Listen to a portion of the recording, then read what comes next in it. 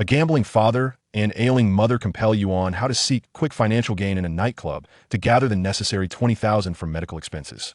Shortly after receiving his wages, his gambling father, demanding money, resorts to violence, inadvertently granting Yuan how the ability to see through things.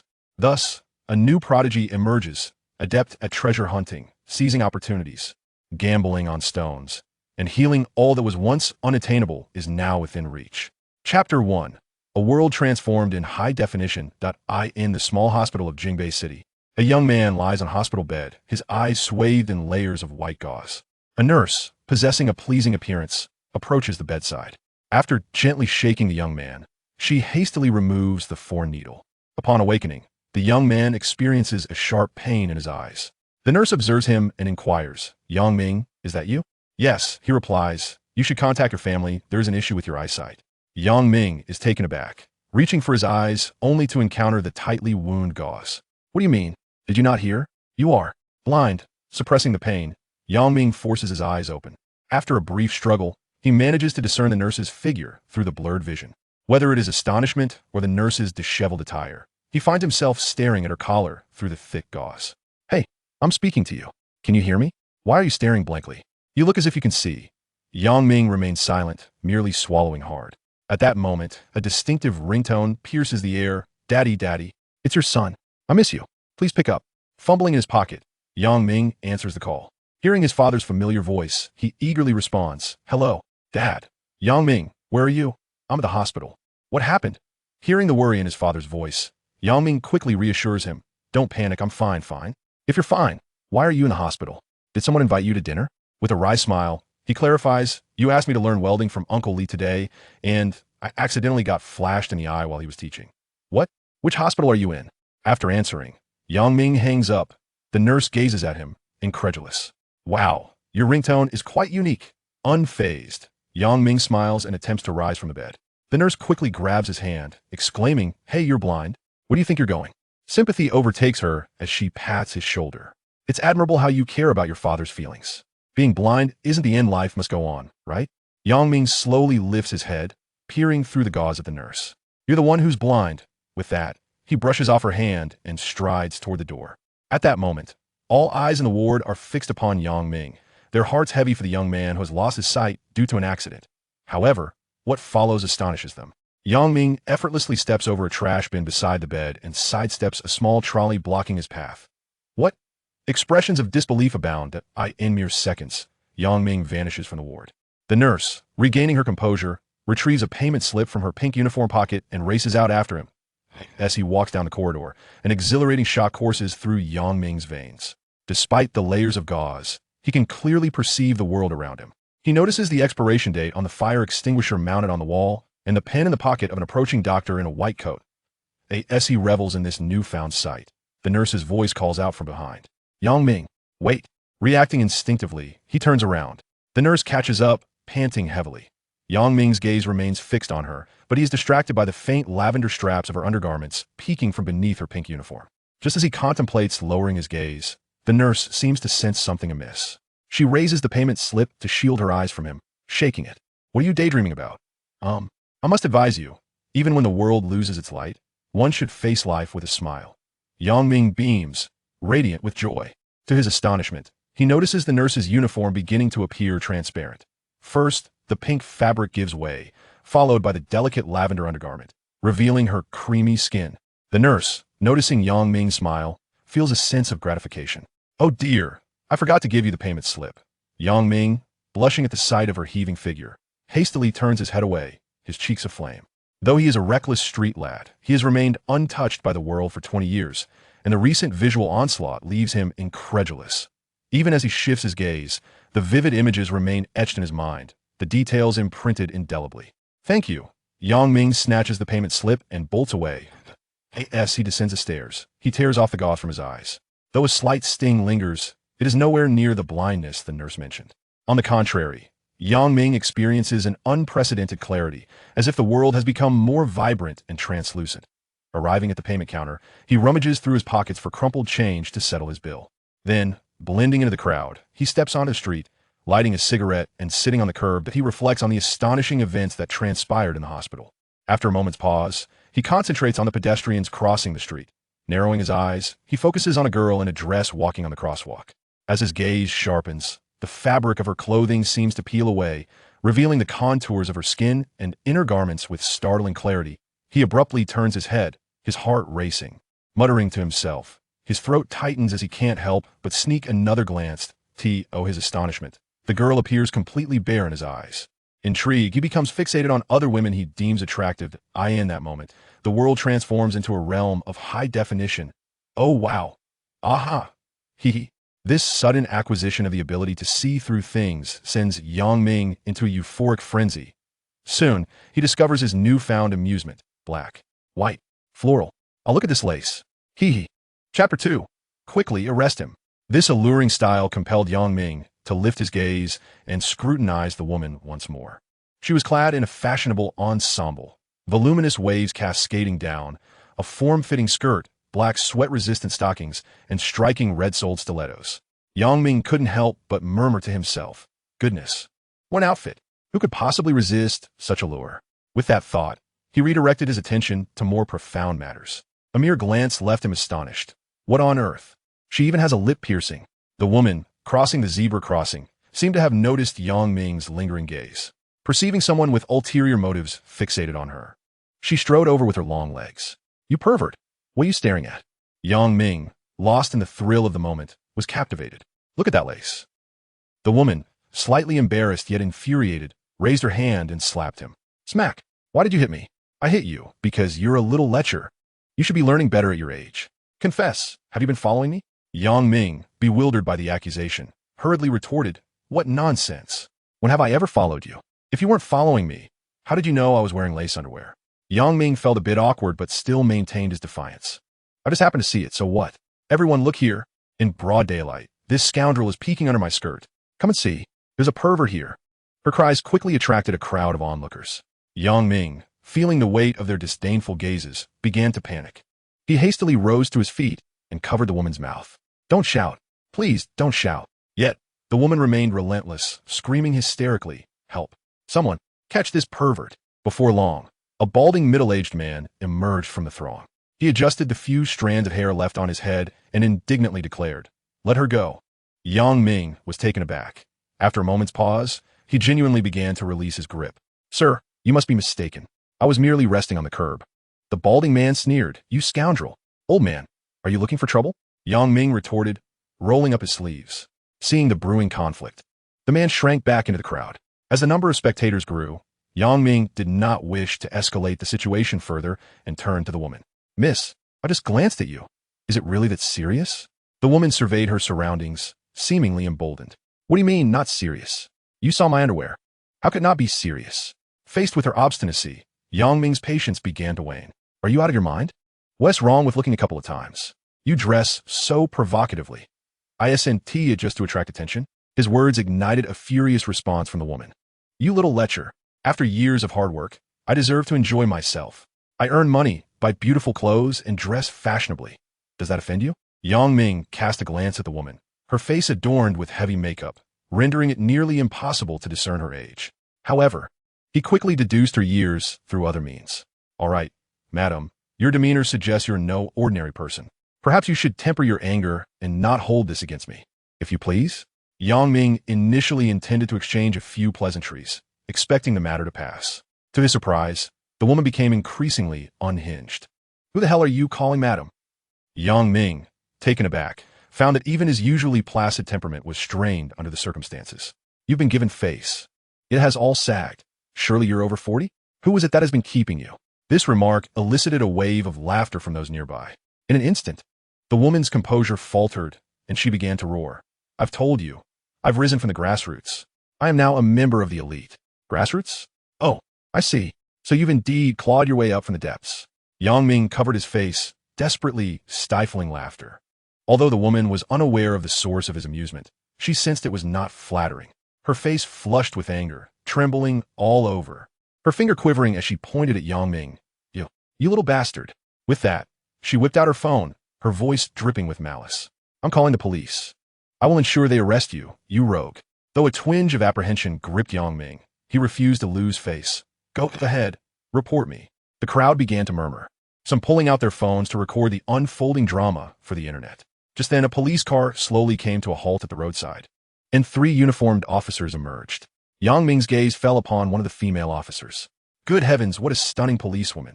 The officer stood tall, her long ponytail swaying gently with her stride, her sharp gaze exuding an air of cool authority. She swiftly approached the tense pair. Her voice rang clear, imbued with undeniable authority, and the crowd quieted almost instantly. The woman, as if finding a savior, rushed to grasp the officer's arm, sobbing, "Officer, you've finally arrived. This man is a rogue. He leered at my skirt and verbally assaulted me." She cast a fierce glare at Yang Ming as she spoke. Yang Ming remained composed and began to defend himself. "Officer, it's not as she says." The officer interrupted him, turning to the woman. "Please recount the events in detail and refrain from exaggeration. Speak truthfully." The woman, sniffling, recounted her version of the incident, of course embellishing it to depict herself as the innocent victim. Once she finished, the officer turned to Yang Ming. "Now it's her turn." Taking a deep breath, Yang Ming endeavored to calm his emotions. "Officer, I admit I looked at her, but it was not intentional. She was dressed quite conspicuously, and I merely glanced. I certainly did not intend to gaze beneath her skirt. She struck me first, and then falsely accused me of following her. I was infuriated and uttered those words. 'You are talking nonsense. How would you know the lace underwear I was wearing if you weren't trailing me? You are nothing but a disgusting rogue, scheming against me.'" The female officer paused thoughtfully, surveying the crowd of onlookers. "Is there anyone who witnessed this?" A murmur rippled through the crowd, yet no bystander stepped forward. The officer turned her gaze back to the 2 individuals and addressed a nearby male officer. "All right, Captain Jiang." Chapter 3. I possess extraordinary abilities. Inside the police car, Yang Ming and the flamboyantly dressed woman sat with stern expressions, avoiding each other's gaze. At that moment, he felt a twinge of guilt, having seen her in a vulnerable state, uncertain of how the situation would ultimately unfold. However, upon reflection, he found solace in the fact that no one knew of his extraordinary ability to see through things. Upon arriving at the station, the female officer began taking notes. "Name? Come on, miss, must we be so serious?" The officer furrowed her brows and slammed her pen onto the table. "No more nonsense. Be serious. Answer my questions directly. Name?" "Yang Ming," he replied, shrugging. "Gender?" "Androgynous." The officer halted her writing once more. "Please cooperate." "Am I the one not cooperating? Aren't you the one making things difficult?" "I'm just a young man. Why do you need to ask about my gender? Let us be clear. If you continue this way, I'll have to ask you to return tomorrow." Upon hearing he might have to wait until next day, Yang Ming quickly replied, "Fine, I'll cooperate." Thus, he recounted the events in detail. In the adjacent room, the stylishly dressed woman was undergoing a similar inquiry. After half an hour, the door to Yang Ming's room opened, and a male officer entered. "Jiang Yu, we reviewed the surveillance footage, and this young man indeed did not follow you." Yang Ming flashed a grin at the female officer across from him. "So your name is Jiang Yu? You see, justice may be delayed, but does not wrong the innocent." Jiang Yu frowned and shot him a disdainful glance before closing the inquiry record. "Enough with the flattery. You certainly do not appear to be a good person. Hey, you seem quite lovely, yet your words lack any foresight. How can you, as a protector of the citizens, speak so irresponsibly? Is it right to judge someone solely by their appearance? Do I truly not look like a good person?" The tension in the air escalated as Jiang Yu and Yang Ming exchanged sharp retorts. The male officer assisting with the inquiry chuckled, picking up the inquiry record and approaching Yang Ming. "All right, take a look at this. If there are no objections, just sign it, and you can leave." With a hint of curiosity, he asked jokingly, "Yang Ming, how did you see what she was wearing?" Yang Ming swiftly signed his name, paused for a moment, and with a playful smile, quietly remarked, "What if I told you I possess extraordinary abilities? Would you believe me?" The male police officer was taken aback, then let out a derisive laugh. "You truly have a way with words." Jiang Jinyu also revealed a disdainful smile, echoing, "I told you so." "It's nothing but baseless nonsense, not a word of truth." Yang Ming, however, remained unfazed, continuing with conviction, "What I say is genuine. I truly possess extraordinary abilities. Believe it or not." Haha. The earlier male officer seemed to find Yang Ming amusing, teasing him in a childlike manner. What extraordinary abilities do you have? Can you fly? Can you burrow into the earth?" Yang Ming pondered internally. He certainly could not disclose the truth. To admit he could see through things? To confess that everything he perceived was in crystal clear, high definition? That would indeed reduce him to a mere peeping Tom who could invade others' privacy. Actually, I have a sixth sense. I can sense many unexpected things.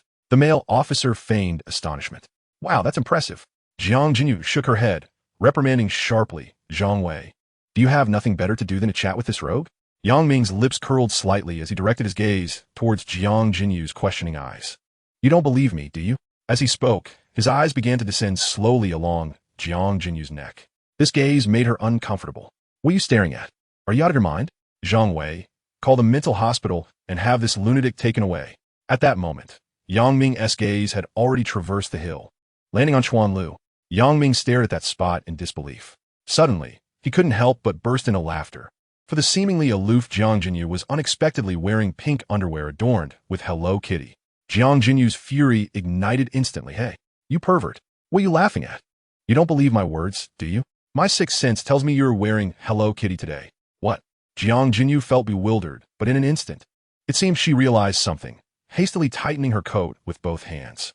Shameless scoundrel. Bastard. Zhang Wei, hurry and cuff him. The officer named Zhang Wei looked somewhat puzzled. What Hello Kitty? What are you talking about? Jiang Jinyu's charming face had turned beet red. Immediately. Right now. Arrest him. Zhang Wei exchanged glances with another officer. Although they were unclear about what had transpired, they dared not defy Captain Zhang's orders. Thus, they retrieved a pair of silver handcuffs from their belts and approached Yang Ming. Feeling the pressure of the two officers advancing towards him, Yang Ming began to feel anxious. Hey. You are the servants of the people. Please don't act rashly. Yet, the two officers did not halt, continuing their advance. Yang Ming's mind raced, quickly formulating a plan. He advanced rather than retreating, extending his right leg and raising his finger as he crouched slightly, swiftly tapping each of the two male police officers in front of him. Black, red. This ludicrous gesture truly halted their subsequent actions.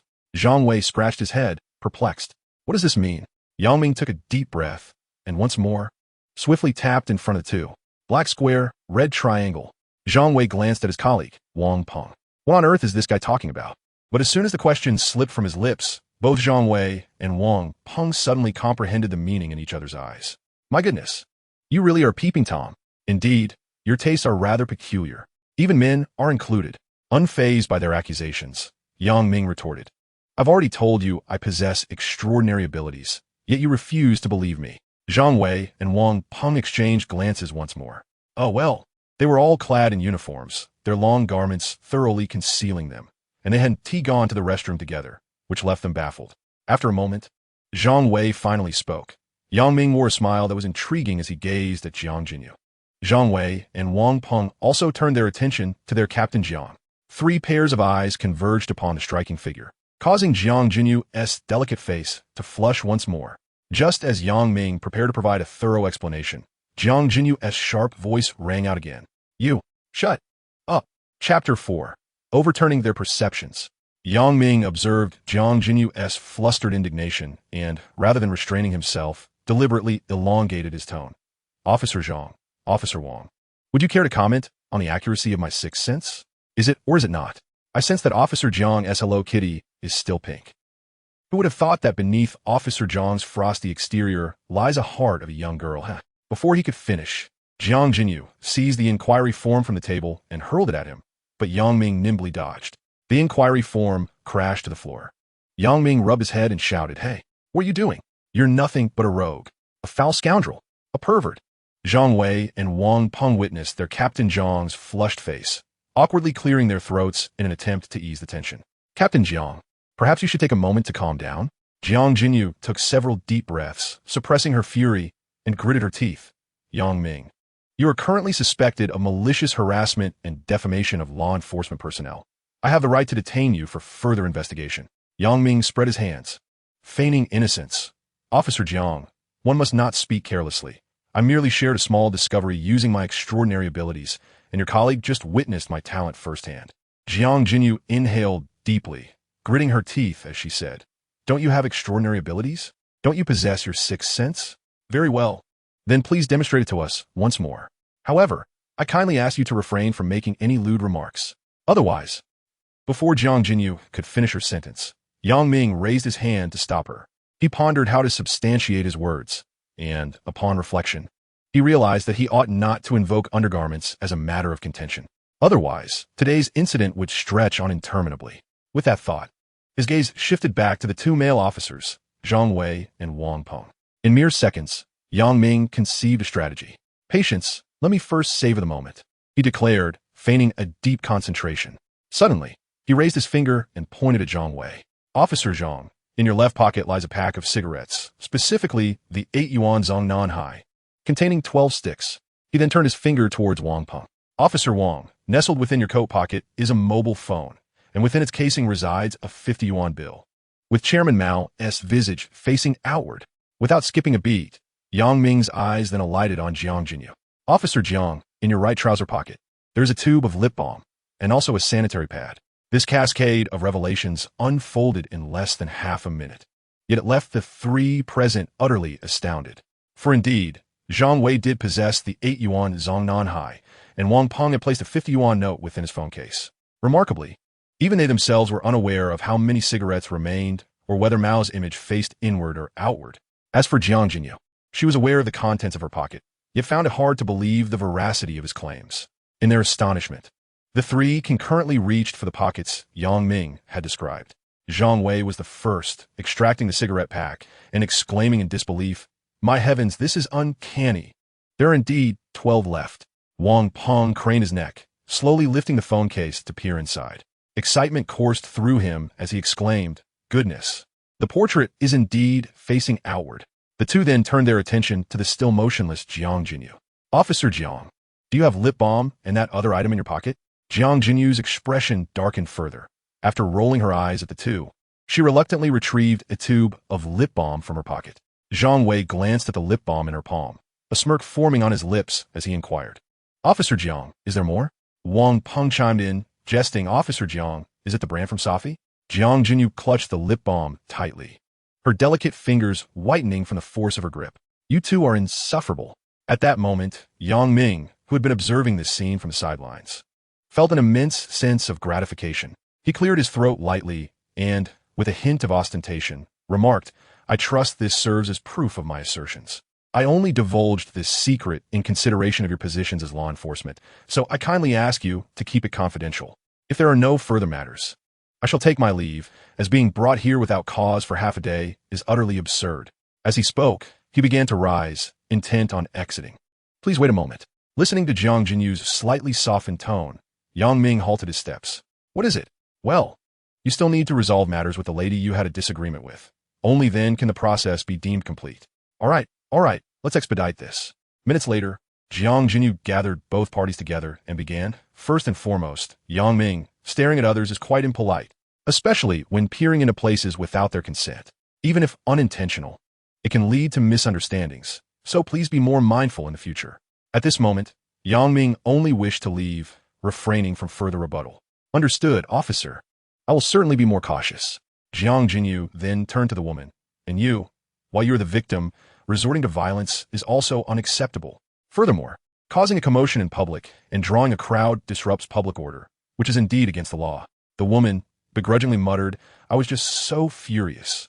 Jiang Jinyu continued her earnest mediation. "Regardless of the reason, issues must be resolved through lawful means.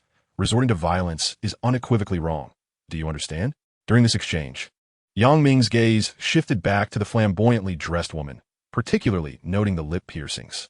However, this time, his interest in her physique had waned. Perhaps feeling bored, his attention fell upon the bag she clutched. As he focused intently, the contents of the bag became vividly apparent. Upon spotting a compartment within, his eyes brightened instantly.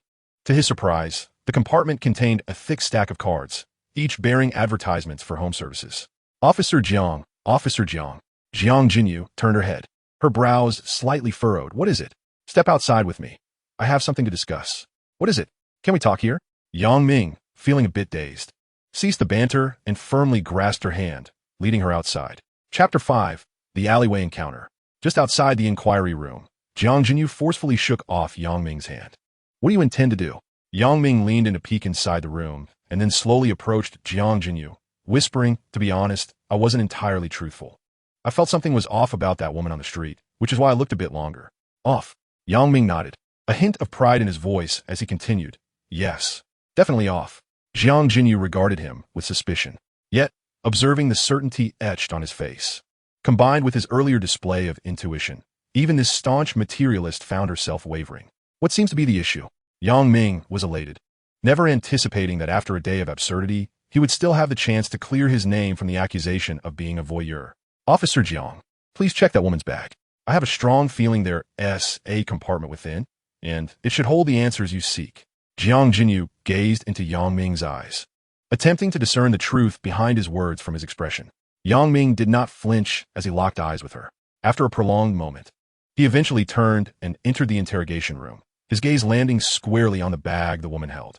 Please open the bag, Jiang Jinyu commanded, her tone grave. The woman's complexion instantly paled, and she recoiled, gripping her bag tightly. Why should I? This is an invasion of privacy.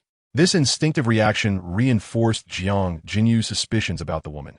Indeed, she appeared to harbor something amiss. Cooperation with the investigation is a civic duty, Jiang Jinyu stated, signaling Zhang Wei to step forward. If you refuse to comply, we are entitled to take coercive measures. The woman raised her bag and began to swing it in defiance. Yet her arms were no match for Zhang Wei's strength. With his assistance, the bag was swiftly opened. Jiang Jinyu meticulously searched through it and soon discovered a hidden compartment, neatly stocked with dozens of service cards. Holding up a card, her gaze pierced the woman. How do you explain this? The woman's legs buckled, and she slumped into a chair, stammering and unable to articulate a response. Nearby, Wang Peng quickly reacted, taking control of the situation. Yang Ming stood at the doorway, watching the scene unfold with a sense of satisfaction. As Jiang Jinyu exited the interrogation room, her expression was complex as she regarded him. The previous bias had evidently dissipated, and her tone softened slightly. Yang Ming, officer, I understand this may seem astonishing, but the facts speak for themselves, Yang Ming replied with a grin. May I take my leave now? Yes, you may go, but we will notify you once the case is resolved. Jiang Jinyu paused before adding, however, I'm still quite curious about your sixth sense. Yang Ming raised his arm and stretched lazily. Oh, come on, Officer Jiang. I was just boasting. Consider it a stroke of luck. I merely stumbled upon the truth. Well then, it's getting late. I shall take my leave. With that, Yang Ming strode towards the exit. Jiang Jinyu remained rooted in place for a while, watching his retreating figure, her brow furrowing once more. What an odd individual. By the time Yang Ming departed the police station, evening had settled in. The sun had dipped below the horizon, and twilight began to envelop the sky. Whistling cheerfully, he traversed several streets, heading towards a narrow alleyway. Along the way, he warmly greeted familiar faces. Ah, Aunt Son, are you feeding your grandson? You spoil him too much. If he doesn't like the food, let him go hungry for a couple of days. He'll learn to eat on his own. Aunt Son's smile slowly faded, her silence palpable. Uncle Wong, have you eaten yet? Off to the square to dance with the ladies again? Uncle Wong merely grunted in response. Ah, Uncle Lee, you rascal. Lighting a cigarette, he continued deeper into the alley. 5 minutes later, Yang Ming arrived at a dilapidated small house and pushed the door open. This shabby abode of merely a few dozen square meters was Yang Ming's home. At that moment, his mother, Li Sufang, was preparing dinner, and the aroma of the dishes wafted through the air. However, alongside the enticing fragrance, the overpowering scent of cooking oil was even more pungent. A few meters away from Li Sufang, a middle-aged man sat on a small stool. This was none other than Yang Ming's father, Yang Zhenhua. Adorning his nose was a pair of reading glasses, and he was amusing himself by interacting with the birds in the cage on the table. Yang Ming, with a peanut pinched between his fingers, tossed it into his mouth and called out, Hey, keep it down. Don't scare my birds. How's your eye? It's fine now. I told you not to worry. Well, as long as it's okay. I've already called your Uncle Lee and arranged a few days off for you. Yang Ming, you're already 20 this year. As your father, my expectations are modest. I merely wish for you to learn a trade to ensure your livelihood in the future. Yet here you are, you rascal, having just spent a day learning from your Uncle Lee, and you've injured your eye. Now you understand how hard life can be, don't you? Despite his father's nagging, Yang Ming felt a warmth in his heart. No matter how aimless he appeared in the eyes of others over these 20 years, he remained his parents' cherished son. He smiled and pulled a cigarette from his pocket, lighting it for Yang Zhenhua. Dad, I know you're looking out for me, but I want to find something to occupy myself. At that moment, Li Sufang brought a plate of spicy stir-fried meat to the table and casually snatched the cigarette from Yang Zhenhua's mouth, extinguishing it in the ashtray. No more smoking. The room is small enough without filling it with smoke. Let's eat. At the dining table, Li Sufang observed her son devouring his food, a smile creeping on her lips. Ming, your father's right. We don't ask for much. We just want you to be steady. Yang Ming felt a wave of emotion wash over him. As he silently pushed rice around in his bowl, his parents' words fell upon him like gentle spring rain. Reflecting on this, he realized he had squandered some time in the past, aimlessly wandering about. But from this day forward, things would be different. He now possessed a vision that could see through to endless possibilities. With this thought, Yang Ming set down his utensils, his gaze resolute as he looked at his parents. Dad, Mom, I know you mean well, but I truly do not want to live my life in such a monotonous manner. You arranged a few days off for me, right? I intend to use this time to prove myself to you. I want you to know that your son has potential. I aspire to make you proud. Chapter 6. Earning a Little Money. Yang Jinhua and Li Sufang were taken aback. They could hardly fathom that their son would express such sentiments. Gazing into Yang Ming's determined eyes, the couple exchanged glances, each recognizing the incredulity reflected in the other's gaze. After a prolonged moment, they gradually regained their composure. Yang Jinhua cleared his throat. Ahem, Yang Ming, your mother and I have never seen you like this before. A smile broke across Yang Ming's face. Thank you, Dad. But let me be clear, I've only arranged 3 days off for you. If, after 3 days, you have no direction, you must obediently continue learning your trade from Uncle Li. Sure, no problem. Yang Ming quickly scraped the remnants of rice clean from the bottom of his bowl. Mom, Dad, I'm full now. You take your time eating. I'll step outside for a stroll to aid digestion. Li Sufang watched her son's departing figure and tapped the edge of her bowl with her chopsticks. Old Yang, have you noticed that our son seems to have matured? Yang Jinhua set down his chopsticks and replied, Well, now that you mention it, you could be right. Could it be that our son is seeing someone? Why this sudden desire for self-improvement? You might be onto something. After all, he is quite handsome. Much like I was in my youth, he chuckled. Li Guifang rolled her eyes. Clearly, he has inherited your shamelessness.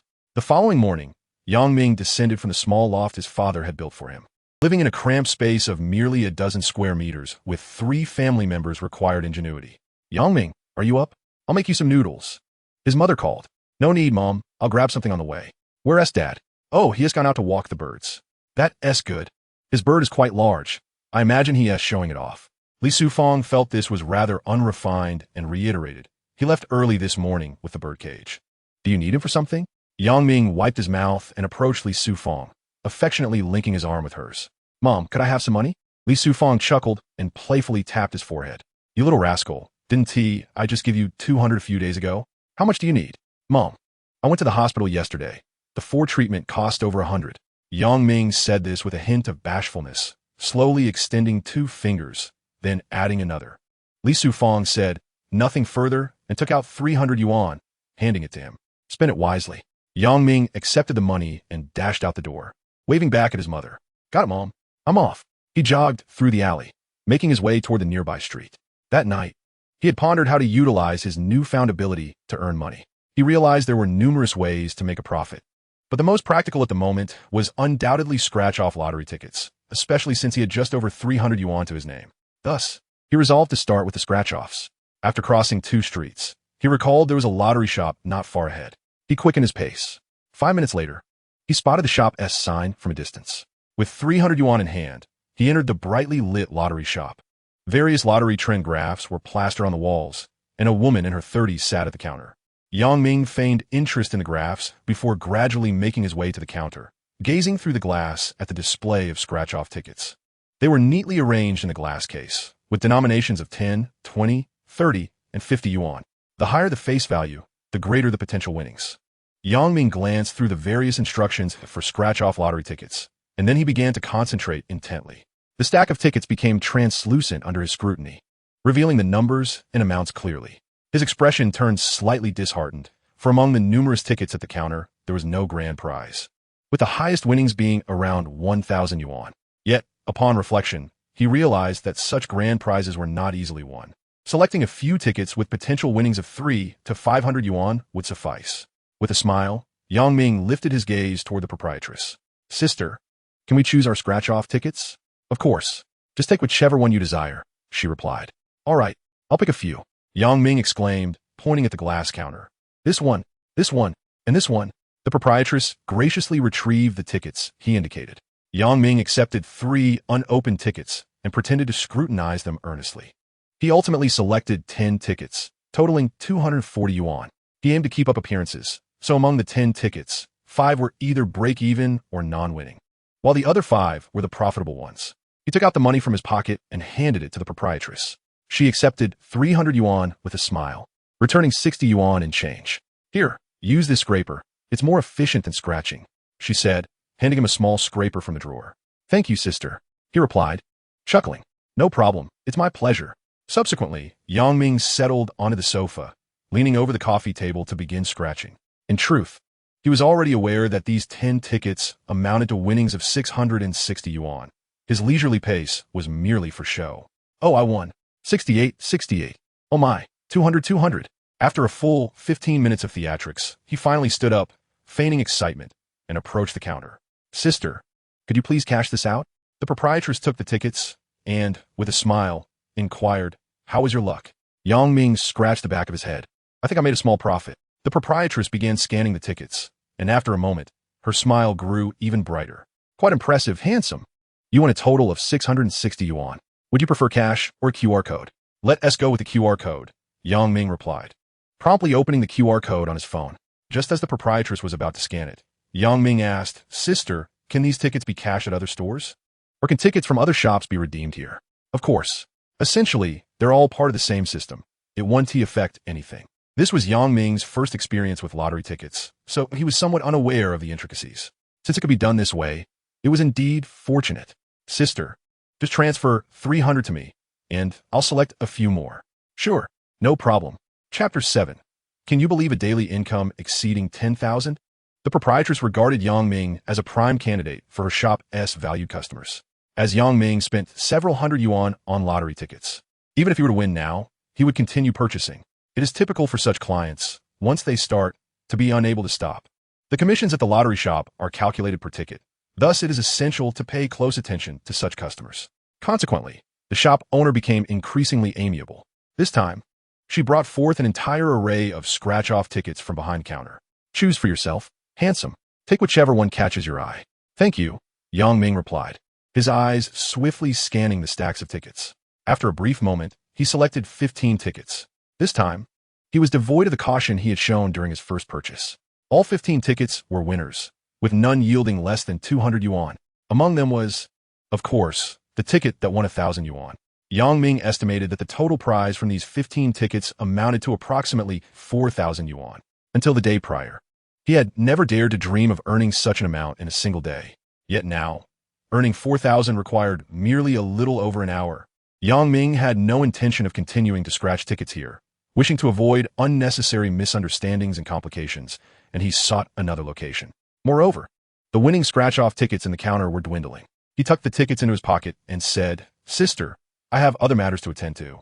I will return another time. With that, he turned and left. All right, take care. Upon exiting the lottery shop, Ming treated himself to a steamer basket of buns and a cup of soy milk. He made his way to a nearby, small park, seated himself on a bench, and began to enjoy his breakfast. A gentle breeze swept through, and Ming instantly grasped the true meaning of spring's delight. After finishing the buns and soy milk, he lit a cigarette, took out a coin, and began to scratch off the lottery tickets. There was no need for pretense now, for he was well aware that these tickets had already won. In less than 2 minutes, he had scratched off all 15 tickets. Rising, he extinguished the cigarette but placed the tickets in his pocket and proceeded toward the next street. 20 minutes later, Ming employed the same strategy and entered another lottery shop. The proprietor appeared to be a man in his 30s. Upon seeing Ming enter, the owner greeted him enthusiastically. Hey there, looking to place a bet? Ming smiled, retrieving the tickets from his pocket. Boss, I'd like to cash in some winnings. Sure thing. The owner accepted the tickets and began processing the payments. Wow, you're quite lucky. Each ticket is a winner. Ming took out a cigarette and offered one to the shop owner. Haha, not at all. This is from nearly a month of savings. I've lost so much, I can hardly call it profit. The owner accepted the cigarette, lit it, and laughed. Well, that is more like it. If someone truly wins this much in a day, they wouldn't need to do anything else. As he spoke, his hands continued to work through the tickets. This one won 300, and this ticket won 1,000. Please continue cashing them in for me. I want to see. Ming said. All right, just let me know what you're interested in. Absolutely. Ming inhaled from his cigarette, his gaze fixed upon the array of scratch-off lottery tickets displayed on the counter.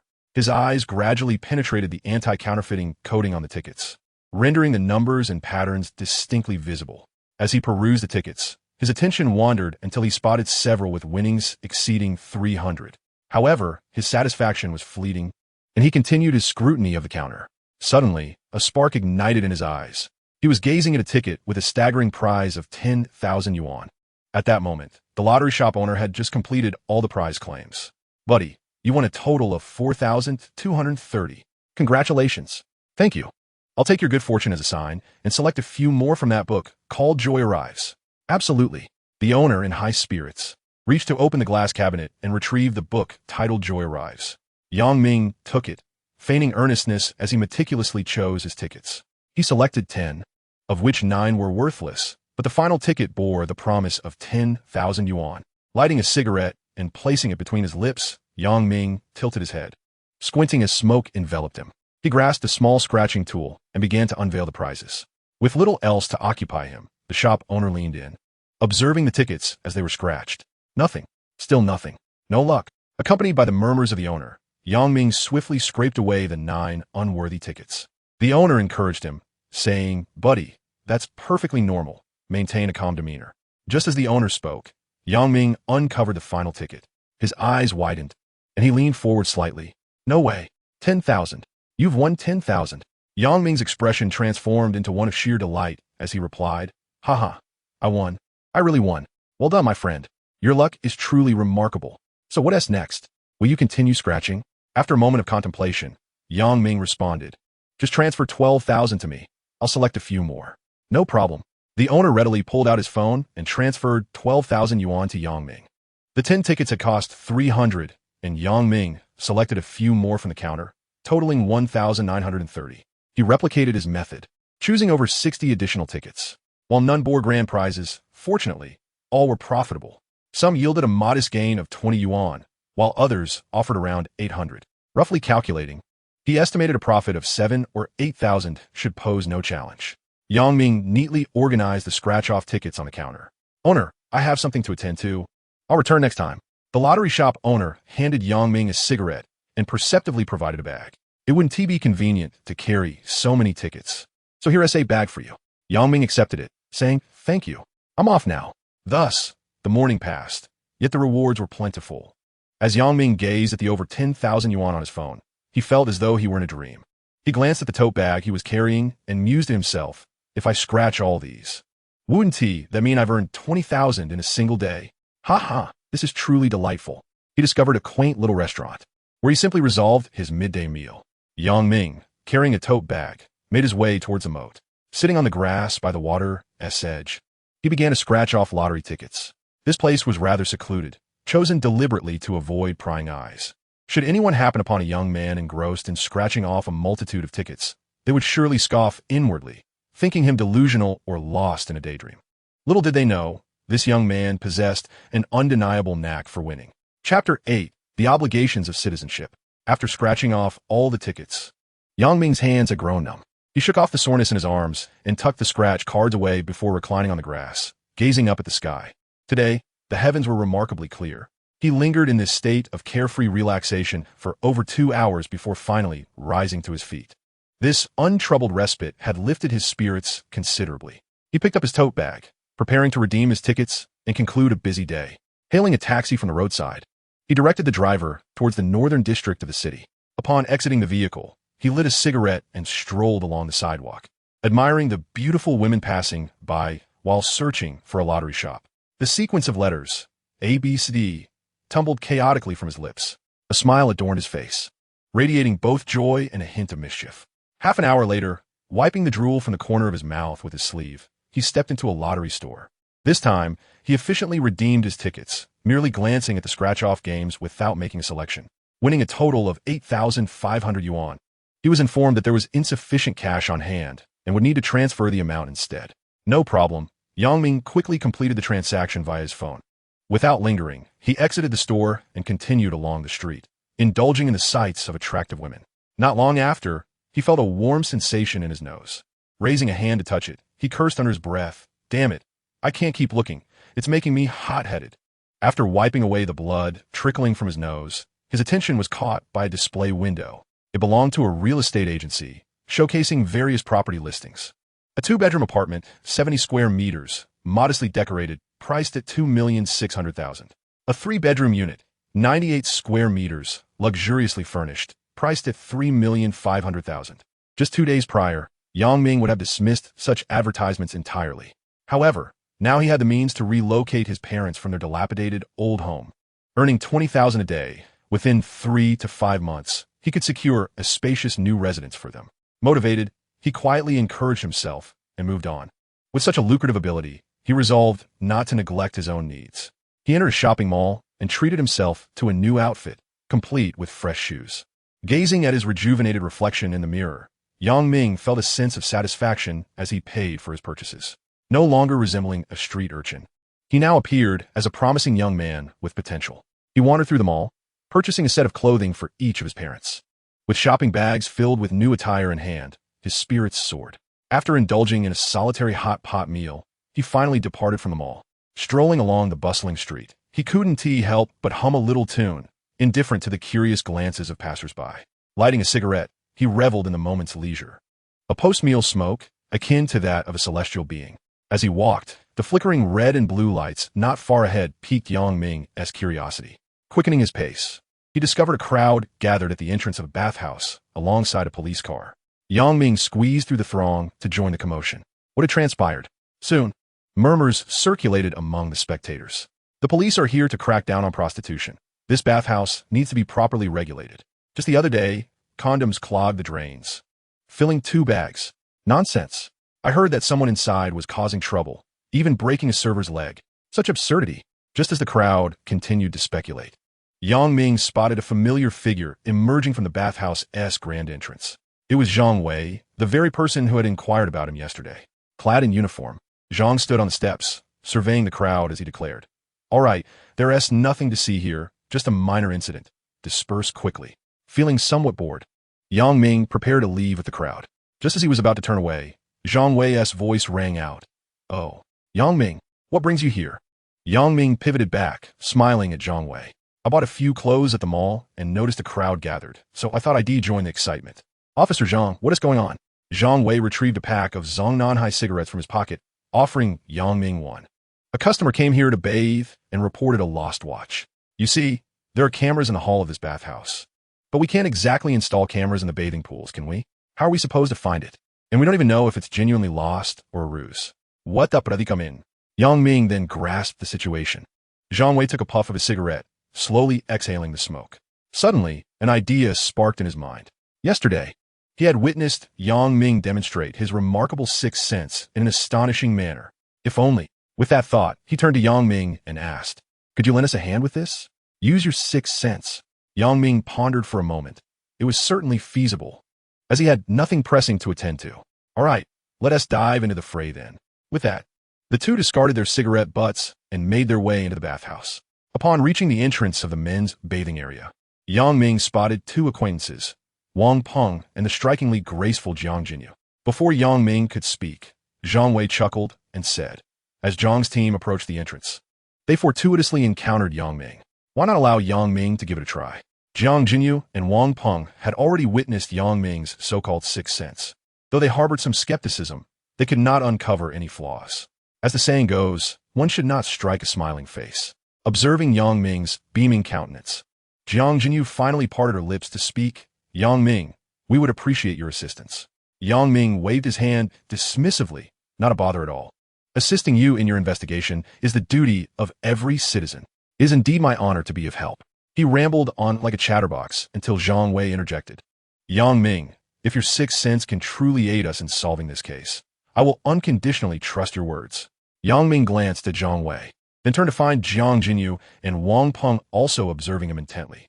With a sudden clap on Zhang Wei's shoulder, he readily agreed. "Let us go and see what the matter is." Chapter 9, Solved in a Minute. Zhang Wei led the way, followed closely by Wang Peng. As Yang Ming lifted the curtain of the door and glanced back, he noticed Jiang Jinyu still standing in place, watching him. "Officer Jiang, let us proceed." Jiang Jinyu finally regained her composure and pointed to the 3 large characters above the door. "Men's bathing area. Am I allowed to enter?" Yang Ming offered an awkward smile. "All right, please wait a moment." He then stepped inside. Upon entering the men's bathing area, rows of lockers came into view. Yang Ming, over here, following the voice. Yang Ming spotted Zhang Wei waving at him. However, he did not rush over immediately. Instead, he ambled forward, his eyes scanning the guests on either side. These patrons were also there to bathe, and with someone having lost their belongings, it was unlikely they would let anyone leave so easily. When Yang Ming reached Zhang Wei, he inquired, "Where's the owner?" Zhang Wei pointed to a man in his 30s. "This is the owner, Mr. Zhou Xiaoquan." Yang Ming and Zhou Xiaoquan exchanged glances, nodding in greeting. "Please, tell me about your watch." The watch is a Rolex Datejust, a gold timepiece, with a golden dial and strap. Yang Ming appeared contemplative and asked another question. Zhou Xiaoquan pondered for a moment before suddenly recalling something. Yang Ming nodded and turned to Zhang Wei. "Officer Zhang, you may allow the guests to leave." Zhang Wei glanced at Wang Peng, then back to Yang Ming, preparing to inquire further, but noticed Yang Ming signaling to him. Bewildered, Zhang Wei was uncertain of Yang Ming's intentions. However, with no alternative, he decided to follow Yang Ming's lead. Yang Ming pulled out cigarettes, offering one to Zhang Wei and Wang Peng. While distributing the cigarettes, he murmured, "Rest assured, gentlemen, I have everything under control." Zhang Wei and Wang Peng wasted no time and began arranging for the guests to depart. Yang Ming then offered a cigarette to Zhou Xiaoquan. "Would you like one?" "Thank you." "Mr. Zhou, how much is this watch worth?" "Over 300,000, perhaps." Yang Ming was taken aback, nearly dropping the cigarette pinched between his fingers. Internally, he couldn't help but scoff. "The world of the affluent is beyond my comprehension. Spending over 300,000 merely to flaunt a watch? Thank you, but I don't wish to inconvenience you further." At that moment, Zhang Wei began to usher the guests in the changing room to exit in an orderly fashion. Yang Ming settled at the exit, observing. The reason for this departure was that upon his entrance, he had already utilized his ability to see through these individuals. Although some wore watches, none matched the description of the Rolex gold timepiece he had lost, as per Zhou Xiaoquan's account. Concerned that the guests might not have fully changed their attire, he remained at the exit for another inspection. After approximately 10 minutes, all the guests had vacated, leaving only 2 attendants. Yang Ming cast another glance at the attendants, still finding nothing amiss. The bathroom curtain was lifted, and Jiang Jinyu's head peeked in. After surveying the surroundings, she stepped inside. "Why did you let everyone leave?" she demanded. In response to Jiang Jinyu's inquiry, Zhang Wei and Wang Peng remained silent, directing their gaze towards Yang Ming. Jiang Jinyu approached Yang Ming, her frustration evident. "Yang Ming, why did you let them go? It's not like they took it. Why not let them leave?" Without regard for Jiang Jinyu's expression, Yang Ming began to move towards the first row of lockers. Jiang Jinyu, no longer arguing, silently followed him. Choosing to remain quiet, Yang Ming walked past the rows of lockers, touching each one as he went. This was, of course, a performance for Jiang Jinyu and the others. In reality, he had already inspected the contents of the lockers with his ability. After more than an hour, Zhou Xiaoquan handed Yang Ming a cigarette, expressing his disappointment. "If we really can't find it, then so be it. It's not that I care about its monetary value, but this watch was a gift from my father." Yang Ming turned to him, saying, "I assured you that if your watch was truly lost here, I would certainly help you find it. Please wait a moment longer." With that, Yang Ming resumed his search. In an instant, his eyes lit up as he spotted the Rolex gold watch inside a locker before him. He halted, beckoning to the attendant. "Whose locker is this?" "That locker seems to belong to Master Qian." Yang Ming glanced at the attendant, observing no signs of unease on his face. "Master Qian?" "Yes, Master Qian is our bath master."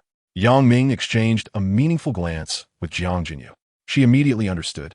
"Please summon Master Qian. We require his cooperation." The attendant nodded and headed towards the bathing area. Zhang Wei leaned closer to Yang Ming, whispering, "Yang Ming, have you found it?" "Almost. I feel that the watch is in this cabinet." The others present seemed somewhat skeptical, yet chose to remain silent. The truth would soon be unveiled. The man's demeanor appeared frantic, his gaze evasive. Jiang Jinyu discerned the truth with just a glance. It was undoubtedly him. "Open the cabinet." After a moment's hesitation, the man, with trembling hands, opened the locker door. Zhang Wei stepped forward promptly and began to rummage through the contents. At the very bottom of the cabinet, within a shoebox, he discovered Zhou Xiaoquan's golden watch. "Found it." Zhang Wei retrieved the watch, presenting it to the onlookers. Jiang Jinyu, astonished, glanced at Yang Ming, then waved her hand dismissively. Wang Peng swiftly advanced, apprehending the man, surnamed Qian. Jiang Jinyu approached Yang Ming, offering a rare smile. "Yang Ming, thank you." "Oh, it was nothing." Such a trivial matter was easily resolved. Chapter 10. Jiang Jinyu's teasing. A subtle smile graced Jiang Jinyu's lips, a genuine expression of gratitude. If the previous incident was mere coincidence, this occurrence was truly perplexing. Thus, she found herself beginning to believe in Yang Ming's sixth sense. Yang Ming nodded absolutely. I will cooperate fully. Zhou Xiaoquan stepped forward, grasping Yang Ming's hand tightly. The joy of recovering what was lost rendered this otherwise composed man somewhat flustered. Oh, I cannot thank you enough, Officer Yang. Yang Ming was taken aback, as were Jiang Jinyu and Zhang Wei. Officer Yang? Ha! Mr. Zhou, you are mistaken. I am not a police officer, merely a enthusiastic citizen. Zhou Xiaoquan appeared surprised, then quickly realized, oh, my apologies, I was presumptuous.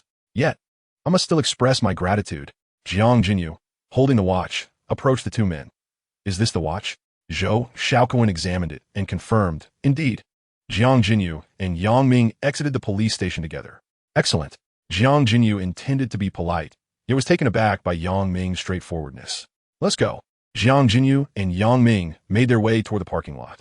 Upon reaching a red BMW, as Jiang Jinyu was about to open the door, a voice called out from a distance. Brother Yang, Captain Jiang, please wait a moment. They turned to see Zhou Xiaoquan approaching. Mr. Zhou, is there something else? Zhou Xiaoquan emerged from a white Range Rover, opening the trunk to retrieve 2 bags. Haha, I'm truly grateful to you both today. This box of tea is for Captain Jiang, and these 2 packs of cigarettes are for Brother Yang. He extended the 2 bags forward. Jiang Jinyu quickly waved her hand, and Zhou Xiaoquan paused, then nodded gently. I understand. I should have considered that. My apologies. Afterward, he handed both bags to Yang Ming, stating, Brother Yang, since that is the case, please accept the tea on my behalf. Jiang Jinyu believed that Yang Ming would accept the gift, for the exquisite packaging revealed the quality of the tea and cigarettes within. However, to her surprise, Yang Ming declined the offering. Mr. Zhou, simply consider me a benevolent citizen extending a helping hand. It's merely a small gesture, so there's no need for excessive formality. Like Captain Jiang, I appreciate the goodwill, but insist that no gifts are necessary. I'm truly grateful to you both. So allow me to treat you to a meal as a token of my appreciation. At that moment, Yang Ming's phone began to ring. Dad, it's your son. I miss you. The exuberant voice of Yang Ming's son echoed through the phone. Yang Ming felt a few beads of sweat form on his forehead as he hurriedly pulled out his phone, covering the speaker with his hand. He glanced awkwardly at Jiang Jinyu and Zhou Xiaoquan before answering the call. Hello, Dad, what is the matter? The voice of Yang Jinhua resonated loudly from the receiver, clear enough for the two nearby to hear. After a brief exchange, Yang Ming ended the call, wiping the sweat from his brow. He turned to Jiang Jinyu, only to find her stifling laughter behind her hand, her mirth contagious. Is it really that amusing? He inquired, noticing Zhou Xiaoquan's more restrained smile. Jiang Jinyu, unable to contain her amusement, exclaimed, Yang Ming, that's too funny. Does your dad know you use that ringtone? Yang Ming shot her a glance, uncertain. I'm not sure, he replied, then turned back to Zhou Xiaoquan. Zhou Xiaoquan, no longer insistent, produced 2 business cards from his pocket and handed them to them. In that case, let's arrange another day for dinner when you both have time. Sound good? After exchanging a few more words of gratitude, Zhou Xiaoquan departed in his white Range Rover. Let us go as well, Jiang Jinyu said, opening the car door and entering the driver's seat. Inside the BMW, she handed her phone to Yang Ming. Add me as a friend and send me your address. Without hesitation, Yang Ming opened the scanning feature to add her. After sharing his home location, a brief silence enveloped the vehicle. Jiang Jinyu cast a surprised glance at Yang Ming. She had not expected the typically loquacious Yang Ming to exhibit such tranquility. In truth, Yang Ming was indeed like that. Despite his seemingly carefree demeanor, he was merely a man of words. When placed in the company of a woman, he often became shy, especially as he was a novice in matters of romance. Having been single for 20 years, Jiang Jinyu observed Yang Ming's somewhat bashful demeanor, noticing his furtive glances toward her. This amused her. Yang Ming, are you nervous? Am I? Indeed, you are. No, I'm not, huh? You're still a novice, aren't you? Yang Ming instinctively swallowed hard, prompting another wave of her melodic laughter. The laughter instilled a sense of unease in Yang Ming, leaving him in a state of anxiety. Stop the car. Pull over, I want to get out. I want to get out. Jiang Jinyu glanced at Yang Ming, then ceased her playful banter. All right, I won't tease you any further. Yang Ming, after witnessing your performance today, I find myself beginning to believe in your so-called sixth sense. I assure you, I am not deceiving you. It is merely your disbelief. It's not that I don't believe, but it is indeed difficult to accept. Yang Ming turned to Jiang Jinyu, who was driving. So, do you believe me now? Chapter 11. To excel in one's craft, one must first sharpen their tools. Well, logically, individuals like us should not place faith in such matters. However, the sensations you describe are undeniably real and utterly inexplicable. In truth, there are phenomena in this world that defy scientific explanation, which is why I choose to trust you. Yang Ming felt a twinge of embarrassment upon hearing Jiang Jinyue's account. He had merely stumbled upon this ability of perception and, to avoid unnecessary misunderstandings, had deceived this woman before him. Although he referred to it as sixth sense, and she called it perception, they were fundamentally akin. Thus, Yang Ming resolved not to elaborate further. This was sufficient. The night breeze wafted through the car window, carrying with it a hint of the fragrance that lingered around Jiang Jinyu. Stealing a glance at her beautiful visage, he asked, "Jiang, are we friends?" "Huh? Why do you ask?" "Honestly, I don't have many friends, and I'm uncertain what qualifies as friendship." "Huh? To those around me, I am merely a troublemaker, known for fighting and causing chaos." Jiang Jinyu turned to Yang Ming, sensing a hint of melancholy in his demeanor. "Of course we're friends. You helped me immensely today. If we weren't friends, why would you assist me, right?" The tension in his body eased considerably. He was correct. It was not an appeal for sympathy. Since childhood, he had possessed this disposition, and indeed, few companions were willing to spend time with him. Streetlights outside the car cast shifting shadows across his face. "If I encounter trouble in the future, may I seek your assistance?" Yang Ming inquired cautiously, an air of anticipation in his eyes. Jiang Jinyu chuckled lightly, "Of course. But don't go seeking trouble on purpose." She paused, then added, "Yang Ming, you're being modest, aren't you?" Before long, the vehicle approached Yang Ming's home.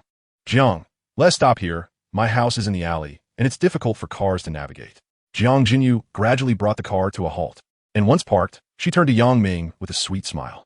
"We're friends now, so no need to call me Jiang. Just use my name.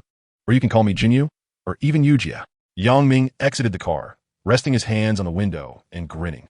"Then I shall call you Yujia from now on. As we have become friends, do not hesitate to call upon me should you find yourself in need."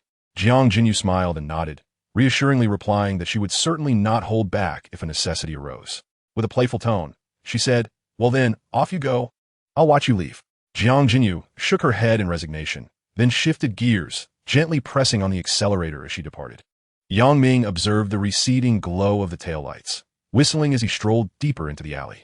Upon returning home, Yang Ming discovered that his parents were still awake, likely fretting over his whereabouts.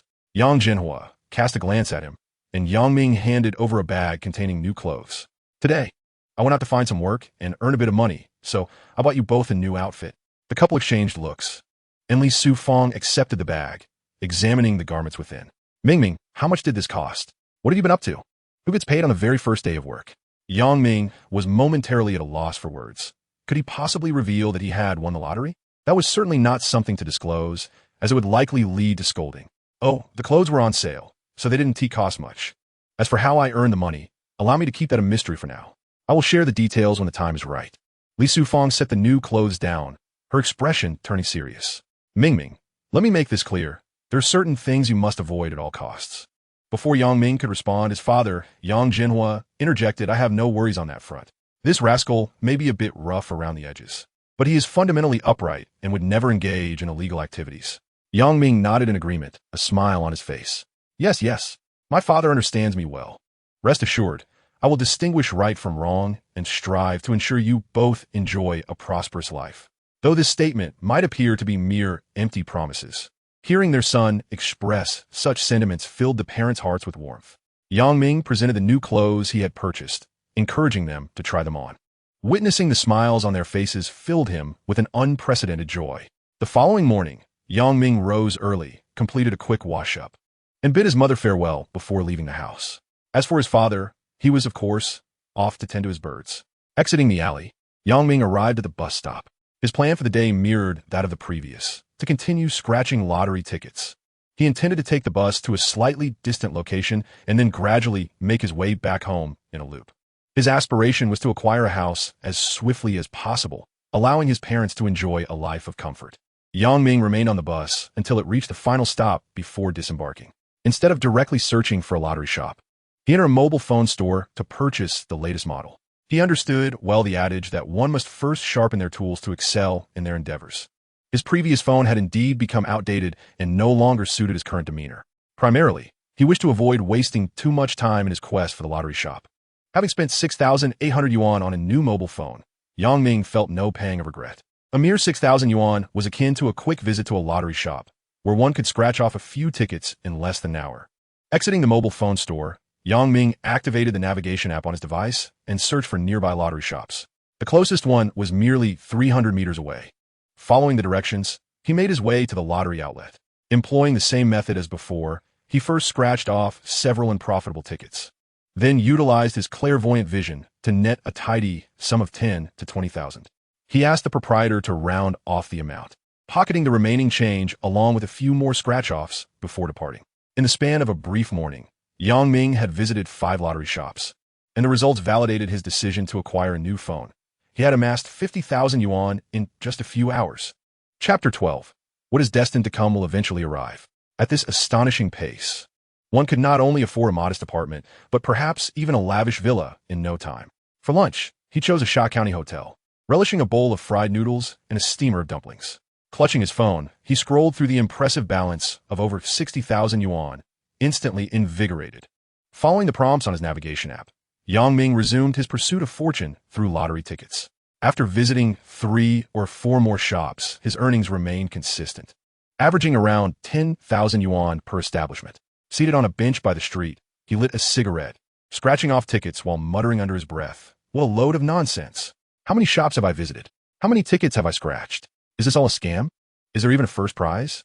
In truth, first prizes certainly existed, albeit in limited quantities. Perhaps only 1 or 2 would be available within a city.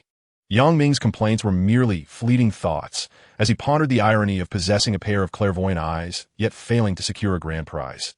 It felt somewhat wasteful. Although he had not hit the jackpot, the rate at which he was accumulating wealth was beyond the imagination of an ordinary person. Extinguishing his cigarette in a flower bed, Yang Ming continued toward another lottery shop. Upon entering, he presented the tickets from the previous shop to the proprietor, requesting assistance in claiming his winnings. During the redemption process, Yang Ming, as before, leaned over the counter, employing his clairvoyance to scrutinize the tickets. Suddenly, his eyes widened in disbelief, and he rubbed them before gazing once more at a particular ticket. After 2 thorough verifications, his heart began to race. This was a ticket bearing the first prize. The winning amount was a staggering 1,200,000. Overcome with excitement, Yang Ming retrieved a cigarette from his pocket, trembling slightly as he lit it. After taking several deep puffs, he gradually regained his composure.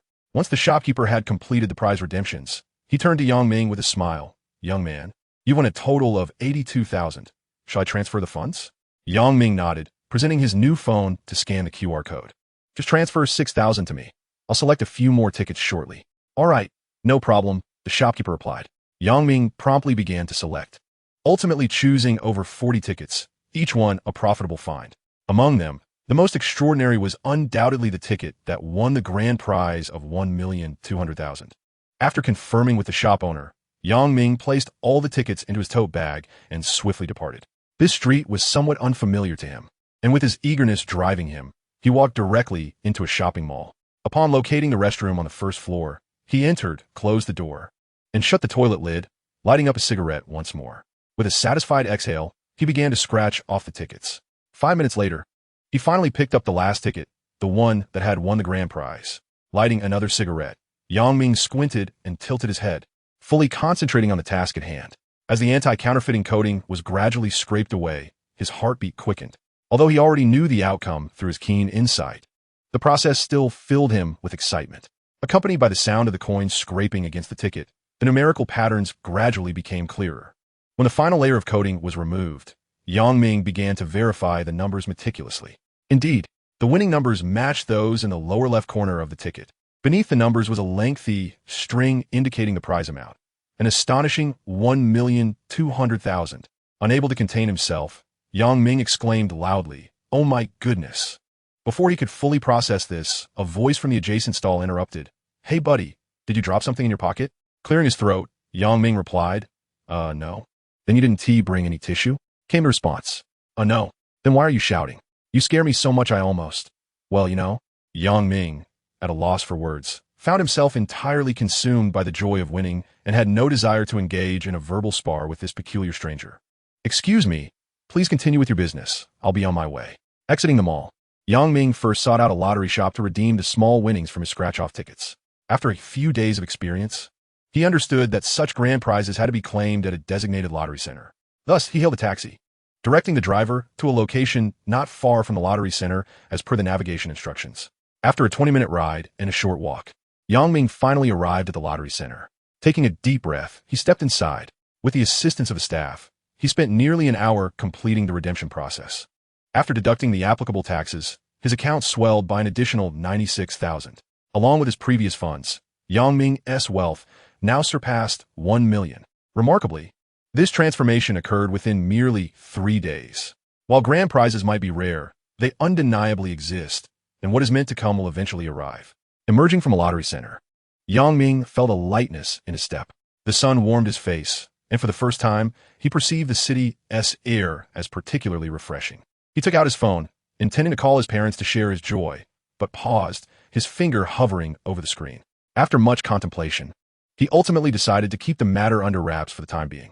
After all, to his parents, this was merely a stroke of good fortune. In comparison, they would undoubtedly prefer him to have a stable job or a reliable skill. Yang Ming did not allow himself to bask in the glory of the 1 million. This sum was still far from sufficient for purchasing a home.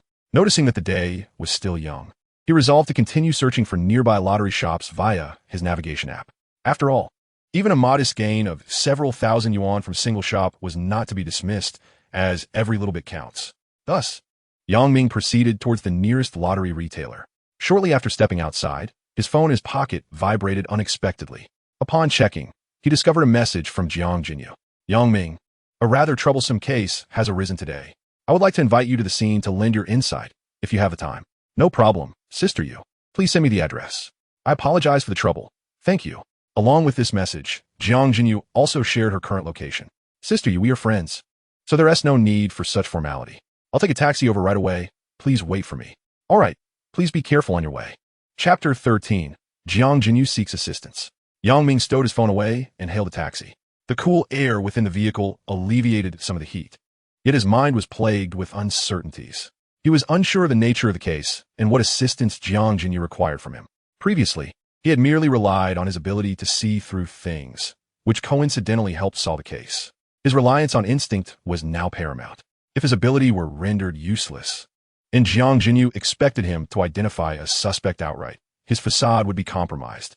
A sense of unease settled within him, as he worried he might not be of any help. 20 minutes later, the taxi came to a halt in front of an old residential complex. Yang Ming checked the location shared by Jiang Jinyu on his phone, confirming its accuracy before paying and stepping out of the vehicle. As he made his way into the complex, he soon spotted the flashing police lights. He quickened his pace, pushing through the crowd gathered to witness the scene, only to find that a cordon had already been established. Inside the cordon, Jiang Jinyu was anxiously waiting, occasionally raising her arm to check the time on her wristwatch, her ponytail swaying gently with her movements. Yang Ming waved in her direction and called out, "Hey, Sister Yu, I'm over here." Upon hearing her name, Jiang Jinyu quickly spotted Yang Ming. Her previously stern expression softened slightly as she approached him briskly, lifting the police tape overhead. "You finally arrived. Hurry, come inside." Yang Ming followed her through the cordon, noticing a faint scent of charred material lingering in the air. Curiosity piqued, he glanced around the environment before turning to Jiang Jinyu. Inquiring, "Sister Yu, what do you need my help with? What has happened here?" Jiang Jinyu produced a small bag and handed it to Yang Ming. "First, put this on." Yang Ming opened the small bag and discovered it contained a hood, a mask, a pair of gloves, and shoe covers. Without further inquiry, he swiftly donned all the items. Jiang Jinyu adjusted her hood and, leading Yang Ming towards the corridor, spoke. Around 3 o'clock this morning, a fire suddenly broke out in the stairwell of this building. When the fire brigade arrived to extinguish the flames, they found that the apartment on the 3rd floor had been burglarized. Jiang Jinyu retrieved photos from her phone, revealing that the doors and windows were intact, with no signs of tampering on the security bars. The stolen items were several antiques. Yang Ming furrowed his brow and turned to Jiang Jinyu. "Antiques? Indeed. According to the owner's account, these antiques hold significant value, which is why the higher-ups are taking this matter very seriously." Yang Ming glanced at the corridor walls, which still bore traces of smoke stains, and the floors scattered with remnants of burnt ash. "Have you made any progress in your investigation?" he inquired, setting aside the missing antiques regarding the fire. "It does not appear to be an accident. It seems to be arson." "Arson?" Yes. Logically, arson and burglary should not occur within the same case. However, they have indeed manifested together, and I believe this is not a mere coincidence. It is premeditated. Sister Yu, have you found any leads? Jiang Jinyu first nodded, then shook her head.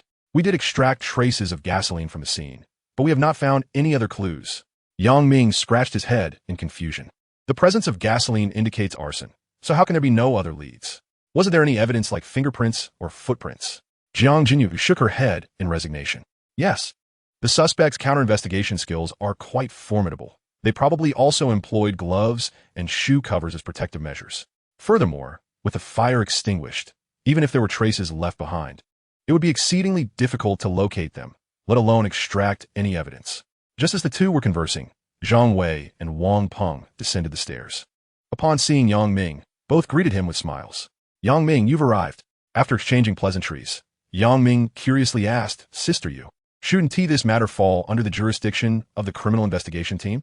How come you? Before Jiang Jinyu could respond, Zhang Wei interjected, Haha, Yang Ming. We are indeed part of the criminal police. Yang Ming was taken aback, surprised. Do criminal police also handle trivial matters like peeping at ladies' underwear? A hint of a smile appeared on Jiang Jinyu's previously composed face. Yang Ming, last time we merely passed by and happened to encounter the situation, and the misunderstanding has already been resolved. Would you like to reiterate your incident of peeking at underwear? Yang Ming smiled, but refrained from further comment. Jiang Jinyu then composed her expression, looking at him earnestly. Yang Ming, we truly have not found any useful leads this time. However, there is no perfect crime. Something will undoubtedly leave a trace. Therefore, I would like you to assist us in examining the case. Yang Ming gradually lifted his head. Sister Yu, I am more than willing to assist, but I must clarify that I cannot guarantee my ability to be of help to you. That is something I need to state up front. Of course. Very well, let us ascend and take a look. Jiang Jinyu led Yang Ming upstairs, with him following closely behind. Zhang Wei and Wang Peng exchanged glances before also trailing behind. As Yang Ming climbed the staircase, he treaded cautiously, fearful of disturbing any potential clues that might linger in the vicinity. The air in the corridor was stifling and murky, permeated by a mix of burnt and damp odors that made it difficult to breathe. Upon reaching the door of the third-floor residence where the theft occurred, Yang Ming began to scrutinize the scene with keen attention. The room was in disarray, drawers were pulled open haphazardly, and various items lay strewn across the floor. Yang Ming focused intently, employing his investigative vision to search for hidden clues. He started with the living room, followed by the kitchen, bathroom, and bedroom.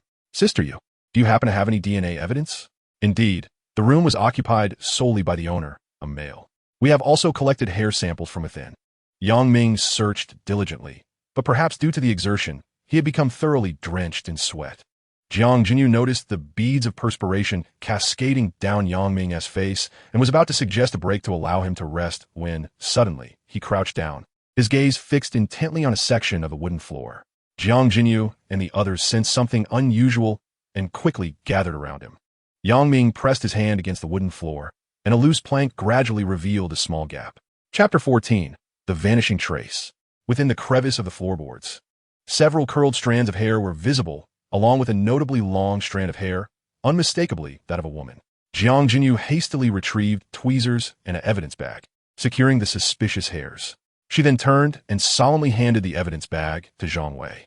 Didn't you all conduct a thorough search of the scene? Were these? Zhang Wei recoiled slightly, lowering his head in silence. Yang Ming rose and looked at Jiang Jinyu. Sister Yu, what did the owner mention the antiques were kept? Over here, she replied, guiding Yang Ming into a small room. She pointed to a cabinet, saying they were stored in this cabinet. Yang Ming nodded and once again activated his investigative vision, examining the area meticulously for several minutes, but finding no fingerprints or similar evidence. As Jiang Jinyu had indicated, the scene had evidently been tampered with by the suspect. Yang Ming lowered his head and began to inspect the floor for footprints. The areas his investigative vision revealed were densely populated with footprints, though most were obscured by shoe covers. Many traces, invisible to numerous ultraviolet lights, were nonetheless discernible to Yang Ming's keen sight. However, such marks bore little useful reference value. Slowly, Yang Ming followed the trail of footprints toward the exit, and when he reached the door, he finally made a discovery. Due to an exceedingly inconspicuous trace that seemingly led upstairs, Yang Ming found himself in a perplexing predicament. What lies above? In response to Yang Ming's inquiry, Jiang Jinyu promptly elucidated, "This is an old employee housing complex, consisting of 5 stories. We have interrogated the residents on the upper floors and found nothing suspicious." Nodding, Yang Ming turned and suggested, "Sister Yu, let us ascend and investigate." With that, he began his slow ascent, his gaze fixated on the faint trace upon the floor. Zhang Wei and Wang Peng, somewhat bewildered, silently trailed behind Yang Ming and Jiang Jinyu. Upon reaching the 4th floor, the trace persisted, continuing its ascent. Thus, the 4 of them arrived at the 5th floor, where Yang Ming, observing the vanishing trace beneath him, gradually lifted his gaze. Indeed, directly above him was a stairwell that led to the rooftop. Looking once more at the stairwell's edge, he discerned remnants of climbing marks. Yang Ming felt increasingly certain that the suspect had entered and exited through this very passage. "Sister Yu, I have a strong feeling that the suspect traversed this entrance to the building. Let us procure a ladder and ascend for a closer look, right? I will arrange that immediately." Jiang Jinyu then instructed Zhang Wei, Wang Peng, "Hurry and fetch a ladder and tools." "Understood, Captain Jiang." Zhang Wei and Wang Peng hastily descended to retrieve the necessary equipment. Meanwhile, Yang Ming crouched at the base of the stairwell, capturing images of the climbing marks with his phone. Jiang Jinyu stood nearby, her brow furrowed. She had not anticipated that the suspect would access the building from the rooftop, having overlooked this area during previous inquiries. "Sister Yu, this location seems to be pivotal. Once the ladder arrives, we shall examine it further." Indeed, Yang Ming carefully positioned the ladder and ascended first, lifting the cover of the stairwell. A cool breeze rushed forth to greet him. He switched on his flashlight, meticulously scanning the surroundings. Near the edge of the rooftop, he discovered several muddy shoe prints. Elated, Yang Ming called down the stairwell, "Sister Yu, come quickly to see." Jiang Jinyu and the others climbed up in succession, their eyes brightening at the sight of the prints. "Collect these, they could be vital clues," Jiang Jinyu remarked as she began photographing them. Yang Ming circled the rooftop and, in a corner, noticed a section of iron railing with paint scraped off.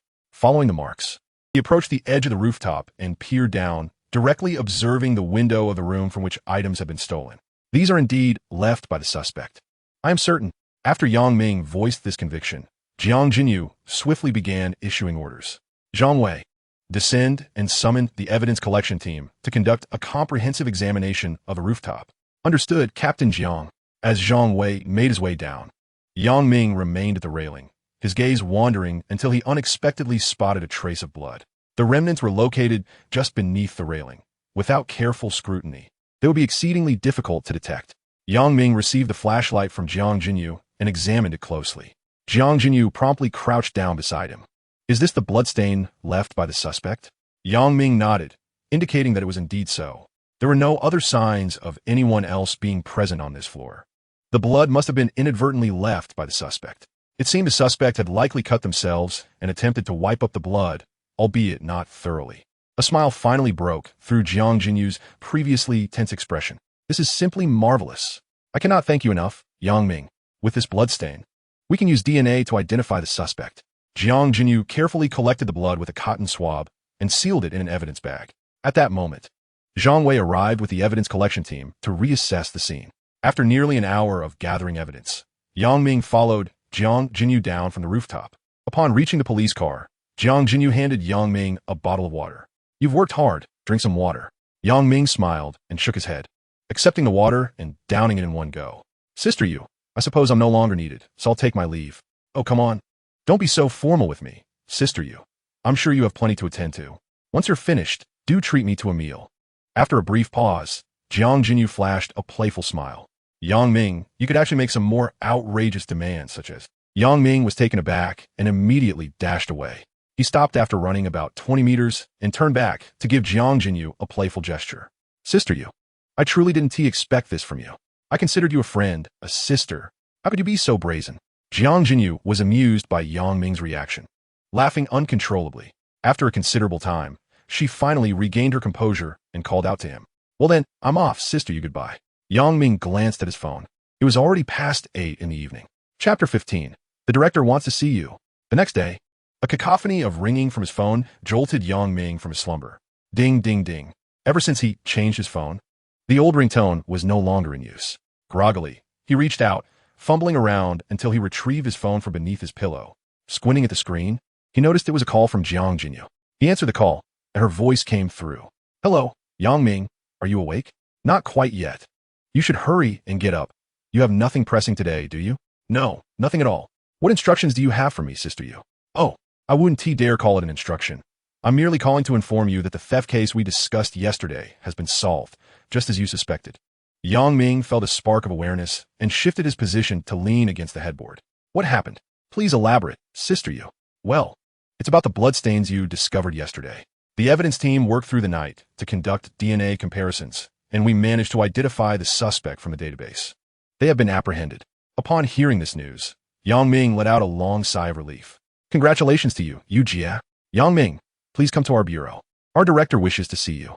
Yang Ming was taken aback upon hearing that the director wanted to meet him. What? Your director wants to see me? Jiang Jinyu's voice was sweet, and she appeared to be in good spirits. Yes, hurry and get up. I'll come and pick you up shortly. See you soon. Yang Ming was about to ask her something more, but the call had already ended, and a dull beep echoed in his ear. He stared blankly at the ceiling, pondering the unexpected summons from the director. 5 minutes later, after brushing his teeth and splashing cold water on his face, he hastily threw on a jacket and stepped outside. As he emerged from the alley, he spotted Jiang Jinyu's red BMW parked by the roadside, its hazard lights blinking. The window slowly descended, and Jiang Jinyu, wearing sunglasses, flashed him a smile. Get in. Yang Ming nodded with a grin and opened the door to the passenger seat. Yu Jia, why didn't you call me when you arrived? Hee, I just got here myself, Jiang Jinyu replied. Just as she finished speaking, she suddenly leaned toward him in the passenger seat. Yang Ming was taken aback. Before he could react, her fragrant hair brushed against his cheek, and her slender fingers reached in front of him. What are you doing, Yu Jia?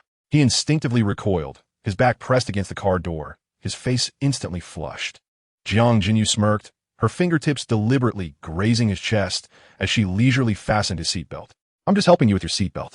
What are you thinking? After fastening it, she didn't immediately pull back, instead propping her arm beside him, her sunglasses sliding down to the tip of her nose, revealing her playful eyes filled with mirth. Yang Ming swallowed hard, his gaze darting away, ultimately fixating on the silver chain swaying around her neck. I can do it myself. Do what? Jiang Jinyu suddenly lowered her voice, teasingly looking at him. Tell me, what else can you do? Yu Jia. Yang Ming's eyes widened as he realized he had been teased, feeling a mix of anger and embarrassment. Yu Jia. All right, I won't tease you anymore.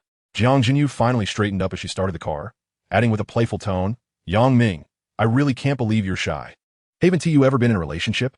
Yang Ming turned his face to look out the window, silent. Jiang Jinyu seemed to sense his displeasure and began to apologize. She reached out her right hand, tugging on his arm, and with a hint of whimsy said, Brother, I know I was wrong. I shouldn't have teased you. I won't do it again. Please don't be mad, okay? Yang Ming turned his head in disbelief, staring at Jiang Jinyu. He could never have imagined that this seemingly aloof woman would be acting so playfully towards him. The contrast was startling. Yang Ming was momentarily dazed, a smile creeping onto his lips as he recalled the image of Jiang Jinyu in his mind. After parking in front of the police station's office building, Jiang Jinyu expertly led Yang Ming inside. As they walked down the corridor, police officers greeted Jiang Jinyu with nods, their curious gazes sweeping over Yang Ming. Upon reaching the 5th floor, Jiang Jinyu finally paused at the door of the director's office. Knock, knock, come in. Jiang Jinyu pushed open the door to find a middle-aged man with graying temples seated at his desk. Director, this is Yang Ming, Jiang Jinyu introduced. Yang Ming, allow me to present our Director Ma. Director Ma rose from his seat and walked around the desk to greet Yang Ming. Ah, quite an impressive young man, he exclaimed, extending his hand. Yang Ming hurriedly grasped the broad palm, noting the thin calluses within. Director Ma gestured for them to take a seat on the sofa in the reception area and personally poured 2 cups of tea. Yang, I heard about yesterday's case from Shaojiang, and I must commend your keen observational skills. I'm also aware of the incident at the bathhouse. However, Yang Ming's hand trembled slightly as he held the teacup. He had never anticipated sitting in the director's office in such a manner. Yang, do not be nervous. Shaojiang has informed me about your situation, and I must admit I am somewhat skeptical about your sixth sense. Could you perhaps utilize it now? I'm quite curious. It must be said that Director Ma exuded a formidable presence, his discerning gaze sharp and penetrating. Over the past few days, Jiang Jinyu had developed considerable trust in Yang Ming. Noticing Yang Ming's discomfort under Director Ma's scrutiny, she quickly encouraged, Yang Ming, do not be anxious, give it a try. After nodding, Yang Ming turned his gaze towards Director Ma, who was intently observing him. Perhaps it was due to his previous habit of admiring beautiful women on the street. Director Ma lifted his teacup and took a sip. "So, Yang Yang, do you sense anything? You have hemorrhoids," he blurted out. In fact, a combination of both internal and external. Jiang Jinyu could no longer contain herself and covered her face, stifling laughter. Yang Ming then realized that such a statement about a director was rather inappropriate, and he redirected his gaze back to Director Ma. As his penetrating vision swept over Director Ma, he soon discerned something particularly unusual. This time, he had a revelation that would surely convince Director Ma. Chapter 16. A Venture into the Medical Realm? For through his insightful gaze, Yang Ming discovered a bullet lodged in Director Ma's abdomen. "Director, I apologize for my earlier remarks. I did not mean to overstep. I hope you can forgive me." Director Ma's face flushed as he hurriedly grabbed a tissue to wipe the desk and his dampened shirt. Emitting a few awkward coughs, Jiang Jinyu could no longer hold back. She turned her back to the two men, her shoulders shaking violently as she struggled to suppress her laughter, her face flushed crimson. "Ahem, Yang Yang, you." Director Ma finally regained his composure, but was interrupted by Yang Ming. "Director, there is still something I have yet to convey." Yang Ming took a deep breath, his expression turning grave. "I sense that there is a scar on the left side of your abdomen, likely from a gunshot wound. There remains a bullet lodged within you, a remnant from many years ago. Am I correct?" Director Ma's action of wiping suddenly froze. The smile on his face instantly vanished, replaced by a look of sheer astonishment. Jiang Jinyu also turned around, gazing in disbelief at Yang Ming and Director Ma. For even she was unaware whether her superior, Director Ma, had truly sustained a gunshot wound, or if there remained a bullet lodged within him. The air in the office seemed to solidify, so silent that one could hear the ticking of the clock mounted on the wall. "How do you know?" Director Ma slowly lowered the tissue, his gaze fixed intently on Yang Ming. Yang Ming remained silent, exuding an air of calm composure. After observing Yang Ming for a moment, Director Ma began to speak. "This bullet was left from a mission I undertook 20 years ago, apart from a few old comrades and the doctor at the time. Not even the records in the Bureau document it. This bullet is perilously close to vital organs, and due to the limited medical conditions back then, it was exceedingly difficult to extract. In the blink of an eye, it has remained within my body for over 20 years. Jiang Jinyu immediately grasped the implication and inquired, "Uncle Ma, no wonder you sometimes appear unwell. Is it because of this bullet? And is it true that my father—" As Jiang Jinyu spoke, Director Ma's expression gradually dimmed. After a prolonged silence, he replied, "Indeed, this bullet has caused me years of suffering, and your father also perished because of that mission." The conversation between Jiang Jinyu and Director Ma provided Yang Ming with an abundance of information. Observing their grave expressions, he felt the weight of the atmosphere and was momentarily at a loss for words. Director Ma rubbed his temples, his tone turning somber. "That case is a pain I shall never forget in my life. Your father shielded me from a fatal bullet to protect me." As he spoke, his eyes glistened with unshed tears. Jiang Jinyu bit her lip, her voice trembling. "So all these years, you have silently borne so much." While Jiang Jinyu conversed with Director Ma, Yang Ming focused intently, employing his ability to perceive the bullet lodged in Director Ma's abdomen. Gradually, the internal organs within Director Ma began to materialize within Yang Ming's vision, even the fine blood vessels becoming strikingly clear. The bullet's position was precarious, lodged precisely between the aorta and the spleen. Over the course of 20 years, the surrounding tissue had adhered to the bullet, enveloping it like a fine web. A slight misstep could trigger a catastrophic hemorrhage. Jiang Jinyu and Director Ma also noticed Yang Ming's unusual demeanor and hurried over. Jiang Jinyu looked at Yang Ming with concern, pulling out a few tissues from the coffee table to wipe the sweat from his brow. "Yang Ming, what is wrong?" "Director, this bullet cannot be delayed any longer." Yang Ming's voice unconsciously grew more intense. Though the risk of extraction was considerable, as time passed, the surrounding tissue would weaken, and it could soon pose a life-threatening danger. Director Ma shook his head with a bitter smile. "Little Yang, how could I not know? Yet even the experts at the provincial hospital say that the surgical success rate is less than 30%. My life was purchased with your father's sacrifice. I cannot take such a reckless risk." Jiang Jinyu understood that Yang Ming would not utter such words without reason. He must have sensed something sinister.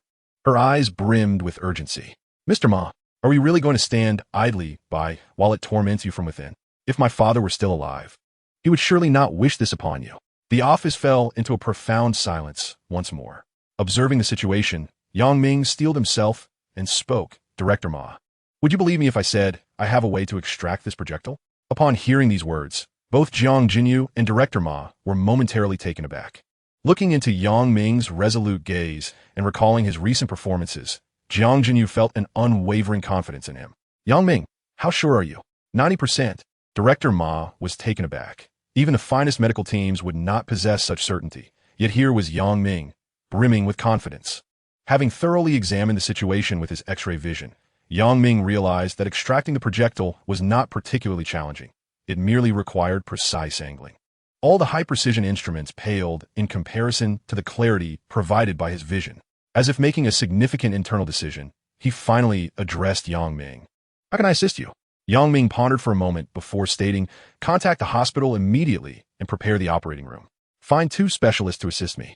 3 hours later, in one of the surgical rooms of the city hospital, the lights shone brightly. Yang Ming stood beneath the surgical lights, learning to operate the minimally invasive surgical robot alongside 2 experts.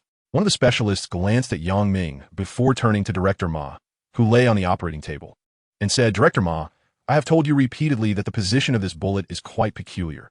If not removed properly, it could be fatal. If you're to undergo surgery, you ought to consult professionals like us. Where did you find this young lad? Is he planning to learn on the job? Yang Ming paid no heed to the biting remarks. Do we really not need anesthesia? Jiang Jinyu's hand trembled slightly as she clutched a sterile wipe. Yang Ming held the miniature surgical knife firmly, his X-ray vision having already penetrated the flesh, precisely locating the rusted bullet. Anesthesia would affect vascular elasticity. It was imperative for Director Ma to remain alert and cooperative. He looked towards Director Ma and spoke solemnly. It may hurt a bit. Please bear with it. Director Ma took a deep breath and smiled lightly.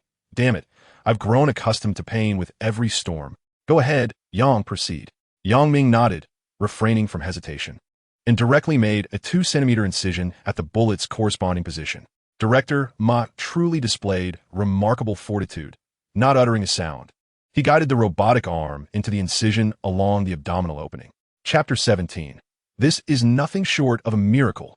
Under Yang Ming's control, the miniature robotic arm slowly delved deeper, and he felt his own focus intensifying. His X-ray vision acted as a precise navigational system, revealing the direction of every blood vessel and the nature of every adhered tissue clearly within his sight. Yet, to others, this was invisible. They could only observe the beads of sweat occasionally forming on Yang Ming's forehead. The 2 specialists by his side were astounded, as were the nurses.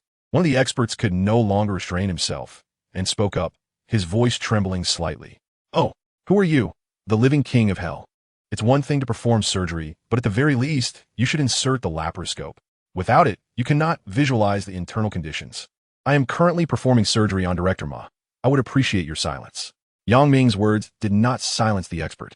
Hurry and insert the laparoscope so we can understand the situation, the expert declared, picking up the laparoscope, preparing to intervene himself. Upon witnessing this, Yang Ming abruptly turned and stared intensely at him. Why did you not act before? Now, while I am extracting the projectile from Director Ma, what right do you have to interfere? Can you guarantee the success of the surgery 100%? Yang Ming's rapid-fire questions rendered the 2 experts speechless. Director Ma, lying on the operating table, gritted his teeth. Although he could endure, it did not mean he was free of pain. Come on, Xiaoyang. First remove that thing in your hand. Let me get up and kick them both before you continue.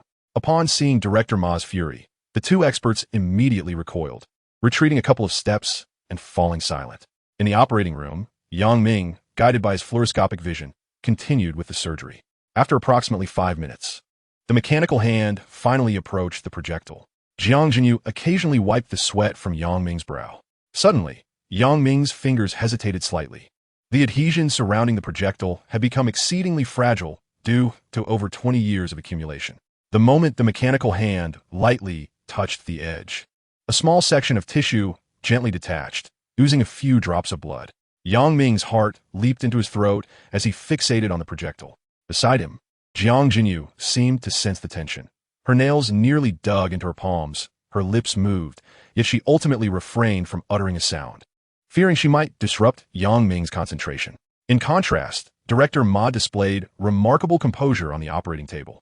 Stay steady. I can feel it. You have found the projectile. Go for it, Xiaoyang. I believe in you.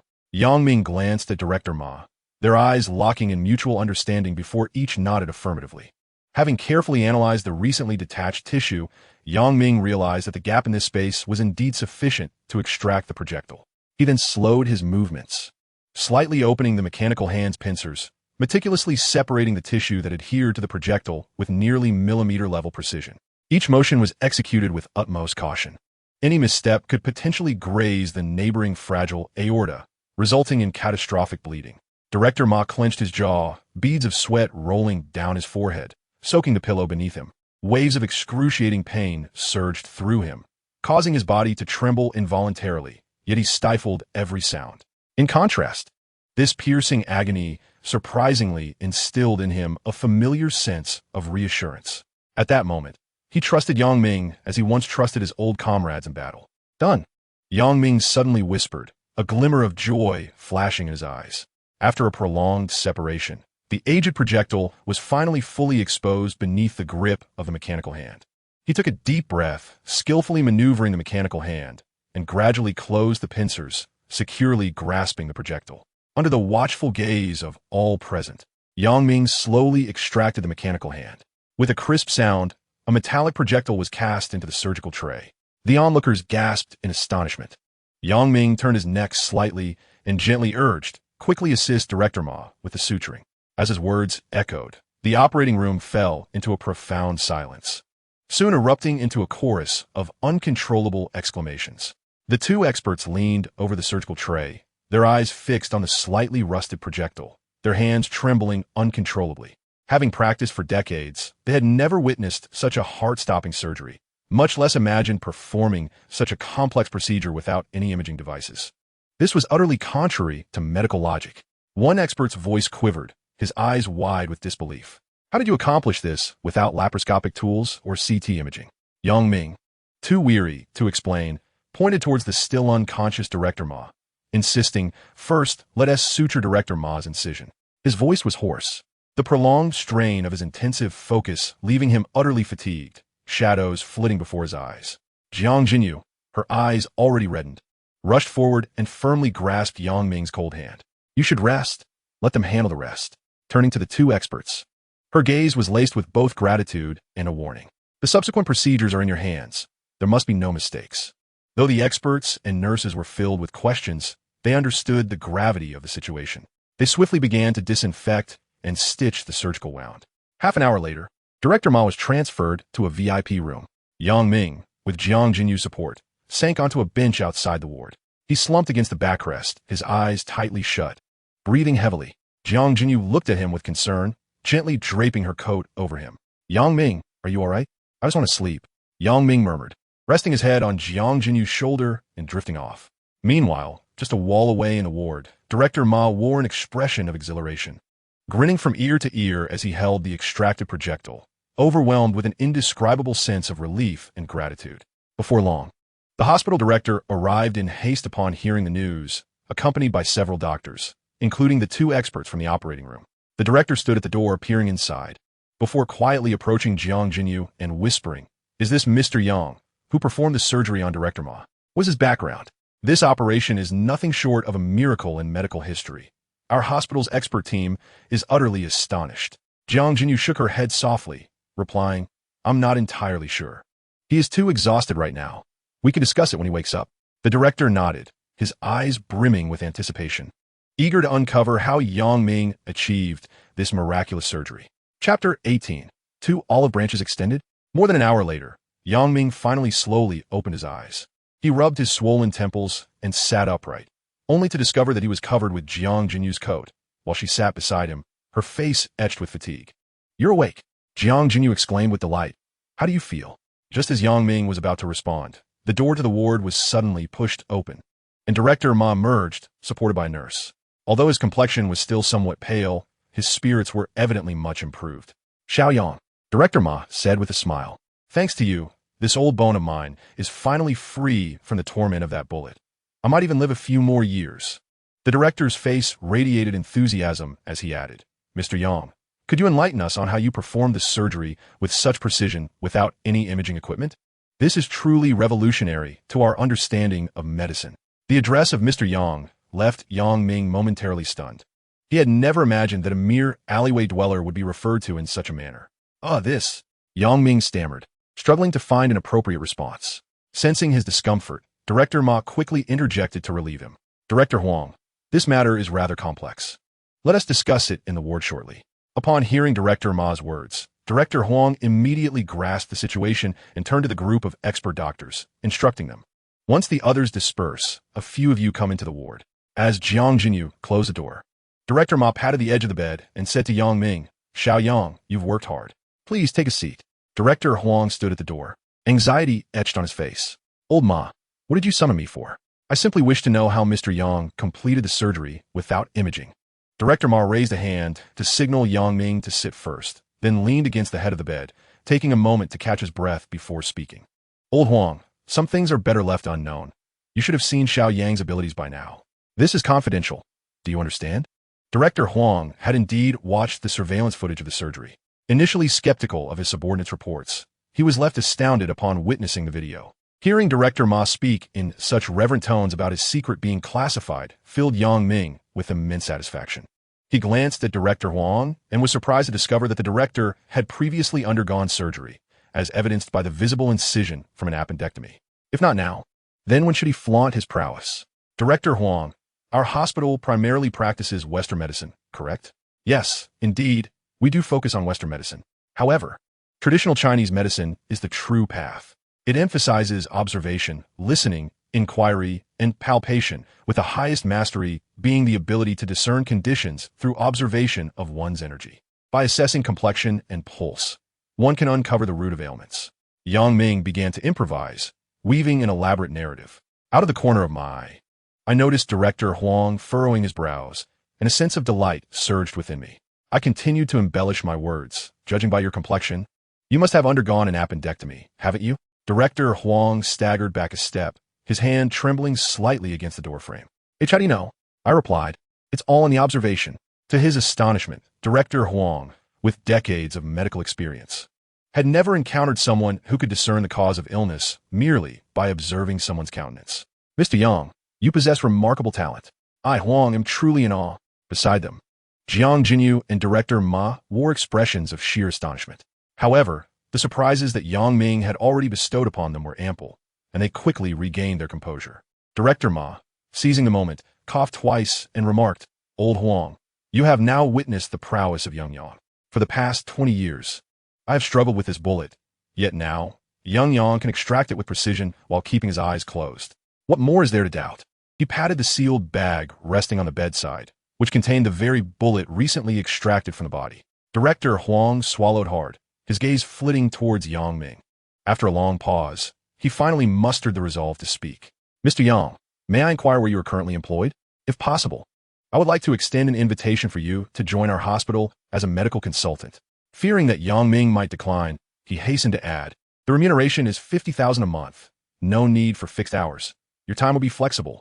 We only require your guidance on special cases. Joy welled up in Yang Ming's heart, not merely for the salary offered by Director Huang. Although 50,000 a month was a substantial sum, it paled in comparison to what Yang Ming could easily earn by visiting a few lottery shops. What he truly desired was an identity, a semblance of formal employment. With this role, he could at least assuage his parents' concerns. Contemplating this, Yang Ming smiled at the director. Director Huang, your proposal is indeed appealing. I am eager to promote the profound depths of traditional Chinese medicine within your hospital. Excellent. I shall arrange for someone to assist you with the formalities immediately. Director Huang exclaimed, preparing to leave the room. Yang Ming called out, Director Huang, I wonder if this medical consultant position comes with a work certificate. I would like one. Of course. Please hold on. I will complete all the necessary paperwork and personally deliver it to you. Just then, Director Ma interjected from his hospital bed, Old Huang, is this how you conduct business? Young Yang is under my wing, and you intend to poach him as a medical consultant without a word? This is absurd. Both Director Huang and Yang Ming stood frozen, rendered speechless. After a brief pause, Director Ma turned to Yang Ming with a sycophantic smile. Young Yang, I hold your abilities in the highest regard. In fact, I had asked Jinyu to summon you this morning with the intention of inviting you to serve as a technical consultant for our bureau. You cannot disappoint me in Jinyu. Yang Ming felt as though he were floating. This unexpected stroke of good fortune was overwhelming. The smile on his lips was impossible to suppress. akin to an uncontainable barrage from an AK. On one side, there was the olive branch extended by the municipal hospital, and on the other, an invitation proffered by the police bureau. Such treatment was beyond his wildest dreams. Director Huang, Director Ma, is it possible for me to be affiliated with both? Chapter 19. Expert? Consultant? Director Huang and Director Ma exchanged glances, and the atmosphere instantly crackled with tension. Director Huang was the first to break the stalemate, forcing a chuckle. Ah, old Ma, every profession has its specialization. Young Yang's medical skills will only reach their fullest potential at the hospital. Surely, you cannot have an expert chasing thieves at the police station? Director Ma scoffed, struggling to sit up straight, nearly dislodging the 4 in his arm. Old Huang, I'm well aware of your intentions. Imagine how many significant cases young Yang could solve with his expertise in criminal investigations. To be frank, in just these past few days, he has already assisted us in cracking 2 cases.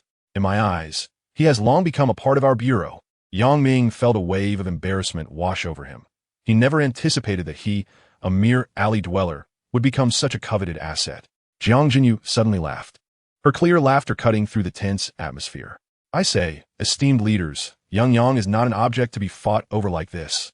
She turned to Yang Ming, her gaze reflecting a mix of admiration and curiosity.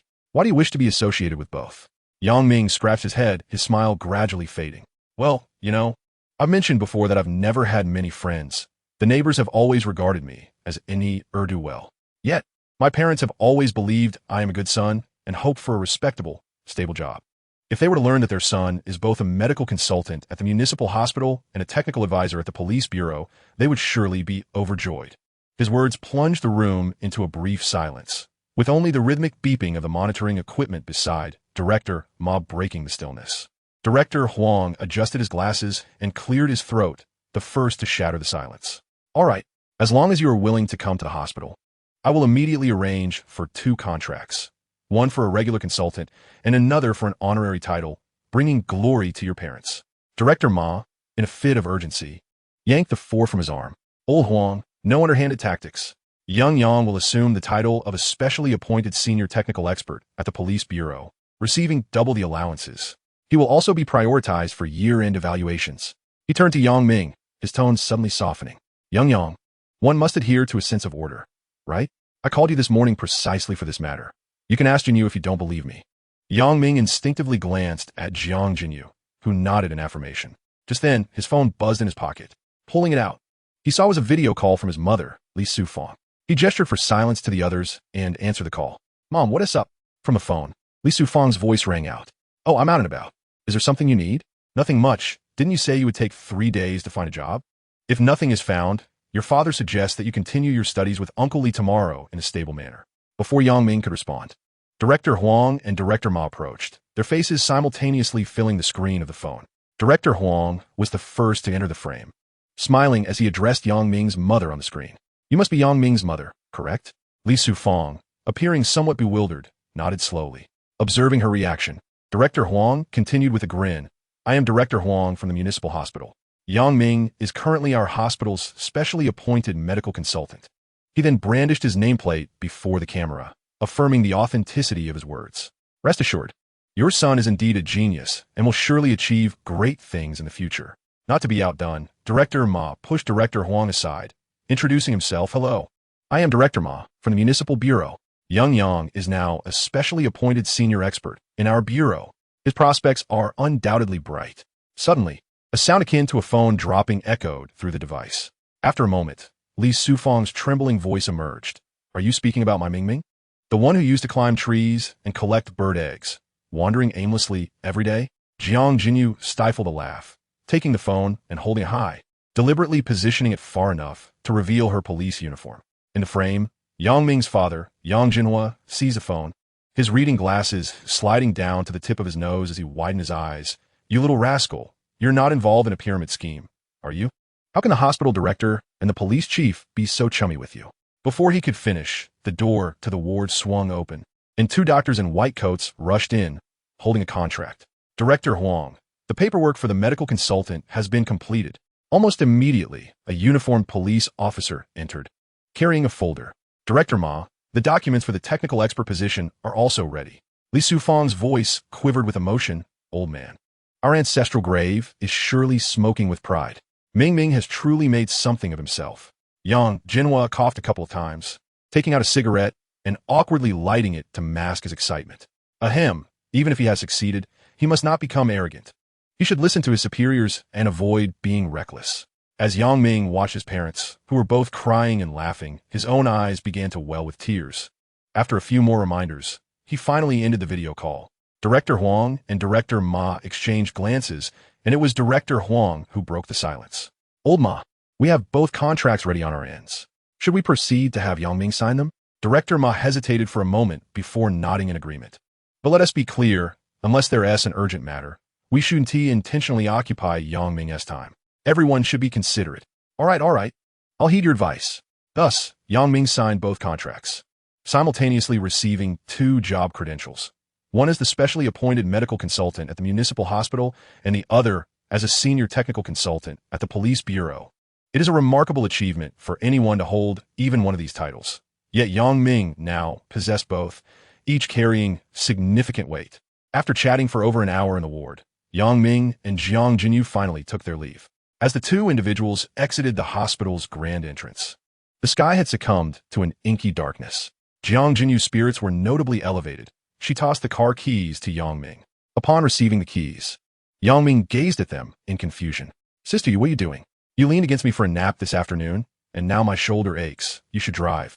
Feeling slightly embarrassed, he rubbed his nose but ceased to protest, opening the car door and slipping inside.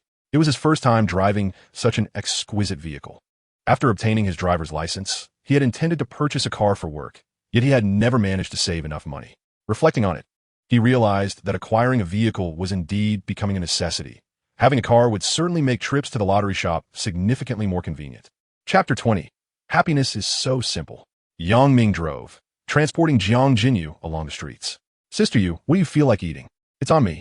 Jiang Jinyu reclined languidly in the passenger seat, her gaze fixed intently on Yang Ming. Sister, Huh? What to eat? Yang Ming turned to glance at the passenger seat, only to be met with a pair of hungry eyes.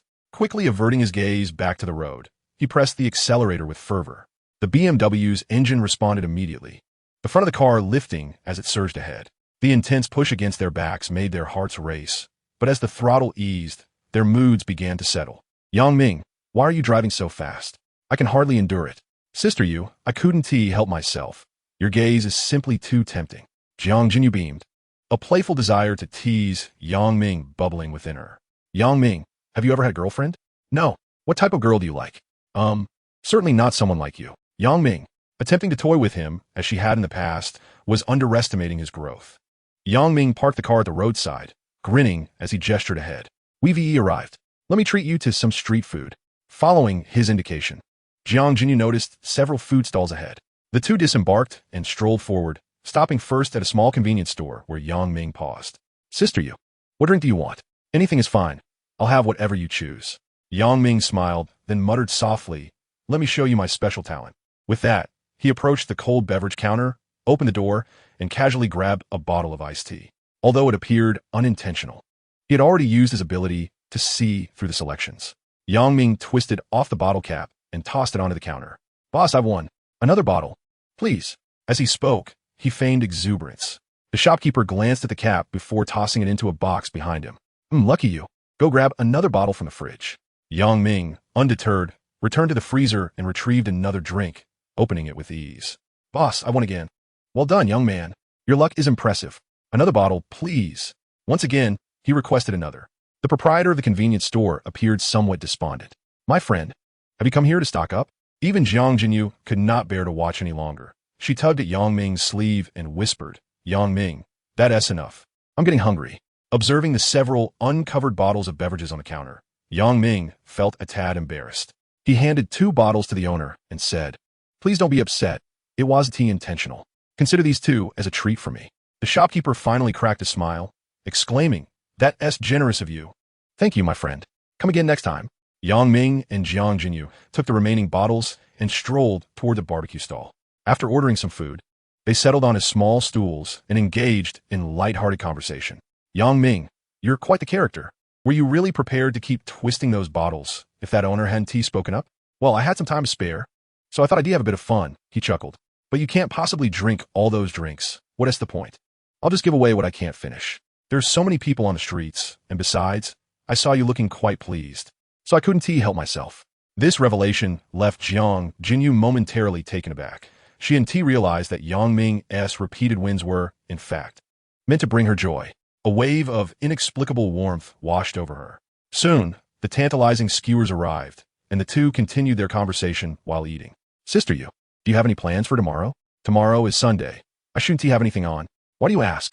I'm thinking of buying a car and would like your company to help me decide. Sure, that sounds great. Jiang Jinyu wiped her mouth with a napkin and inquired, have you thought about what kind of car you want? Yang Ming shook his head, took another bite of his skewer, and replied, not really. Just something decent will do. All right, I'll pick you up tomorrow morning. Okay. As Yang Ming hummed a little tune, he walked home through the alley. Upon opening the door, he found his parents still seated on the stool. Oh, Mom and Dad, it's already 10 o'clock. Why aren't you asleep? Li Sufang smiled and extended her hand towards Yang Ming without uttering a word. He understood immediately what they were waiting for and handed them 2 documents. Yang Jinhua and Li Sufang began to scrutinize them thoroughly, and after a considerable time, they finally looked up. Yang Ming, have you struck it lucky? Yang Ming couldn't help but chuckle and then explain, Dad, Mom, do you believe in destiny? I've been destined to achieve great things and have been waiting for the right opportunity. Do you know how much the salary is for these 2 consultancy positions? Upon hearing this, his parents' interest piqued, their eyes widening in anticipation. How much? Yang Ming feigned seriousness as he pulled out a cigarette, offering one to Yang Jinhua before lighting one for himself. Soon, you'll be living in the new house I'll buy for you. Once you move in, you can enjoy a life of comfort, and I'll cover all the expenses each month. Yang Jinhua shot his son an exasperated look. You rascal. How come I never noticed your talent before? As Yang Ming was about to stand up to retort, someone was quicker than him. A shadow darted swiftly before his eyes, and with his keen perception, he discerned it clearly, an open palm. Li Sufang's hand landed squarely on Yang Jinhua's back. Old Yang, she declared, the facts are laid bare before us. Do you truly believe your son possesses the ability to deceive the chief of police? Or the director of the hospital? Yang Jinhua stumbled slightly, grimacing and muttering, I merely spoke off the cuff. Yet Li Sufang was relentless, brandishing her slipper in a threatening manner. You old fool. Your son has achieved success, and yet you dampen his spirits. Yang Ming hurriedly intervened, laughing heartily, Mom, please. For my sake. Only then did Li Sufang huff, lower her slipper, and head to the kitchen to fetch a glass of water, which she handed to Yang Ming. You must be tired. Drink up and get some rest. You have work tomorrow, don't you? Yes, thank you, Mom. Yang Jinhua continued to rub his back. Suddenly recalling something, he lowered his voice and asked Yang Ming, with these 2 work permits, are you going to the hospital or the police station? Yang Ming finished the water and explained, Dad, I am a consultant. I don't need to clock in. I will go wherever I am needed. Oh, so you're putting on airs with your old man now. Before Yang Jinhua could finish, another slap echoed from behind. Chapter 21. The cool road lacks a zhe, the Pajero lacks a luo. After exchanging a knowing glance with Yang Ming, Yang Jinhua stepped outside. Yang Ming had long established an understanding with his father. He discreetly retrieved 2 cans of beer from beneath the table and followed him out. He popped the tab on a can and handed it to Yang Jinhua, Dad, here. Yang Jinhua accepted it and took a couple of hearty gulps. Mimicking him, Yang Ming raised his head and downed a few swigs of beer. Yang Jinhua pulled out a cigarette and offered one to Yang Ming. The father and son sat quietly on the stone bench outside, savoring a moment of tranquility. After a brief silence, Yang Jinhua slowly spoke, Yang Ming, today's news brings me great joy and comfort. You must strive diligently and do your best. Your father supports you. As Yang Ming exhaled a plume of smoke, he felt an inexplicable sting in his nose. In his memories, it was the first time his father had expressed such sentiments. This was a father's affirmation of his son. Tears unwittingly rolled down Yang Ming's nose, and Yang Jinhua's eyes also glistened with moisture. Yang Jinhua lifted his rough hand and patted his son's shoulder with a firm grip. Why cry? You're a grown man. He turned his face away and took another swig of beer, his voice softening. Your mother may seem fierce, but tonight she is secretly reveling in joy. Just before bed, she tucked those 2 permits under her pillow. Hearing this, Yang Ming burst into laughter, hastily wiping his face with his sleeve. The moonlight slanted across the alley walls, casting elongated shadows of the father and son. In the distance, sporadic dog barks mingled with the sounds of street vendors packing up their carts, intertwined with the fizzing of the beer can, creating a rare sense of contentment. The following day, Ming slept until he naturally awakened. Upon reaching for his phone and finding no messages or missed calls, he reluctantly got out of bed. After a brief morning routine, he prepared to leave. Just as he was about to step out, his mother, Li Su-fong, called out to him, reminding him not to forget his identification. She handed him the necessary documents for both the hospital and the police station. With a smile, Ming accepted them, placing the papers in his pocket before heading out. Once outside the alley, he spotted a red BMW parked by the roadside with its hazard lights blinking. Approaching the car, he peered through the window, but did not see Jiang Jinyu. Where did she go? He murmured, scanning the surroundings until he soon caught sight of her vibrant figure not far away. Jiang Jinyu was running towards him, holding a bag of fried dough sticks and a cup of soybean milk, her smile radiant. She was dressed in snug black jeans and a beige t-shirt, complemented by white sneakers. Standing at approximately 1.7 meters, her curvaceous figure and exquisite features were truly remarkable. Come and taste this. We waited in line for quite a while at this breakfast spot, Jiang Jinyu exclaimed as she reached him, her hair slightly tousled from running, adding to her effortlessly charming allure.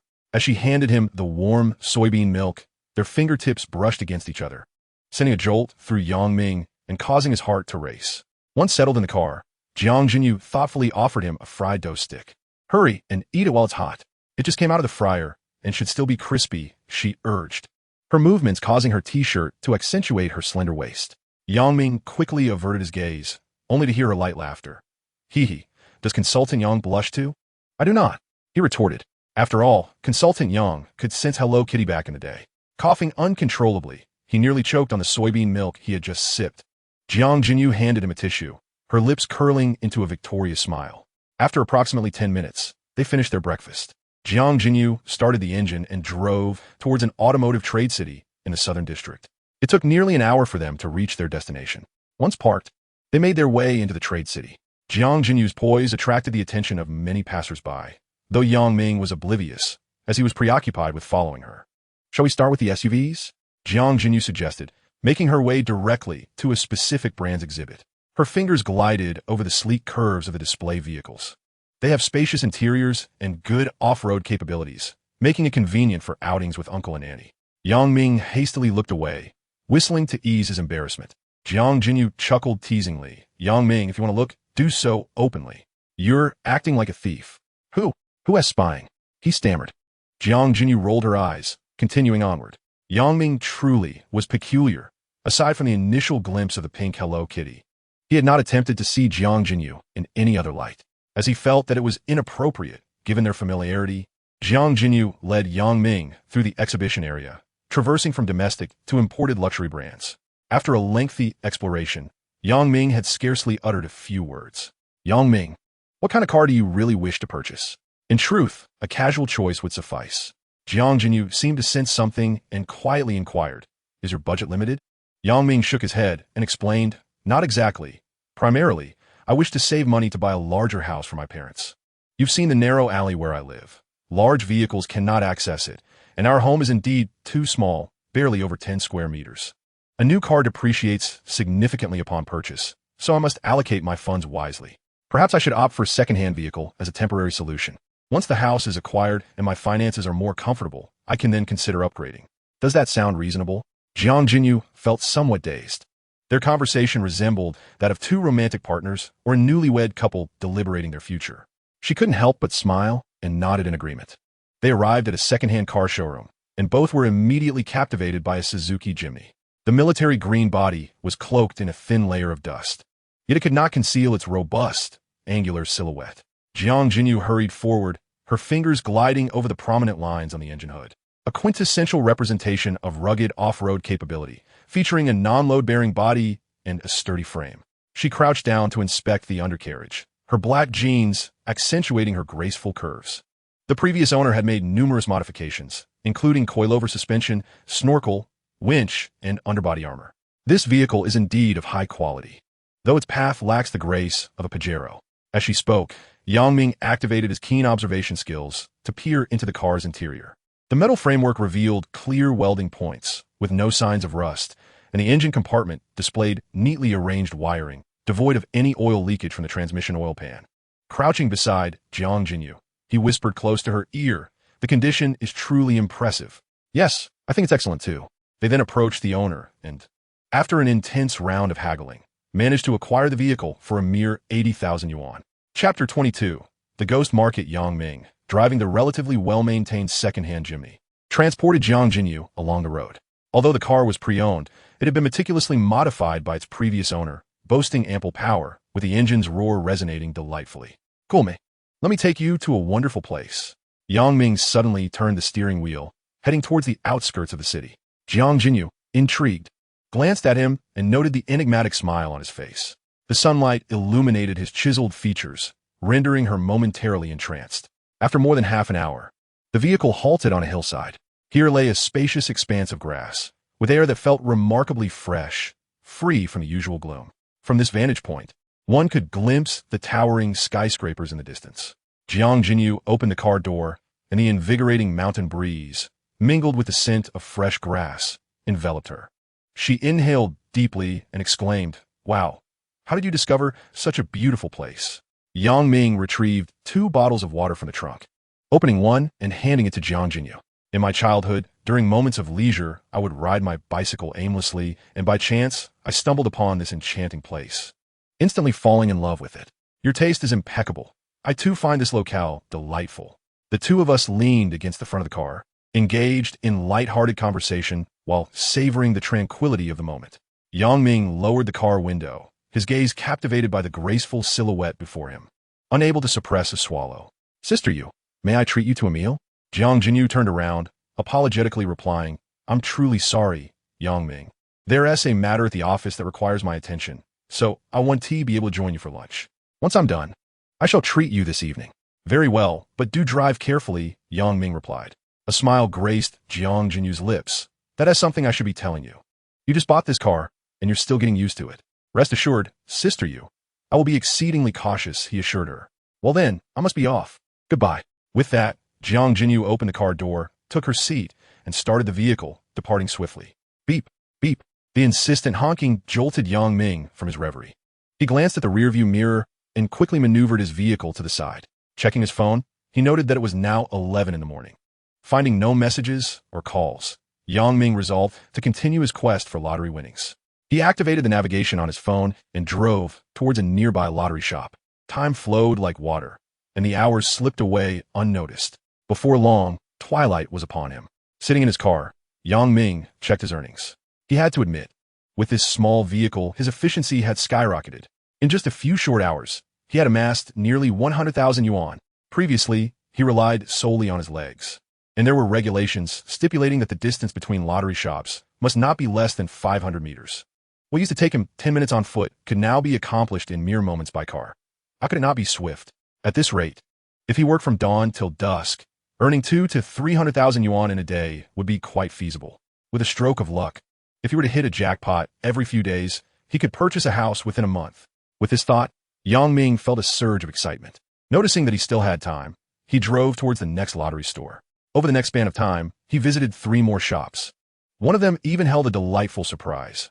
Although it was the grand prize, he won 3 tickets, each worth 10,000 yuan. As the clock approached 10, most shops had already closed, prompting Yang Ming to prepare for the end of his day. After meticulously calculating his earnings, he realized he had made a total of 162,200 yuan today.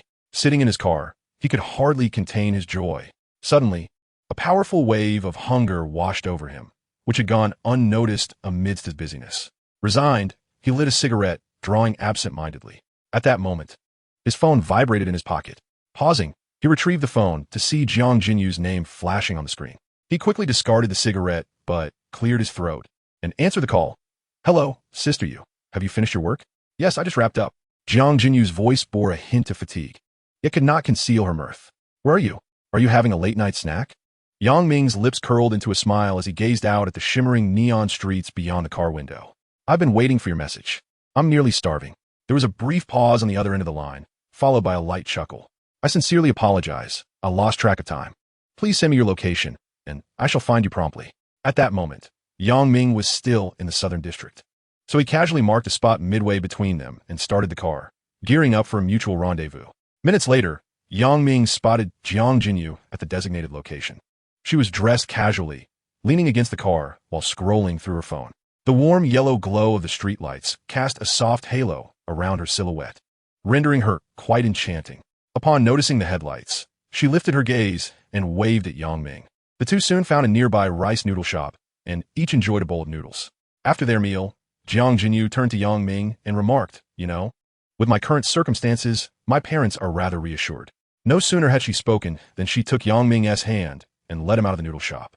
Instead of driving, they jogged across a street to the banks of a moat. Yang Ming was taken aback by the lively atmosphere of the place. Stalls lined the ground, each brimming with antique trinkets. "Sister Yu, where is this?" he inquired. "It's the ghost market," Jiang Jinyu replied with a smile. The ghost market means that these stalls only appear in the dead of night. They set up at this hour because there are no city management officials around, and the darkness makes it difficult to discern authenticity and flaws. Yang Ming nodded, grasping the concept. "Sister Yu, why did you bring me here?" Jiang Jinyu looked at him with a playful expression. "Don't you have a sixth sense? Besides, we're close by. I thought I'd let you give it a try. Who knows, we might stumble upon a treasure and strike it rich." Just imagining it is exhilarating. Before the words had fully left her lips, Jiang Jinyu grasped Yang Ming's hand and dashed towards the nearest stall. Chapter 23. Activation of the treasure appraisal system. Shortly, they arrived at the closest stall. Jiang Jinyu retrieved a police flashlight from her bag and handed it to Yang Ming. "Here you go. Whether we can indulge in the finer things depends on you now." Yang Ming beamed with joy as he accepted the flashlight, switching it on to test it out. "Let us see," he chuckled. Jiang Jinyu immediately halted Yang Ming. Leaning in to whisper in his ear, "I must tell you the rules here, and you must remember them. First, do not touch the vendor's items indiscriminately, and absolutely do not accept anything from others. Second, if you see something that piques your interest, you must inquire about the price first before handling it." "Understood, Sister Yu. You can trust me," Yang Ming replied, turning his attention to the stall, where a square cloth displayed a myriad of items, ranging from copper coins and jewelry to porcelain and paintings. Men have always held a fascination for such matters. When Yang Ming acquired his X-ray vision, he contemplated venturing into the antique trade. However, lacking both capital and knowledge in this realm, he set the idea aside. Now, he found himself eager to explore this opportunity. Consequently, Yang Ming focused intently, employing his X-ray vision to scrutinize the stall before him. His gaze fell upon a pile of copper coins, encrusted with rust. Most of the coins exuded a dull gray hue, but one coin's edge faintly glimmered with a green light. It was evident that among the collection, this coin was the only authentic piece. The others were mere modern reproductions, artificially aged through some process. For an ordinary person, distinguishing the genuine from the counterfeit would be a daunting task. "How much for this coin?" Yang Ming inquired, pointing at the pile, his voice betraying a hint of nervousness. The stall owner, a middle-aged man with a full beard, leisurely glanced at him and raised 3 fingers. 31 coins. "Feel free to choose any." Upon hearing such a modest price, Yang Ming's interest piqued. He had no intention of seeking profit immediately. After all, it was only 30 yuan, a mere opportunity for learning. He crouched down, sifting through the coins, initially picking up a few fakes before finally securing the coin that radiated the green light. Just as he grasped the coin, a melodious chime echoed in his ears. "Ding! Congratulations on successfully activating the treasure appraisal system." The sudden announcement startled Yang Ming, and before he could fully comprehend, the voice continued.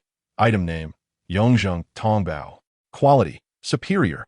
Reference value, 600 yuan. Yang Ming absorbed this information with clarity, his emotions surging to a level he could scarcely articulate. He felt as if he might leap for joy. Having perused similar stories in novels and on television, he never anticipated that his newfound X-ray vision would also activate a treasure appraisal system. Previously troubled by his lack of knowledge in this area, he now felt reassured. Suppressing his overwhelming excitement, Yang Ming clutched the Yongzheng Tongbao tightly, maintaining a facade of composure. He looked up at the stall owner, who was regarding him with a knowing smile, causing a thrill of apprehension to course through him. He silently thanked his fortune for not revealing his elation. "I'll take this one," he declared, pulling out his phone while striving to keep his voice steady. The stall owner, accommodatingly lifting a sign from around his neck, presented it forward. Yang Ming scanned the QR code and completed the payment of 30 yuan. "All right, 30 it is. Thank you very much. If you'd like to browse further, I can offer discounts on anything that catches your eye," the stall owner remarked kindly. Yang Ming nodded with a smile, casually picking up a snuff bottle. Yet after a moment of anticipation, the system's voice remained silent. This outcome was within his expectations. Only true treasures could presumably activate the system. Meanwhile, Jiang Jinyu silently observed from the side, and upon witnessing Yang Ming successfully select a coin, she softly reminded him. "Let us venture forth and explore elsewhere," suggested Yang Ming. After greeting the stall owner, he and Jiang Jinyu continued their leisurely stroll. The bustling market was rather expansive, featuring not only antique stalls but also vendors selling a variety of other items. Among these were old toys once cherished by children, vintage cassette tapes and CDs, secondhand digital devices, and much more. The two friends meandered joyfully from stall to stall, relishing the experience. Before long, they stumbled upon a stall dedicated to antiques. Their attention was drawn to an intriguing item, a rusted figure resembling Ultraman, seemingly crafted from bronze. Upon closer inspection, Yang Ming recognized it as a figure of Zero Ultraman. "What is this?" he inquired. Jiang Jinyu playfully tugged at Yang Ming's sleeve, signaling him to refrain from teasing the vendor. However, it was too late. The stall owner had already risen to his feet. The proprietor, an elderly man with graying hair and a hip-hop hat, grinned widely, revealing a golden tooth. "Ah, young man, you have a keen eye. This is an ancient Ultraman battle armor. I unearthed it just last week from the tomb of the fighting Buddha." He leaned in conspiratorially, lowering his voice. "Do you know why Zero can transform infinitely? Because this armor holds the wind and fire wheels of the Monkey King." Yang Ming listened intently, nodding with understanding. "Ah, I see. I have conducted some research, and the tomb of the fighting Buddha must have been constructed with number 97 concrete, correct?" The old man immediately grasped Yang Ming's hand, exclaiming, "A connoisseur?" Beside them, Jiang Jinyu stifled her laughter, her shoulders shaking with amusement. Yang Ming decided to curb his playful banter with the vendor. Just as he was about to turn away, his peripheral vision caught sight of a ceramic jar. Instantly intrigued, Yang Ming examined it closely. The jar was exquisite and intact, yet the inscription on its base indicated it was crafted in the 30th year of the Republic, which established its value. As his inspection deepened, he soon realized something unusual. The base mark was counterfeit. Beneath the false mark lay an authentic Ming Dynasty Yongle inscription. "Ah, splendid," he exclaimed, his excitement evident. The old man's eyes lit up. "Oh, how much for this jar, then?" After a moment's contemplation, he raised his hand, forming a gesture of 600. Yang Ming was taken aback, bewildered by the sudden normalization of the price. "Could you lower it a bit? It's merely a Republic jar. Where could it possibly fetch such a high price?" The old man paused, retrieving a smoking pipe from behind him, lighting it and taking a couple of puffs. "If you're truly interested, 500. May I take a closer look?" Yang Ming asked. The old man nodded. Yang Ming crouched down and gently lifted the jar. In that instant, the crisp sound of a system notification resonated in his ears. Chapter 24. A Fortuitous Discovery. Item name: Ming Dynasty Yongle Era Blue and White Double Branch Pattern Jar. Quality: superior. Estimated value: 2 million. Upon hearing the notification, Yang Ming's hand trembled slightly as he held the jar, his heart racing with exhilaration.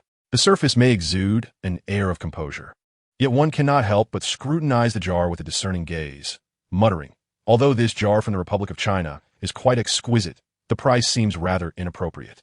The elderly man, having extinguished his smoking pipe against the ground, squinted at Yang Ming. "Young man, this price is indeed quite reasonable, setting aside the year of its creation. The craftsmanship and quality surpass that of any mere trinket, wouldn't you agree?" Yang Ming furrowed his brow, feigning a deep internal conflict as he examined the jar repeatedly. After a prolonged moment of contemplation, he finally resolved, "Very well, 500 it is." He handed the blue and white jar to Jiang Jinyu beside him and proceeded to make the payment via his mobile phone.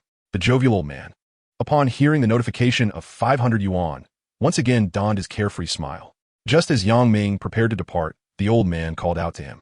"Ah, the crab lacks meat. Your eyes shine like searchlights, effortlessly uncovering the secrets of my stall. Be sure to stop by next time. Although the evening may seem daunting, we can discuss aspirations and the enigmatic underbelly of the antique world." Having finished his whimsical recitation, the old man flashed a West Coast hand gesture before resuming his sorting of other items at the stall. Yang Ming and Jiang Jinyu could hardly contain their laughter, astonished by the old man's unexpected flair. After a moment of composure, Jiang Jinyu resumed her forward motion, only to be halted by Yang Ming's grip on her arm. "What's the matter, Yang Ming?" After walking for several minutes and noticing they had gone quite a distance, he finally spoke. "Sister, we've stumbled upon a treasure." Jiang Jinyu, momentarily baffled, queried, "A treasure?" Is it that copper coin? No. Is it the jar then? But isn't that from the Republic era? How much can one really gain from that? Yang Ming cast a glance around, feigning mystery, and urged Jiang Jinyu to continue towards their parked vehicle. Upon entering, he illuminated the interior and, with palpable excitement, turned to Jiang Jinyu in the passenger seat. Sister Yu, do you notice anything amiss? He directly handed her the jar. Jiang Jinyu took the jar, examining it meticulously. After a considerable time, she lifted her gaze and shook her head. I don't see anything wrong. Hey, just wait and see. After about a minute, Yang Ming set the lighter aside and seized a police flashlight, striking the bottom of the jar with it. With a sharp crack, the base shattered into several pieces. Yang Ming deftly removed a few larger shards and tossed them out of the window. Startled by his sudden action, Jiang Jinyu was about to speak when her gaze fell upon the jar's bottom. The original Republic-era mark had vanished, replaced by the 6 prominent characters, naming Yonglin Yanji. Jiang Jinyu gasped, covering her mouth. Is this jar from the Yongle period of the Ming dynasty? Previously, I had heard that when individuals create forgeries, they often embed an old mark. However, I've only heard of them attempting to replicate antiquities rather than modernize them. Yang Ming also pondered this dilemma, recognizing its inherent irrationality. Yet, after a moment of contemplation, he arrived at a conclusion. He gazed at the perplexed Jiang Jinyu and smiled, explaining, this conundrum is rather straightforward. Nowadays, forgers are primarily motivated by profit. Conversely, during the unique era of the Republic of China, if someone wished to preserve valuable family heirlooms, wouldn't they need to transform these antiques into something contemporary? Upon hearing Yang Ming's elucidation, the furrowed brow of Jiang Jinyu gradually relaxed. Indeed, that makes perfect sense. Yang Ming, you are truly remarkable. By the way, how did you come to know this? Just as Jiang Jinyu posed this question, she swiftly added, you must have sensed it, right? You're simply extraordinary, haha. Yang Ming nodded in agreement, smiling as he responded, you are quite impressive yourself. You even answered ahead of time. Of course, Jiang Jinyu remarked, glancing at the jar with a smile. Yang Ming, you truly stumbled upon a treasure. This Yongle jar must be worth a significant sum. Yang Ming was already aware that the jar was valued at around 2 million, which was far more lucrative than winning the lottery. Sister Yu, we shall split the profits. Once we sell this, we could divide the money equally. Haha, I appreciate your sentiment, but I haven't contributed anything. I believe in no gain without effort. Nevertheless, thank you. Yang Ming was not jesting. While the jar indeed held considerable value, for him, money was merely a numeral. Earning it was solely a matter of time. Compared to such material possessions, he was far more invested in Jiang Jinyu as a person. After all, she was his first friend. Resolving to let go of these thoughts, Yang Ming decided that once the blue and white jar was sold, he would simply hand over the money to her. Lighting a cigarette, he leaned against the car window and said, Sister Yu, I am quite curious. Jiang Jinyu beamed. Curious about what? How did you know there was a ghost market here, and that you were aware of its rules? Haha, I knew you would ask. My grandfather owned an antique shop when I was young. He frequently set up stalls here and often took my sister and me along. Yang Ming was somewhat taken aback. Oh, your grandfather owned an antique shop? No wonder you possess such knowledge. Indeed, I grew accustomed to it from an early age. Sister Yu, do you have a sister? A biological one? Jiang Jinyu cast a sidelong glance at Yang Ming and joked. What? Are you interested in my sister now, since you find me unappealing? Yang Ming quickly took the cigarette from his mouth and raised his hands in protest. No, absolutely not. Observing Yang Ming's comical demeanor, Jiang Jinyu smirked and slowly replied. She's my biological sister, named Jiang Ro. Chapter 25. Indeed, they're biological sisters. Yang Ming took a deep drag from his cigarette, flicking the butt out of the car window. Jiang Ro shares a beautiful name akin to yours. I imagine she resembles you as well. She must be equally lovely. Women, after all, are fond of being complimented on their beauty. It is evident that such indirect praise has a remarkable effect, as Jiang Jinyu's smile blossomed even more radiantly. Yang Ming, have you decided where to sell this jar? Or do you intend to keep it for your collection? Sell it, of course. I'm eager to share the proceeds with you, though I'm unsure of where to sell it. Jiang Jinyu chuckled softly. Well, since tomorrow is Sunday, why not accompany me to my grandfather's shop? He can take a look at it, and I can introduce you to my sister. How does that sound? That sounds splendid. Jiang Jinyu glanced at her wristwatch. All right. She opened the car door and alighted, striding towards her crimson BMW. The two started their vehicles, flashing their headlights twice and honking, before heading off in opposite directions. Yang Ming drove his little Jimny into the alley and parked it carefully. He gently opened the door, discovering that his parents were already asleep. He removed his shoes and, cradling the jar, tiptoed up to his loft, sinking into a deep slumber. At dawn, Yang Ming was roused by a cacophony of foul language. Who is it? What is going on? Which scoundrel parked in front of my door? Is this how one parks? Didn't anyone teach you at home? Groggily rubbing his eyes, Yang Ming listened closely and realized it was none other than his father's voice. He quickly donned his clothes and stepped outside. As he emerged, he spotted Yang Jinhua standing in front of his car, holding a birdcage. Hey, whose car is this? Please move it. Yang Ming hurried forward and grasped his father's arm. Dad, please stop shouting. Upon seeing his son, Yang Jinhua seemed to gain confidence and kicked the tire of the Jimny. Hey, whose living father owns this car? Move it. Is this how one parks? Can anyone else get by? Yang Ming was taken aback, astonished that his usually mild-mannered father could be so irate. With every utterance of father and living father, Yang Ming felt his face flush with embarrassment. He glanced at his parked car and realized it was indeed parked rather poorly, too close to the house, preventing the front door from opening fully. No wonder his father was so furious. Yang Ming couldn't be entirely blamed. It was difficult to see clearly at night, and having not driven for a while, his skills had dulled. At that moment, Yang Jinhua kicked the tire once more. Yang Ming swiftly embraced his father, pleading, Dad, please stop yelling and kicking. This car's mine. Yang Jinhua turned, somewhat surprised, glancing around the alley before quietly asking, Did the company provide this for you? Yang Ming, wishing to avoid lengthy explanations, simply nodded. Yang Jinhua's expression softened, his lips twisting into a smile. Ha, wonderful. You keep up the good work. All right, hurry and brush your teeth and wash your face. I'm off to walk the birds. Yang Jinhua carried the birdcage and headed towards the alley's exit, only to stop suddenly, turning back to look at the car. Make sure to straighten it out. Noticing his mother was absent, Yang Ming surmised she had likely rushed to the supermarket early to snag discounted eggs. Yang Ming ascended to the attic, tidying up the bed before proceeding to wash his face and brush his teeth. He retrieved a travel bag and some old newspapers, meticulously wrapping a delicate blue and white porcelain vase before driving out of the alley. Parking by the roadside, he prepared to call Jiang Jinyu when a series of honks echoed from behind. Glancing in the rearview mirror, he recognized the unmistakable figure. Lowering the car window, he saw a red BMW halt beside his Jimny. With sunglasses perched on her nose, Jiang Jinyu flashed a playful smile. Who are you calling? She teased. I just emerged from the alley and didn't see your car. I was about to ring you up. It seems we're quite in sync today. Yang Ming, unable to withstand her teasing, felt a mixture of confusion and intrigue. How could someone who appeared so aloof exude such warmth? Noticing Yang Ming's flushed cheeks, Jiang Jinyu reveled in her triumph. He nodded, parking in a nearby space before grabbing his bag and joining her in the passenger seat. They sped towards the antique market located in the Xiqing district. Once they parked, Yang Ming and Jiang Jinyu walked side by side into the bustling market for the first time. Rows of shops greeted them, interspersed with numerous stalls. The atmosphere was lively, with people chatting and bargaining animatedly. After about 10 minutes of wandering, Jiang Jinyu halted in front of a quaintly decorated shop, simple yet elegant. Here we are, she announced. Yang Ming looked up at the redwood sign above the door, where the gilded characters spelling Diyun Xian stood out robustly. Jiang Jinyu stepped forward to open the door. Come on in.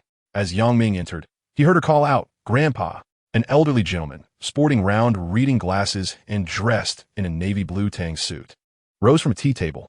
This was Jiang Jinyu's grandfather, Jiang Changjun. His wrinkled face immediately broke into a warm smile. Little you, what a pleasant surprise. I missed you. I came to see you, especially since it's Sunday. Jiang Changjun smiled at his granddaughter before his gaze shifted to Yang Ming, his eyes narrowing slightly behind the lenses. And who might this be? Jiang Jinyu affectionately linked her arm with her grandfather's, gently pushing Yang Ming forward. Grandpa, this is my friend, Yang Ming.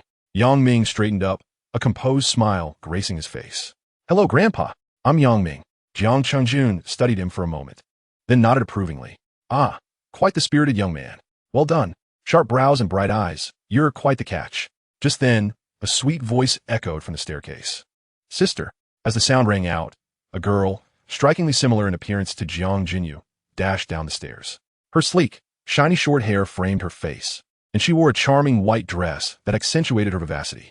Yang Ming recognized her immediately. This must be Jiang Ro. Jiang Ro immediately leaped into Jiang Jinyu's embrace. Sister, what brings you here? I missed you, so I came to see you. Oh, you just said the same thing to Grandpa, didn't you? I heard all. After speaking, Jiang Ro tilted her head towards Yang Ming and asked, Who is this guy? Yang Ming was momentarily taken aback, nearly petrified. He thought to himself, they truly are sisters. What a stark contrast. In Yang Ming's eyes, his sister Jiang Jinyu seemed like an ethereal goddess, untouched by the mundane world. However, as they spent time together, he discovered that she was not as aloof as she appeared. Instead, she radiated warmth and enthusiasm. In contrast, Jiang Ro, while appearing gentle and adorable, struck Yang Ming as nothing more than a spoiled little princess. Observing the bewildered Yang Ming, Jiang Jinyu gently pushed her sister aside and spoke in a slightly stern tone. Don't be rude, Jiang Ro, this is my friend. Surprised by her sister's unexpected reprimand, Jiang Ro quickly composed herself. She extended her hand to Yang Ming, apologetically saying, I'm sorry, brother. I was wrong just now. I'm Jiang Ro, and it's a pleasure to meet you. Hello, replied Yang Ming, taken aback. He looked at Jiang Ro's playful demeanor, momentarily caught between laughter and exasperation, his hand awkwardly suspended in midair as he scratched his head. Noticing this, Jiang Jinyu lightly tapped her sister's head, chiding her for her antics. Jiang Ro stuck out her tongue and hid behind Jiang Chengjun, peeking out and playfully winking at Yang Ming. Jiang Chengjun chuckled and waved his hand, saying, All right, enough teasing our guest. Little Yang, please have a seat and enjoy some tea. He gestured towards the empty spot at the tea table, and Yang Ming promptly expressed his gratitude, carefully placing his travel bag, which contained a blue and white porcelain jar, aside. He sat at the tea table. Jiang Jinyu skillfully brewed a pot of tea and poured it for everyone. As she poured tea for Jiang Chengjun, she smiled and said, Grandpa, Yang Ming has something he would like you to take a look at. Oh, do bring it out. Then, Jiang Chengjun urged. Yang Ming quickly nodded and stood up to open his travel bag, delicately extracting the blue and white jar wrapped in layers of old newspaper. He placed the jar on the tea table in front of Jiang Chengjun, saying, Grandpa, could you please examine this? Jiang Chengjun took the jar and scrutinized it closely.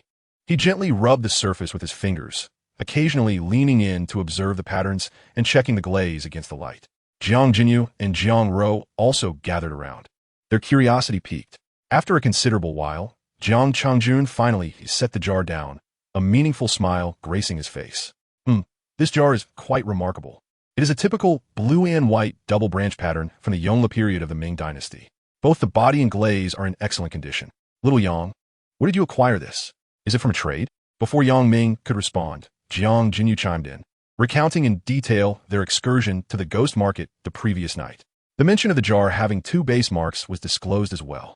Upon hearing this, Jiang Chengjun's demeanor transformed, his eyes involuntarily darting towards Yang Ming, his voice laced with an excitement that was hard to contain. You say this jar has 2 base marks? Quickly, elaborate further. Yang Ming nodded, meticulously recounting the discovery of the 2 base marks along with his analysis. Jiang Chengjun picked up a magnifying glass, leaning over to scrutinize the bottom of the jar once more, occasionally emitting sounds of astonishment. After several minutes, he straightened up, adjusted his reading glasses, and his expression turned solemn. Xiaoyang's analysis is indeed astute. In our line of work, embedded base marks are quite common, but encountering a new one is unprecedented. He paused, a glimmer of realization flashing in his eyes. This blue and white jar must possess significant provenance. It was likely crafted during the Republic era for preservation purposes, thus featuring a contemporary base mark. Upon hearing her grandfather's affirmation, Jiang Jinyu could not help but cast a few more glances at Yang Ming. The shock and delight he brought her were truly overwhelming. Jiang Chengjun took a sip from his teacup and remarked, Xiaoyang, your discerning eye is commendable. Have you previously studied antiques? Grandfather, I have not, Yang Ming replied modestly. I just sensed something was amiss. Perhaps I was merely fortunate. Jiang Jinyu, however, disagreed vehemently. To her, Yang Ming's so-called sixth sense was nothing short of extraordinary. She quickly interjected, Grandfather, don't mind what Yang Ming says. He is simply being humble. In truth, he is an expert in cultural relics. Yang Ming, taken aback, gaped at Jiang Jinyu. She dared not meet his gaze, as her words had been a spontaneous fabrication. Both Jiang Chengjun and Jiang Ro exchanged astonished glances, simultaneously addressing Yang Ming. An expert in cultural relics? Indeed, Jiang Ro's expression shifted from surprise to disbelief. You are a relic expert? Nonsense. Just then, Jiang Jinyu chimed in, Jiang Ro, do you not wish to receive your allowance next month? Jiang Ro instantly donned a flattering smile and continued, I believe. Even if a dog doesn't tea, I certainly do. Brother Yang Ming clearly possesses scholarly prowess. Jiang Chengjun chuckled heartily, scrutinizing Yang Ming with newfound respect. No wonder, no wonder. Such discernment at a young age. It turns out you are a relic expert. Xiao Yang. I happen to have a few items in my shop whose authenticity I am uncertain about. If you wouldn't mind, could you lend your insight? The group, fully aware of the underlying intention, understood this was a test of Yang Ming's abilities. Yang Ming felt a bead of sweat form on his forehead, mentally cursing Jiang Jinyu for putting him on the spot. However, armed with his X-ray vision and treasure appraisal system, he believed he would manage. He forced a polite smile and replied, "Grandfather, you flatter me. I only possess a superficial understanding. We can explore and learn together." Jiang Chengjun, smiling, rose and ventured into the inner room. Moments later, he emerged with 3 brocade boxes. Upon opening them, they revealed an incense burner, a jade rui, and a landscape painting. Yang Ming feigned calmness as he approached the table. Jiang Chengjun wore a benevolent smile, eagerly stating, "Xiao Yang, please take a look at these 3 items." Yang Ming nodded, focusing intently as he utilized his vision to inspect the 3 objects. The first was an incense burner, its form meticulously crafted, exhibiting distinct layers of rust with mottled green patina, a testament to prolonged oxidation. Next, he examined the jade rui. While the carving was exquisite, it bore a slight stiffness. Magnifying it through his insight, Yang Ming unexpectedly discovered minute drill marks at the twists of the cloud patterns. A smile graced his lips, though his expression remained composed as he shifted his gaze to the final piece, a painting. Chapter 27. The willful princess becomes a fan. He pondered the potential consequences of misjudgment. He stepped forward, reaching for the copper incense burner. The moment he grasped it, a system prompt chimed. Item name, Ming Dynasty Double Beastier Schwana Furnace. Grade, Superior. Estimated value, 20 million. Yang Ming was momentarily taken aback, internally astonished that such a humble incense burner could hold such immense value. This revelation reshaped his understanding of the old gentleman's wealth. It was no wonder Jiang Jinyu drove a luxury car to work. Picking up the jade rui beside it, however, did not elicit a prompt, nor did the landscape painting when he lifted it. Jiang Chengjun observed Yang Ming as he finished examining the 3 items and set them down, inquiring with a smile. "Xiao Yang, what do you think? Have you formed an opinion?" Jiang Chengjun nodded repeatedly, interjecting with affirmations. Jiang Jinyu and Jiang Ro listened intently, particularly Jiang Ro, whose initial disdain gradually softened into a more congenial demeanor. The incense burner was indeed genuine, while the jade rui and the landscape painting were replicas. Jiang Chengjun poured some tea into Yang Ming's cup, gently saying, "Xiao Yang, come, sit down and enjoy some tea." Following the earlier discussion, Yang Ming found himself parched and, upon sitting, he lifted the cup and drank eagerly. "Ha, Xiao Yang, could you tell me again what this incense burner is called and its value?" Without hesitation, Yang Ming replied, "This should be the double beastier furnace from the Ming Xuanda period, with a market reference value of approximately 20 million. His precise naming and valuation further solidified his reputation as a connoisseur of antiquities. Ha. Excellent. Truly remarkable. Xiao Yang, your discernment and knowledge are indeed impressive. Truly, heroes emerge from the youth. I, an old man, am in awe. Grandfather, you flatter me." Jiang Jinyu sighed in relief, casting an apologetic yet appreciative glance at Yang Ming. Jiang Ro's eyes widened in astonishment, her mouth agape in disbelief. The earlier disdain had completely evaporated. She sidled up to Yang Ming, curiosity sparkling in her eyes. "Wow, Brother Yang Ming, you are incredible. How did you see that at a glance?" Yang Ming found himself in a rather amusing predicament when questioned. He certainly could not confess to possessing X-ray vision or a treasure appraisal system. Well, it was merely a matter of extensive observation and learning, leading to the accumulation of some experience. Unbeknownst to him, this inadvertently allowed Yang Ming to showcase his abilities. Jiang Chengjun, visibly delighted, slowly remarked, Yang, about that blue and white vase of yours. Grandfather, I would trouble you to handle it." Ha, splendid. The current market price is approximately 2,200,000. Given the exceptional quality of your piece, I shall acquire it from you for 2,600,000. How's that sound? Yang Ming was well aware of the vase's reference value, which the system had pegged at 2 million. He was astonished that Jiang Chengjun offered an additional 60,000. Perhaps it was due to his friendship with Jiang Jinyu that Yang Ming felt compelled to decline. "Grandfather, I am aware of the vase's market value. Kindly consider it at 2 million. Jiang Chengjun, along with Jiang Jinyu and Jiang Ro, paused momentarily, seemingly taken aback by his response. Typically, one would aim to sell at a higher price. Yet Yang Ming not only refrained from inflating the cost, but actually reduced it by 60,000. Jiang Chengjun regarded Yang Ming with newfound admiration. Jiang Jinyu was somewhat touched. She understood that Yang Ming had lowered the price significantly for her sake. Brother Yang, what do you do? Why would you refuse the additional 60,000 my grandfather offered? She leaned closer to Yang Ming, whispering, Are you foolish? This old man is quite wealthy. Why not take it? Yang Ming chuckled at Jiang Rou's candidness, then composed himself as he replied, In business, integrity is paramount. One must not be blinded by money. To cultivate a lasting enterprise, one must be willing to make sacrifices. A win-win situation leads to enduring success.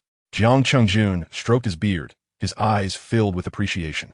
Yang, such a disposition is truly rare. Since you are so resolute, I shall not press the matter further. In the future, should you come across any fine items, do remember this old man. With that, he retrieved a check from his drawer, meticulously filled it out for 2 million, and handed it to Yang Ming. Yang Ming glanced at the check, but refrained from taking it. Grandfather, could you kindly rewrite it as 2 checks, each for 1 million? With a smile, Yang Ming accepted the check with both hands, offering one of the 1 million checks to Jiang Jinyu. She was momentarily stunned, gazing at him in disbelief. Yang Ming waved the check before her eyes. Did we not agree yesterday to split the earnings evenly? Her tears began to flow involuntarily. She had assumed Yang Ming was merely joking, being polite. This was 1 million, and he had handed it to her without a moment's hesitation. She was acutely aware that Yang Ming's family did not possess substantial means, yet he selflessly offered the check to her. His kindness overwhelmed her, leaving her profoundly moved. Jiang Jinyu took out a tissue to dab her eyes, softly stating, I cannot accept this. You should keep it. Yet Yang Ming remained undeterred, his hand holding the check still suspended in the air. Was it not you who took me to the ghost market yesterday to peruse the stalls? Indeed. Did I not mention that any profits should be shared equally? You did. Yang Ming smiled as he fixed his gaze upon Jiang Jinyu. Then you should hastily accept the check. Do you wish for me to become a person devoid of integrity? Jiang Jinyu found herself in a dilemma. With Yang Ming articulating his point so clearly, accepting it seemed improper while declining was equally unseemly. Particularly, Jiang Rou's eyes sparkled with admiration as she looked at Yang Ming. In Chapter 28, the affluent third-generation Jiang sisters find themselves in a predicament. Jiang Jinyu extended her hand and took the check placed before her. Thank you, Yang Ming. I have accepted it, but now I am returning it to you. Consider a loan for me. You mentioned wanting to buy a larger house for your parents. Once you are in a more comfortable financial position, you may repay me, all right? Yang Ming genuinely needed to change residences, and the 2 million, combined with the over 1 million he possessed, could indeed secure a modest home. Observing the earnestness in Jiang Jinyu's eyes warmed his heart. Realizing that further refusal would only seem pretentious, he accepted the check and tucked it into his pocket. Very well. I promise to return the money as soon as I finalize the house arrangements. Beside them, Jiang Chengjun clapped his hands in delight, his eyes brimming with approval. Excellent. Yang Ming, my young friend, not only are you loyal and righteous, but your filial piety is commendable. Jiang Rou leaned closer to Yang Ming, her large eyes sparkling with excitement. Yang Ming Gij, could you take me to the ghost market next time?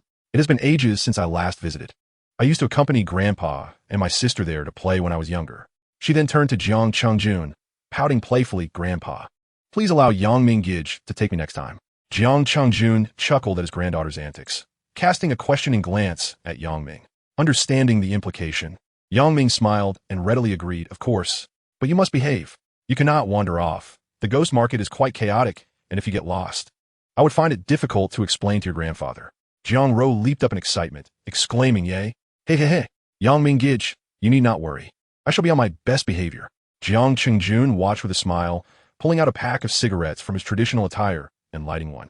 Yang Ming's eyes widened, and he instinctively swallowed hard. The old man soon realized, chuckling heartily, my dear young friend, I apologize. I mistakenly assumed you did not smoke. It was my oversight. He then offered Yang Ming a cigarette from the pack. Without hesitation, Yang Ming accepted it, igniting it and taking a deep, satisfying drag. The smoke enveloped him momentarily before he reluctantly exhaled. Upon opening his eyes, he noticed the 3 curious gazes directed at him and offered an awkward smile. I thought Grandpa didn't smoke, and I felt somewhat embarrassed to smoke in front of you, but it was quite unbearable. This comical display elicited hearty laughter from the Jiang family trio. Jiang Qingjun held Yang Ming in high regard, and it became evident that Yang Ming indeed possessed genuine capability. The way he referred to him shifted from young Yang to young friend Yang Ming. Jiang Qingjun tossed another cigarette to Yang Ming. As it appeared, they both had been holding back for quite some time. After a lengthy conversation, Yang Ming, filled with curiosity, inquired, "Grandfather, I have heard that you often set up a stall at the ghost market in your younger days?" Upon hearing this, Jiang Qingjun's gaze, accompanied by the smoke curling from his fingertips, drifted into the distance. "That was over a decade ago. I was once a professor of history before my retirement, and my late wife departed this world far too soon.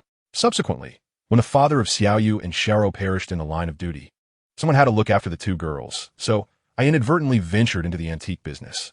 At this juncture, Yang Ming could distinctly perceive the glimmer of moisture in the eyes of the three generations. Jiang Qingjun extinguished his cigarette in the ashtray and continued, "In my youth, I had a penchant for studying such artifacts. Initially, I earned only a modest sum, but fortune smiled upon me at the ghost market, and I stumbled upon a remarkable find.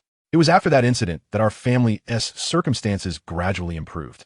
Yang Ming listened intently, realizing that Jiang Jinyu's childhood living conditions were not particularly favorable either. Her father's sacrifice for duty was mentioned, yet her mother remained unspoken of, hinting at untold stories beneath the surface.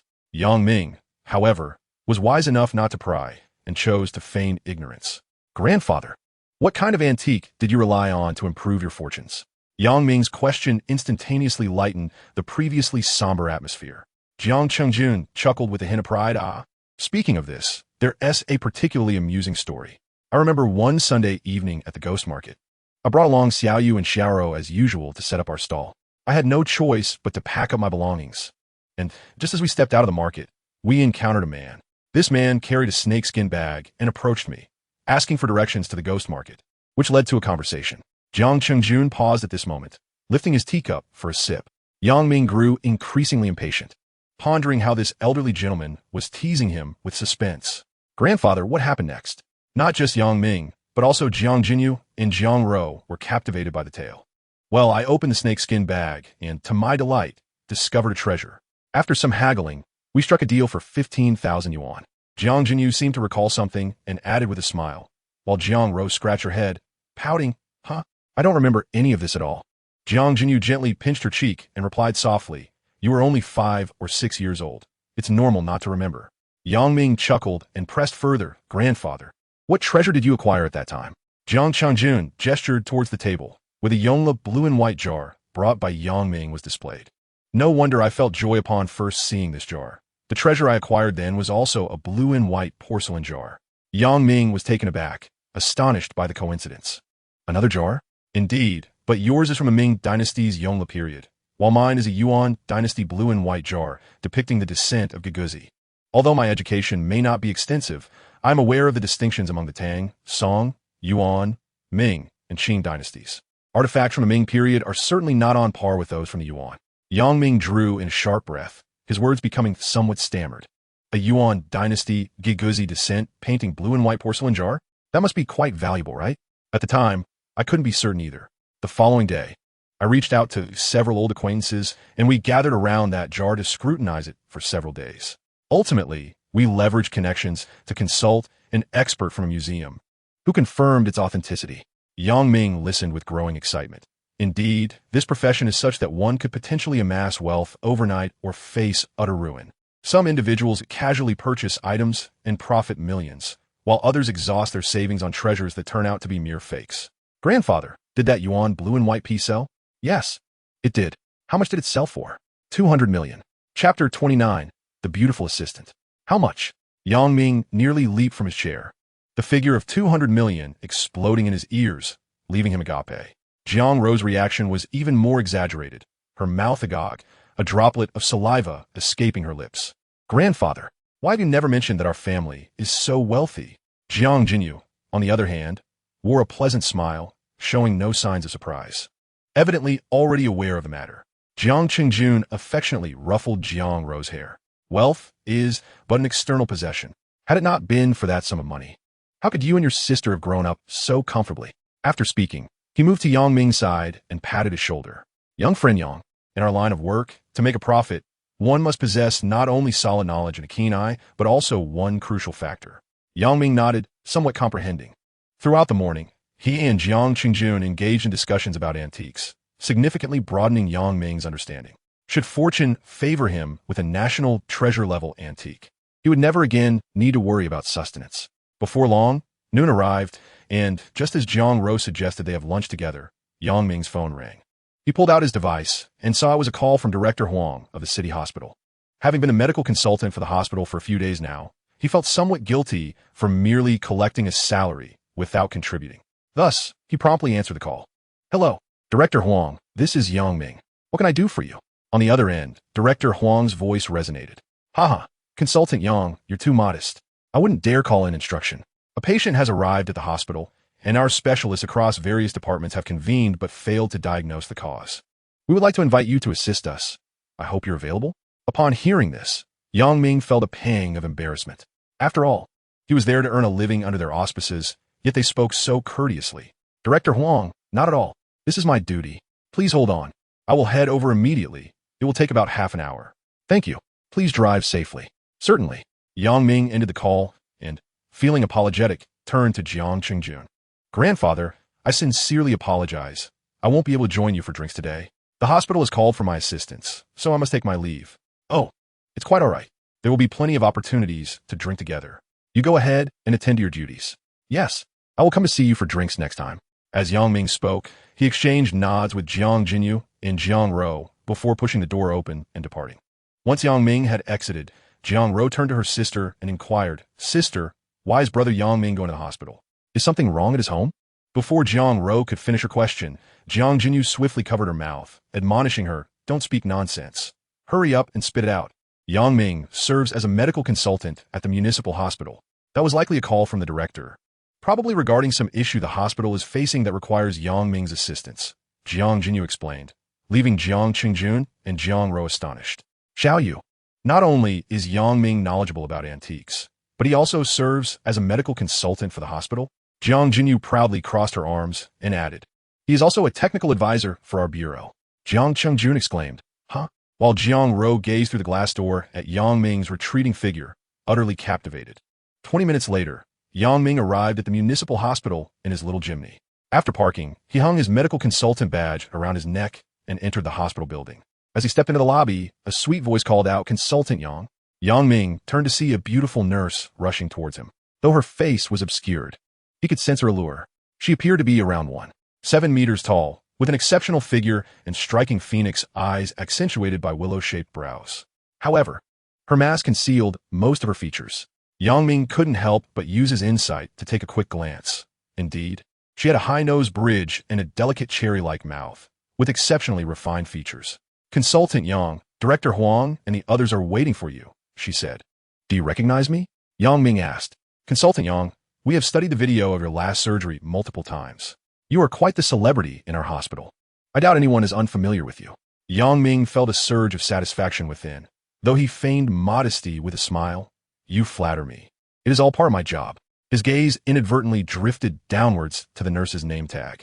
The beautiful nurse, noticing his gaze, felt a rush of warmth to her ears. Peng Yuran, she finally realized, feeling slightly embarrassed as she said, Consultant Yang, I am Peng Yuran, assigned to you by Director Huang as your assistant. Yang Ming felt somewhat euphoric. A mere alleyway dweller paired with such a stunning assistant. He silently praised Director Huang for his excellent judgment, thinking, what a clever old fellow. Well, I appreciate your efforts, he replied. It's no trouble at all. It's my duty. Please follow me, Consultant Yang. Peng Yuran gestured for him to follow her to the elevator. As the elevator ascended, it finally stopped on the 8th floor. Yang Ming followed Peng Yuran out of the elevator towards the consultation room in the corridor. Upon arriving, he immediately spotted a familiar face. Zhou Xiaoquan noticed Yang Ming as well and took a few steps forward to extend his hand. Yang Ming, recognizing him, quickly stepped forward to shake his hand. Mr. Zhou, what brings you here?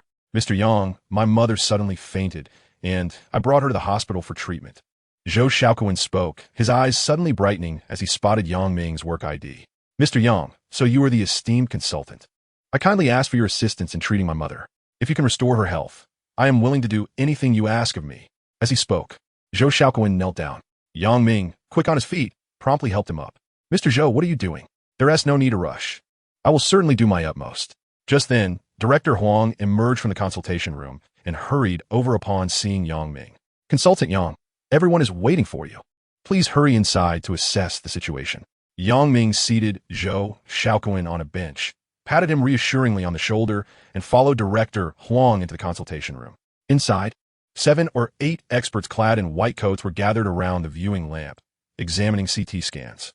Upon Yang Ming's entry, 2 of them immediately greeted him. Consultant Yang. He returned their salutation politely. Hello. These 2 were the very specialists who had previously engaged in a debate with him. The others showed little courtesy, remaining seated without rising. Chapter 30. A familiar face again. Perhaps they still harbored doubts about his expertise or wished to assert their authority. Yang Ming paid no heed to their demeanor. He turned to Director Huang and called out, "Please, enlighten us on the patient condition."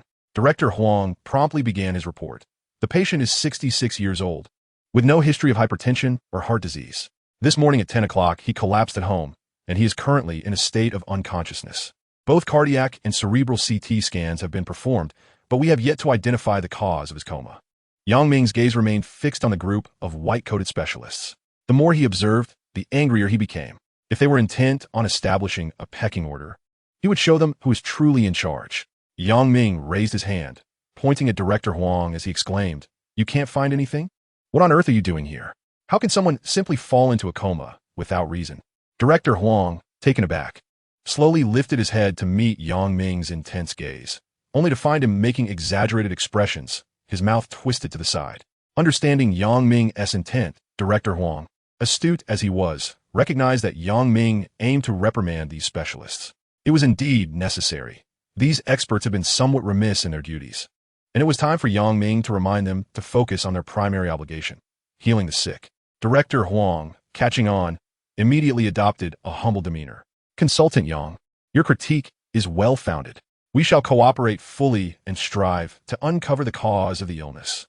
He then surveyed the remaining seated experts, his voice suddenly turning stern. Stand up. Did you not hear Consultant Yang speaking? The faces of several experts shifted, reluctantly rising to their feet. Among them, a middle-aged man wearing gold-rimmed glasses sneered. Consultant Yang, clinical diagnosis relies on rigorous medical logic, not on outbursts of temper. Before he could finish, Yang Ming thundered silence. Then, his gaze swept across several individuals like a torch. How many hours have you all spent examining this case? What issues have you uncovered? After Yang Ming spoke, he proceeded towards the patient room. Pang Yiran quickly followed, opening the door to the ward before Yang Ming could reach it. Dean Huang pointed at each of them in turn, saying, "You all, what can I say about you? Why are you still dawdling? Step inside and observe how Consultant Yang handles this." Several experts followed closely behind Dean Huang into the room. Yang Ming stood before the hospital bed, glanced around, and then turned to ask, "My apologies, everyone. I was rather anxious earlier." It's a classic case of giving one a slap before offering a sweet date. However, it certainly proved effective, as several white coats nodded in agreement. Yang Ming caught a glimpse of Pang Yiran, noticing her gaze fixed upon him, which stirred a certain thrill within him. She had once again made him appear impressive. In a hushed tone, Yang Ming inquired, "In our usual encounters with such cases, what issues might lead to a patient suddenly fainting or lapsing into a coma?" This scenario typically suggests cerebral vascular disorders, cardiac arrest, hypoglycemic coma, drug intoxication, or metabolic diseases that induce unconsciousness. Yang Ming's inquiry stemmed from his desire to ascertain where to direct his focus. Otherwise, scanning the entire nervous and vascular systems would be an immense waste of time and effort. He also intended to engage with these experts, leaving their comprehension to their own capabilities. Now, who would like to analyze where the root cause of this patient's condition likely lies? A brief silence enveloped the ward. After a moment, Dean Huang raised his right hand and stepped forward. "Consultant Yang, allow me to volunteer for this question." Yang Ming nodded slightly in agreement. The patient's vital signs are currently stable. Cardiac arrest is unlikely, and the CT scan indicates her heart is in excellent condition. Hypoglycemia would not result in such an extended state of deep unconsciousness, and we have ruled out the possibility of metabolic disorders through blood tests. As Dean Huang spoke, Yang Ming raised his hand to halt him. "Dean Huang, based on your assessment, the cause of this condition still resides within the brain, correct?" Dean Huang paused, then nodded. "My assessment indeed suggests a cerebral origin. However, we have reviewed the brain CT and found no abnormalities." Yang Ming ceased his inquiries and approached the bedside, grasping the patient's wrist to take her pulse. This was largely a demonstration for the others, as he had already activated his X-ray vision, commencing a comprehensive scan of the patient's head. As the examination deepened and magnified, intricate networks of nerves and capillaries became visible within Yang Ming's sight. Approximately 5 minutes later, beads of sweat began to form on his forehead. Observing this, Peng Iran promptly produced a tissue, stepping into her role as an assistant. As his concentration heightened, Yang Ming gradually began to feel fatigued. Approximately 10 minutes later, Yang Ming, utilizing his skills of perception, finally discerned the root cause of the ailment. Within the blood vessels located 3 inches behind the patient's left ear, he discovered a small thrombus that was exerting pressure on nerves. Peng Iran promptly assisted him, ensuring the patient was seated comfortably in a chair. Despite Peng Iran's constant efforts to wipe away the sweat, Yang Ming found his attire thoroughly drenched. The experts present were taken aback by this spectacle. They had not anticipated that merely taking a pulse would result in such perspiration. After a brief pause, Yang Ming addressed Peng Iran, saying, "Iran, please fetch me a few silver needles and also bring the patient's brain CT scan." As soon as he finished speaking, several experts clad in white coats stepped forward, exclaiming, "Consultant Yang, Assistant Peng, please take a moment to rest. We will retrieve it for you." They hurriedly exited the ward. 2 minutes later, they returned with a box of silver needles and the patient's CT scan in hand. Yang Ming accepted the silver needles and CT from the panting experts. After inserting the CT into the viewing light, he called out to the assembled group, "Come, gather around and take a look." Instantly, 7 or 8 white-coated figures, including Director Huang, surrounded him. Yang Ming glanced at the crowd and, retrieving a pen from one of the experts' pockets, pointed to the area on the CT corresponding to the thrombus. "Examine this closely. The frontal view of the CT precisely overlaps with the cartilage near the patient's ear." He then directed the pen tip towards the lateral view of the head's CT image, asking, "Now, observe this area. What do you see?" In Chapter 31, The Holy Hand of Traditional Medicine, the experts leaned closer to the viewing light, squinting as they scrutinized the images. After a moment, a middle-aged man with gold-rimmed glasses suddenly widened his eyes in realization. Here, there's a small shadow. Previously, we assumed it was merely a projection of the cartilage." The other experts quickly caught on, their faces nearly pressed against the CT. They began murmuring excitedly among themselves. "Indeed, how did we not notice this earlier? The shadow is exceedingly small and located in such a tricky position." At this juncture, the bespectacled expert began to speak, but before Director Huang could respond, Yang Ming interjected with indignation. "What nonsense! Are you suggesting I should take a small hammer and chisel to your head? Would you find that agreeable?" The expert stammered. "Then what are we to do?" Yang Ming turned to face him, his expression turning serious. "Kindly maintain professionalism while at work." The expert's countenance soured, resembling someone who had just consumed something distasteful, but gradually softened after a moment. Yang Ming, unfazed by their disdain, had no intention of indulging them. "Consultant Yang, what should we do now?" the expert asked with a sheepish grin that resembled a grimace. Yang Ming, momentarily taken aback by the expert's expression, nearly laughed aloud. Not one to hold a grudge, he stood and gently patted the expert on the shoulder. He then extracted 2 silver needles from a box, tucked it into his pocket, and casually retrieved a lighter. Peng Iran perceptively pushed a small cart from the corner, retrieving the alcohol lamp from beneath. Yang Ming glanced at the cart and then at Peng Iran, offering a smile of gratitude. "Thank you. It's my pleasure." Yang Ming ignited the alcohol lamp with a lighter and took a silver needle, holding it over the flame to sterilize it. He then gently cradled the patient's head and activated the imaging device to locate the blood clot. After pinpointing the precise location, he carefully inserted the needle with 3 fingers. The needle tip approached the small blood clot, a mere 2 centimeters away, and Yang Ming took his time, taking over 10 minutes to ensure accuracy. In the current tense atmosphere, Peng Iran dared not wipe the sweat from Yang Ming's brow. Any deviation in the needle's position could lead to disastrous consequences. Silence enveloped the ward as everyone held their breath in anticipation.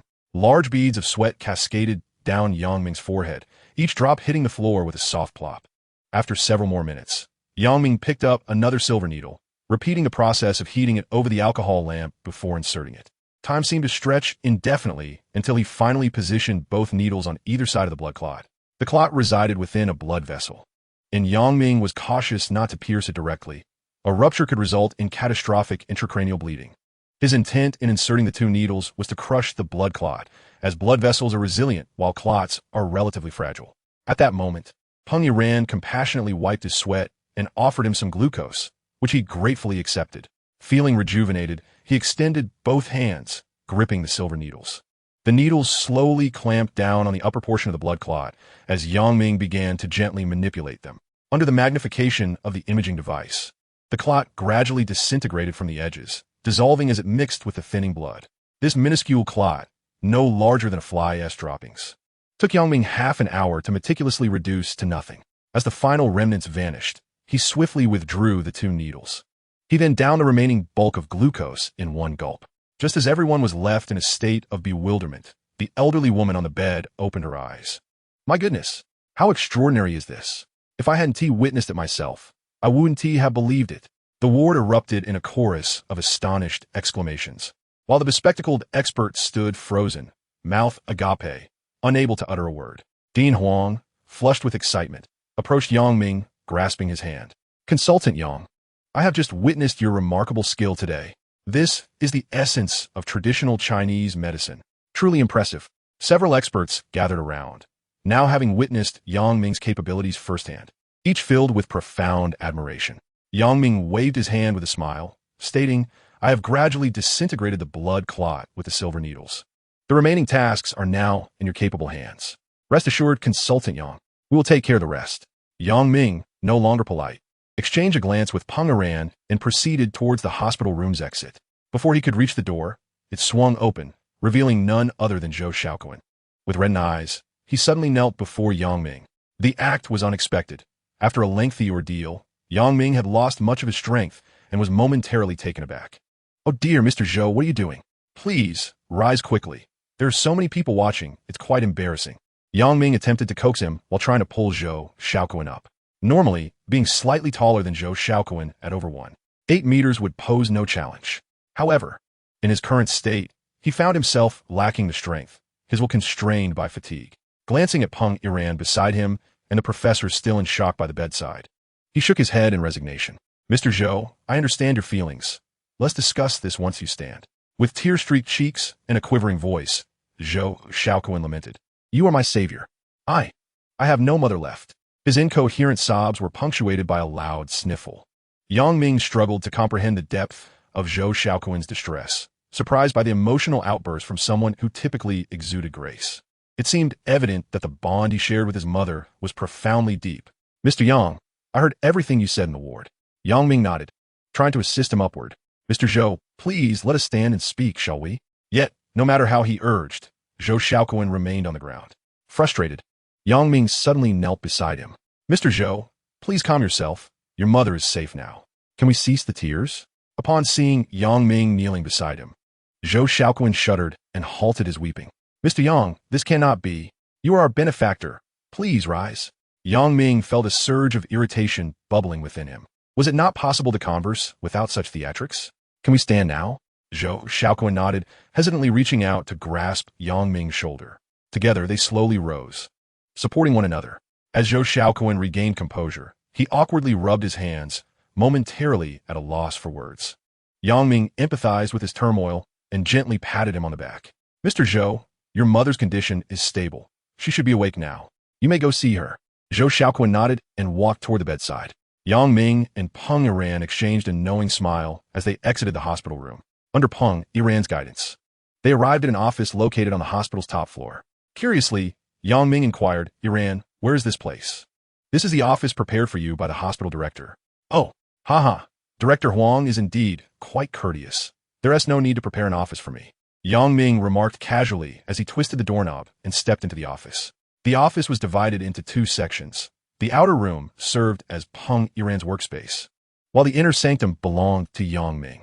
The decor was remarkably minimalist, adorned entirely in white, including the office furniture within. In one corner stood 2 potted green plants, and a grand floor-to-ceiling window showcased a panoramic view of the cityscape. Yang Ming paced around the room, his gaze sweeping across the space until it settled on the nameplate atop the desk, Chief Medical Consultant. A smile graced Yang Ming's lips. He found this office quite appealing. Though he might only visit a handful of times each month, it was a testament to Director Huang's sincerity. This level of accommodation, Peng Yiran, Standing nervously by the door, inquired Consultant Yang, "Are you dissatisfied?" Yang Ming chuckled and shook his head. "Not at all. I truly admire the decor. However, I fear my infrequent visits may render it somewhat wasteful."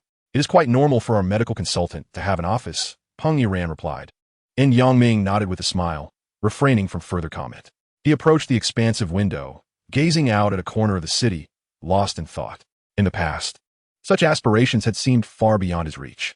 Yet now, with his extraordinary insight, he had achieved in mere days what others might only dream of in a lifetime. Instinctively, he reached into his pocket and retrieved a half-pack of cigarettes, extracting one to place between his lips. Just as he prepared to light it, he suddenly remembered he was in a hospital. As he was about to remove the cigarette, a delicate hand appeared, holding a lighter that flickered to life. "This is your private space. It's perfectly fine," Peng Yiran said. Yang Ming turned, nodding in gratitude, and brought the cigarette to the flame. With a smile, Peng Yiran extinguished the lighter and thoughtfully placed a transparent glass ashtray on the edge of the desk. Yang Ming felt somewhat unaccustomed to having such a beautiful and alluring nurse as his assistant, yet he found it agreeable. Noticing the elegant lighter in Peng Yiran's hand, he inquired, "Do you smoke as well? Care for a cigarette?" He offered one from the pack. Peng Yiran paused for a moment, then chuckled softly.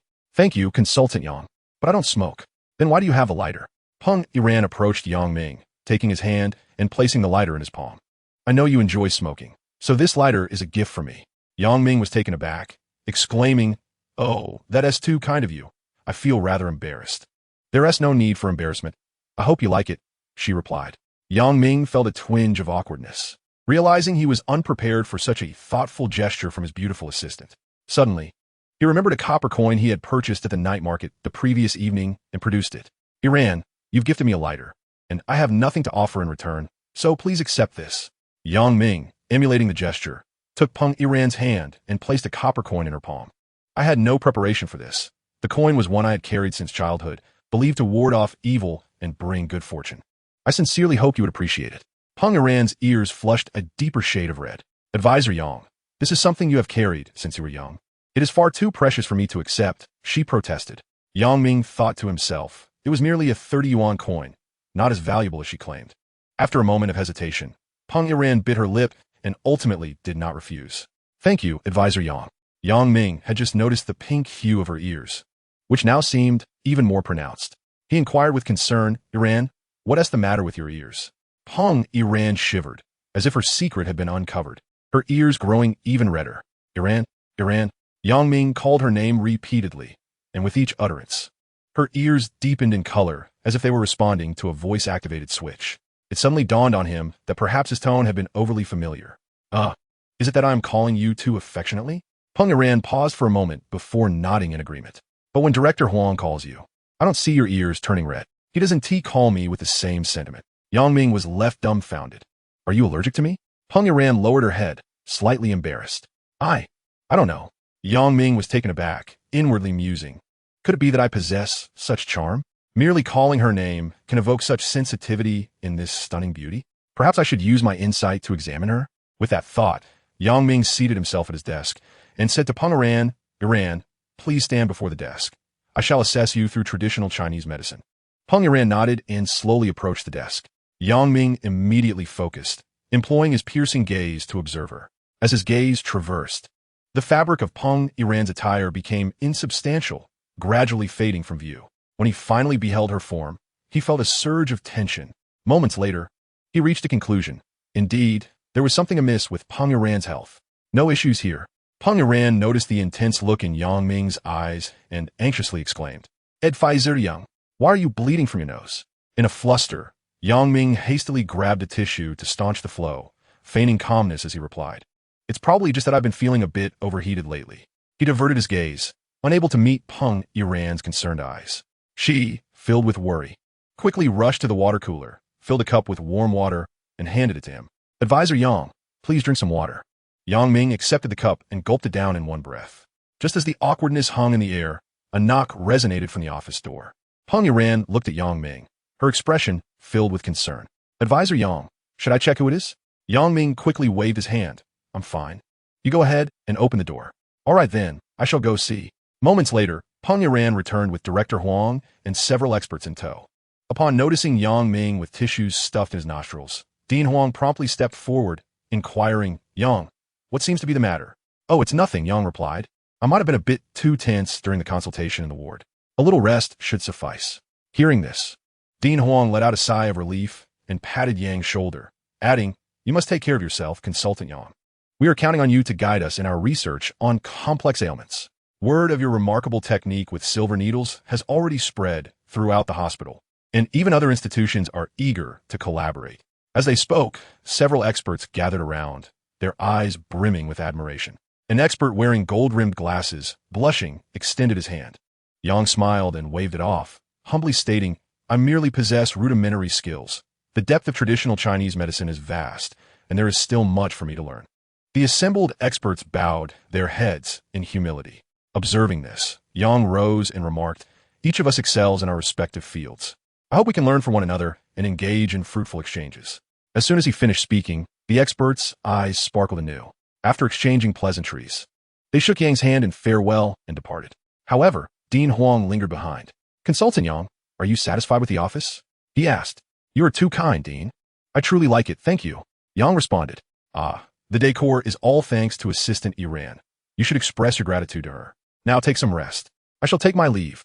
Yang courteously escorted Dean Huang out of the office, understanding the importance of maintaining formalities with his superior. Once Dean Huang's figure disappeared down the corridor, Yang turned to Assistant Peng Iran and said, "Thank you, Assistant Peng." Iran suddenly froze, a wave of disappointment washing over her. It's nothing." Yang, perceptive to her unusual demeanor, teased, "Are you unsure whether to address me as Consultant Yang or simply Yang Ming?"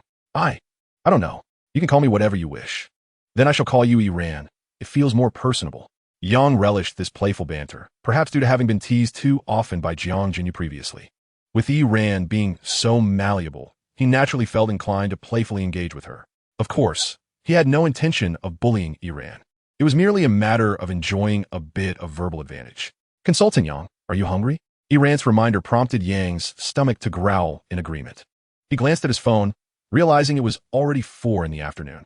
Originally, he had planned to dine with old Master Jiang, but amidst the busyness, he had missed lunch entirely. "Iran, from now on, just call me Yang Ming. Being addressed as Consultant Yang all the time is aging me prematurely. I'm only 20 this year." Iran's eyes widened for a fleeting moment before she regained her composure, an instant that Yang observed keenly. "Iran, do you doubt my age?" he inquired. Iran hastily clarified, "No, that's not it. I'm astonished by how accomplished you are at such a young age." "Hee. Just how impressive am I? My prowess extends far beyond what you see. There are numerous facets to my capabilities." "I believe so." Yang Ming's smile nearly stretched to his ears. "However, please refrain from addressing me so formally. I am not fond of it." "Very well. I shall amend my ways." Yang Ming, sensing the moment to retreat, suppressed his somewhat frivolous grin. "Is there anything to eat at present? I didn't feel it earlier, but I am indeed rather hungry now. What would you like to eat? I am quite flexible and not at all picky."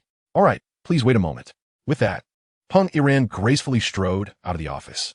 Approximately 5 minutes later, a knock echoed at the door. Standing at the threshold was not Peng Iran, but Zhou Xiaoquan. "Advisor Yang, I hope I am not intruding," he said apologetically. Yang Ming promptly shook his head and ushered him inside. "What brings you here, Mr. Zhou? Do you require something from me?" Zhou Xiaoquan displayed a gentlemanly smile, in stark contrast to his previous disheveled appearance in the hospital. "Advisor Yang, I have come primarily to express my gratitude once again. I am truly thankful." This time, Zhou Xiaoquan did not kneel, but rather bowed sincerely to Yang Ming. Yang Ming did not decline the gesture. After a brief moment, he assisted Zhou Xiaoquan back to his feet and invited him to take a seat. "Mr. Zhou, I can sense your profound love for your mother. I merely did what I ought to do. I accept your gratitude, but you need not dwell on it." Zhou Xiaoquan nodded in agreement. "Indeed, I feel significantly more at ease now. However, Advisor Yang, you have genuinely astonished me. I had no idea you were a medical consultant." Yang Ming humbly retrieved a cigarette from his pocket and offered it to Zhou Xiaoquan. "It's merely a stroke of fortune." Observing that Zhou Xiaoquan only held the cigarette between his fingers, Yang Ming used his lighter to ignite it. "This office is my private domain. Feel free to smoke." Zhou Xiaoquan smiled lightly, relaxing his demeanor as he took a drag. The two engaged in conversation while smoking. Yang Ming exhaled a plume of smoke, chuckling, "Indeed, we are quite fated to meet. Advisor Yang, How old are you this year? I am 20. Zhou Xiaoquan expressed surprise. So young? Yang Ming extinguished the cigarette in the ashtray. Why do you say that? Do I appear older? Zhou Xiaoquan, feeling somewhat awkward, quickly replied. No. That's not what I meant. I simply did not expect someone so young to be a medical consultant. Perhaps it is due to my considerable talent. Yang Ming jested.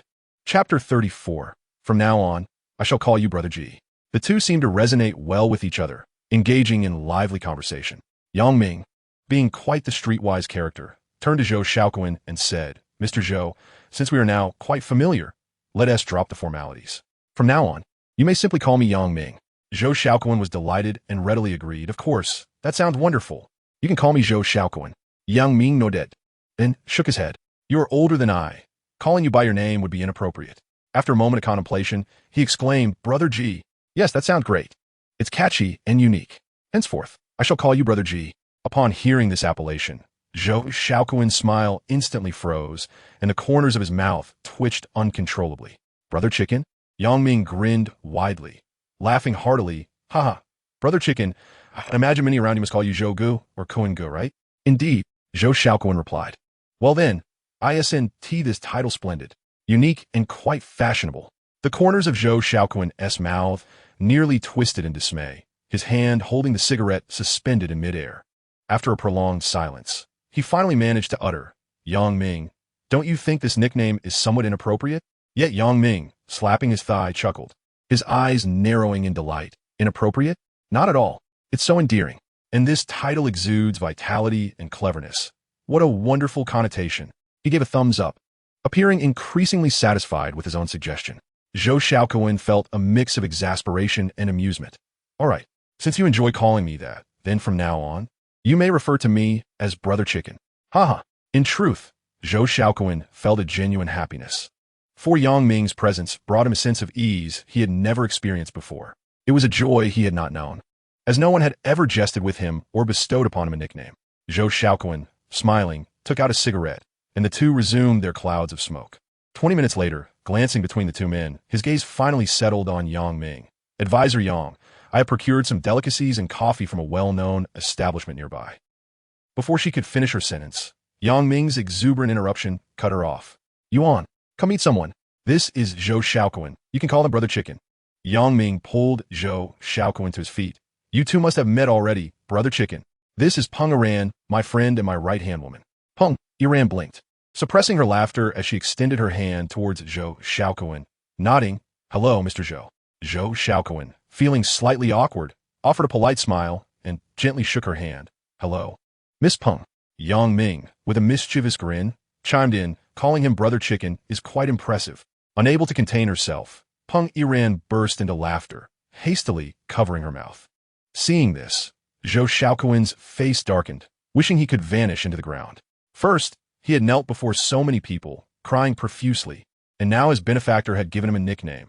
Today truly felt like an embarrassment of epic proportions. Noticing Zhou Xiaoquan's sour expression, Yang Ming ceased his teasing.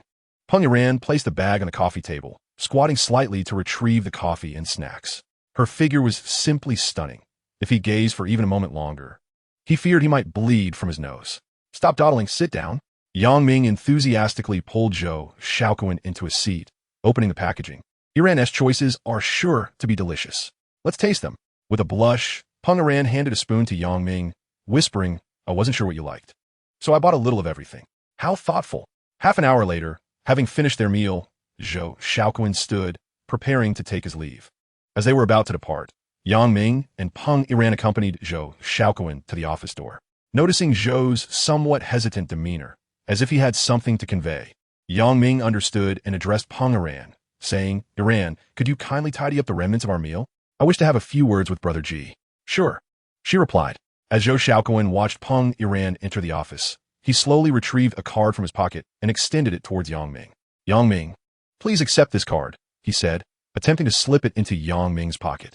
Yang Ming frowned, his tone losing its earlier warmth. No. What do you mean by this? Zhou Xiaoquan's face flushed, his voice lacking confidence. It's nothing much, merely a token of my gratitude.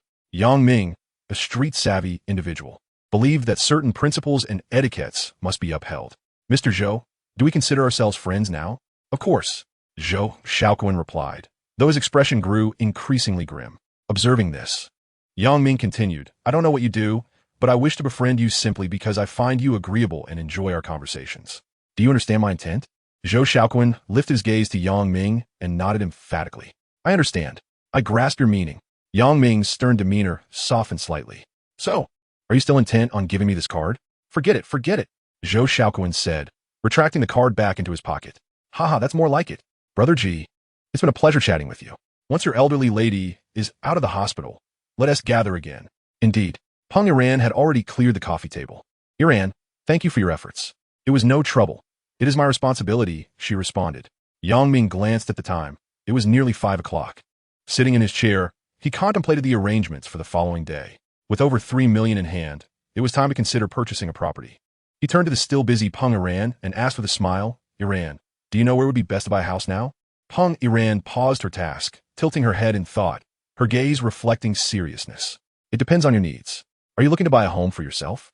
Yes. I wish to buy one for my parents. Our family of 3 is still cramped in a small house in the alley. Buying a house now is indeed wise. Property values are bound to rise significantly in a few years. What is your budget? Chapter 35. This Range Rover is quite spacious. Over 3 million. Properties in the city center have the highest potential for appreciation, but they are also the most expensive. With 3 million, you might not acquire anything substantial. Yang Ming furrowed his brow in contemplation. Do you have any better suggestions? Nanjing District is also a good option. It is said that development will head in that direction. With 3 million, you could secure a decent property there. Yang Ming nodded, suddenly curious about Peng Iran's knowledge. Iran, how do you know so much about this? Peng Iran paused for a moment before breaking into a sweet laugh. Oh, it just so happens that I have relatives working in the real estate industry, so I am relatively well informed. However, Yang Ming did not pay much attention to her reaction and continued, are there any properties available that one can move into immediately? Yes, there certainly are, but they are likely older communities. Why? Are you in a hurry to move? Yang Ming was not particularly anxious. Yet the thought of having the developer use his own funds to build the house he intended to purchase felt somewhat unjust. When do you have a break? If you find the time during your break, would you accompany me to look at some houses and offer your advice? Of course, my schedule entirely depends on you. If you don't come to the office, then I will take a break. Yang Ming looked at Peng Iran in astonishment. Wow, I thought my job was quite flexible, but I didn't expect yours to be the same. Indeed, that's right, she replied with a chuckle. Yang Ming immediately clapped his hands together. That's wonderful. I've decided not to come in tomorrow. If anything urgent arises, Director Huang will call me. How does tomorrow work for you? That's fine. I will wait for your call. After finalizing their plans, Yang Ming began tidying up. Although the office was already clean, he relished the feeling of collaborative labor. At 6 in the evening, Yang Ming and Peng Iran left work together. Having removed their masks, Peng Iran initially expected Yang Ming to react with astonishment at her beauty. Yet he appeared quite natural. She felt an inexplicable sense of disappointment, unaware that Yang Ming had already admired her beauty numerous times. Moreover, his gaze extended beyond just her face. Where do you live? Would you like a ride? Peng Iran's lips curled into an uncontrollable smile as she happily responded, sure. Yang Ming led her towards the parking lot. As they approached the parking area, a voice called out to them. Yang Ming, Iran. They turned towards the sound to find Zhou Xiaoquan. Yang Ming greeted him with a smile. Brother G, what brings you here? I was waiting for you both. May I treat you to dinner? Yang Ming glanced at Peng Iran with a grin. Sure, haha. Let us take your car. I've never been in a Land Rover. No sooner had he spoken than Zhou Xiaoquan tossed the car keys to Yang Ming. You drive. Experience it for yourself. Yang Ming, unhesitant, gestured to Peng Iran get in. He then opened the door and took a seat. Peng Iran did not hesitate either, gracefully sliding into the vehicle. Yang Ming promptly started the engine, accelerating forward. Zhou Xiaoquan stood dumbfounded. After a moment, he regained his senses and shouted, Yang Ming, wait for me. I haven't gotten in yet. Inside the car, Yang Ming was nearly in stitches, glancing at Zhou Xiaoquan in the rearview mirror, reveling in the moment. Peng Iran in the back seat burst into cheerful laughter. Haha, Yang Ming. You did that on purpose, didn't you? Yes, I did it intentionally, especially since he was planning to deliver a car to me today. Peng Iran smiled silently, enjoying the playful banter.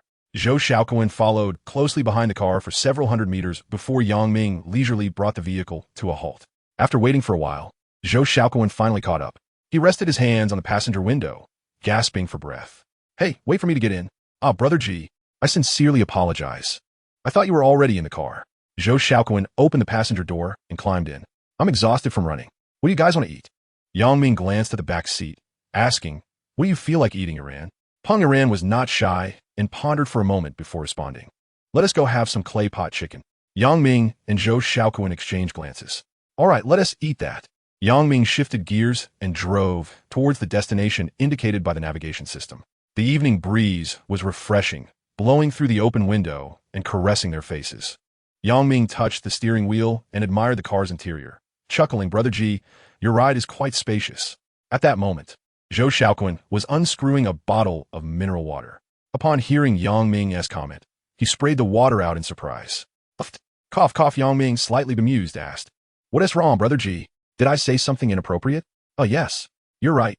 Yang Ming focused on driving, but couldn't he suppress the smile curling at the corners of his mouth. Zhou Xiaoquan, observing Yang Ming, understood he was intentionally making a joke. Yang Ming cast an incredulous glance at the passenger seat, never anticipating that such a rather risque remark would come from Zhou Xiaoquan.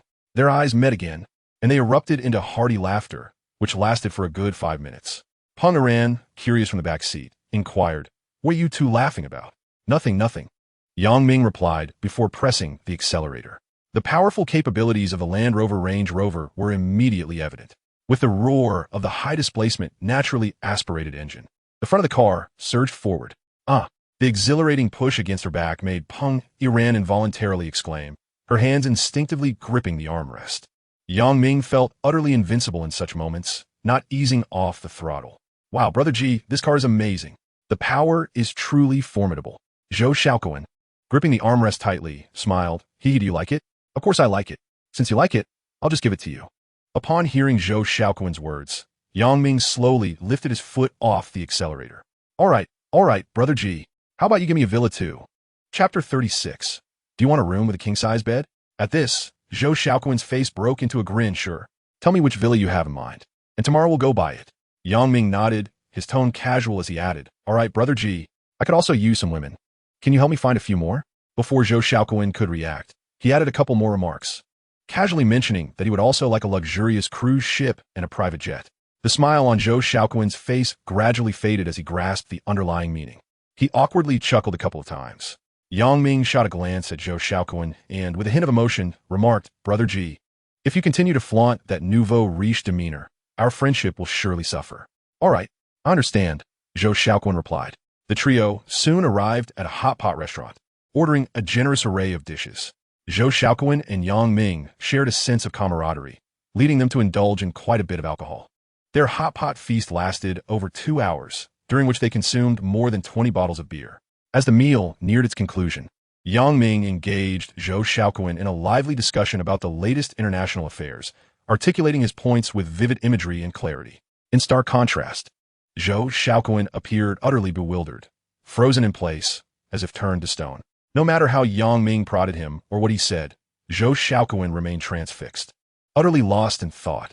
He had never imbibed so much beer before, to the extent that he dared not move his head, for any slight tilt would cause the beer to spill from the corner of his mouth. Unbeknownst to Yang Ming, Peng Iran observed the scene with keen clarity. The entire dinner had nearly driven her to fits of laughter. Feeling inspired, she discreetly took several photos with her phone. After the meal, Peng Iran found herself in a quandary, gazing at the two intoxicated men. Zhou Xiaoquan was completely out of it, but fortunately, Yang Ming retained some semblance of awareness. Yang Ming, are you all right? She inquired. Yang Ming, with bleary eyes, looked around and replied, I'm good. Let us pour another round. Just me and you. He reached for the half-full beer bottle on the table, preparing to refill his glass. Peng Iran swiftly snatched the bottle away. No more. Your Brother G has already lost it. Yang Ming's eyes wandered as he surveyed the surroundings. When he spotted Zhou Xiaoquan slumped over the table, he broke into a smug smile. Oh, little Brother G, what a situation. Yang Ming, can you help me lift Brother G? Peng Iran asked. Yang Ming immediately gave an affirmative gesture and, albeit unsteadily, stood up. Normally, he had a commendable tolerance for alcohol.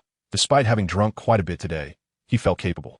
After settling the bill, Peng Iran and Yang Ming, one on each side, hoisted Zhou Xiaoquan out of the restaurant. Once outside, Peng Iran faced yet another dilemma: how to accommodate these two for the night. She had no idea where Yang Ming and Zhou Xiaoquan lived. Observing the rambling Yang Ming and the silent Zhou Xiaoquan, she shook her head in resignation. Her gaze began to wander, and suddenly, it lit upon a nearby hotel. Though it appeared rather ordinary, it was the only viable option at that moment. Yang Ming, hold on a bit longer. There's a hotel up ahead, Peng Iran said, reaching out to help Yang Ming up the steps. As Yang Ming stood, he wrapped his coat tightly around himself and exclaimed, Iran, what are you planning? Why take me to a hotel? I'm still a novice. Peng Iran was utterly bewildered, her complexion alternating between shades of deep crimson and pallid hues. However, she had little time to ponder as she, alongside Yang Ming, hoisted Zhou Xiaoquan and trudged towards the nearby hotel.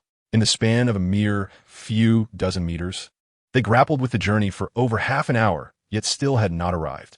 It appeared that a chemical reaction was occurring within Zhou Xiaoquan's stomach. For after only a few steps, he emitted a cacophony of sounds. Huh. Wow. Wow. Wow. Ugh. The verdant landscaping along the path must have never anticipated such a baptism of beer. As the hotel drew nearer, a flicker of hope ignited within Peng Iran's heart. Iran, wait a moment. I need to relieve myself first, Yang Ming announced, seamlessly unzipping and proceeding to urinate by the greenery with remarkable nonchalance. Peng Iran was rendered speechless, caught off guard, and hastily turning her gaze away. Men and women alike are often driven by an insatiable curiosity towards the unknown, compelled by this intrigue. Peng Iran covered her face with her hands and slowly turned her head. Peering through the gaps between her fingers, she sought the whereabouts of Yang Ming, only to find a puddle of urine in his stead, devoid of his presence. A pang of panic surged through her, prompting a frantic search. After a brief moment of tension, she finally exhaled in relief. At that moment, Yang Ming had sprinted to the entrance of the hotel, perching atop a stone lion and waving at her. Naturally, Peng Iran seized the opportunity to capture a few photos with her phone. With great effort, she assisted Zhou Xiaoquan to his feet, and they made their way towards the hotel's grand entrance. Inside the lobby, Peng Iran supported Yang Ming with one arm, while aiding Zhou Xiaoquan with the other, standing before the reception desk. Madam, do you have any rooms available? A middle-aged woman glanced up from her phone, surveying the trio with a knowing smile. I presume you desire a room with a queen-size bed? The instant blush that spread across Peng Iran's cheeks was palpable as she exchanged a glance with Yang Ming and stammered. We would like 2 rooms. The woman assessed Peng Iran and Yang Ming, then cast a glance at the unconscious Zhou Xiaoquan, her understanding evident. Ah, I see. You require 2 adjacent rooms. Yes? Peng Iran felt an overwhelming urge to find a hole to hide in, wishing to avoid further explanation. Yes, that will suffice. 10 minutes later, the woman had completed their check-in process. As she observed the trio's retreating figures, she murmured to herself, how enviable. After much effort, Peng Iran finally managed to get the 2 inebriated individuals into their room. By now, she was utterly exhausted, taking a considerable time to rest before rising from her chair. Facing the sight of their soiled garments, she summoned all her resolve to remove their outer clothing. That night had indeed taken a toll on Peng Iran. The following morning, sunlight streamed through the curtain's crevice, illuminating the room. Zhou Xiaoquan stirred awake, his head pounding as he attempted to sit up, only to discover that someone was sprawled across him. Rubbing his eyes, he peered down, and the sight that met him was startling. He sprang directly out of bed, exclaiming, "What the hell?" Yang Ming. Chapter 37. The Evil of Capitalism. Zhou Xiaoquan's startled cry echoed through the room, jolting Yang Ming awake, his bleary eyes fluttering open. His hair was tousled like a bird's nest, and drool lingered at the corner of his mouth, remnants of a perfect dream. He glanced at Zhou Xiaoquan, mumbling, "Brother G, why are you shouting so early in the morning?" Before he could finish, he suddenly sensed something amiss. Sitting up abruptly, "Wait, why am I in your bed?" The 2 exchanged a terrified glance, their faces awash with fear. Zhou Xiaoquan clutched the blanket, recoiling as if guarding against a thief. Yang Ming, you didn't do anything to me last night, did you? Yang Ming waved his hands frantically, his voice rising in pitch. "Heaven and earth, if I did anything to you, I would." The 2 immediately lowered their heads, beginning to inspect their states, and after a moment, they both let out long sighs of relief. Just then, the door swung open, and Peng Iran entered, carrying several bags. Upon seeing the tense scene, she paused for a moment, then blushed and laughed. "What are you 2 doing? Engaging in a standoff?" Yang Ming and Zhou Xiaoquan turned to her in unison, hastily diving under the covers. Peng Iran stifled her laughter, placing the bags on the table. "You both got utterly drunk last night. I had no choice but to put you together. But this is a standard room. There are clearly 2 beds." Why are you both sleeping in one?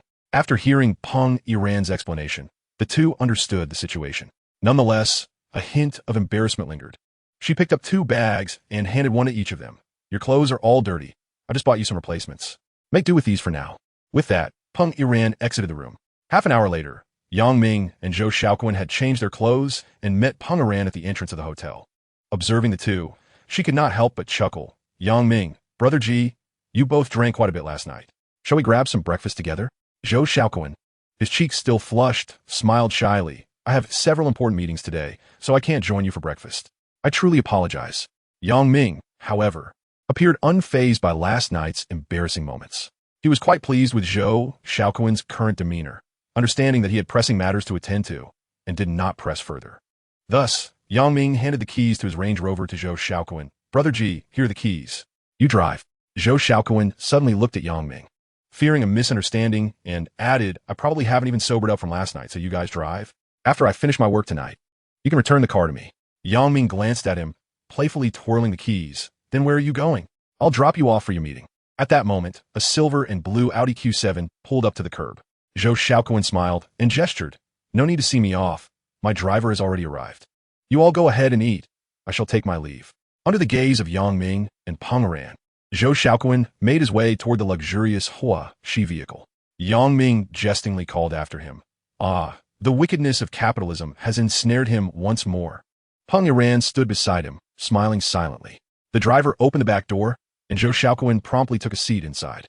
Yang Ming cheekily added, Brother Ji, you must take responsibility for her. As the window gradually lowered, Zhou Xiaoquan tossed 2 packs of cigarettes at Yang Ming, saying, make sure to fill up the tank when you return the car tonight. The Audi Hua Shi drove off into the distance. Peng Iran, with a smile, remarked to Yang Ming, Brother Ji has certainly learned a thing or two from you. Yang Ming picked up the 2 packs of cigarettes from the ground. Perhaps they could now be considered mischievous friends.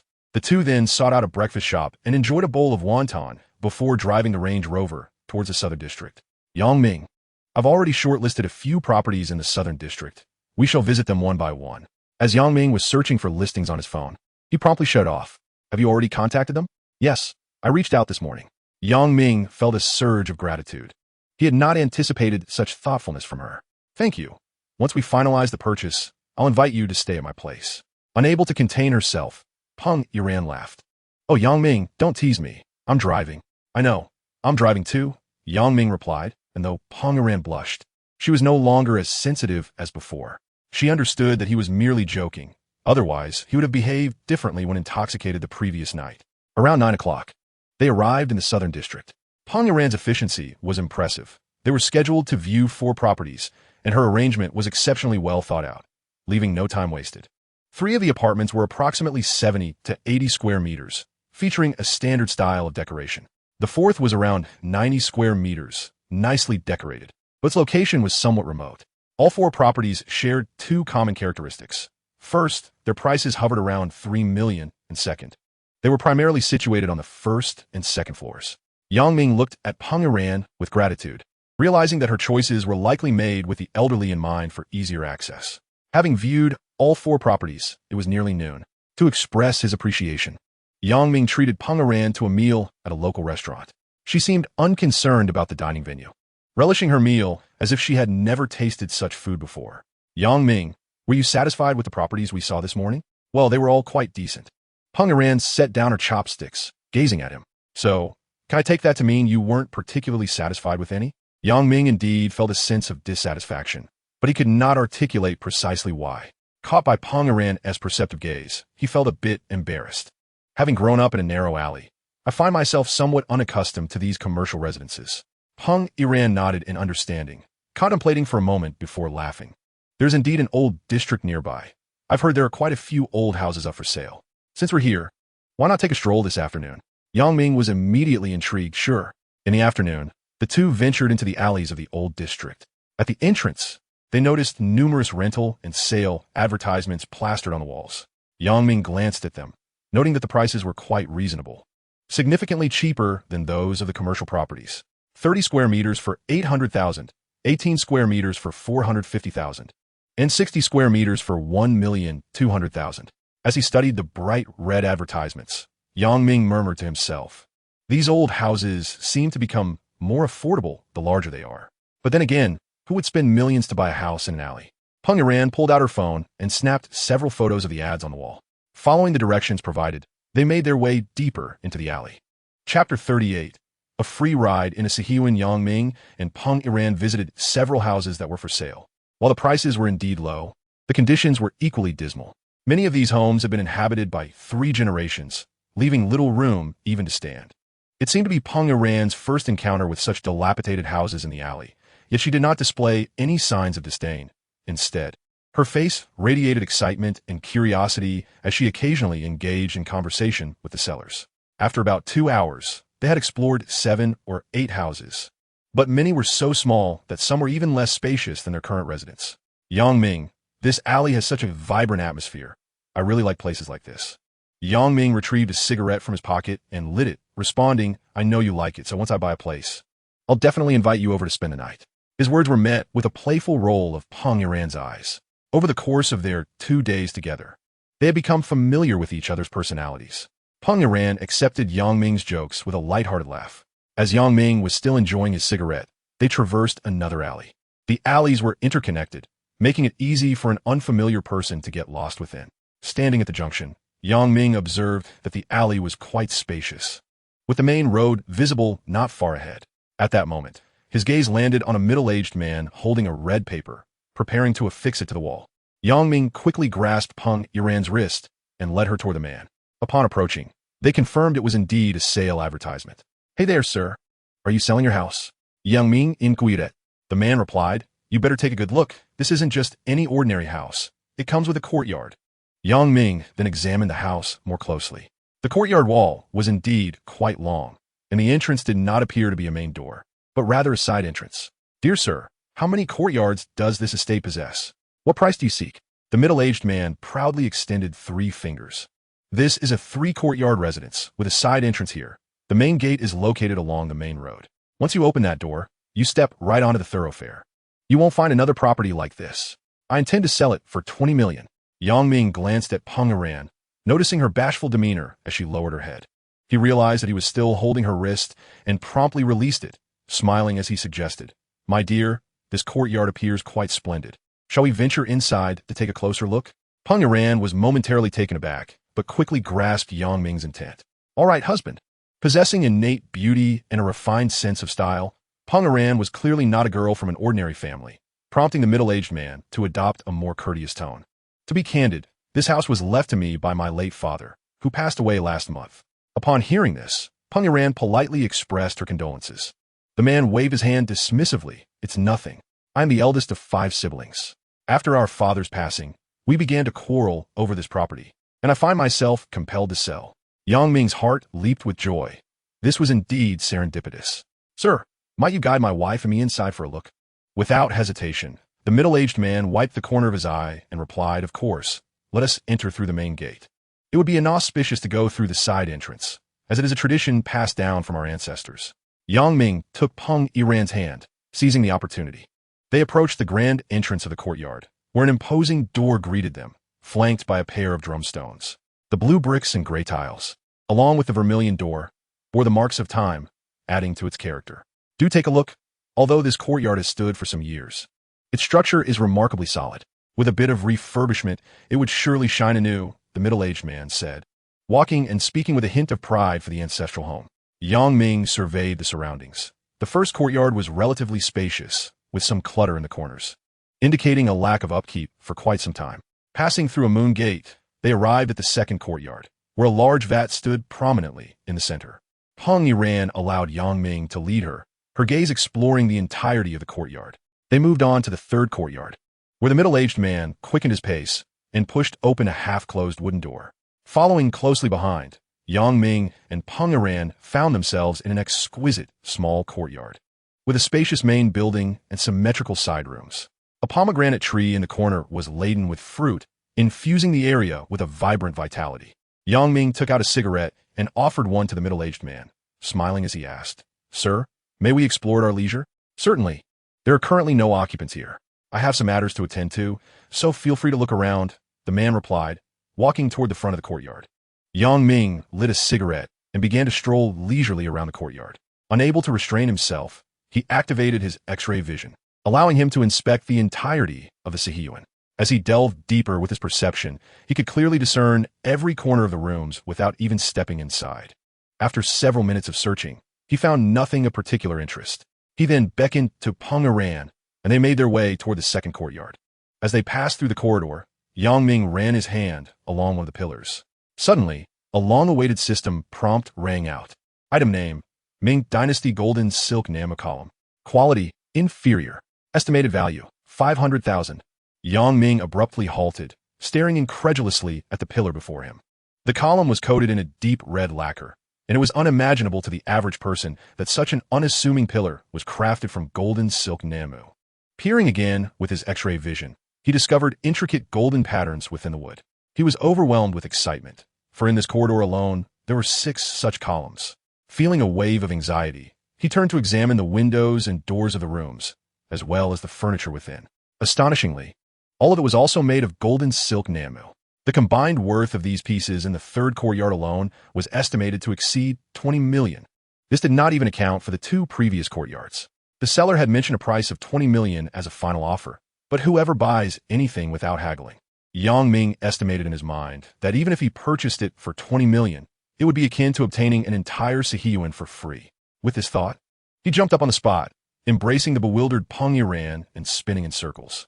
Chapter 39. Surprises beneath the courtyard. Peng Iran's cheeks flushed from the unexpected embrace, and she lightly patted Yang Ming's back, playfully exclaiming, "Yang Ming, what are you doing? Put me down." Yet, Yang Ming, caught up in his excitement, continued spinning until he finally set her down, slightly dizzy. "Apologies, I got a bit carried away." Peng Iran frowned. "Carried away? Why are you so excited?" "I love this courtyard, and also, didn't you just call me husband?" Yang Ming replied. Her face reddened even more as she looked down, avoiding his gaze, stammering. "I called you that because it was necessary for the plot." Yang Ming wore a mischievous grin. "What plot necessity? Are we role-playing now?" Peng Iran raised her delicate fist and playfully punched him lightly on the chest. "You're incorrigible." Yang Ming composed himself, ready to continue his examination of the courtyard. "Iran, let's explore the front a bit more." The two moved to the second courtyard. The Sahihuan consisted of 3 courtyards. The first courtyard served as the outer area, typically housing the main hall and guest rooms. The second courtyard was the central area, containing the main residence and primary living quarters of the host.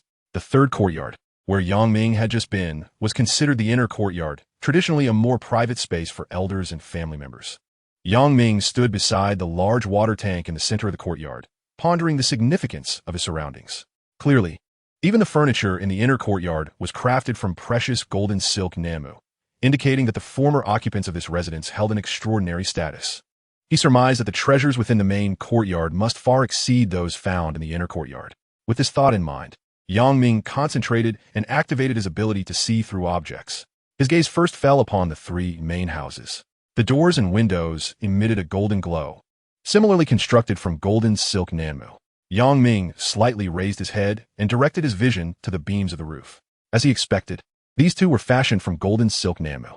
He counted 7 beams atop the main house, each thicker than a sea bowl and measuring approximately 20 meters in length. Yang Ming estimated that each beam could fetch tens or even hundreds of thousands.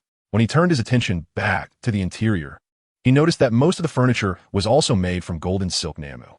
At first glance, a normal person might not give it a second look.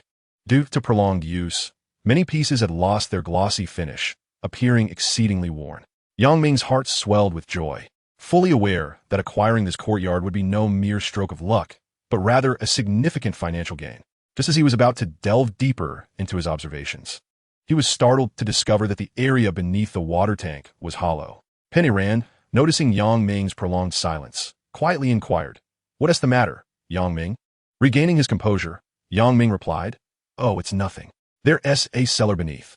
As he continued to peer into the depths of the cellar, he discerned that it was not particularly large, only about 5 or 6 square meters.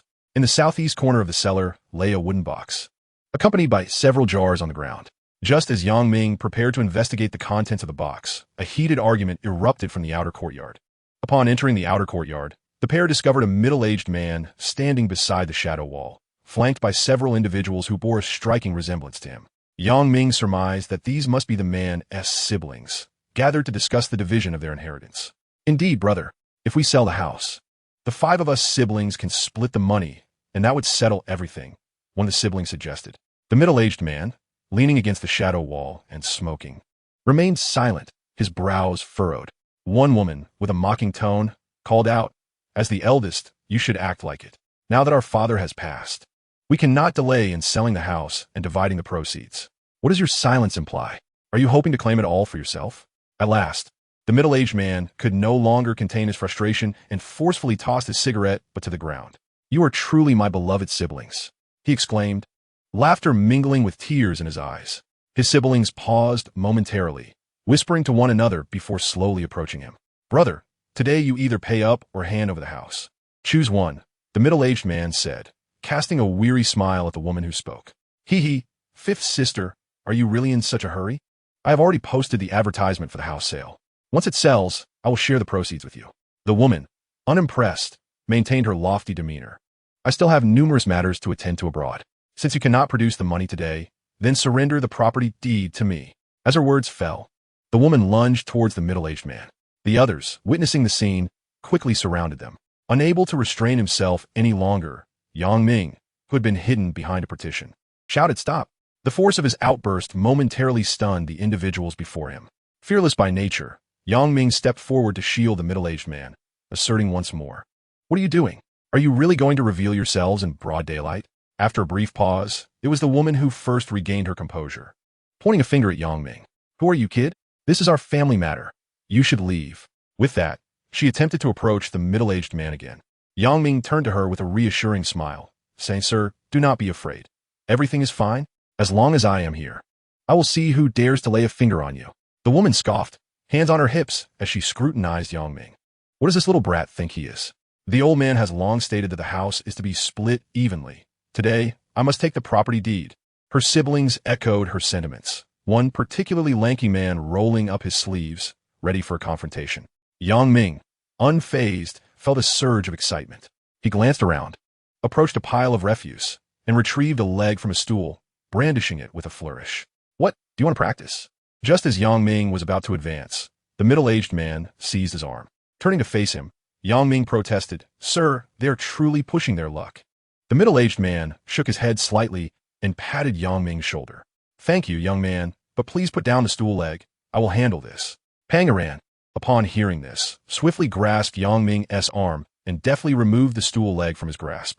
Ming, exasperated, had encountered many ruffians, but never such a collection of scoundrels. The middle-aged man pulled out a cigarette, lighting it slowly as he began to explain, "This lad is merely here to view the house. Do not involve him." Seeing the situation, Ming interjected, "Sir, what is the minimum price for your house?" "I want it." The individuals in front of him exchanged glances before bursting into laughter. "Ha ha, how much do you think it costs? Do you have any idea how much our 3-courtyard estate is worth? It's worth at least 10 to 20 million. Can you afford it? Ha ha ha. Where does this poor wretch come from?" Despite their jeering remarks, Ming paid them no heed, focusing instead on the middle-aged man, for he was the true owner of the house.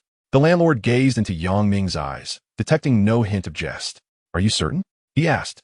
Ming chuckled and nodded, producing a cigarette and offering one to the landlord before lighting his own. The landlord reluctantly surveyed the surroundings and declared, "I wish to avoid any ambiguity. I am offering a flat price of 15 million. Before Ming could respond, the woman interjected, "Brother, you are being far too lenient. For such a splendid courtyard, it must be at least 20 million. The others chimed in agreement. Ming exhaled a plume of smoke and retorted with a cold laugh. 20 million? Why not simply rob a bank? The woman, undeterred, continued her soliloquy. This is Beijing Bay. This house boasts a 3-entry courtyard, spanning 400 to 500 square meters. Even 20 million is a bargain. Ming spread his hands dismissively and addressed the landlord. Why not sell this courtyard directly to your sister for 15 million? She could easily turn around and sell it for 20 million, and perhaps she would even remember your kindness. At this, the woman fell silent. Noting her reaction, Ming ascended the steps, facing the crowd, and continued.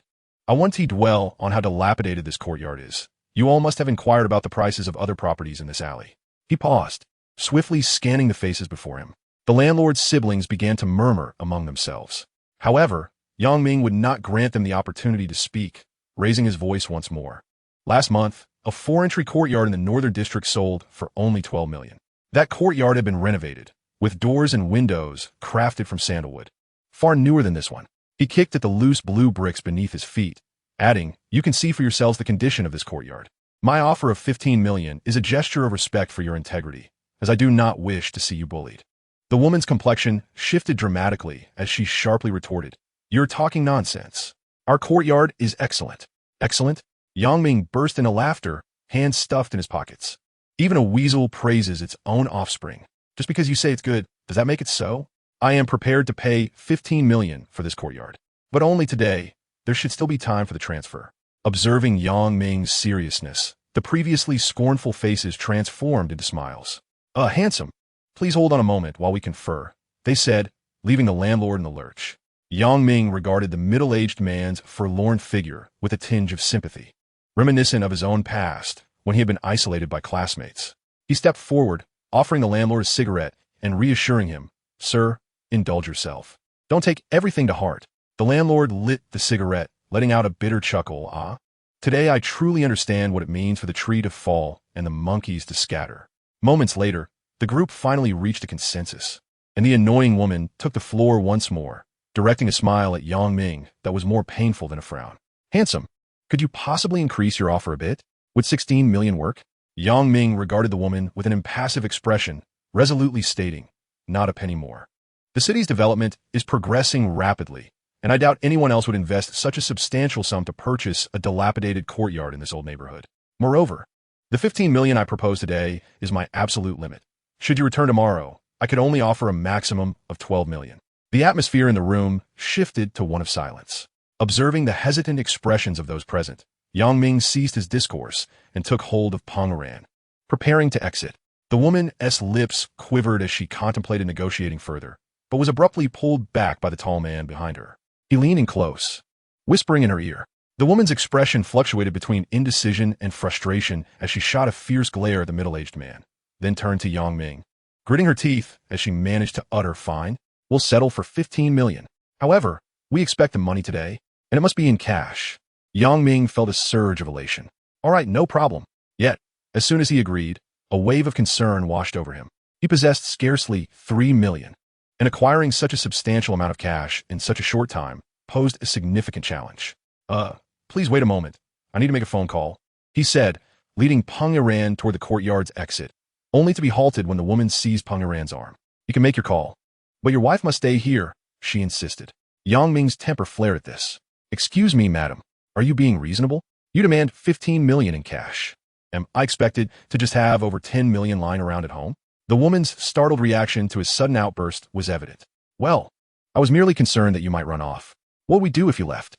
Yang Ming found her rationale absurd, and with no respect for her, he continued to shout, "Even if we did leave, the courtyard wouldn't vanish.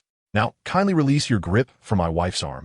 The woman's face turned a mix of hues as Yang Ming's tirade continued, yet she stubbornly held onto Peng Iran's wrist. Yang Ming was about to advance when Peng Iran interjected, shaking her head to signal him to remain calm. She smiled gently and said, "Yang Ming, go ahead and make your call. I will wait here for you." Seeing her composed demeanor, Yang Ming refrained from further protest, casting her a reassuring glance as he softly replied, "All right." Exiting the courtyard, Yang Ming headed towards their parked vehicle, his mind racing with thoughts on how to procure the 15 million. Two potential contacts immediately surfaced in his mind, the first being Jiang Jinyu's grandfather, the venerable Jiang Qingjun, and the second being his associate, Brother Ji, Zhou Shaoquan. After much deliberation, he resolved to call Zhou Shaoquan, recalling that he had mentioned several critical meetings to attend that day. Anxious as a cat on a hot tin roof, Yang Ming continued towards the car while pondering his course of action. Initially, the house was priced at 20 million. Even if not a single cent were discounted, Yang Ming would find a way to acquire it, setting aside the boxes and jars in the cellar. The mere presence of the precious golden silk Namu would ensure a substantial profit for him. The landlord, a pitiable figure, was pressured by his siblings to reduce the price by a staggering 5 million. Yang Ming contemplated that if he were to successfully purchase this Sihiyuan, apart from the 15 million for the property, he would offer additional compensation to the elderly gentleman. With this thought in mind, Yang Ming approached his white Land Rover. Just as he settled into the driver's seat without starting the engine, his phone rang. He quickly glanced at the screen and saw it was a call from Zhou Shaoquan. As soon as he answered, Zhou's voice came through. Hello, Yang Ming. I was in a meeting earlier and couldn't take your call, my apologies. Yang Ming straightened his posture, unsure how to begin. It's nothing. Have you finished your meeting? Yes, I'm done now. Were you planning to bring me a car? Feeling slightly awkward, Yang Ming hesitated. Although he had developed a good rapport with Zhou, they had only recently met, making the prospect of borrowing a large sum of money somewhat uncomfortable. Noticing Yang Ming's unease, Zhou sensed something was amiss. The usually forthright Yang Ming was now stumbling over his words.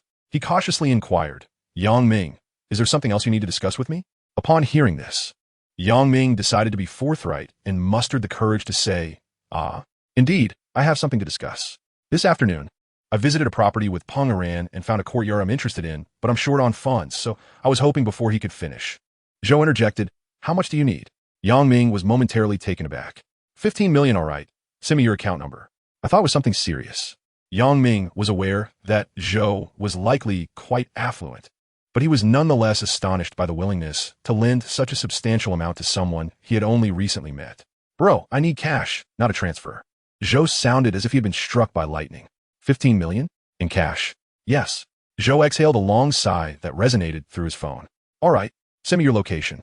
I'll be there in about half an hour. A weight lifted from Yang Ming's chest. Haha, thank you, bro. Zhou chuckled on the other end. And don't forget to fill up the tank. With that, he hung up. Yang Ming held his phone, staring at the screen, displaying the end of the call. Filled with gratitude, he quickly sent his location to Zhou and then started the car, heading towards the courtyard. The old district was quite expansive. While navigating through the alleys was manageable, driving required a significant detour. 10 minutes later, Yang Ming parked in the empty space in front of the courtyard. He had to admit that the location of this courtyard was truly excellent. It seemed that the occupants had heard the sound of the car and emerged from the outer courtyard. Upon witnessing Yang Ming alight from the Land Rover, the woman promptly approached him, her gaze vigilant as she scrutinized him from head to toe. Is the money ready? Do not attempt any tricks, she warned. Yang Ming suppressed his displeasure, responding in a calm tone. Rest assured, it will arrive shortly. After this, he stepped in front of Peng Aran, inspecting her meticulously. Are you all right? He inquired. Peng Aran smiled and shook her head. He then settled beside the landlord, producing a cigarette to offer him. The two silently smoked, enveloped in a complex atmosphere. Approximately 20 minutes later, the distant roar of an automobile grew louder. A black Lexus business vehicle came to a steady halt at the entrance of the courtyard. A man exited from the passenger seat and opened the rear door. Zhou Xiaoquan, wearing sunglasses, flashed a bright smile and waved at Yang Ming. As Zhou Xiaoquan disembarked, he raised a hand, signaling the driver and the man who opened the door to retrieve several large boxes from the trunk. The woman's eyes sparkled with excitement as she hurried forward, rubbing her hands together with a grin. Oh, these boxes must be filled with money. At last, the awaited funds have arrived. Zhou Xiaoquan cast a sidelong glance at her before striding directly to Yang Ming. Let's count it, he suggested. Yang Ming offered a sheepish smile, saying, Brother G, I appreciate your assistance. He then beckoned the landlord and the woman to join in the verification of the cash. Curiously, although Yang Ming had not specified, Zhou Xiaoquan had brought 5 large boxes, each containing 3 million. Each of the 5 siblings received 1 box, perfectly matching their needs. The money inside appeared fresh from the bank, neatly bundled with each stack totaling 100,000. After a thorough count, the amount was confirmed to be exact. Nearly an hour later, with Peng Yaran's aid, the 3-courtyard house was officially transferred into Yang Ming's name.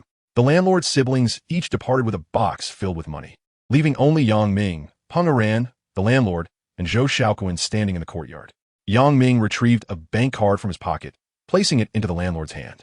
Sir, this card contains 100,000 as an additional compensation for you. The landlord's eyes glistened with emotion as he repeatedly declined. No, I cannot accept this. You have already helped me immensely. Yet, Yang Ming firmly pressed the card into the old man's hand, asserting, Your house is wonderful, and you are a decent person. Please accept it. The landlord clutched the card, his lips trembling, speechless for a long moment. Chapter 42, Prosperity at Last. The landlord grasped Yang Ming's hand, weeping without uttering a single word. After what felt like an eternity, he finally gathered his belongings and departed alone. Yang Ming watched his retreating figure, a tumult of emotions swirling within him. He recognized the landlord as a genuinely kind man. Yet it pained him to see such a good soul mistreated by his own flesh and blood. Observing Yang Ming's subdued mood, Zhou Xiaoquan silently extended a cigarette and gently patted his shoulder. Brother, You have acted with great loyalty. Yang Ming exhaled a heavy plume of smoke and remarked, all right, let's be on our way. With the driver and assistant of Zhou Xiaoquan having departed, he could only accompany Yang Ming and Peng Aran. The three of them boarded the Land Rover, and soon the vehicle roared to life. Yang Ming's spirits lifted considerably. He spoke with a smile, reminiscent of his usual demeanor. Brother Ji, Iran, I truly appreciate your help today. Zhou Xiaoquan and Peng Aran exchanged a glance, chuckling softly but remaining silent. Brother Ji, I will repay you as soon as possible, Yang Ming declared. Zhou Xiaoquan waved his hand dismissively. No rush. Use it first, and return it when you find yourself in a more comfortable position. Yang Ming, not pondering much, replied candidly, I reckon it shouldn't take long. Maybe about 10 days or so. Hearing this, Zhou Xiaoquan regarded him with curious eyes. He was well aware of Yang Ming's financial situation and knew him to be a man of integrity. If he promised to repay in about 10 days, how'd he come by the funds? Yang Ming, could you elaborate on why you decided to purchase that courtyard? Yang Ming hesitated for a moment, reflecting on Zhou Xiaoquan's generous support, and realized there was no need for concealment. Thus, he abruptly turned the steering wheel, redirecting the vehicle towards the courtyard. Brother Ji, Iran, since you have treated me like family, I shall take you to witness something remarkable. Zhou Xiaoquan and Peng Aran exchanged puzzled glances, unsure of Yang Ming's intent. Witness what? Yang Ming, could you please be clearer? In response to their incessant inquiries, Yang Ming merely smiled, relishing the suspense he had created. The more he teased, the more intrigued they became. 15 minutes later, the Land Rover came to a halt once more at the entrance of the courtyard. Yang Ming was the first to exit, using the key left by the previous owner to unlock the gate. Zhou Xiaoquan and Peng Aran followed him into the courtyard. Yang Ming strode directly to the front door and cheerfully said, Come and see this door. Observe what sets it apart. Zhou Xiaoquan and Peng Aran exchanged bewildered glances before stepping closer for a better look. Peng Aran reached out to touch the door panel, her brow furrowing slightly. This door appears ancient and substantial, yet seems rather ordinary, doesn't it? Zhou Xiaoquan knocked on the panel, listening to the dull thud, then turned to Yang Ming, puzzled. Yang Ming, could you please stop being cryptic? You've kept us in suspense long enough. Yang Ming grinned mischievously, clearly amused by Zhou Xiaoquan's frustration. He found a spot on the door where the outer pane had chipped away and spat onto it. Look, he exclaimed. Peng Aran frowned while Zhou Xiaoquan grimaced in distaste, both casting disapproving glances at Yang Ming. Yang Ming only smiled wider, stirring his saliva with a finger. Hith hith. After evenly spreading it, he called to the two. Now, take another look. Zhou Xiaoquan stepped closer, scrutinizing the dampened area on the door, and suddenly his interest was piqued. Goodness, what kind of wood is this? It's golden.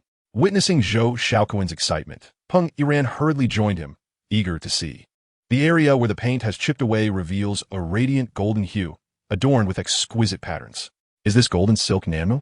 Yang Ming, glancing at Peng Aran, remarked with a hint of surprise, Oh, Aran, you actually recognize golden silk nano? I once saw furniture crafted from this wood, and the patterns were identical to this. So, did you purchase this courtyard solely for this door? Yes, but not entirely, she replied. Meanwhile, Zhou Xiaoquan, who had remained silent, was engrossed in searching for information about golden silk nanmu on his phone. Upon discovering the wood's value, he immediately leaped up in excitement. Wow, Yang Ming, this wood is incredibly valuable. Yang Ming nodded with a smile, explaining, It's not the most expensive. There are pricier options. However, all these woods share a common trait. The larger they are, the more costly. Then, how much is this door worth? Well, I'd estimate around 400,000 to 500,000. He replied. As soon as the words left his mouth, Zhou Xiaoquan eagerly began counting the doors and windows. 1, 2, 3. For there are 6 doors and 12 windows here, so that amounts to 4 to 5 million. Peng Aran was equally astonished, not anticipating that these doors and windows could hold such worth. After a brief moment of shock, she patted Zhou Xiaoquan on the shoulder and said, Brother Ji, this is a 3-entry courtyard, which includes both an outer and inner courtyard. Upon hearing this, Zhou Xiaoquan dashed toward the front courtyard, shouting as he ran. Don't forget the front. It also has 6 doors and 12 windows.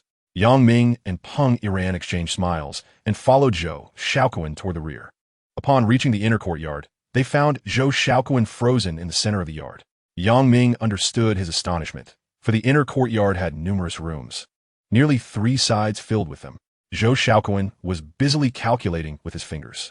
Ha ha, Yang Ming, there are a total of 24 doors and 48 windows. If we calculate one door at 400,000, that's over 28 million. Yang Ming laughed, affirming, Brother G, your calculations seem about right. Haha, we're on our way to wealth. Zhou Xiaoquan exclaimed. Yang Ming observed Zhou Xiaoquan, impeccably dressed, and teased, Brother G, for someone your stature, surely this amount is trivial? At this, Zhou Xiaoquan glanced at the quiet Peng Yiran beside him, realizing he had lost composure. He adjusted his hairstyle and tie, forcing a chuckle. Hey, Yang Ming, there's no need to ridicule me. Regardless, I can't earn that much in a day. Besides, you purchased this courtyard for only 16 million, which means you not only spent nothing, but also profited over 1 million and acquired a Sihiyuan for free. Truly, comparing oneself to others can be disheartening. You're simply extraordinary. Yang Ming offered a modest smile, glancing at the two of them. Brother G, your compliments make me blush. But what if I told you that? In addition to these doors and windows, the furniture inside is also crafted from golden silk Nanmu? Chapter 43. The First Meeting of Three Women. Zhou Xiaoquan, with a cigarette dangling from his lips, dropped it onto the blue brick ground, his lips trembling in shock. Peng Yiran's eyelashes fluttered slightly as her gaze fixated on the intricately carved wooden door of the main house. The faint golden silk patterns visible on the doorframe, seemingly confirming that Yang Ming's words were no jest. What did you say? The furniture is made of golden silk Nanmu? Zhao Kuan's voice quivered as he rushed into a room, taking 3 steps at a time. The 8 Immortals table, the Grand Master's chair, the antique shelf. He began to examine the chipped paint with the same fervor as Yang Ming. The outcome was inevitably the same. The golden-hued wood grain revealed itself once more. Zhao Kuan stood frozen in the room, his eyes sweeping across the multitude of furniture, and after a long pause, he finally regained his composure, letting out a muffled laugh. Yang Ming, are you saying that all this shabby furniture is also? He pulled out his phone, frantically searching for auction records of golden silk Nanmu furniture, his fingers trembling slightly as the screen refreshed with 6-figure numbers. Peng Yiran gently caressed the armrest of the Grand Master's chair, suddenly laughing lightly. How much do you think this is worth? Her gaze turned to Yang Ming, a hint of admiration in her eyes. How did you discover this? Surely it can't just be intuition? Yang Ming leaned against the doorframe, tapping the weathered wood with his fingertips. Sometimes, intuition is quite significant. He paused, his gaze drifting over the courtyard. Actually, I stumbled upon this by chance. I had seen relevant information online, and I reckon it's very likely golden silk Nanmu. Zhao Kuan gradually regained his composure and grinned. Brother, you must treat us to a lavish meal today. This is quite impressive. No problem. Don't mention just one meal. Any number of meals is fine. As twilight descended, the trio departed the courtyard, heading toward the city center. Yang Ming pondered that having more people at the gathering would surely make it more lively. Thus, he called Jiang Jinyu and Jiang Rou. The sisters were delighted to receive Yang Ming's invitation and accepted without hesitation. The car eventually stopped at the entrance of the prestigious Jingdu restaurant in the city center. After disembarking, the three were led by a waiter into a private room. Yang Ming sent the location and the name of the room to Jiang Jinyu and Jiang Rou. When the waiter presented the menu to Yang Ming, he nearly dropped his jaw. Just for a dish of mushroom and greens, the price was 298. However, he said nothing. His circumstances had changed significantly, and such an amount was trivial to him now. The companions he was dining with were all good friends, and they were quite generous with their spending. Let us order this one, and this and this. Zhao Kuan, a regular at this establishment, chuckled and shook his head at Yang Ming's continuous ordering. Yang Ming, that's enough. We are only 5. Let us start eating first, and if it's not enough, we can always order more, he added. Yang Ming glanced at the waiter and smiled.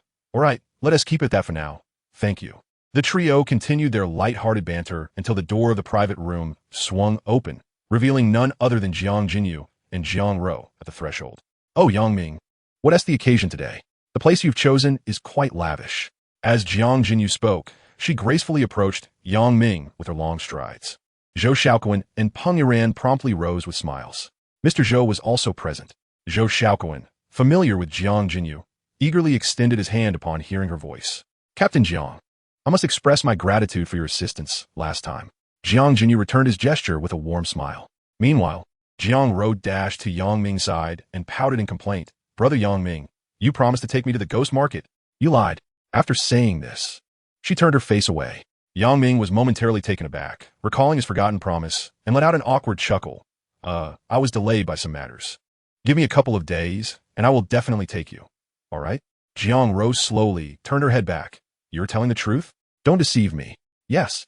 Peng Yiran remained standing, and when she caught sight of Jiang Jinyu and Jiang Ro, a flicker of astonishment crossed her eyes. She maintained a friendly smile throughout, observing her surroundings with poise. Noticing Peng Yiran had been standing for quite some time, Yang Ming immediately proceeded with the introductions. This is my assistant from the municipal hospital, Peng Yiran, and this is my dear brother, Zhou Xiaoquan. You can call him Brother G. He then turned slightly to continue. This is the captain of the criminal police team, Comrade Jiang Jinyu. And this is her sister, Jiang Ro. After Yang Ming completed the introductions, an unexpected tension enveloped the room. Although all three women wore smiles, their eyes seemed to convey a deeper, unspoken meaning. Moments later, Peng Yiran took the initiative, moving to Jiang Jinyu and Jiang Ro's side to greet them with a handshake. As she grasped Jiang Jinyu's hand, her fingers applied a gentle pressure, and her smile was sweet enough to melt. Captain Zhang's reputation precedes her. Seeing you in person today, I truly understand what it means to possess such elegance. She then turned to Jiang Ro and winked. Little sister, your eyes are so bright and beautiful. Miss Peng, you flatter me. It's Yang Ming who speaks highly of you, always attributing his success to your assistance. Zhou Xiaoquan leaned closer to Yang Ming, examining him with a scrutinizing gaze. Yang Ming felt slightly embarrassed under his scrutiny. Brother G, why do you keep staring at me? Oh, it's nothing. I'm just trying to discern what it is about you that attracts so many lovely women. Yang Ming, feeling bashful, responded, Is that so? Of course. Did you not notice how Yiran and Captain Jiang seem to be greeting each other intimately? They're secretly sizing each other up. Upon Zhou Xiaoquan's remark, Yang Ming, a novice in matters of the heart, began to perceive the underlying tension. He quickly stood up, placing himself between the two women to create some distance. What are you all discussing? You've all had a long day. Please, take a seat so we can prepare for dinner, he said with a grin. He then took one woman by each hand, guiding them to their respective seats beside him. Jiang Ro glanced at the spot next to Yang Ming, and her exquisitely crafted features revealed a hint of displeasure. Brother Yang Ming, I wish to sit beside you. Yang Ming's expression twisted momentarily as he remarked, Do you see any available space? Perhaps you could take my seat, and I shall give it to you? Chapter 44. The Contest Among Women. Just as the atmosphere grew somewhat tense, the server gracefully entered, carrying a platter of cold dishes. The exquisite presentation and the wafting aroma momentarily dissipated the taut ambience. Yang Ming quickly exclaimed, Let us eat. I am famished. Observing this, Zhou Xiaoquan adeptly uncorked a bottle of red wine, breaking the awkwardness with a smile. Come, come. Today we must celebrate. Jiang Jinyu and Jiang Ro, perplexed, inquired, Celebrate? Their eyes scrutinized Yang Ming before shifting to Peng Yiran. Yang Ming felt a bead of cold sweat form, fearing the emergence of unnecessary misunderstandings, and thus disclosed the matter of purchasing the courtyard. The Jiang sisters exhibited expressions of disbelief. After a significant pause, Jiang Jinyu reproachfully stated, Yang Ming, why did you not inform me of such a monumental decision as buying a house? Today was a unique circumstance.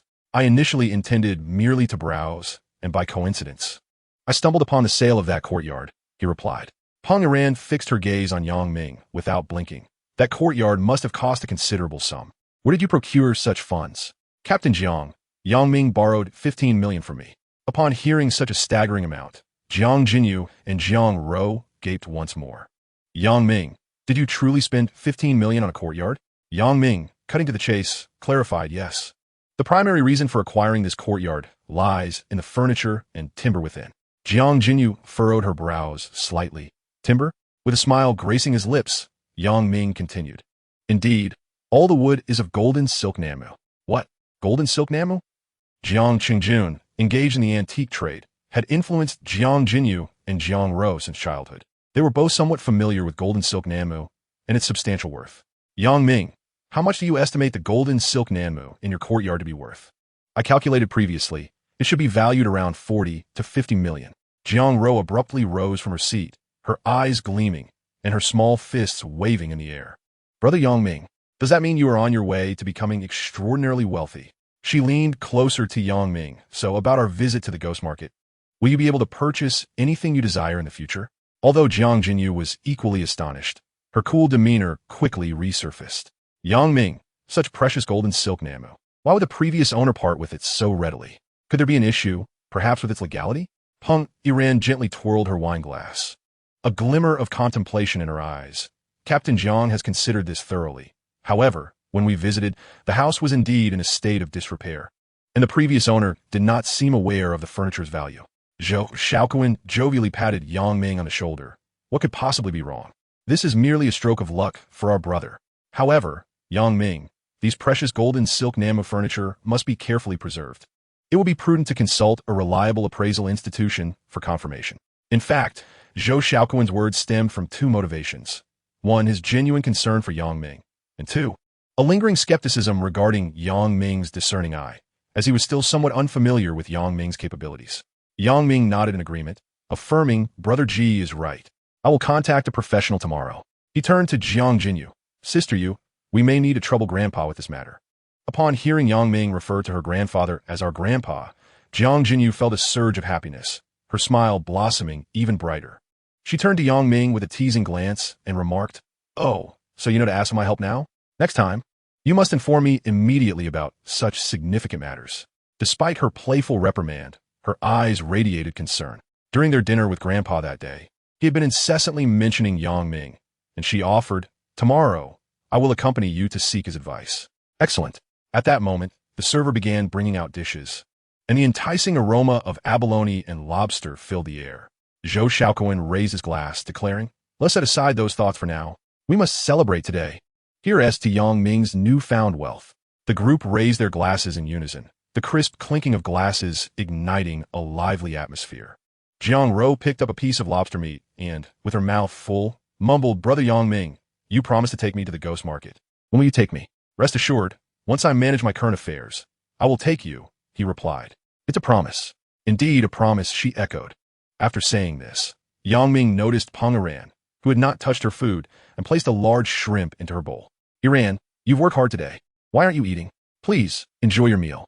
Only then did Peng Iran lift her chopsticks and with grace said, Thank you. Jiang Jinyu's expression soured at this, and she mimicked Peng Iran's earlier demeanor, leaning back in her chair and remaining motionless. Yang Ming, engrossed in devouring a crab, was perhaps too hungry or simply enchanted by its flavor, keeping his head down and fully engrossed in his meal. Jiang Jinyu felt a pang of jealousy. To draw Yang Ming's attention, she occasionally cleared her throat. Ahem, ahem. Aside from Yang Ming, the others turned to her, causing her cheeks to flush crimson. Frustrated, Jiang Jinyu kicked Yang Ming's leg. Yang Ming, with a crab leg in his mouth, looked up to find Jiang Jinyu glaring at him with her striking eyes, which made him feel a bit flustered. Sister Yu, what's the matter? Jiang Jinyu, even more irate, shot him a glare and retorted, What do you mean, Sister Yu? Who are you calling that? Am I that old? Yang Ming scratched his head, mumbling indistinctly. But isn't that what we usually call each other? Why can't I do so today? Yang Ming, what are you mumbling about? Nothing. Then what should I call you? As soon as the words fell, a wave of suppressed laughter erupted in the private room. Zhou Xiaoquan burst into a pig-like squeal, slapping the table. Brother, your emotional intelligence is truly exasperating. Jiang Ro chimed in. Brother Yang Ming, you should call Sister Xiaoyu, or Yuer, or Jinyu. How lovely they sound. Jiang Jinyu, whose face was initially flushed with anger, turned even redder upon hearing her sister's words. She shot Jiang Ro a glare. Little kids should refrain from speaking out of turn. Yet her gaze inadvertently darted towards Yang Ming, seemingly anticipating something. Peng Iran elegantly set down her chopsticks, dabbing her mouth with a napkin, her eyes glinting with playful mockery. It appears that Consultant Yang still has much to learn about making girls happy. With that, she lifted her wine glass, taking a delicate sip of red wine, her demeanor both graceful and composed. Chapter 45. Sated and ready to depart, Yang Ming observed Jiang Jinyu's sulking demeanor and suddenly realized, hastily appeasing her, Xiaoyu, please don't be angry. It was my fault. I owe you an apology. He then picked up a large shrimp, contemplating for a moment before opting not to place it directly in Jiang Jinyu's bowl. Instead, he carefully set it on his own plate, meticulously peeling the shrimp meat. Try this. It's absolutely delicious. Jiang Jinyu glanced at the shrimp in his bowl, shot a sideways look at Peng Iran, and allowed a slight smile to emerge, though she feigned anger, saying, At least you have a semblance of conscience. Yet within her heart, sweetness spread like honey, and the earlier displeasure dissipated in an instant. After more than an hour, the dinner steeped in jealousy finally came to an end. As they stepped outside, Jiang Jinyu called out to Yang Ming. She walked directly up to Zhou Xiaoquan, smiling as she spoke. Zhou Xiaoquan appeared momentarily taken aback, then revealed a knowing smile. Captain Zhou's arrangements are quite thoughtful. Rest assured. I will ensure Miss Peng reaches home safely.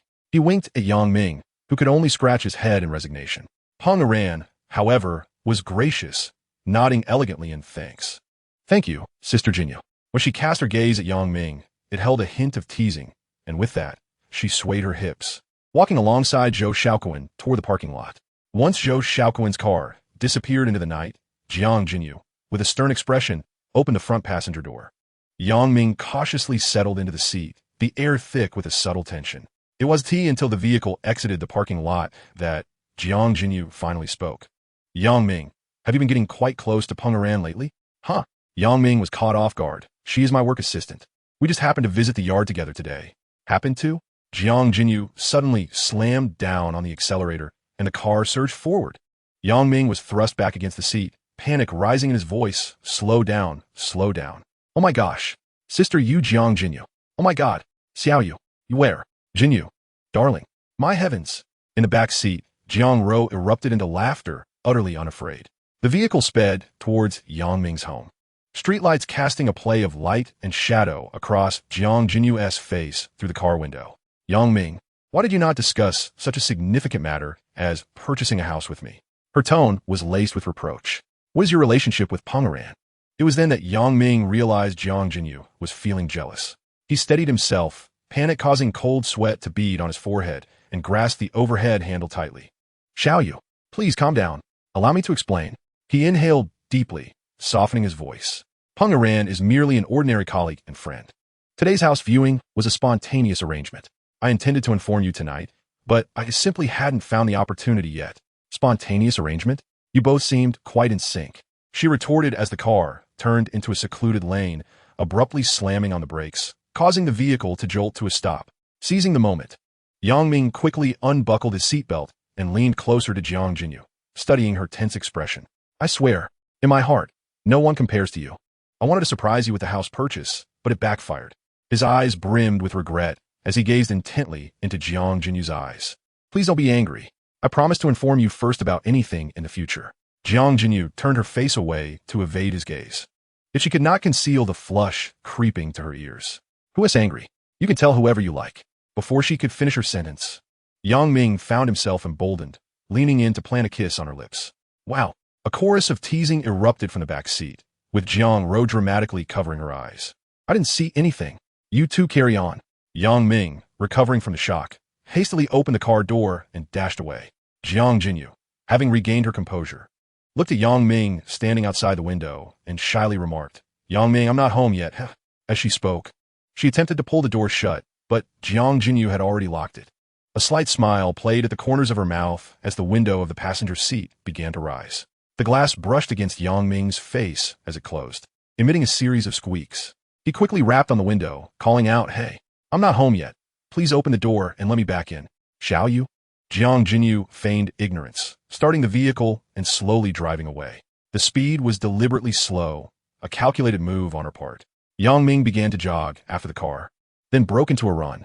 Jinyu, open the door, please. For an entire street, Jiang Jinyu playfully evaded him, until finally, she pressed the accelerator and disappeared from his sight. After freshening up, he lay on his small bed, and suddenly, a notification chimed from his phone. Upon opening it, he saw a message from Jiang Jinyu. Please deeply reflect on the mistakes you have made and avoid being overly familiar with other women.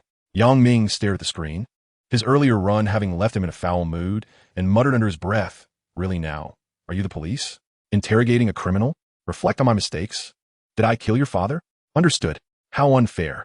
The following day, Yang Ming awoke naturally from his slumber, glancing at the clock to find it was already 8:30 in the morning. Realizing he had a multitude of tasks awaiting him, he promptly rose from bed to freshen up. 10 minutes later, he completed his morning routine and exchanged greetings with his mother, Li Sufeng, before hastily departing. Upon exiting the alley, Yang Ming began searching for Jiang Jinyu's crimson BMW along the street. However, after an extensive search, disappointment began to creep into his heart as he failed to locate it. Recalling the impulsive kiss he had planted on her cheek the previous night, he murmured to himself in regret. She wouldn't be upset, would she? With that thought lingering, Yang Ming decided to call Jiang Jinyu. Just as he retrieved his phone from his pocket, a familiar Jimny approached from a distance. Chapter 46. 50 million within reach. Squinting his eyes for a clearer view, he realized it was indeed his own vehicle. Before he could fully process this, Jiang Jinyu parked her Jimny beside him. The car window slowly descended, revealing her exquisite visage to Yang Ming's gaze. "Get in," she commanded. "No time for chit-chat. Hurry up." Reluctantly, Yang Ming complied and climbed into the car. "How did you get my car?" he asked, a hint of embarrassment creeping into his tone. "I am a captain of a criminal police team. Finding a car in this city shouldn't pose a challenge, should it?" Yang Ming sheepishly scratched his head. Right. Once the vehicle was in motion, cruising smoothly down the road, Yang Ming stole a glance at Jiang Jinyu beside him. Sunlight streamed through the window, illuminating her profile and outlining her soft contours, yet simultaneously accentuating the rigidity of her jawline. Sensing Yang Ming's palpable anxiety, Jiang Jinyu gently inquired, "Are you all right?" He jumped at her sudden question, stammering, "Jinyu, I had too much to drink that day. Assistant Peng booked a room for me and Brother Ji," she interjected.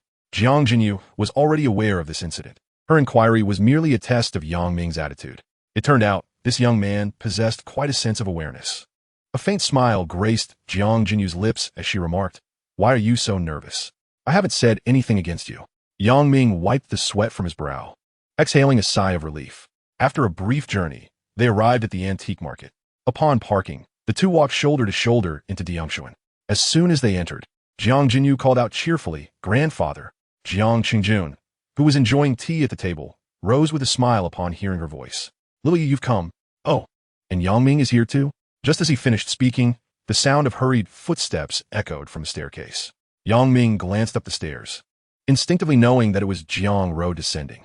He stepped forward to greet Jiang Changjun. "Grandfather." "Ah, come, Yang Ming. Join me for tea," the elder replied. "Oh, certainly." Jiang Jinyu addressed the others. "Grandfather, it's Monday. I must head to the bureau." Yang Ming stood up. "You didn't drive. Let me give you a ride." Jiang Jinyu smiled. "No need, I'll take a taxi. You stay and chat with grandfather." With that, she pushed the door open and departed. Yang Ming and Jiang Qingjun remained seated at the tea table, while Jiang Ro dutifully poured tea for the two. Jiang Qingjun took out a cigarette and handed it to Yang Ming. Yang Ming accepted the cigarette, lit it, took a puff, and nodded. "Grandfather, I am certain." Upon hearing this, Jiang Qingjuan's eyes brightened, and after a moment of contemplation, he spoke. "Yang Ming, how do you intend to handle those doors, windows, and furniture?" "Grandfather, you are the expert. Given my current circumstances, I would like to dispose of these items and convert them into cash," Yang Ming replied. Jiang Qingju nodded. Is it convenient to take a look now?" "Of course, no problem," Yang Ming said, and then he drove Jiang Qingjun and Jiang Ro to the Sihiyuan. Standing in the courtyard, Jiang Qingjun gazed up at the weathered beams, his aged fingers gently tracing the carvings on the doorframe, his focus intensifying. After a prolonged examination of the Sihiyuan, he finally reached a conclusion. Indeed, it is golden silk namu, specifically small leaf camphor wood, and this timber is at least 300 years old. He exclaimed, "Yang Ming, your eye for detail is remarkable. Are you certain you want to part with everything inside?" Yang Ming surveyed the surroundings once more and confirmed, "Grandfather, let's sell it." "Very well, I will contact a few old friends immediately. I estimate we can liquidate everything within a week." Yang Ming was overjoyed and firmly grasped Jiang Qingjuan's hand. "Grandfather, everything is understood without words. I appreciate your efforts." The old man chuckled heartily. "Ha ha ha. You need not be so polite with me. Now let's be on our way." Finding himself somewhat bored, Yang Ming retrieved the keys to the courtyard. "Grandfather, here are the keys to the courtyard. I trust you will take care of this matter." He handed the keys over directly. "If anyone needs to inspect the premises, it will be more convenient." Jiang Qingjun looked at the keys in surprise. "Yang Ming, you are giving me the keys? Aren't you worried?" "Grandfather, how could I possibly be? You're just like my own grandfather. There is nothing to be concerned about." Yang Ming replied with a laugh. "Ha ha, very well." After exchanging a few more pleasantries, Yang Ming took his leave. With most matters now arranged, he was not in a hurry regarding the items in the cellar beneath the Sihiyuan. The task of selling the furniture was entrusted entirely to Jiang Qingjun, leaving Yang Ming with a sense of leisure. With nothing pressing on his agenda, he decided to continue visiting lottery shops to reap some rewards. As the day promised at least 200,000 in income, for the following week, there were no significant developments at the hospital or police station. During the day, Yang Ming busied himself moving between various lottery shops to generate income. And in the evenings, he enjoyed meals and drinks with a few friends, living quite comfortably. On the afternoon of the 7th day, he received a phone call. It was Jiang Changjun. informing him that everything had been settled and asking Yang Ming to come to Diangshuan. Yang Ming immediately set aside what he was doing and drove over. Upon entering Diangshuan, he eagerly rushed inside. Grandfather! Jiang Qingjun was still seated in the armchair at the tea table, and upon seeing Yang Ming, he smiled and waved, "Welcome, Yang Ming." "Yes," Yang Ming replied, standing awkwardly before Jiang Qingjun. Certain rules must be upheld, setting aside the generous assistance from the elder, given his connection to Jiang Jinyu. Yang Ming deserves ample respect. Jiang Qingjun glanced up and smiled, saying, "What are you standing there for? Hurry, sit down and enjoy some tea." Yang Ming skillfully filled their teacups and respectfully offered a cigarette to the elder. Jiang Qingjun chuckled and shook his head, retrieving a check from his drawer and handing it over. "You rascal, I have told you before, there is no need for such formality. This is the sum from the sale of the doors, windows, and furniture from your courtyard, a total of 50 million. Upon hearing the figure of 50 million, Yang Ming could not suppress the smile spreading across his lips. He had estimated it to be around 40 million at most.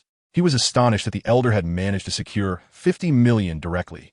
Chapter 47, Creating Momentum. Trembling, Yang Ming accepted the check, his throat tightening, and after a moment, he managed to utter, "Grandfather, this is too much." Jiang Qingjun lightly tapped the tea table, narrowing his eyes with a smile. "Yang Ming, those golden silk nama doors and windows are exquisitely carved. Moreover, several old friends of mine were in need of quality materials, so I negotiated a bit harder to arrive at this price." He paused, suddenly adopting a more serious demeanor. "However, I must clarify something. An old friend of mine finds your courtyard quite appealing and wishes to know if you would be willing to sell the house as well." Yang Ming's head snapped up. He had already planned to keep the courtyard as his future residence. Furthermore, he had yet to explore the treasures in the cellar, so selling the house was out of the question. He collected his thoughts and politely declined. "Grandfather, I wish to keep the house for now. I will consider selling it only if I find a better place in the future." "Very well." Jiang Qingjun did not press further, brewing a pot of tea and pouring it with a smile. "I must say, your foresight is quite commendable."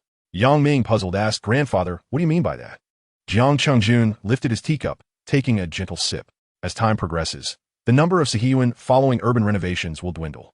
The value in the future is likely to increase exponentially. I would estimate a rise of tenfold or even 100-fold. Upon hearing Jiang Qingjun's words, Yang Ming felt a surge of relief regarding his decision. He gazed at the 50 million check in his hand, yet his thoughts drifted towards the Sahihuan, particularly the unknown secrets within the cellar, which piqued his curiosity like a magnet. "Grandfather, do you truly believe the Sahihuan will appreciate so much?" Yang Ming's eyes sparkled, his face a canvas of disbelief. Jiang Qingjun nodded with a smile. "Indeed. Nowadays, people cherish sentimentality. The treasures bequeathed by our ancestors will only grow in value. In recent years, we have seen numerous demolition projects here, with billionaires emerging constantly, and many others worth tens of millions. You must safeguard that Sahihuan. It may one day become an invaluable treasure." Yang Ming solemnly tucked away the check, already formulating a new plan in his mind. Since the Sahihuan was not to be touched for the time being, he must wisely utilize the 50 million in funds. Though he had multiple avenues for earning money, he could not allow the funds to languish in his account. He needed to devise a way for his money to generate more wealth. He decided to first allocate a portion of the funds to renovate the courtyard, invest in some stable projects, and reserve the remainder as backup capital for unforeseen circumstances. Just as Yang Ming and Jiang Qingjun were engrossed in conversation, Jiang Ro bounced down the stairs. "Brother Yang Ming, I heard you sold the items from your courtyard for a considerable sum. Shouldn't you treat me to a grand feast?" Jiang Ro blinked her big eyes, looking at Yang Ming with eager anticipation. Amused by her adorable demeanor, Yang Ming replied, "All right, you can choose anything you desire for dinner tonight." "Yay, you're the best." "Brother Yang Ming," Jiang Ro exclaimed, settling at the tea table and pouring tea for the two. Jiang Qingjun smiled at his granddaughter before turning to Yang Ming and saying, "Young man, you truly have the capability to earn a substantial amount now. What are your plans moving forward?" "Grandfather, this money was earned with your help, and I intend to give you 10 million as a token of gratitude. I plan to renovate the courtyard and invest the rest," Yang Ming stated.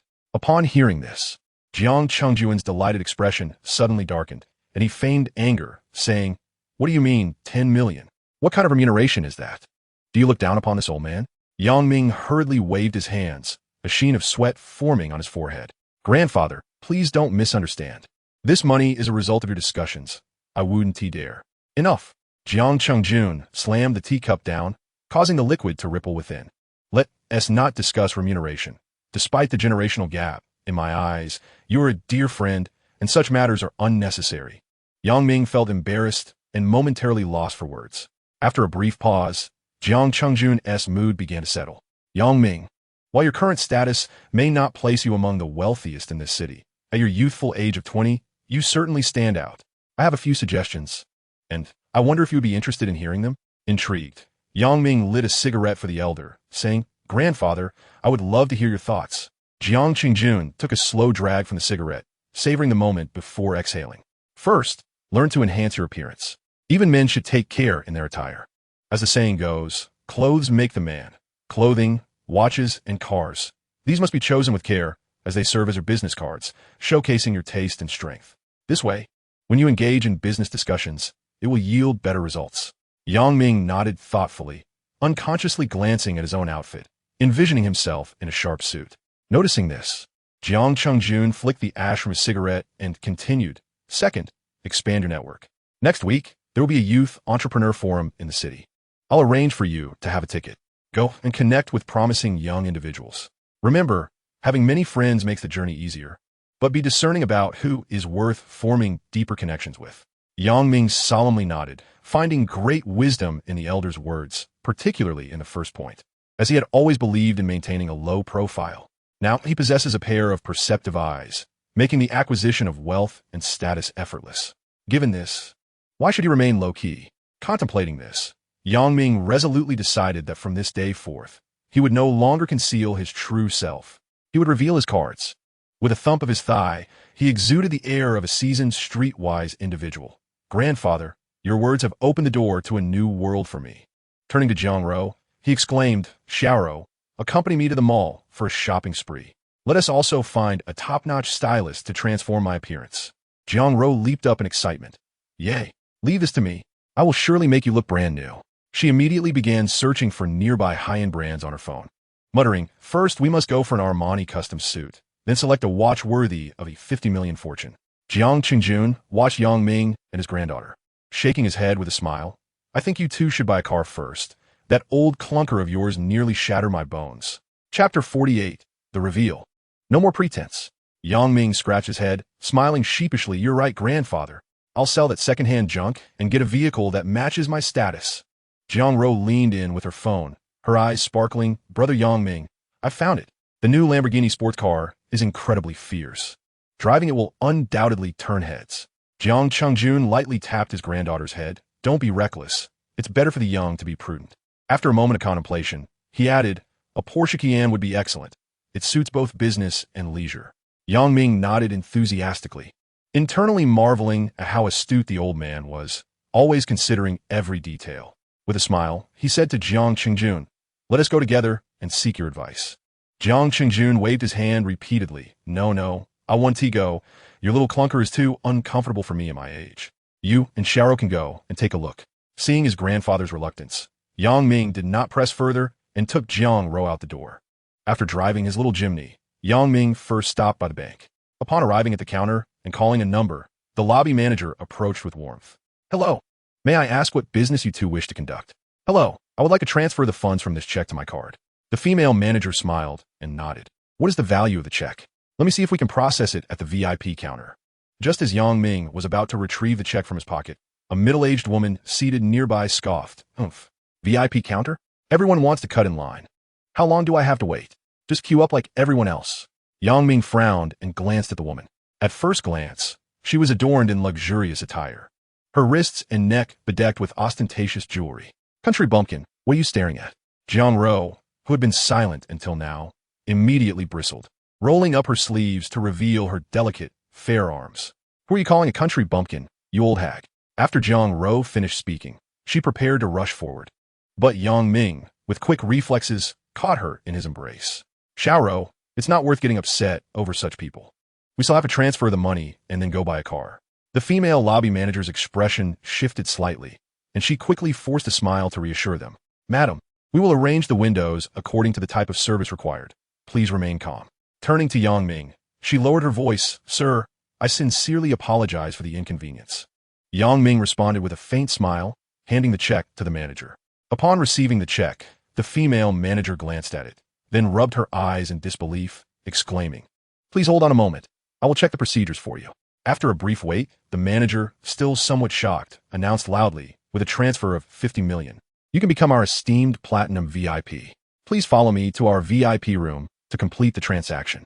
Jiang Ro lifted her chin, linking her arm with Yang Ming's, and they followed the manager towards the VIP room.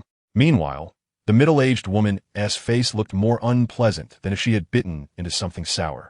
Half an hour later, under the persistent persuasion of the VIP manager, Yang Ming reluctantly purchased a 5 million financial product before leaving the bank. In truth, it was unnecessary, but the money was quite idle, and Yang Ming had decided what to do with it, so buying something was inconsequential. "Xiaoro, what kind of car do you like?" Yang Ming opened his phone, searching for a supercar club on the navigation app before driving there. On the way, he called Jiang Jinyu to meet him at the supercar club. He and T informed her about buying the house last time and had received a scolding, so this time he couldn't afford to keep it from her. Otherwise, misfortune would surely follow. Soon, Yang Ming arrived at the club's entrance, driving a Jimny. After parking, he saw Jiang Jinyu stepping out a red BMW, her delicate brows slightly furrowed. "Yang Ming, what is going on? Why did you suddenly call me here?" Jiang Ro bounced over. "Sister, Yang Ming Gij is getting a new car. I want to help him pick the coolest one." Only then did Jiang Jinyu notice the array of luxury cars displayed in the club showroom, including Lamborghinis, Ferraris, and McLarens. Her gaze sharpened as she looked at Yang Ming. "You haven't even warmed up that 50 million, and you're already thinking of indulging?" Yang Ming raised his hands in a gesture of surrender. "How could I dare? I'm just seeking Miss John's esteemed advice." As they spoke, the club sales manager hurried over, scanning the three of them before instantly locking onto the composed Jiang Jinyu. "Madam, we have just received a Ferrari SF90 Straydale, a hybrid supercar, globally limited." "No need, we'll look ourselves," Yang Ming interrupted, striding directly towards a matte black McLaren 720S in the corner.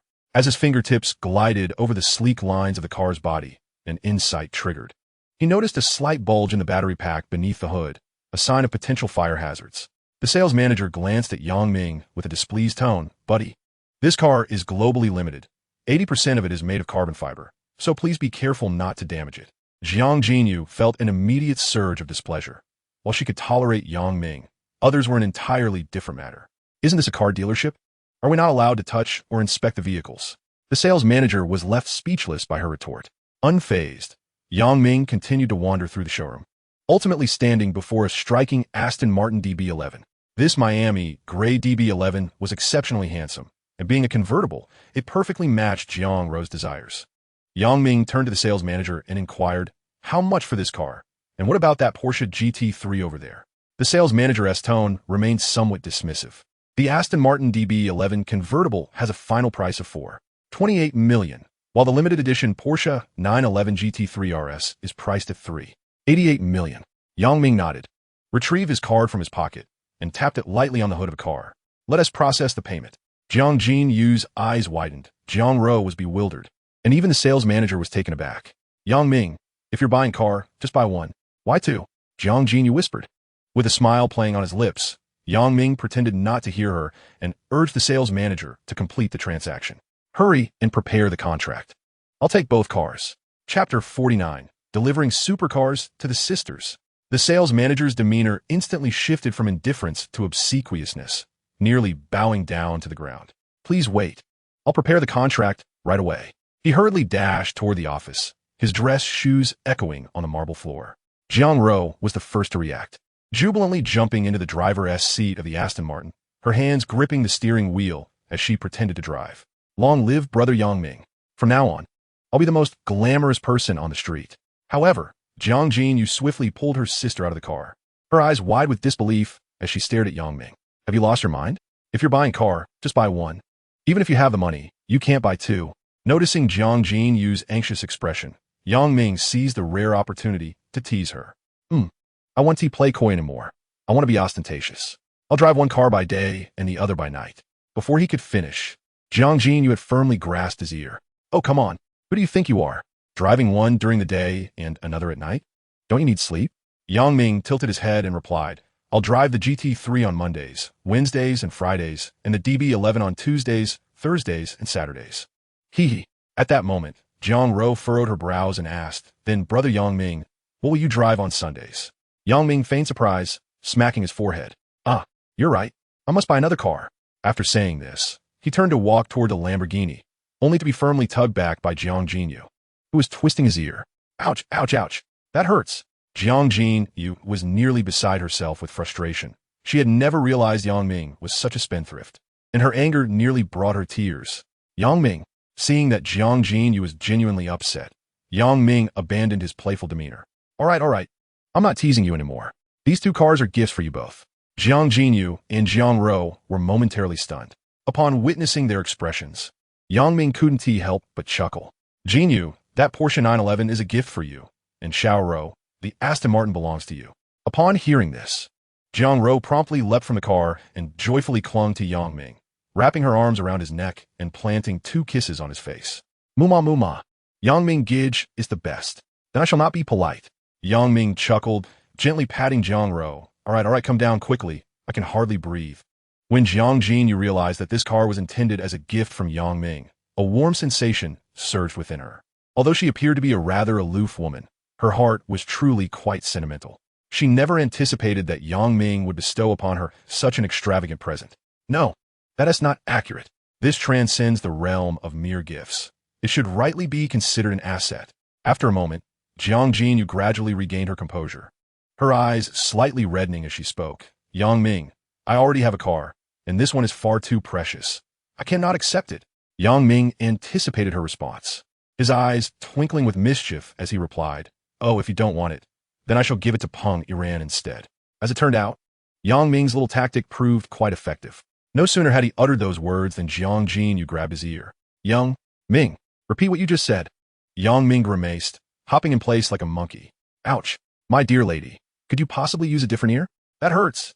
Jiang Ro, laughing uncontrollably, pulled out her phone and began snapping pictures of the two. Sister, put in a bit more effort. Yang Ming Gij seems rather unconvinced. She shook her phone, exclaiming yes. Yes, just like that. Hold on tight. This angle is simply perfect. Realizing her uncharacteristic outburst, Jiang Jinyu hurriedly released her grip, her ears flushed crimson. She understood that Yang Ming's words were intended to encourage her to accept the car.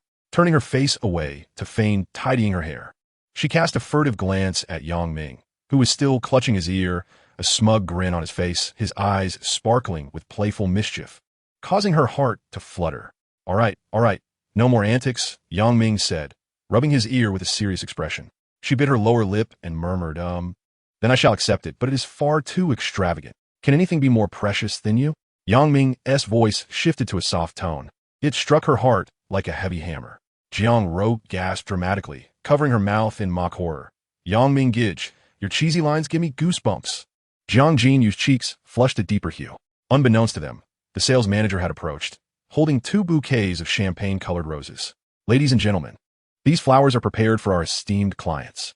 He graciously presented the flowers to Jiang Ro and Jiang Jinyu, giving Yang Ming a discreet thumbs up. Next, they began to sign contracts and handle the registration procedures. Jiang Jinyu inquired of the sales manager, Do you accept trade-ins? Certainly. What vehicle do you have? A BMW M5. Is it the car you drove here? Yang Ming said as he took a drag from his cigarette, his eyes sparkling at the mention of the M5.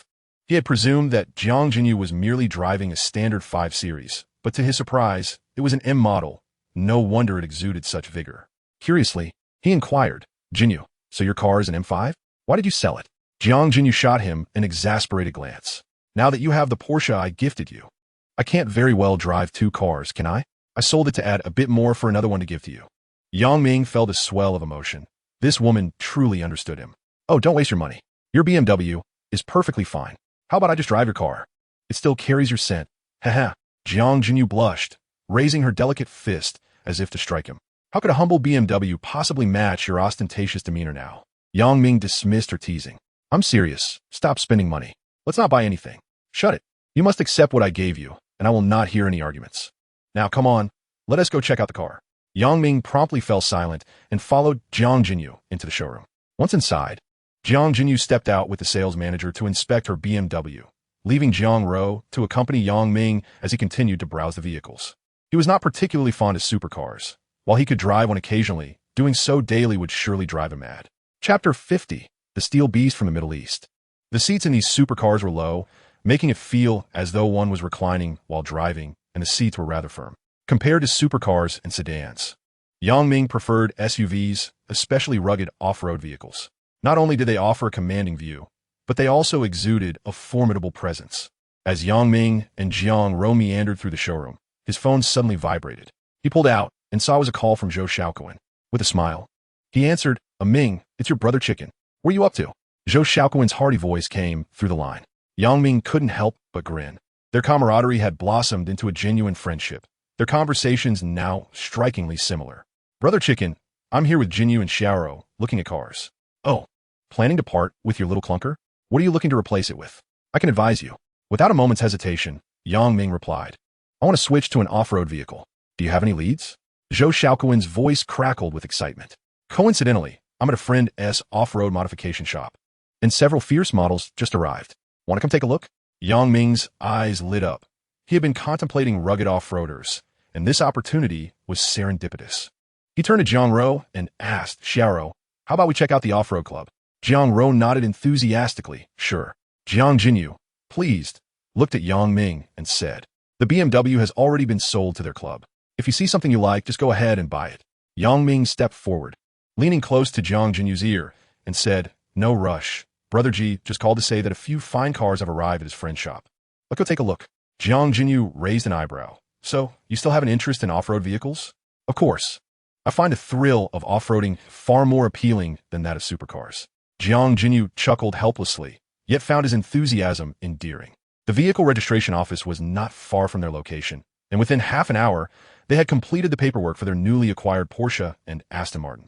The three of them then drove their two supercars towards the location sent by Zhou Xiaoquan. Upon arrival, Zhou Xiaoquan had already been waiting at the entrance.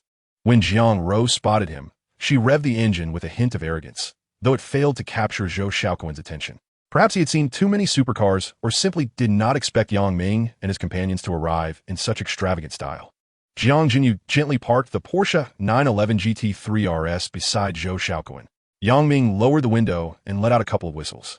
Only then did Zhou Xiaoquan bend down to peek inside the car, where he found Yang Ming grinning broadly. Hey, Brother Ji, sorry to keep you waiting. Zhou Xiaoquan was momentarily taken aback, but quickly regained his composure. Yang Ming, what brings you here?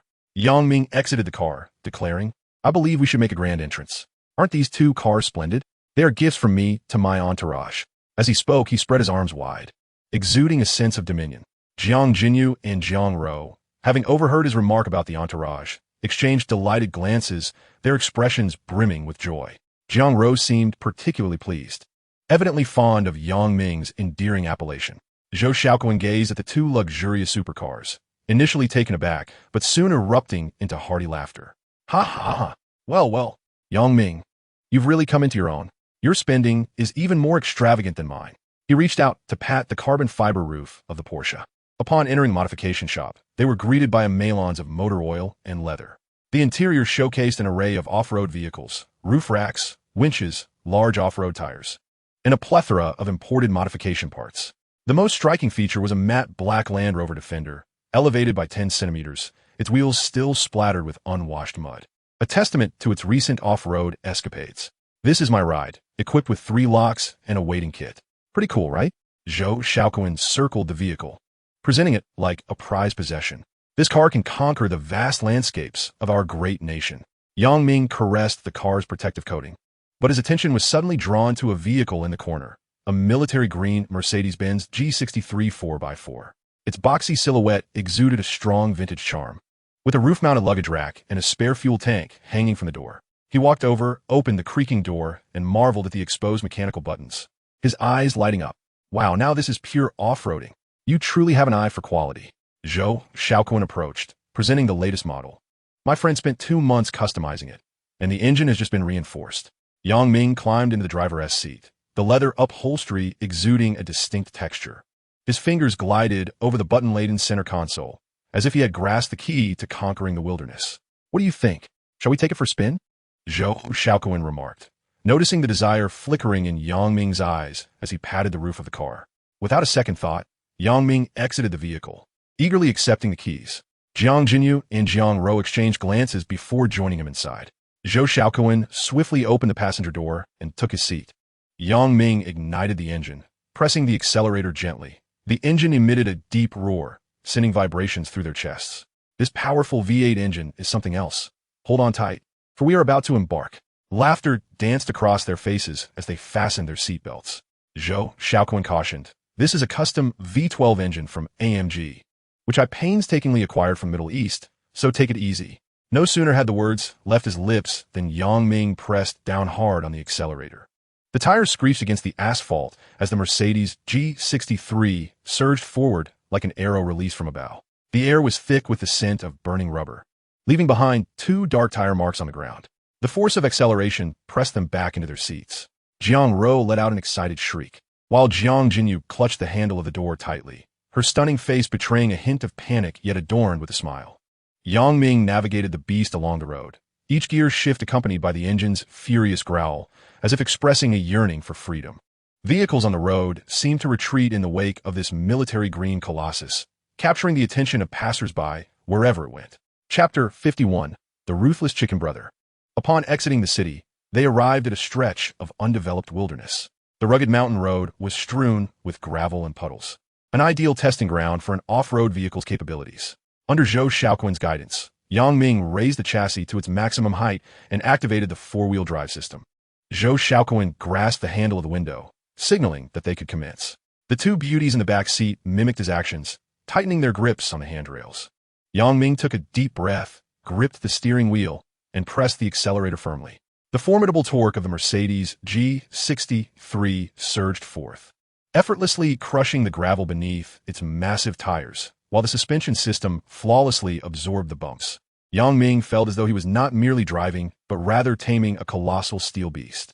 When confronted with a steep incline, he deftly switched to low-speed 4-wheel drive, engaging all 3 differential locks, and the vehicle ascended as if traversing flat ground. Jiang Jinyu clung tightly to the handrail, her excitement palpable despite a hint of nervousness. Jiang Ro, in the back seat, shouted enthusiastically, "This is exhilarating. Yang Ming, this is amazing. Go faster." The military green G63 darted through the wilderness, its engine's roar resonating through the valley. Yang Ming was completely immersed in the thrill of off-roading. The experience of driving a supercar paled in comparison. The sensation of battling against nature and conquering every obstacle ignited his passion. Time passed, and the vehicle finally came to a halt atop a mountain. The last rays of the setting sun bathed the car, cloaking the 2 steel behemoths in a golden hue. Yang Ming stepped out, gazing at the distant landscape, his heart brimming with ambition. "What do you think? I hope I haven't disappointed you." Zhou Xiaoquan approached, offering him a bottle of water.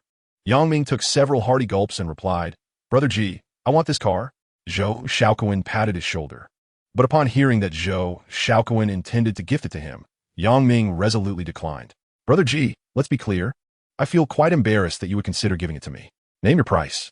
Zhou Xiaoquan, well aware of Yang Ming's character, knew he wouldn't accept it for free. "In that case, how about 3 million? Yang Ming nodded, ready to respond when a voice interrupted from behind. "Mr. Zhou, I will cover the cost of this car."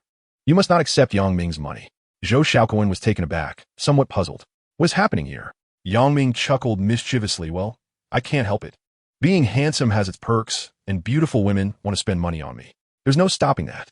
Jiang Jinyu smiled slightly. "Stop it. You're just being shameless."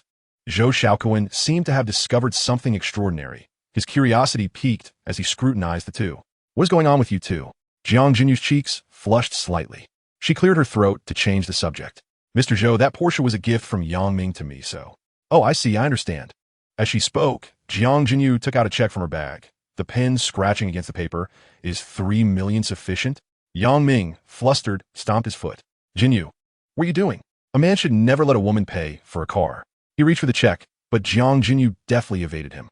Zhou Xiaoquan leaned against the car, amusedly silent. "Yang Ming, wasn't agreed upon? You cannot act this way," Jiang Jinyu said, a hint of displeasure in her tone. Yang Ming scratched his head. "I was merely being polite. I didn't realize you had the funds. Who knew you were a little wealthy lady?"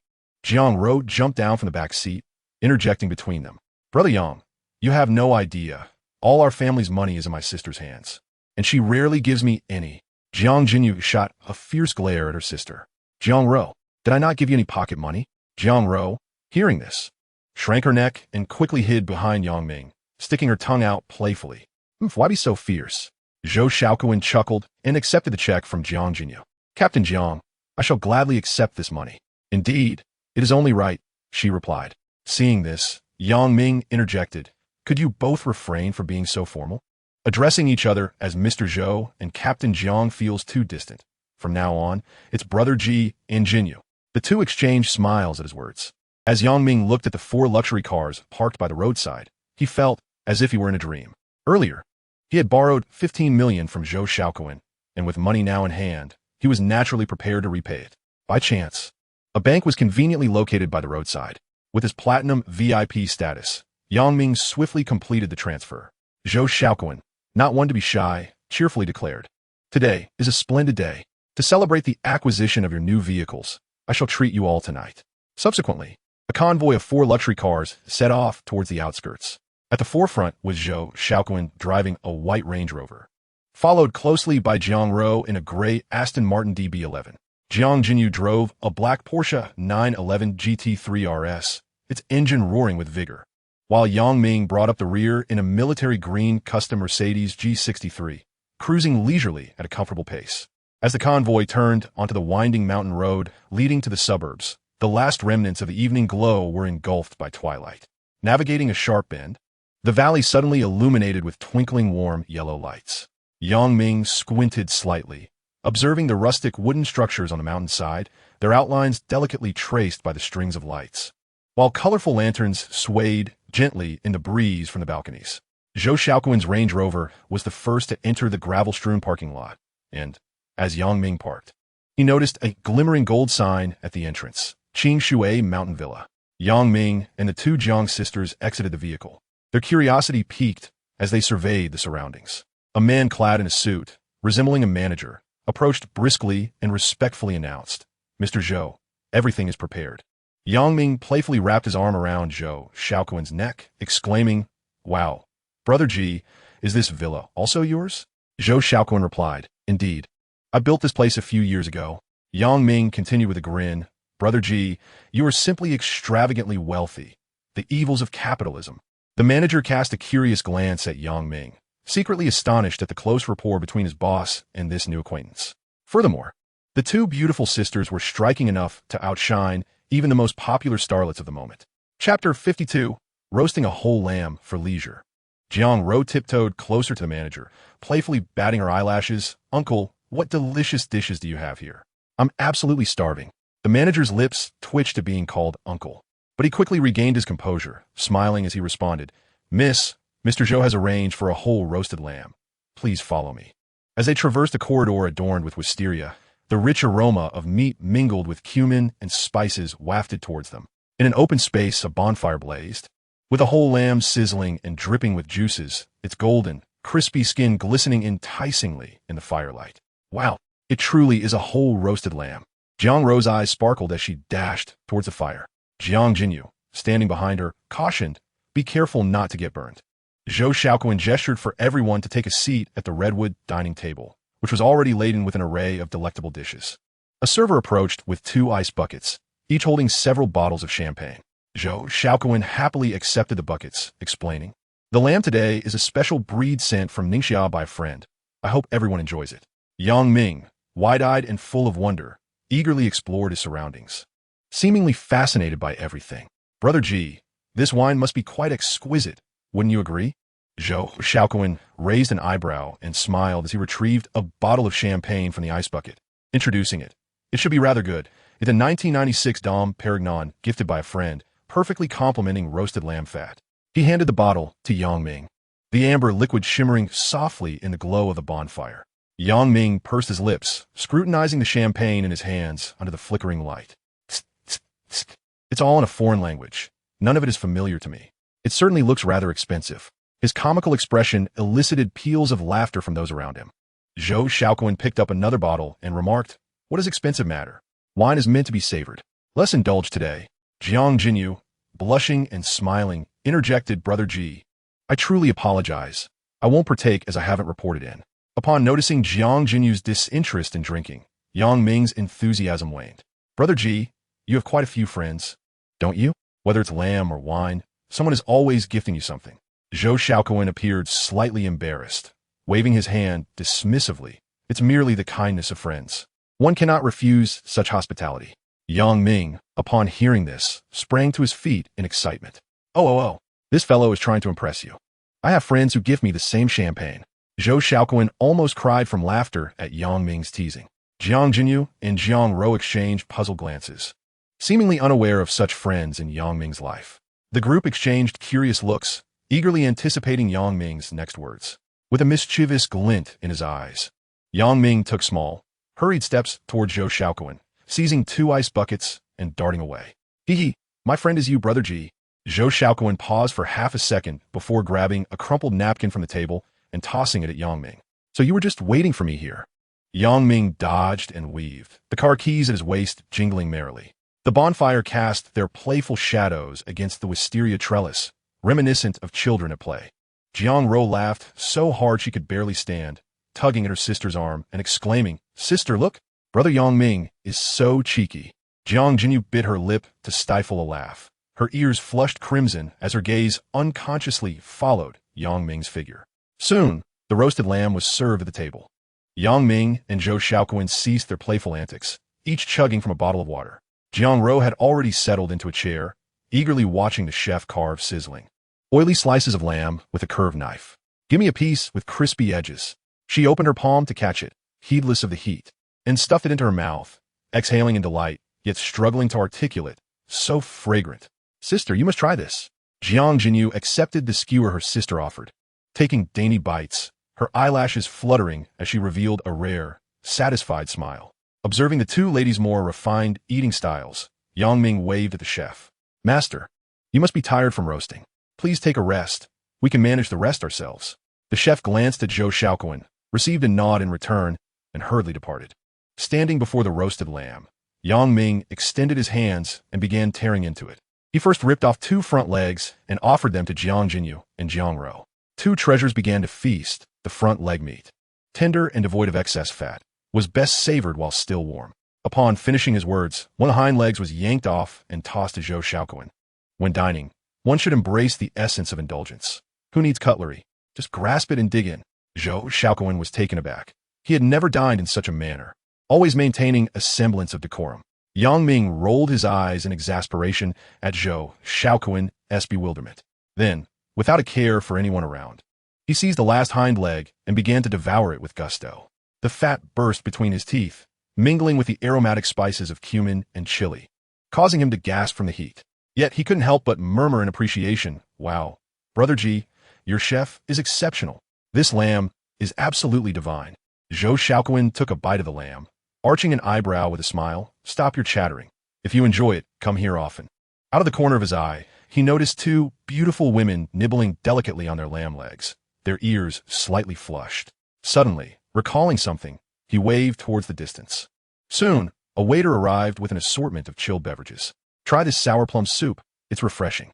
Zhou Xiaoquan twisted open a bottle and handed it to Jiang Jinyu, the condensation glistening on the glass as it slid down his fingers. Jiang Ro had already downed half a bottle of coconut juice, the corner of her straw stained with creamy residue. After finishing his lamb leg, Yang Ming casually grabbed a napkin to wipe his greasy hands, his eyes suddenly lighting up as they fell upon an empty space in the distance. Eating meat alone is rather dull. Brother G, do you have a sound system here? Let us set up an outdoor KTV. Rubbing his hands together mischievously, he glanced at Jiang Jinyu. I've heard you sing beautifully. Let us have a taste.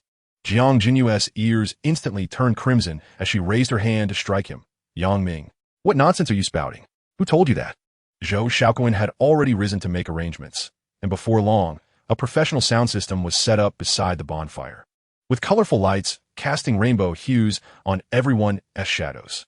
Jiang Ro eagerly snatched the microphone, choosing an upbeat song. Though her pitch wavered, her enthusiasm was palpable. Yang Ming relished the current atmosphere, rising to his feet to accompany Jiang Ro with dance moves that nearly took flight. Jiang Jinyu and Zhou Xiaoquan laughed until tears streamed down their faces. One by one, they began to showcase their respective talents. Zhou Xiaoquan and Jiang Ro, both somewhat tone-deaf, sang with fervor, lost in their own worlds. Jiang Jinyu, however, possessed a lovely voice, her beauty matched by the sweetness of her song. Yang Ming was a supportive audience, his hands clapping rhythmically without pause. Chapter 53. Returning to the Sihiyuan to seek treasure. Zhou Xiaoquan felt no embarrassment. Today filled him with joy, a sensation he hadn't experienced in many years. Watching Yang Ming applaud continuously, he called out, Ming, don't just sit there. Sing a song. Jiang Ro chimed in with a smile. Yes, big brother Yang Ming, you should sing one too. I've never heard you. Jiang Jinyu smiled silently, her expectant gaze lingering on Yang Ming. Yang Ming, with an air of nonchalance, lit a cigarette and carried a chair onto the stage. As the accompaniment began to play, he opened his mouth to sing, I fear I might fall for you, and thus I dare not draw too near. The smoky timbre of his voice captivated Jiang Jinyu and Jiang Ro, two young women, to the point where tears began to cascade down their fair cheeks. Upon finishing his performance, the cigarette had burned down to its end. Yang Ming casually discarded the butt and grinned. Hee, I truly apologize. I inadvertently put on quite the show. Brother Yang Ming, what you did was not merely singing, it was enchanting, she exclaimed, dramatically clutching her heart, causing the others to erupt in laughter. Zhou Xiaoquan let out a whistle and tossed a bottle of chilled cola his way, praising him. Well done, Ming. You're quite the hidden gem. Jiang Jinyu discreetly wiped away her tears, only to find Yang Ming's gaze fixed intently upon her. The flickering light of the campfire danced in his eyes, and the faint smile gracing his lips made her heart skip a beat. He indeed sang remarkably well. Attempting to maintain her composure, she lifted her cup, only to realize it was already empty. At that awkward moment, her phone rang. Uncertain of the caller's identity, she sensed the urgency in the conversation, her brow furrowing intermittently. All right, I understand. I'll be there shortly. After hanging up, she turned to the others with an apologetic expression. I'm truly sorry. There's an urgent matter with the team. Please continue enjoying yourselves. I must take my leave. Everyone understood that receiving a call at such a late hour meant something serious had occurred. Such matters required discretion, and without Jiang Jinyu's elaboration, no one pressed further. Yang Ming rose and offered, Jinyu, let me accompany you. Jiang Jinyu smiled and shook her head. No need, we all drove ourselves, it's fine.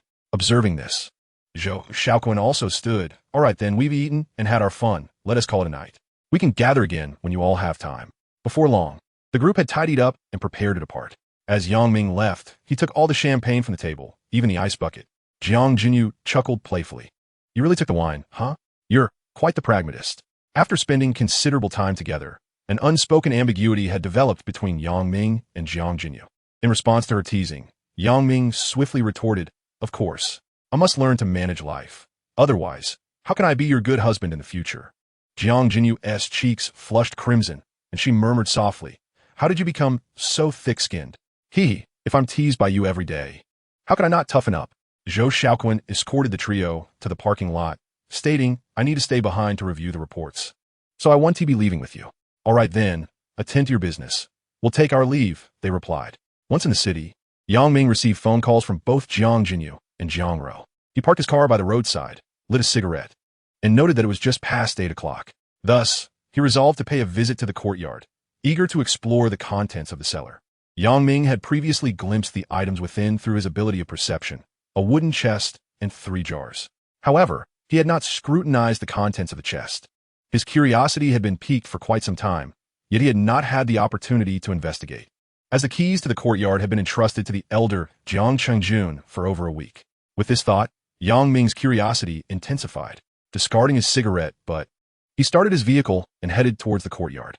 20 minutes later, Yang Ming parked his Mercedes G63 in the vacant space before the courtyard. Upon opening the gate and entering, he secured the door behind him. He first surveyed the yard, noting that the furniture within the rooms had been completely removed. The rooms had been thoroughly cleaned, and a set of modern furniture was now arranged in the main courtyard. Yang Ming chuckled softly to himself. This old gentleman is quite thoughtful, having sold the old furniture and replaced it with a new set. He then gazed up at the beams of the roof, noting that the previously used golden silk Namu wood had been substituted with a different type of timber. It was to be expected. Without replacing the beams, the house would surely collapse. The craftsmanship of the workers was impressive, seamlessly executing the replacement without leaving any visible traces. Yang Ming exited the house and approached the large water vat in the center of the main courtyard. Employing his perception once more, he peered beneath the surface. Just as he had previously observed, the cellar below was a few square meters in size, with the chest and jars still positioned in the corners. Although he had initially intended to use his perception to ascertain what the wooden chest contained, he refrained from doing so.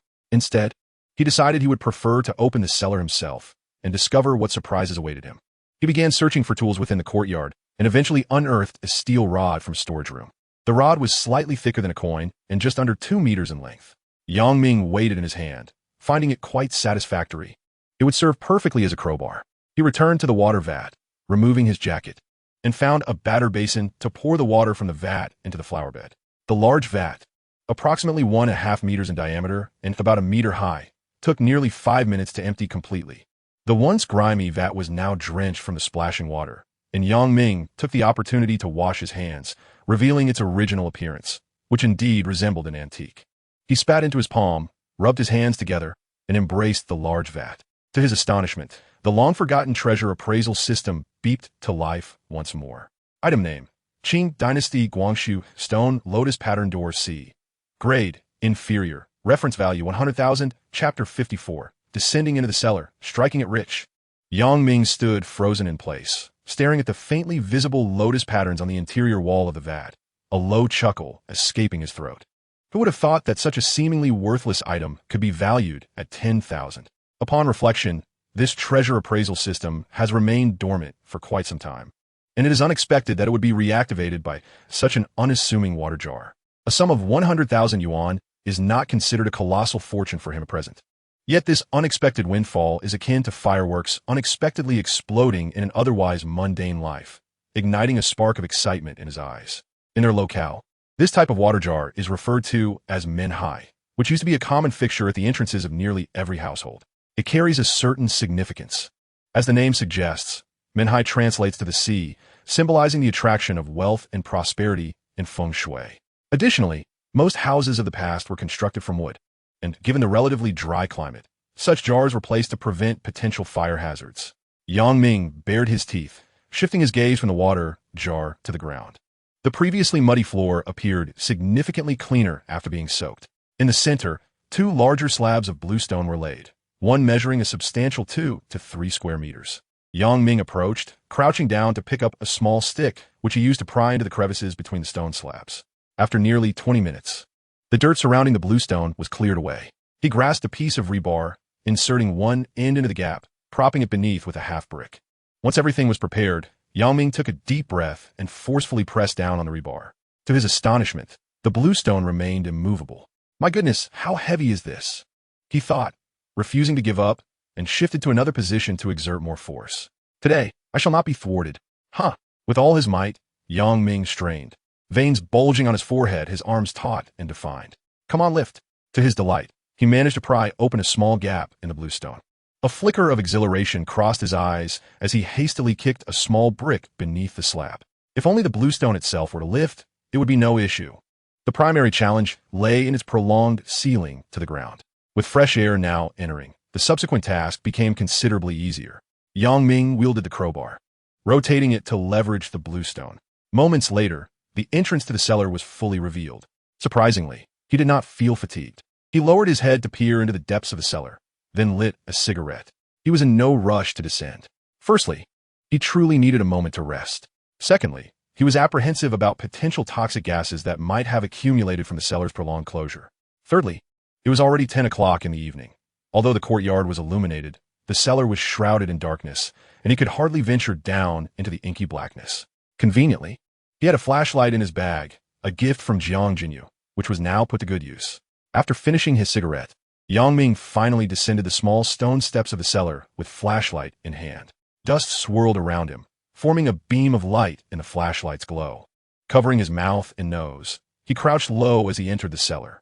Indeed, this cellar appeared to have been there for quite a long time, conservatively estimated to be several decades.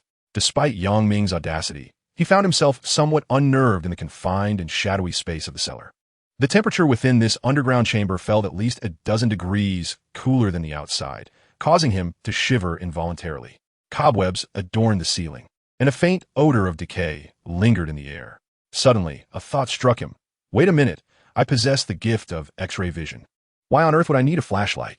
Wasting no further time, Ming made his way directly to the corner. Observing the boxes and 3 jars strewn across the floor, he decided to prioritize moving them rather than pondering too much. He certainly didn't want to asphyxiate himself. After muttering to himself, he stowed away the flashlight and lifted the first jar. Item name: Coral Red 9 Dragon Sea Bottle from the Yongjing era of the Qing Dynasty. Grade: Exceptional. Estimated value: 40 million. What on earth? Yang Ming exclaimed, nearly losing his grip on the precious bottle. Haha, I've struck it rich. Standing before the second piece of porcelain, he swallowed hard, trying to steady his breath. After a moment's pause, he lifted the second jar. Just as he did, the appraisal system chimed in again. Item name: Northern Song Dynasty Ru Kiln Sky Blue Glaze Lotus Petal Pattern Vase. Grade: Exceptional. Estimated value: 60 million. Yang Ming's knees buckled uncontrollably, and his back slammed against the damp brick wall. The chilling sensation jolted him back to reality, and after a brief period of dazed astonishment, he broke into a grin. Goodness, these jars, no, these vases, combined could fetch a small fortune. If others were to discover this, they would surely go mad. In mere minutes, I've amassed a fortune of 100 million. As he mumbled in excitement, he turned his attention to the remaining 2 items, his anticipation soaring. He placed the Ru Kiln vase on the coffee table. To calm his exhilarated spirit, he refrained from rushing, instead taking a moment to smoke a cigarette. After 10 minutes, he resumed his task of transporting the items.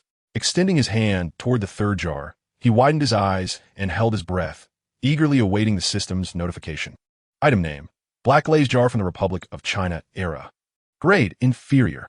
Estimated value: 800. Yang Ming thought he must have misheard, hastily using his pinky to tap his ear. Huh, what? This doesn't make any sense. The first was 40 million, the second 60 million, and now 800? Is this a joke? He felt a surge of despair.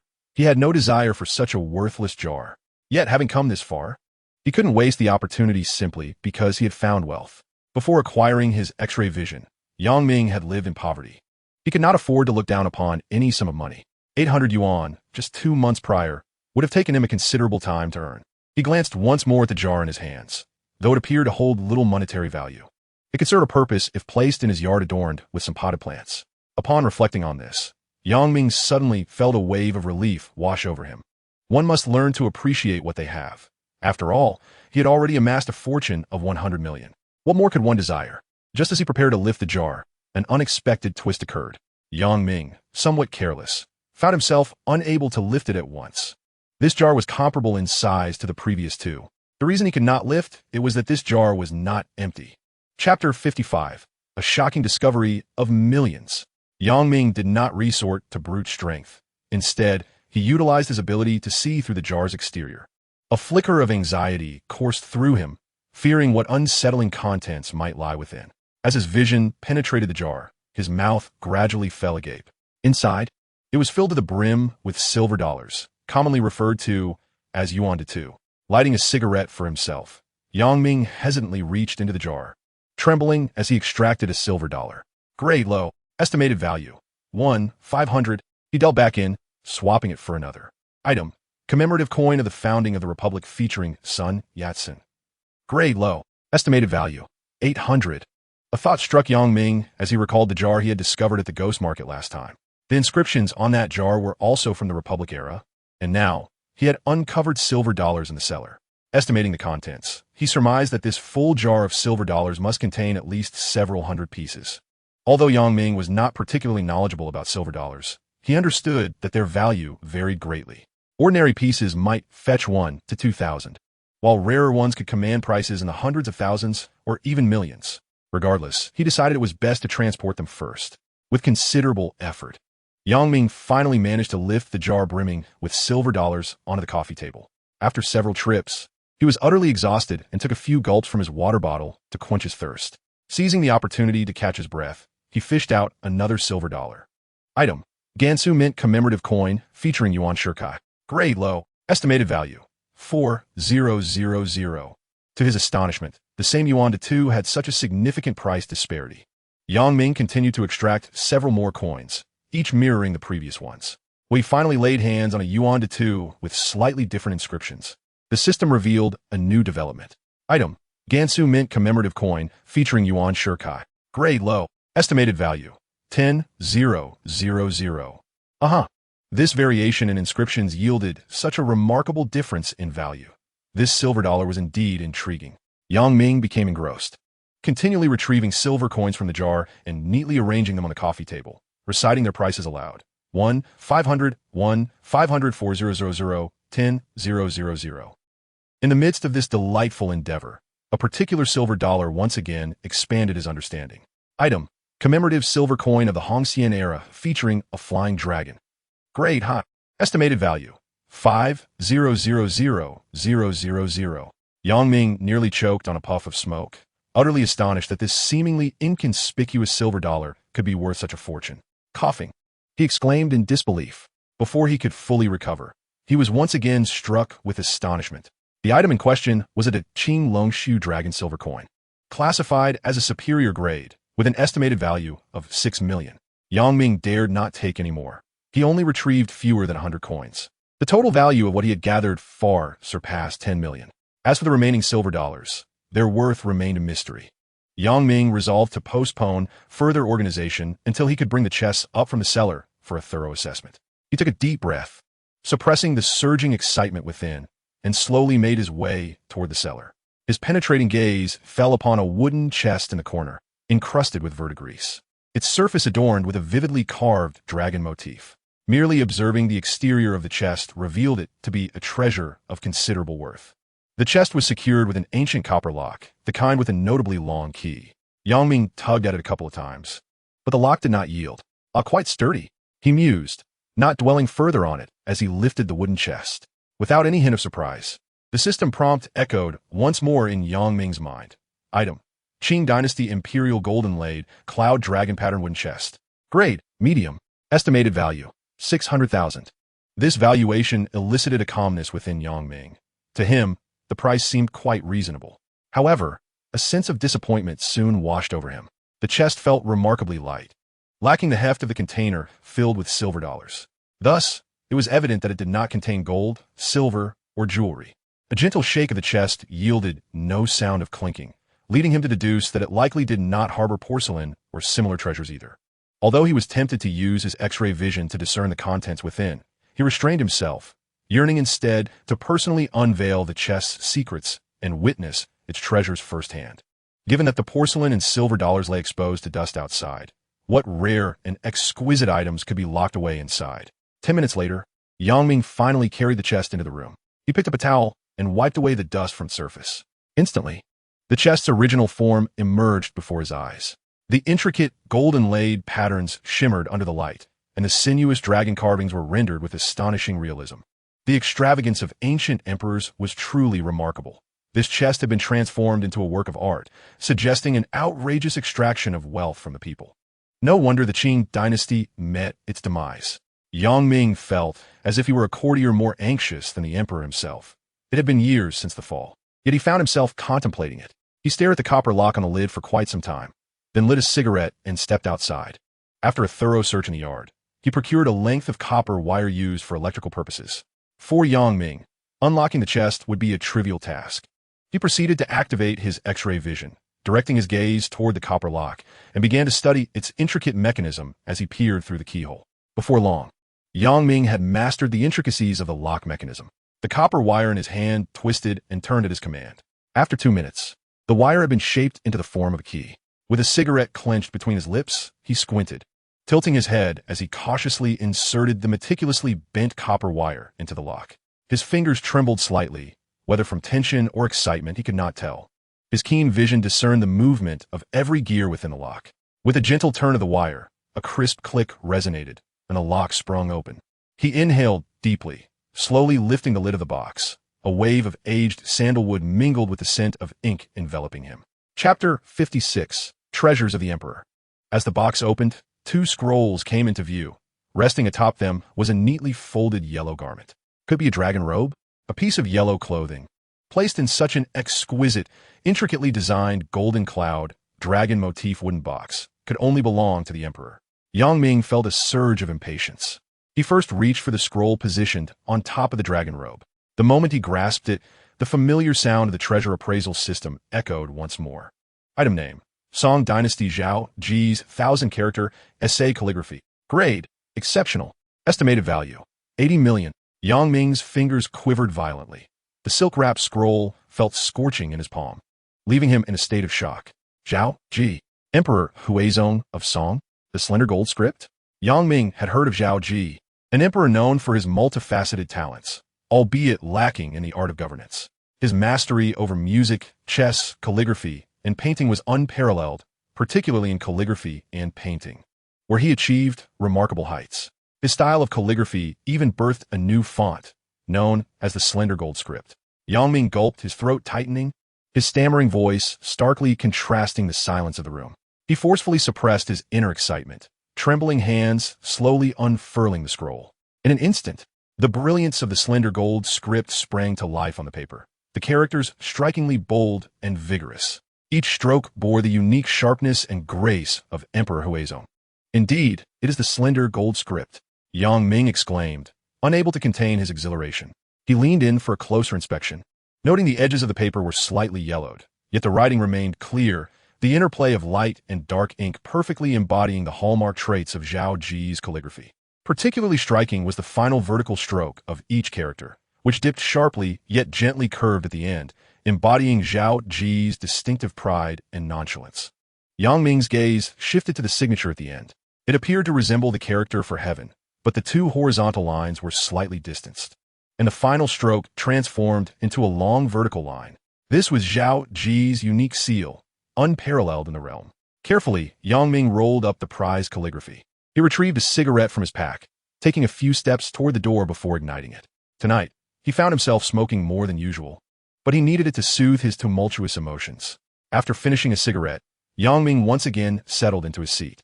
Taking a deep breath, he reached for another scroll. Title: The Auspicious Cranes by Zhao Ji of the Song Dynasty. Grade: Exceptional. Estimated value: 21 million. Goodness, another piece by Emperor Huizong. Upon finishing his words, Yang Ming eagerly unfurled the scroll. As it gradually unrolled, the sight of 20 white cranes soaring above the Shinda Gate of Bianliang unfolded before him. The bluish-gray glazed tiles, the crimson city gate, and the pure white crane feathers harmoniously complemented one another. Each crane exhibited a unique pose, yet together they formed a unified composition. Particularly striking was the translucent quality rendered in pale pink on the crane feathers, as if they would flutter with the slightest breeze. The bright red Xuanhe double dragon seal in the lower right corner was equally stunning, adorned with the distinctive seal of the unparalleled Zhao Ji, a solid proof of authenticity. Yang Ming's attitude towards this Emperor Huizong underwent a complete transformation, who claimed that Zhao Ji was idle. This painting resembled a photograph, showcasing unparalleled technique, skill, and artistic brilliance. Reaching an apex beyond comparison, two pieces, both authentic works of Emperor Huizong, accompanied by a dragon robe. Yang Ming felt a throbbing at his temples, his gaze landing on the neatly folded bright yellow dragon robe at the bottom of the box. After rolling up the scroll and gently setting it aside, his outstretched hand hesitated, retracting and extending in a state of internal conflict. This was simply too exhilarating. Ha ha ha, without that jar of silver coins. It's already valued at 300 million. He chuckled to himself, despite having spent nearly 10 million on a car today. At the rate he was earning, acquiring not just a car, but an entire office building seemed entirely feasible. Though his thoughts wandered, they were not mere fantasies. The reality was indeed so. After a tumultuous internal struggle, Yang Ming exclaimed, "To hell with it, I'm going for it." With that, he reached out with both hands towards the dragon robe. Grade: Superior. Estimated value: 15 million. Instantly, a wave of disappointment washed over Yang Ming. He had never anticipated this dragon robe to be from the Qianlong era. Had it belonged to the Ming or Song dynasties, its value would surely surpass 100 million. Nonetheless, this dragon robe was exceedingly rare. Typically, such royal items would never circulate among the populace. Moreover, this robe had belonged to an emperor, specifically worn by Kanshi, which in those times could have led to the annihilation of 9 clans. Yang Ming collected his thoughts and gazed at the robe. This dragon robe was at least 300 years old, and remarkably, its color had not faded in the slightest over the years, exuding an air of opulence. Historically, the craftsmanship involved in producing dragon robes was exceedingly intricate and laborious, contributing to their exorbitant value. The fabric used for dragon robes was woven from the down of peacock tail, feathers mixed with gold threads. This was the reason why dragon robes could shimmer and retain their color over time. In addition to these materials, intricate dragon patterns were embroidered, often adorned with precious gems and other luxurious embellishments. The five-clawed golden dragon, embroidered with gold threads, glimmered softly in the dim light, the dragon's design vividly alive, its claws grasping a fiery pearl, proudly gazing skyward. Perhaps the individuals who initially concealed these treasures lacked a thorough understanding of their value. They merely recognized that items once owned by the emperor must be worth a considerable sum, hence they gathered them together. That evening, I had made extensive use of my perceptive abilities, focusing solely on the antique artifacts without any distractions. Now that several items have been thoroughly appraised, a significant weight has finally been lifted from my heart, leaving me feeling particularly fatigued. To be candid, even a single piece from this vast collection holds substantial worth. Though this courtyard is sufficiently secure, I still find myself somewhat anxious. Glancing at the time on my phone, I noted it was already 4 in the morning. I looked towards the sky, where a faint glimmer of light began to emerge in the distant east. I had no intention of sleeping. With just over an hour left until dawn, the light would soon break. During this time, the cigarette in my hand remained perpetually lit, my lips growing numb from the smoke. My excitement remained palpable. After all, earning over 3 billion in a single day is enough to exhilarate anyone. In the state, even a full day without sleep would pose no significant issue for me. Thus, I resolved to set out at first light, carrying the treasures to seek the guidance of old Master Jiang. Chapter 57. A Desperate Heart in Disarray. This hour stretched on interminably. The ashtray on the coffee table was overflowing with cigarette butts, a testament to my restless anticipation. At last, the clock struck 6. I peered outside. The sky was now brightening, though I wondered if Jiang Chengjun had risen yet. I decided to send a message. Old Master, are you awake? Before I could set my phone down, a call from Jiang Chengjun came through. I quickly answered, greeted by his warm laughter. Ah, good morning, Yang Ming. Don't young people usually love their sleep? What brings you up so early? I respectfully returned his greeting. Good morning, Grandfather Jiang. It's not that I dislike sleeping in. I haven't closed my eyes at all. Oh, what have you been up to? I had no desire to engage in banter, so I promptly got to the point. Grandfather, I have a few items I would like you to take a look at. Instantly, Jiang Chengjun perked up. He held me in high esteem. In his eyes, my talent for appraising antiques was remarkable, allowing me to discern the year, name, and even the accurate price of a treasure with ease.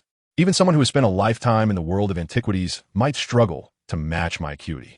Little did he know, my abilities were bolstered by my keen perception and the appraisal system I possessed. Is that so? Let us meet at the Yunxian at 7. All right. After ending the call, I swiftly wrapped the various bottles and jars on the coffee table in 2 old sheets and loaded them into the car. I started the vehicle and drove towards the antique market. The early morning streets were not overly crowded, allowing me to park directly in front of the Yunxian. The doors were already open, and the old master had arrived.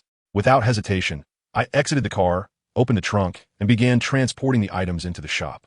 Jiang Chengjun glanced at the vehicle parked outside and chuckled playfully. Ha ha ha, now that's more like it. This car truly suits you. Yang Ming, however, did not mention that this vehicle was a gift from Jiang Jinyu to himself, nor did he reveal that he had similarly bestowed a car upon each of the Jiang sisters.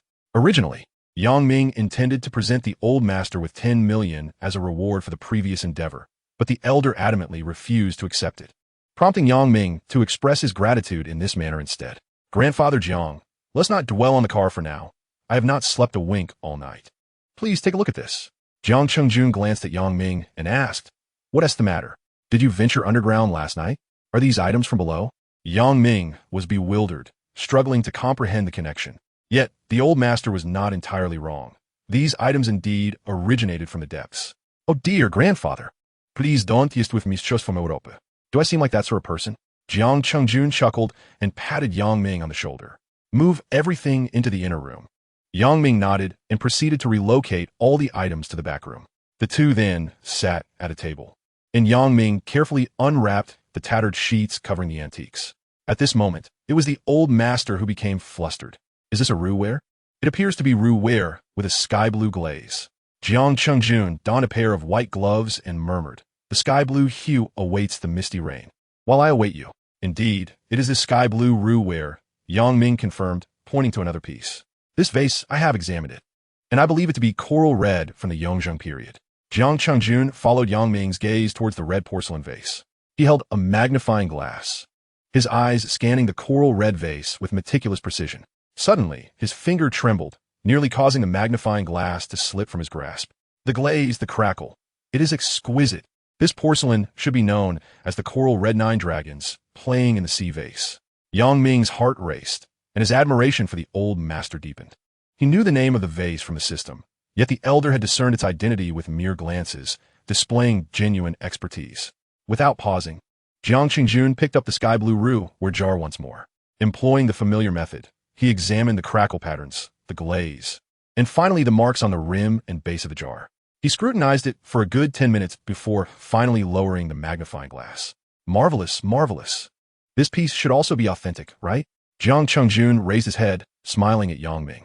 You little rascal, with your abilities, you cannot tell the genuine from the fake? You must have come here early just to tease this old man. Feeling somewhat embarrassed at being seen through, Yang Ming replied sheepishly, grandfather, I was just uncertain. Do not try to fool me. Tell me, what is the name of this porcelain? Jiang Qingjun pressed. Yang Ming smiled lightly at the challenge, responding, if I am not mistaken, this porcelain should be called the sky blue glazed lotus petal pattern zune. Indeed, you are correct. This piece is indeed named thus. You truly are a genius. Seizing the moment, Yang Ming opened the box, revealing 2 scrolls of calligraphy and a dragon robe for their eyes to behold. Jiang Qingjun was rendered speechless, his breath growing increasingly rapid. Yang Ming was taken aback and hurriedly inquired, Old master, please do not frighten me. Is your heart condition acting up? To his surprise, old master Jiang replied, I have performed admirably enough. If you were to exchange me for another elderly fellow, I fear he might perish here today. Setting aside the items within this box, even the 2 porcelain pieces you just displayed are beyond the reach of most people's eyes throughout their lifetimes. Not only do you possess remarkable treasures, but you also revealed such a multitude at once. How can others bear this? As the scroll gradually unfurled, Jiang Qingjun slowly discerned the characters inscribed upon it. Good heavens! Is this the Shoujin script of Emperor Huizong of the Song dynasty? Yang Ming proudly lifted his chin. Indeed it is. This is the Shoujin script of the Qianzuan by Emperor Huizong Zhaoji. Jiang Qingjun gently pulled Yang Ming aside and adjusted his reading glasses for a closer examination. Yang Ming, with a smile, refrained from interrupting. Seizing the moment, he unveiled another painting, the Rue He Tu, also by Emperor Huizong, before Jiang Qingjun. This time, Jiang Qingjun's heart truly raced. He whispered urgently to Yang Ming, quickly, fetch me a swift-acting heart remedy from the drawer. Yang Ming initially thought the old man was playfully jesting, but upon seeing his complexion pale, anxiety gripped him. He rushed to the table, focused his gaze, and was flabbergasted. Old master, where is the drawer? Jiang Qingjun, nearly at his limit, rasped the drawer of the tea table. Chapter 58. What kind of bean were you just mentioning? Oh dear, you old rascal. Could you not speak more coherently? Yang Ming, now flustered, displayed the streetwise demeanor of his earlier days. He hurried in 3 steps to the tea table, yanked open the drawer, and grabbed the heart remedy, forcing it into Jiang Qingjun's mouth. After taking the medicine, the old man's complexion gradually improved. Yang Ming was nearly paralyzed with fright. If something untoward were to happen, how would he explain it to Jiang Jinyu? Old master, did you not claim you had no heart condition?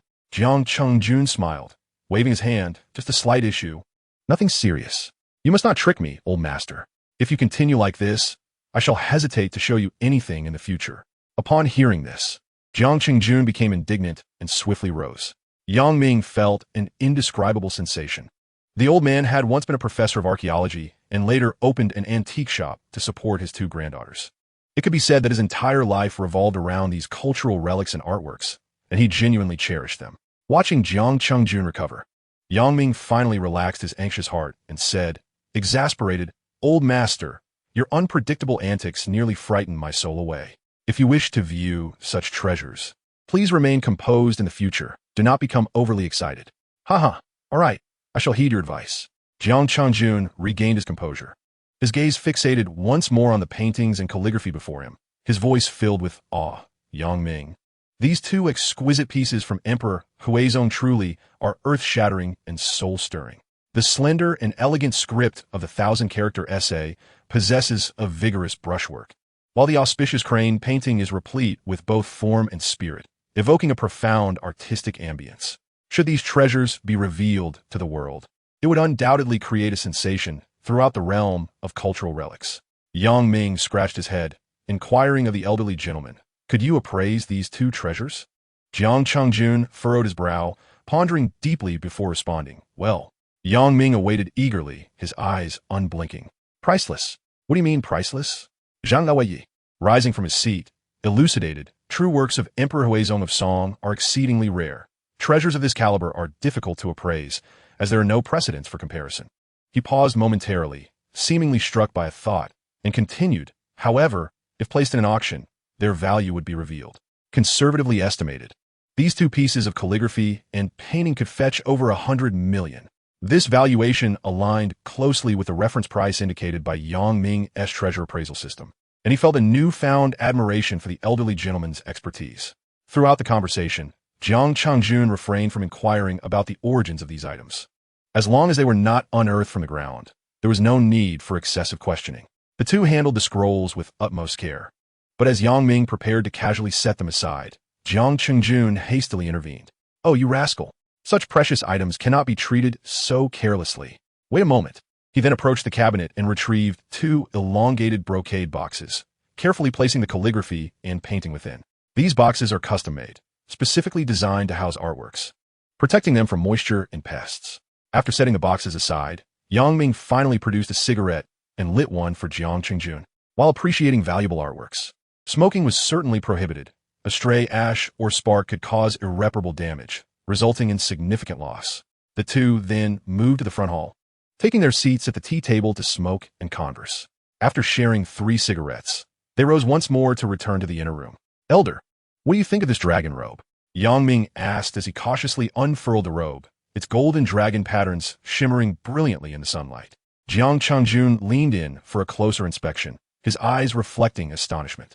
"My goodness, the craftsmanship, materials, and embroidery of this dragon robe are extraordinary. Judging by the style of the dragon motifs, it appears to be a royal artifact from the Ming or Qing dynasty. However, determining which emperors it is will require further examination." Subsequently, Jiang Changjun fell silent, taking a magnifying glass to scrutinize the robe intently. Time slipped by unnoticed until he gradually lifted his head. "Yang Ming, which emperor do you believe this dragon robe belonged to during the Qing dynasty?" "I believe it must belong to Emperor Qianlong." Jiang Changjun suddenly showed keen interest, for he had not discerned which emperor had commissioned this dragon robe. "Oh, how do you know that? Enlighten me."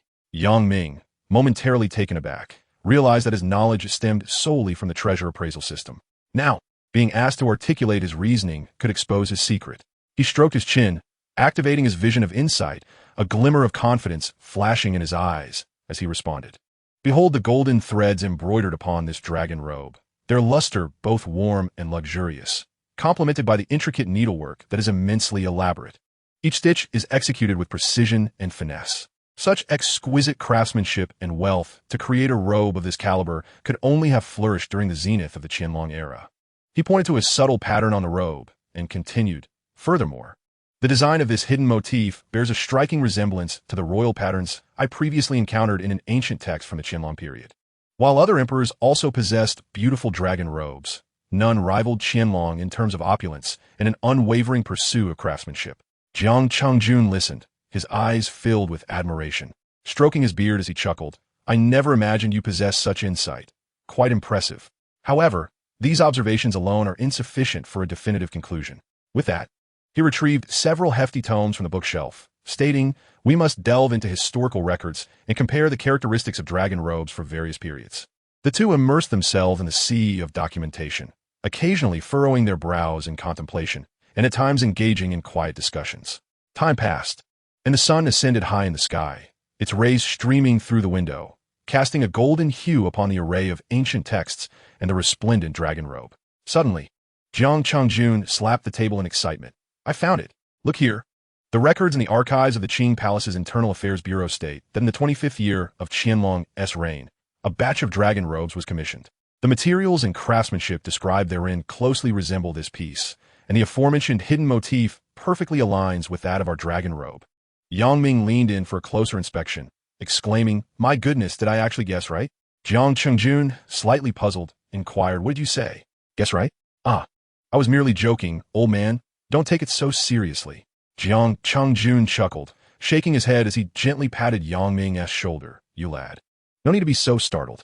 His gaze returned to the dragon robe, filled with emotion. If it could indeed be confirmed as Qianlong's, it would be a national treasure capable of rewriting the history of cultural relic research. Chapter 59. The unassuming jar holds secrets within. After a considerable time, Jiang Chengjun finally deemed it appropriate to fold the dragon robe neatly and place it back into the box. What a revelation today has been. I have even had the privilege of touching the dragon robe. How delightful. Yang Ming, observing Jiang Chengjun's jubilant demeanor, felt a sense of happiness as well. However, the work was far from over. They had examined 2 porcelain pieces, 2 paintings, and the dragon robe belonging to Emperor Qianlong. Only the jar of silver coins remained. Yang Ming had personally carried it in, and Jiang Chengjun had noticed nothing unusual. His focus had been solely on the other items, neglecting the inconspicuous black glazed jar. Yet, one could hardly blame the old gentleman. After all, the jar holding the coins was rather ordinary and utterly unremarkable. Jiang Chengjun had risen and made his way back to the tea table in the hall, for he was never far from his tea or his pipe. Yang Ming, after a long day of labor, come and have some tea to rest a while. Yang Ming smiled gently as he lifted the black glazed jar and carried it to the front hall, placing it on the tea table. Silver dollars are impervious to fire. So he casually smoked while observing, without concern. Jiang Chengjun, upon noticing the jar, chuckled and offered Yang Ming a cigarette. The jar appeared to be from the late Qing dynasty and held little value. Yang Ming lit the cigarette, took a deep drag, and slowly exhaled the smoke towards Jiang Chengjun. The elder, however, remained oblivious. No matter how Yang Ming directed the smoke his way, he sensed nothing unusual. Yang Ming shook his head with a smile and nonchalantly reached into the jar, retrieving a silver dollar. He pinched it between his thumb and forefinger, blew forcefully towards it, and swiftly placed it by the old gentleman's ear. The sound chimed like a bell. Jiang Chengjun, whose hand had been resting carelessly on the tea table, suddenly tightened his grip, his murky eyes sparkling with excitement. Wait, a silver dollar? That sound is peculiar. He snatched the coin from Yang Ming's hand and scrutinized it against the light, his aged fingers tracing the intricate patterns on its surface. The patina, the quality. This was not the ordinary silver dollar he expected. Donning his reading glasses for a closer look, he gasped in astonishment. This is a bamboo coin. Yang Ming had merely taken a random piece, fortuitously selecting a relatively rare bamboo coin from the province. With a raised eyebrow and a smile, he fished out several more silver dollars from the jar. The moonlight white metallic surface gleamed with a gentle luster, the likeness depicted vividly, with even the beard and collar wrinkles discernible, and the edges serration perfectly defined. Yet, Yang Ming knew that each of these silver dollars was a true treasure. Old sir, please examine them closely, he urged, nudging the jar forward, causing it to emit a crisp sound. When I first acquired this jar, I believed it to be of ordinary quality, but I was astounded by its hidden depth. What? The jar is filled with silver dollars? Jiang Chengjun, forgetting his tea and cigarette, extinguished the latter in the ashtray and stood up abruptly. He trembled as he adjusted his glasses, rummaging through the desk drawer for a magnifying glass, inspecting each coin as meticulously as he would a dragon robe. Suddenly, his hand paused over one particular silver dollar, his throat bobbing as he exclaimed, This is a signed yuan die too, crafted by an Italian engraver. There are fewer than 100 of these master coins in existence, each one a unique specimen. Yang Ming felt a surge of delight. The treasure appraisal system had indeed not let him down. Hidden within the seemingly ordinary black glazed jar lay silver dollars of immeasurable worth, deceiving even the well-versed Jiang Chengjun. But there was more. He pulled out another silver dollar. On the back, a subtle arc appeared above the lettering. Look at this. It's the even rarer O variant, minted exclusively for Hainan. Jiang Chengjun, overwhelmed with excitement, stood up, not even noticing his chair tipping over. He cradled the silver dollar delicately in his palm, his voice trembling with awe. Yang Ming, this jar is filled with national treasure-level silver dollars. Just these 2 special editions could fetch astronomical prices at auction. Yang Ming smiled silently, contentedly sipping his tea. Old Master Jiang was exceedingly busy, meticulously extracting silver dollars from a black glazed jar, his mutterings ceaseless. This is a yuan shirkai dollar, and that is a small one. Astonishingly, there's even a flying dragon coin. My heavens, and military-issued silver dollars. In the midst of this, in order to ensure an environment of absolute tranquility for their examination, Jiang Chengjun rose to securely lock the shop door, ensuring they would not be disturbed. After more than an hour, Jiang Chengjun finally set down the magnifying glass. his voice trembling as he spoke. "There are a total of 532 silver coins here, with the majority being ordinary. There are over 60 coins valued at over 10,000, more than 20 worth over 100,000, and 7 that surpassed 10 million. Yang Ming could not suppress his excitement. He was aware that some of these coins were quite valuable, but had never performed a detailed inventory.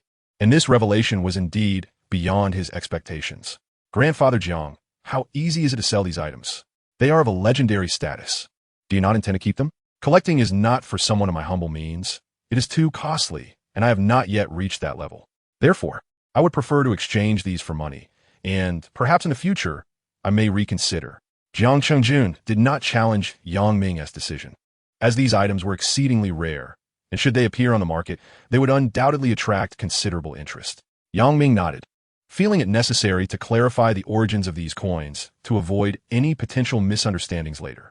"Old master, are you not curious about the provenance of these items?" No sooner had he spoken than Jiang Chengjun chuckled. To say I am not curious would be disingenuous. Such valuable items are sought after a lifetime. And for you to produce so many at once is indeed intriguing. Not wishing to keep him in suspense any longer, Yang Ming revealed. "These items all originated from my courtyard. Beneath the main courtyard lies a cellar, and these items came from there." Jiang Chengjun had entertained numerous hypotheses. Yet when Yang Ming disclosed the truth, it was something he could scarcely have fathomed. "All from the courtyard?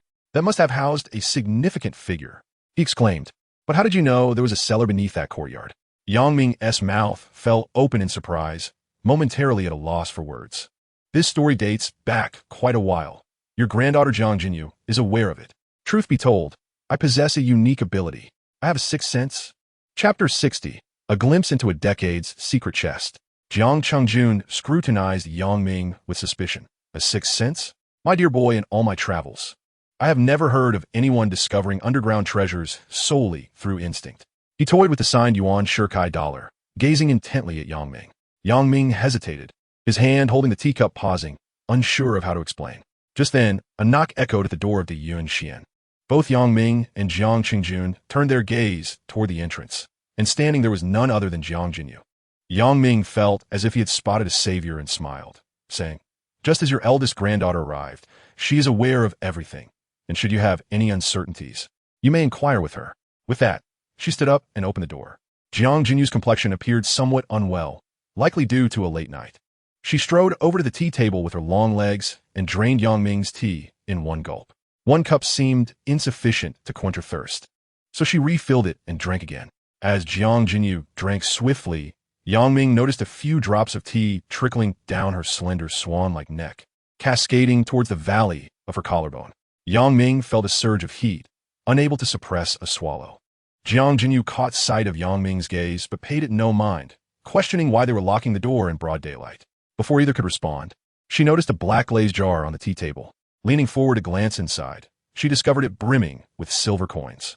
Observing the scene, Yang Ming chuckled and quickly remarked, "Jinyu, Grandpa doesn't believe I possess a sixth sense. Perhaps you could clarify." Jiang Chengjun raised his hand to interrupt and proceeded to relay several pieces of news regarding national treasure-level antiques. Throughout, Jiang Jinyu's expression remained largely unchanged until Jiang Chengjun had finished speaking, at which point she finally responded. "Grandpa, do not be too astonished by Yang Ming's sixth sense. I have become accustomed to it. When we first met, it was precisely because of his sixth sense that he was noticed by a woman while looking around on the street. She reported him as a pervert for peeping at her lingerie. Initially, I shared that belief. However, he could sense a hidden compartment in her bag containing lewd service advertisements. Later, while investigating a theft case, Yang Ming indeed relied on his so-called sixth sense to locate the missing items." Jiang Jinyu smiled as she recounted nearly every incident between herself and Yang Ming, evidently placing great trust in his words. Observing this, Jiang Chengjun gradually began to believe. "Yang Ming, having lived for over half a lifetime, your claims seem rather fantastical. How about this? Demonstrate it for me right here. I am genuinely curious about your sixth sense." Yang Ming pulled out a chair and gently urged Jiang Jinyu to sit and rest, while his gaze roamed the shop, contemplating how to convince the old gentleman. His eyes swept over the myriad of antiques, suddenly fixating on a redwood box covered in dust in the corner. Taking a deep breath, his pupils constricted slightly as a barely perceptible sensation spread through the air like a spider's web. "Grandpa Jiang, Is there a wooden box inside this chest? Yang Ming pointed at the box, his voice steady, yet imbued with certainty. Jiang Qingjuan's eyes brightened, revealing a hint of surprise. Indeed, one possesses a certain discernment. However, it is of little consequence. In this profession, with ample experience, one can surmise quite a bit from mere appearances. Moreover, I am uncertain whether Xiaoyu and Xiaoro have mentioned this wooden box to you. At this juncture, Jiang Jinyu promptly interjected, I have not disclosed anything. I am unaware of what it contains. Yang Ming shook his head, gesturing for Jiang Jinyu to refrain from further elaboration. He leisurely approached the box and gently lifted the gray cloth, revealing an antiquated redwood case.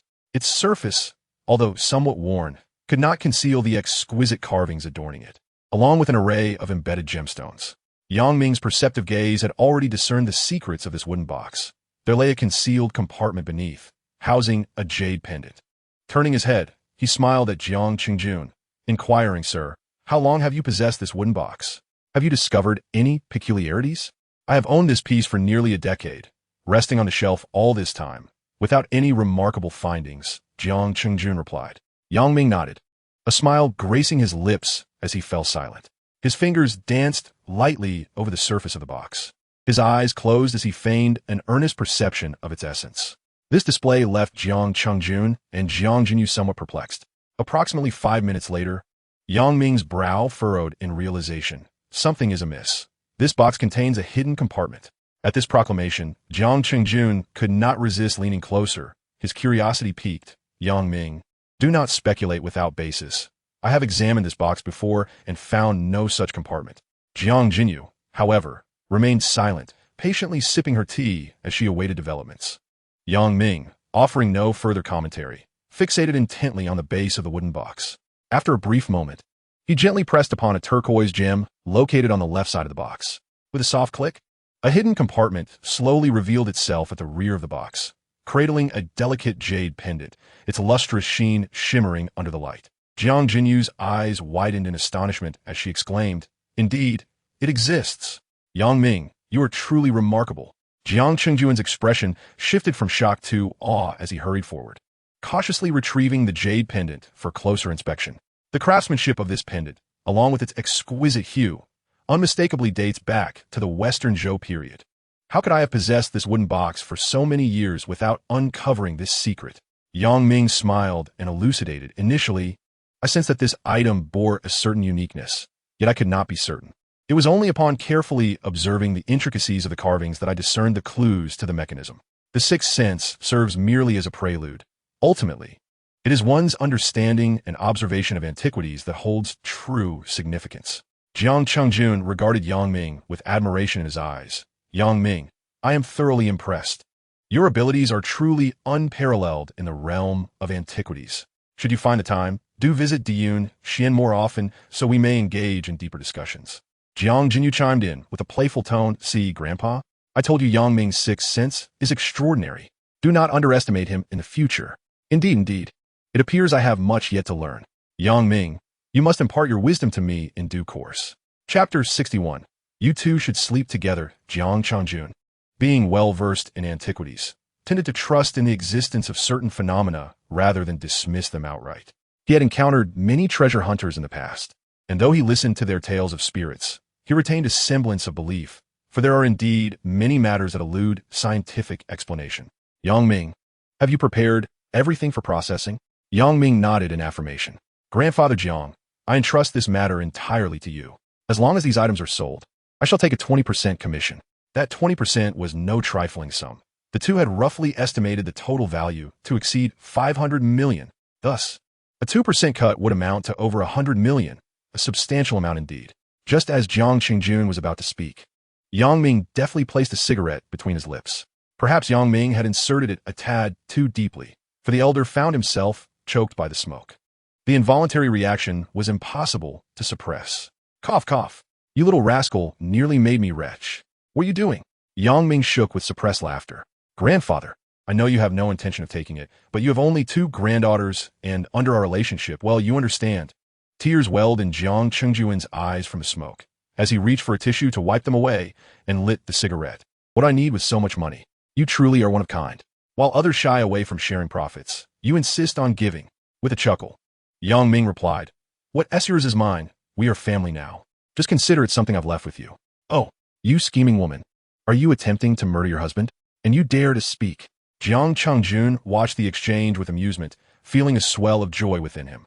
He then slapped his hand down and agreed, Very well, let it be as you say. However, these items are of national treasure caliber, so it will be best to leverage connections for an auction. Yang Ming had some knowledge of auctions where participants bid against each other, the highest bidder winning. This method could elevate the treasure's prices to extraordinary heights, often exceeding initial estimates. All right, you may decide, but if it comes to an auction, remember to take me along. I've yet to witness one and wish to see it for myself. Not a problem. Once all the paperwork is completed, I will inform you. After finalizing the arrangements, Yang Ming turned his attention to Jiang Jinyu. Noticing that her hair appeared somewhat oily and her complexion less than ideal, he inquired, Jinyu, have you not slept at all?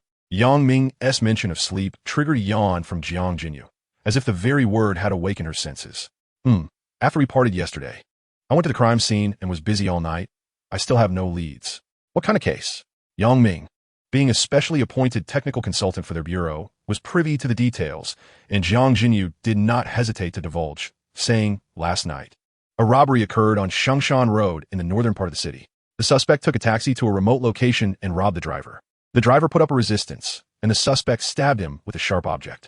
Yang Ming, somewhat agitated, exclaimed, This driver is a fool. Why resist when he has already been robbed? Is he trying to throw his life away?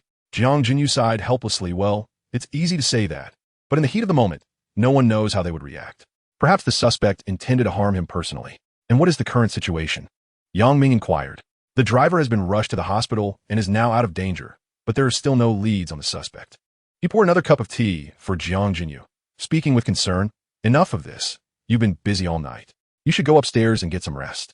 Jiang Changjun glanced at his eldest granddaughter and then at Yang Ming, saying, Yang Ming, you haven't slept all night either. Go on, you both should head upstairs to rest. Yang Ming felt a rush of warmth to his cheeks, while Jiang Jinyu blushed deeply. She stomped her foot lightly on the ground and said shyly, Grandfather, what are you saying? However, Jiang Changjun chuckled, playfully adopting a serious expression. What?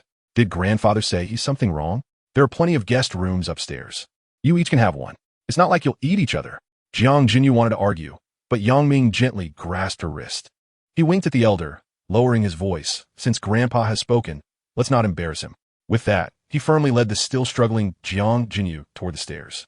The second floor, adorned with antique charm, featured several rooms and shelves for storage. Upon entering one room, they found an old-fashioned bed. A beautifully carved rosewood frame draped with soft silk bedding. Jiang Jinyu stood at the door, caught between hesitation and reluctance, while Yang Ming boldly sat at the edge of the bed, saying, Come on, my dear sister, take a moment to rest. I'm not sharing a bed with you. Jiang Jinyu stamped her foot and turned to leave, but was abruptly interrupted by a sudden, urgent ringtone. She pulled out her phone, her expression instantly turning serious. What? They've found a lead on the suspect? All right, I'm on my way. After hanging up, she looked at Yang Ming. The colleagues at the bureau have reviewed the surveillance footage along the route and have located the suspect. I can't sleep now, I must go. Before she could finish her sentence, her legs suddenly weakened. Yang Ming, quick on his feet, caught her, feeling her warmth against his hand. You're burning up. It's probably just from catching a chill last night. It's nothing. Jiang Jinyu tried to stand, but was effortlessly lifted by Yang Ming. She gasped, instinctively wrapping her arms around his neck, her face nearly pressing against his chest. What are you doing? Since you're feeling unwell, what else can I do? Don't squirm. Yang Ming looked down at her flushed cheeks, his voice softening unconsciously. You can hardly walk. How can you investigate? Just lie down and rest. I'll fetch you some medicine. With that, he gently laid her on the bed and thoughtfully draped a light blanket over her. Jiang Jinyu reclined on the bed, gazing at Yang Ming's busy figure, a wave of emotion suddenly washing over her. Lost in thought, she barely noticed when Yang Ming poured a glass of warm water and brought it to her lips. Just as he was about to leave, his wrist was unexpectedly grasped. Jiang Jinyu spoke softly, Yang Ming, the leaders overseeing this case are quite invested. I must go. Yang Ming rolled his eyes at her, retorting, Does the Bureau cease to function without you? Is it impossible to solve the case in your absence?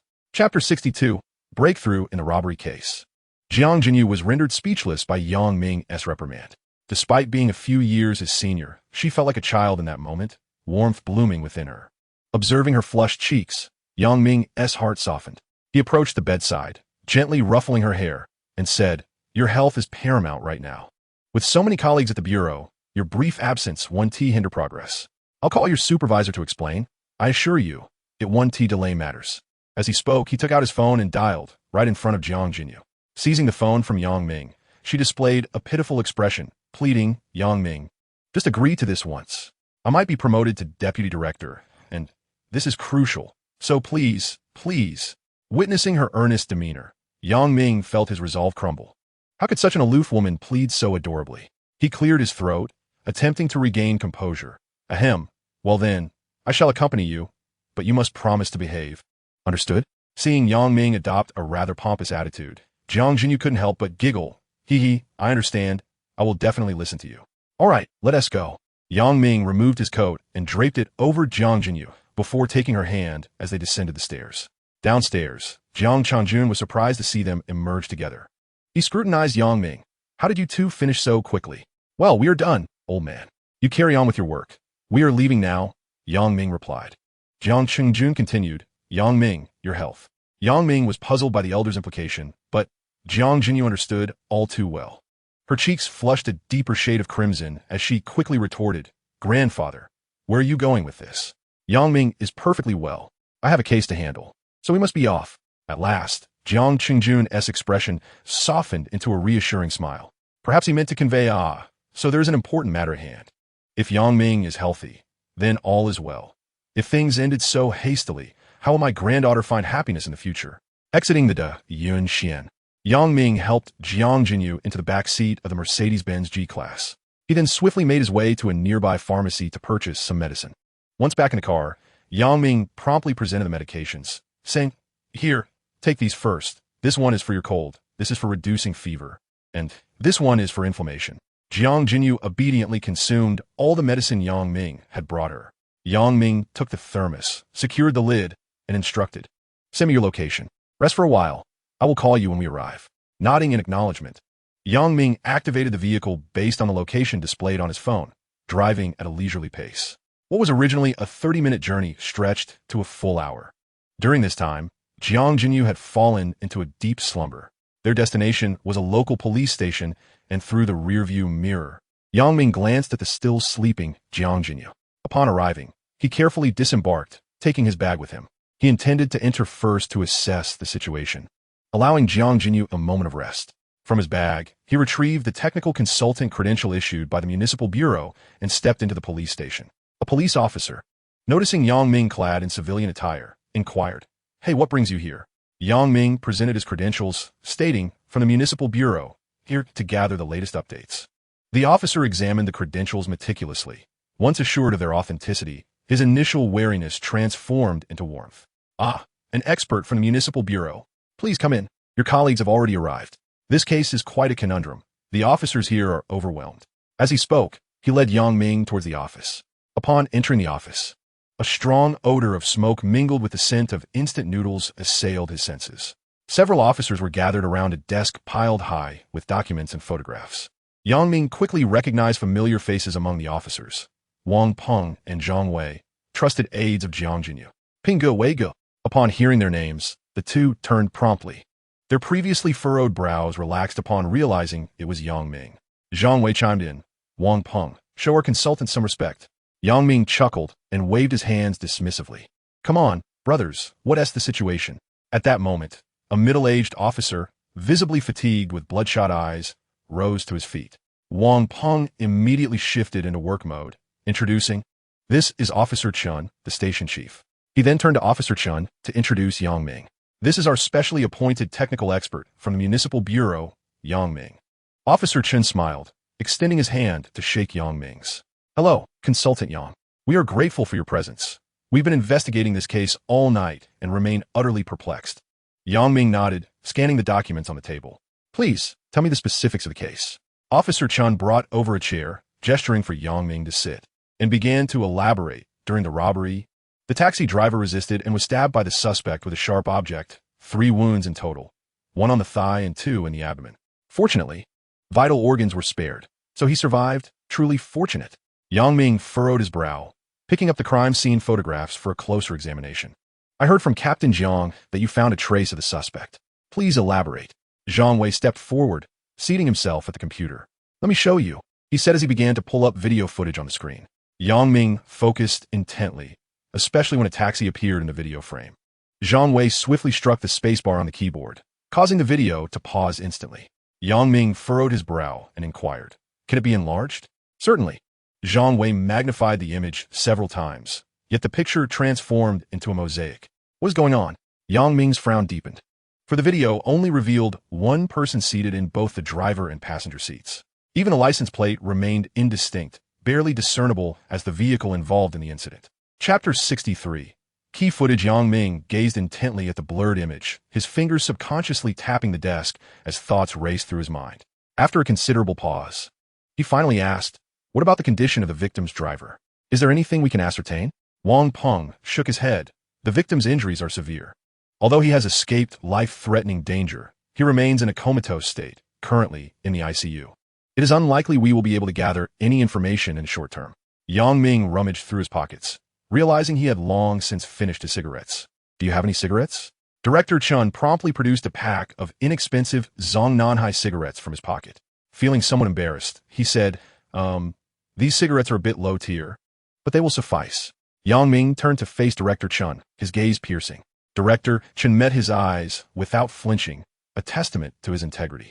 Yang Ming held a favorable impression of this director. A man of his stature, choosing to smoke such ordinary cigarettes exemplified his simplicity. Moreover, the absence of any fear in his eyes indicated he was truly a servant of the people. Yang Ming flashed a radiant smile at Director Chun, remarking, "It doesn't matter about the quality. As long as it can be smoked, it's good." His jest elicited a wave of laughter in the otherwise somber office, momentarily lifting the oppressive atmosphere. As Yang Ming enjoyed a cigarette, he once again focused on the image displayed on the computer screen. Suddenly, an idea struck him. What if I try using my X-ray vision? With this thought, he concentrated intently and directed his vision towards the suspect in the image. Under the influence of his ability, the suspect's image was magnified, and the previously pixelated sections began to gradually restore themselves through Yang Ming's careful control. Excess parts were discarded, while the missing elements were filled in by his imagination and adjusted with his X-ray vision. Yang Ming intermittently placed the cigarette he held between his fingers to his lips, finishing one only to light another. The colleagues in the office exchanged glances, watching Yang Ming, who remained fixated on the screen without blinking, unaware of what thoughts occupied his mind. After consuming 5 cigarettes, the suspect's facial features finally emerged from the mosaic, and Yang Ming proceeded to restore the enlarged image in his mind. When the suspect's likeness reappeared in his thoughts, Yang Ming was taken aback, for the once indistinct visage had now become remarkably clear. In his mind, the suspect appeared to be around 40 years of age, possessing a long, angular face, a bald crown, thick eyebrows, single eyelids, and a nose of modest height. Notably, a mole adorned the left side of his cheek. Yang Ming, overwhelmed with excitement, promptly urged Wang Peng, "Hurry, Brother Peng, fetch me some paper and a pen." The sudden outburst startled several individuals nearby, causing Wang Peng to momentarily freeze before swiftly retrieving the requested items. Yang Ming eagerly accepted them and immediately began sketching. Approximately 10 minutes later, a rather abstract portrait emerged upon the paper. A circle of onlookers gathered around Yang Ming, captivated by the peculiar drawing. "Is this the suspect you depicted, Consultant Yang?" one inquired. Yang Ming nodded, glancing at his creation that bore a resemblance to Ultraman, feeling somewhat embarrassed. He then crumpled the paper into a ball. "My apologies. It seems I may have exceeded the scope of the task. It's perhaps a bit perplexing for you all." Typically, Yang Ming's handwriting was rather crooked, and now being tasked with drawing truly posed a challenge for him. He turned to the crowd and asked, "Do we have a sketch artist in our department?" Wang Peng nodded, but then shook his head. Yang Ming rummaged through a cigarette box on the table, pulled out a cigarette, and placed it between his lips. However, just as he picked up a lighter to ignite it, someone snatched it away. Irritated, he turned to see Jiang Jinyu, who had taken the lighter from him. The group greeted her enthusiastically. "Team Leader Jiang." "Team Leader." Yang Ming smiled and asked, "Weren't you supposed to sleep a bit longer? You've awoken rather early. How are you feeling?" Jiang Jinyu returned the cigarette to his mouth and personally ignited it for him. "Much better. The fever has subsided. Could you possibly smoke a little less?" Yang Ming nodded, replying, "I was merely contemplating. My mind requires the stimulation of smoke. Otherwise, I might experience a mental freeze." "Haha." Jiang Jinyu rolled her eyes and inquired, How is the case progressing? Have you identified the suspect? All eyes turned to Yang Ming. He shrugged nonchalantly. We should be close, but our resources are lacking. We can't even find a sketch artist. Jiang Jinyu sighed at his comment. Are you suggesting you already know what the suspect looks like? Yang Ming nodded with a hint of pride. Jiang Jinyu immediately turned to issue orders. Wang Peng, Zhang Wei. You two go to the art academy and see if you can bring back a couple of drawing instructors. If not, students will do. Understood, team leader. Yang Ming then addressed Director Chun. Old Chun, do we still have access to the surveillance footage along that route? We do not. There is only one camera from Jinyuan Road to Shangshan Road, Chun replied. What was the time frame of the footage in relation to the incident? Yang Ming asked. The taxi appeared in the footage at 8 o'clock in the evening, and by the time we received the report, only about 20 minutes had elapsed, Chun informed him. Yang Ming paused thoughtfully for a moment before stating, please retrieve the surveillance footage from 8 to 8:30. As soon as Yang Ming's words fell, a police officer promptly seized the mouse and extracted the surveillance footage from the interval between 8 and 8:30. Yang Ming did not leave the video. Instead, he continued to inquire, to which location does Shangshan Road lead? Following Shangshan Road to its conclusion, one encounters a fork. One path leads to Ling County, while the other directs towards Tong County in Beha Province. Yang Ming nodded thoughtfully, turning to Jiang Jinyu, his tone gentle as he asked, are your systems interconnected? Could you assist me in retrieving records of individuals aged 38 to 42 with prior criminal histories, hailing from this city, as well as from Ling County and Tong County? Certainly, Jiang Jinyu responded, and Yang Ming promptly rose, offering his seat to her. He then positioned himself at a nearby computer and began to scrutinize the half-hour video. Yang Ming accelerated the playback speed to its maximum, 24 times the normal rate. While others typically slowed down the footage, he possessed an extraordinary ability to perceive details, coupled with an impeccable memory. Thus, he completed the originally 30-minute video in less than 2 minutes. Chapter 64. Pursuit of the suspect in Ling County. Although Yang Ming's viewing time was brief, only a handful of vehicles had traversed from the opposite direction during that half hour. Fortunately, he did not dwell on this observation. However, he could not entirely dismiss the possibility that the suspect had departed on foot, albeit this scenario was nearly negligible. At that moment, Jiang Jinyu had already filtered the records according to Yang Ming's specifications, isolating individuals aged 38 to 42 with histories of robbery and theft. All the relevant individuals have been retrieved, Jiang Jinyu announced.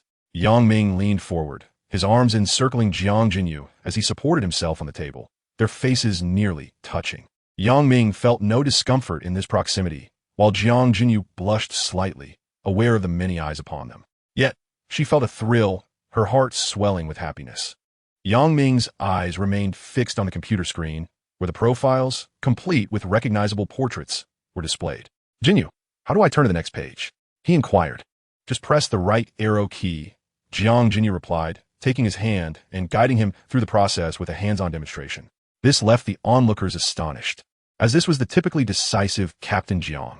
Yang Ming was intensely focused on the screen, his fingers flying over the keyboard, producing a rapid and resonant clatter. The sound echoed in the room, tap, tap, tap. Jiang Jinyu felt her cheeks flush, silently lamenting, Yang Ming's speed is astonishing. What will I do in the future? Yang Ming's typing became increasingly swift as he sifted through over 2,000 potential suspects fitting the case profile, necessitating his accelerated pace. Behind him, Old Chun stood with a hint of uncertainty, murmuring quietly, Advisor Yang, with your speed, won't the keyboard get damaged? Yang Ming, having not fully caught the comment, paused his actions and turned his head, asking what? Will get damaged. Old Chun offered an awkward smile. I was referring to the keyboard. Oh, I see you were referring to the keyboard. I had a different notion entirely. Suddenly, Jiang Jinyu's body trembled inexplicably, and she lowered her head in slight embarrassment. Yang Ming remained oblivious to Jiang Jinyu's unusual demeanor and turned his attention back, swiftly flipping through the pages once more. The sound of rapid page turns echoed in the air.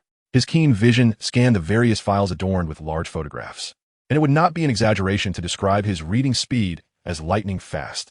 Suddenly, Yang Ming halted his actions, fixating his gaze on a particular photo. The image depicted a man in his 40s, sporting an elongated face, a balding crown, thick eyebrows, single eyelids, a modest nose, and a noticeable mole on his left cheek. Yang Ming then examined the details of the file. Name, Sun Chun. Age, 42. Place of origin, Ling County. Convicted of robbery in 2007. Upon reaching this point, Yang Ming ceased further reading. He straightened his posture and addressed the group. The suspect has been identified. It is this individual named Sun Chun. He has likely fled to Ling County. We must depart immediately. Except for Jiang Jinyu, the other officers, including Chief Chun, appeared bewildered. Was it truly possible to lock onto a suspect with such swiftness? Before anyone could respond, Jiang Jinyu also rose, commanding, incredulous, isn't it? Such is the prowess of our consultant Yang. Chief Chun, please assign a few personnel to accompany us to Ling County. Chief Chun promptly nodded in agreement, stating, this incident occurred within our jurisdiction. I will bring 2 teams and personally accompany you. Jiang Jinyu nodded and swiftly pulled Yang Ming out the door. Once they boarded Yang Ming's custom Mercedes-Benz G-Class, Jiang Jinyu immediately dialed Wang Peng and Zhang Wei, instructing them to cease the search for the artist and instead dispatch their team to Ling County. Subsequently, she contacted the Public Security Bureau in Ling County, requesting their cooperation. Yang Ming had already started the vehicle, speeding towards Ling County. 12 hours had elapsed since the incident, and every passing minute without the suspect posed a greater risk. The customized Mercedes-Benz G-Class was remarkably swift. The roar of its V12 engine exhilarated Yang Ming. Through the rearview mirror, he observed several police vehicles trailing behind, their speed slightly reduced. Jinyu, could you request the team to install a police light on this vehicle for me? Jiang Jinyu looked at Yang Ming with confusion, asking why. This car is worth several million. Are you planning to seize it? Yang Ming shook his head vigorously. Jiang Jinyu, slightly irritated, replied, all right, I understand. Don't be upset. I was merely inquiring. It would be useful in emergencies. Enough, focus on driving. You haven't slept in nearly a day and night. Can you manage? Should I take over the wheel? Yang Ming shot Jiang Jinyu a glance and replied playfully, can I? Please remove that can from your sentence. I am wide awake. Today, I shall crack this case and ensure you secure your position as deputy chief. As she observed Yang Ming's demeanor, Jiang Jinyu could not help but chuckle, her eyes glistening with unshed tears. Yang Ming took out his phone to check the time and addressed Jiang Jinyu, saying, Jinyu, please call the Ling County office and request them to retrieve the surveillance footage from near Sun Chun's residence. Remember, the time frame is from 10 o'clock in the evening until 4 o'clock the next morning. Though somewhat perplexed, Jiang Jinyu had developed unwavering trust in Yang Ming over time. Thus, without a hint of hesitation, she promptly dialed the number. As the phone rang, Yang Ming added, I cannot guarantee absolute certainty. So please remind them to exercise caution while retrieving the footage. Everything must be done discreetly. Understood, she replied. Soon, Jiang Jinyu's call was answered, and she relayed Yang Ming's instructions in their entirety. Moreover, she instructed, please expedite arrangements to secure the county's bus and train stations. Ensure that you are in plain clothes. And if you catch sight of Sun Chun, detain him immediately. I will take responsibility for any repercussions. Their hurried arrival, lacking both search and arrest warrants, underscored the depth of Jiang Jinyu's trust in Yang Ming.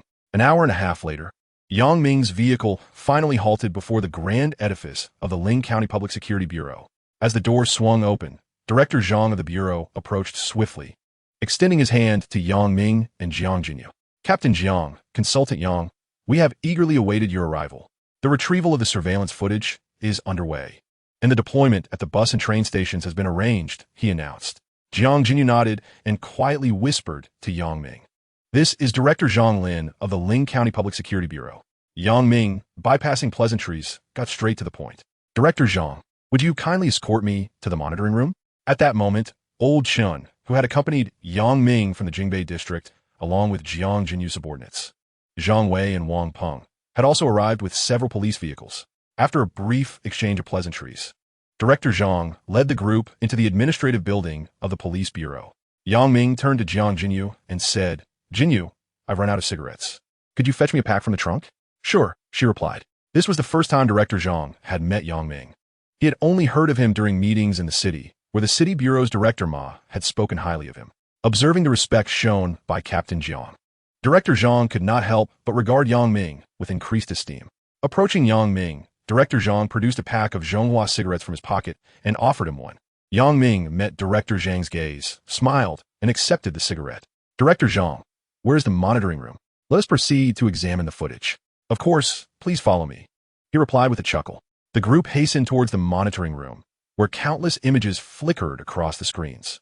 Yang Ming promptly instructed, please retrieve all surveillance footage within a 2-kilometer radius of Sun Chun's residence. Director Zhang nodded and swiftly instructed an officer to pull up all the surveillance angles.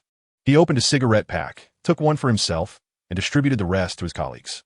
Yang Ming opened the pack, handed a cigarette to the officer adjusting the monitors, lit one for himself, and remarked, "Brother, could you please start playing all the footage from 10 o'clock last night?" The officer nodded silently and began to set all the surveillance videos to exactly 10 o'clock the previous evening. "Advisor Yang, it's ready. Shall we play it now?" Yang Ming gazed at the enormous screen in the command center, which was divided into 16 smaller screens, all displaying surveillance from around Sun Chun's residence. Taking a deep drag from his cigarette, he commanded, "Play it all." The various feeds began to play, and Yang Ming immediately activated the fast-forward feature. "Speed it up. Accelerate it to the maximum." At this point, the footage had been accelerated to 64 times the normal speed, causing the visuals to leap through time, with each second compressing into a minute of action. For an ordinary person, discerning any clues would be impossible. Merely watching for half a minute could induce nausea. Yet Yang Ming was not only capable of observing the footage, but was processing all 16 screens simultaneously. Zhang Wei and Wang Peng remained unfazed, having witnessed Yang Ming's capabilities before. The others, however, were intently watching not the screens, but Yang Ming himself, their expressions akin to disbelief, as if to say, "At this speed, what could you possibly glean?" With a piercing gaze, Yang Ming scrutinized the surveillance footage surrounding Sun Chun's home. Although the visuals were rapid, every frame was vividly etched in his mind. Time passed. When the footage reached 2:17 a.m., Yang Ming suddenly raised his hand. Pause. Rewind 1 minute and enlarge the third screen in the second row. The officer operating the control panel promptly complied with Yang Ming's instructions. The third video window in the second row was magnified. Everyone present turned their attention to the colossal screen in the command center.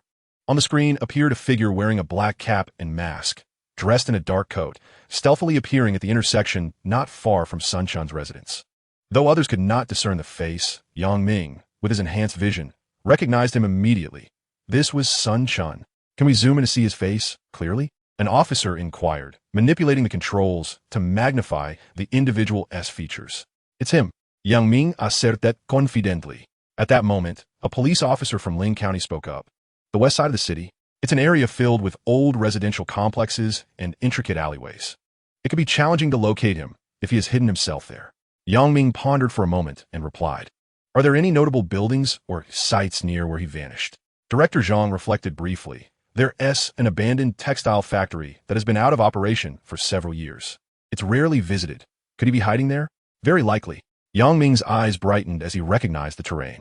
He was aware that it was a blind spot for surveillance, and the abandoned factory provided ample cover.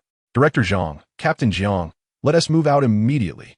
Jiang Jinyu promptly began to organize the operation. Zhang Wei, Wang Peng, accompany Consultant Yang and ensure his safety. "Understood. Old Chun, take the remaining personnel and follow me." "All right, Captain Jiang." 20 minutes later, under Jiang Jinyu's command, 7 or 8 police cars quietly surrounded the derelict textile factory, turning off their headlights and sirens. Armed with weapons, Yang Ming, Jiang Jinyu, and a contingent of officers stealthily infiltrated the premises. Moonlight streamed through the dilapidated windows, filling the factory with a metallic scent of rust, while remnants of machinery and debris littered the ground. The group divided into smaller teams, each searching different areas. Yang Ming and Jiang Jinyu led one team to scour the main workshop. As they ascended to the second floor, a faint sound suddenly caught their attention. Yang Ming raised his hand, signaling everyone to halt, holding his breath as he peered through the shadows.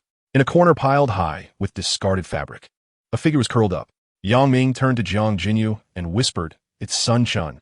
I can sense he's right in there. I'm certain." Jiang Jinyu nodded gently, a flicker of tension and excitement in her eyes. She gestured to Wang Peng and Zhang Wei behind her, indicating to encircle the area in a fan shape. The group moved with utmost silence, barely making a sound. Chapter 66, A Troublemaker. Jiang Jinyu and her team arrived from the city unarmed, but fortunately, the local officers were equipped with firearms.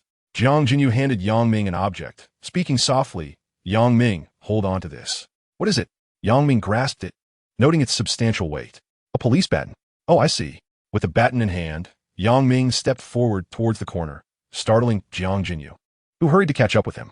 Meanwhile, Zhang Wei and Wang Peng quickly joined Yang Ming's side.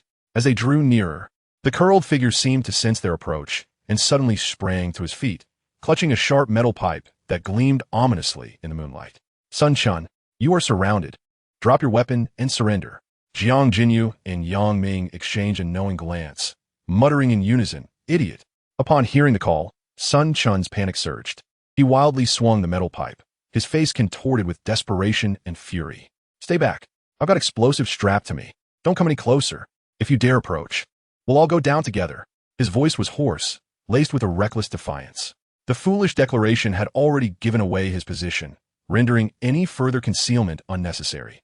Yang Ming stepped out from behind the wall, his gaze steely as he spoke in a grave tone. Sun Chun, you cannot escape.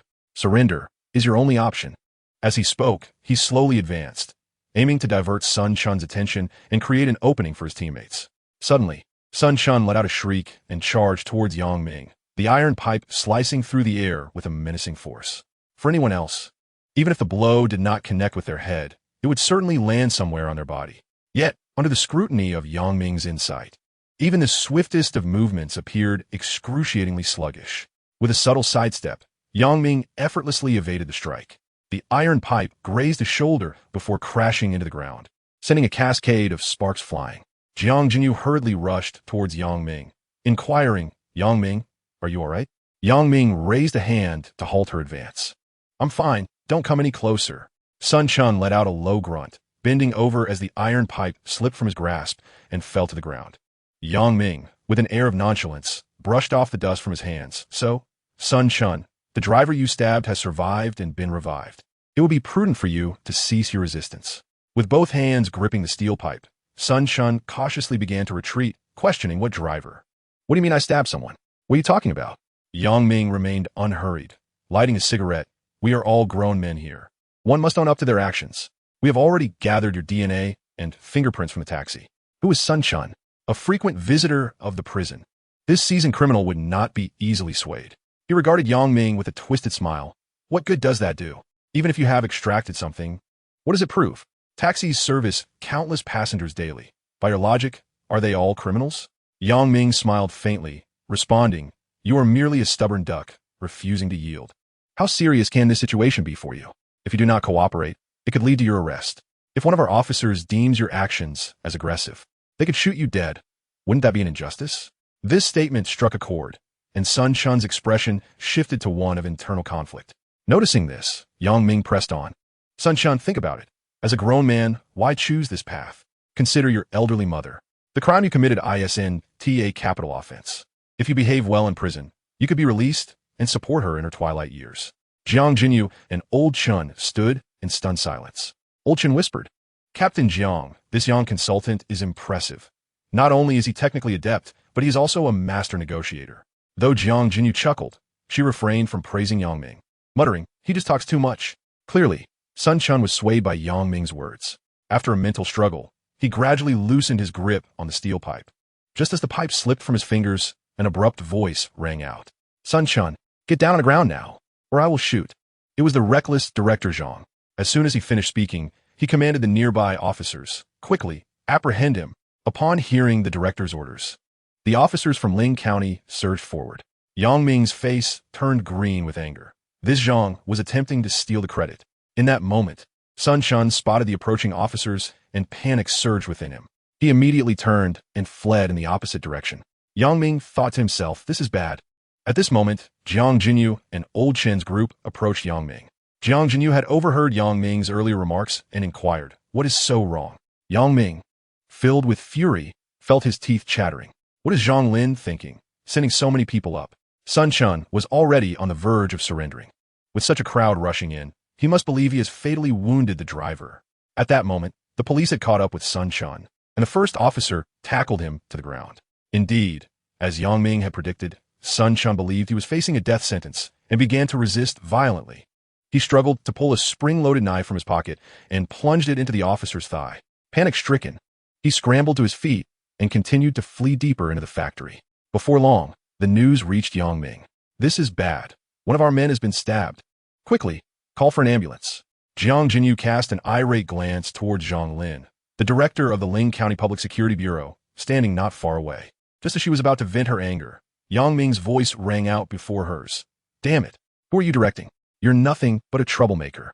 After cursing, Yang Ming hastily made his way inside. Meanwhile, Sun Shun found himself cornered by a group of police officers in a dead-end alley. One hand wielding the knife. He lifted his shirt with the other. Indeed, something was wrapped around his waist. Stay back. If you take another step forward, I'll blow you all up. Yang Ming's group had also arrived at the scene. He gestured to the standoff officers. Everyone, step back. Move at least 20 meters away. No one is to approach without my permission. Yang Ming was exasperated by the incompetence of the Ling County Police, who seemed more eager to claim credit than to do their jobs effectively.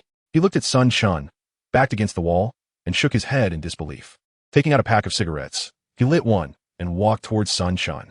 In Chapter 67, The Frenzied Expert, Sun Shun pointed the spring-loaded knife at Yang Ming while raising his shirt to reveal explosives strapped to his body. Trembling, he shouted, "Don't come any closer. If you do, I'll blow you up." Yang Ming had already assessed the situation with his ability to see through objects. The lump wrapped in tape resembled explosives, but upon closer inspection, he determined it was merely a sham, constructed from foam and cardboard. With a smile, Yang Ming continued to approach slowly. With every step he took, beads of sweat multiplied on Sun Shun's forehead. "Are you deaf? I told you not to move." Sun Shun yelled, and Yang Ming, unperturbed, retorted, "And who do you think you are? Is this place yours? Am I not allowed to stroll around?" Upon hearing this, Jiang Jinyu and Old Shun's group were taken aback, as was Sun Shun. Old Shun's expression morphed into one of bewilderment, and he quietly remarked, Captain Jiang, what sort of negotiation tactic is this from Advisor Yang?" Jiang Jinyu cleared her throat, realizing that the negotiation techniques were futile. Yang Ming merely wished to berate him.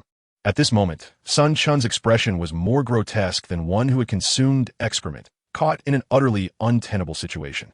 Initially swayed by Yang Ming, he had indeed been prepared to surrender. Yet, unexpectedly, Zhang Lin had emerged, inflicting harm upon an officer. How many years would he spend incarcerated for this?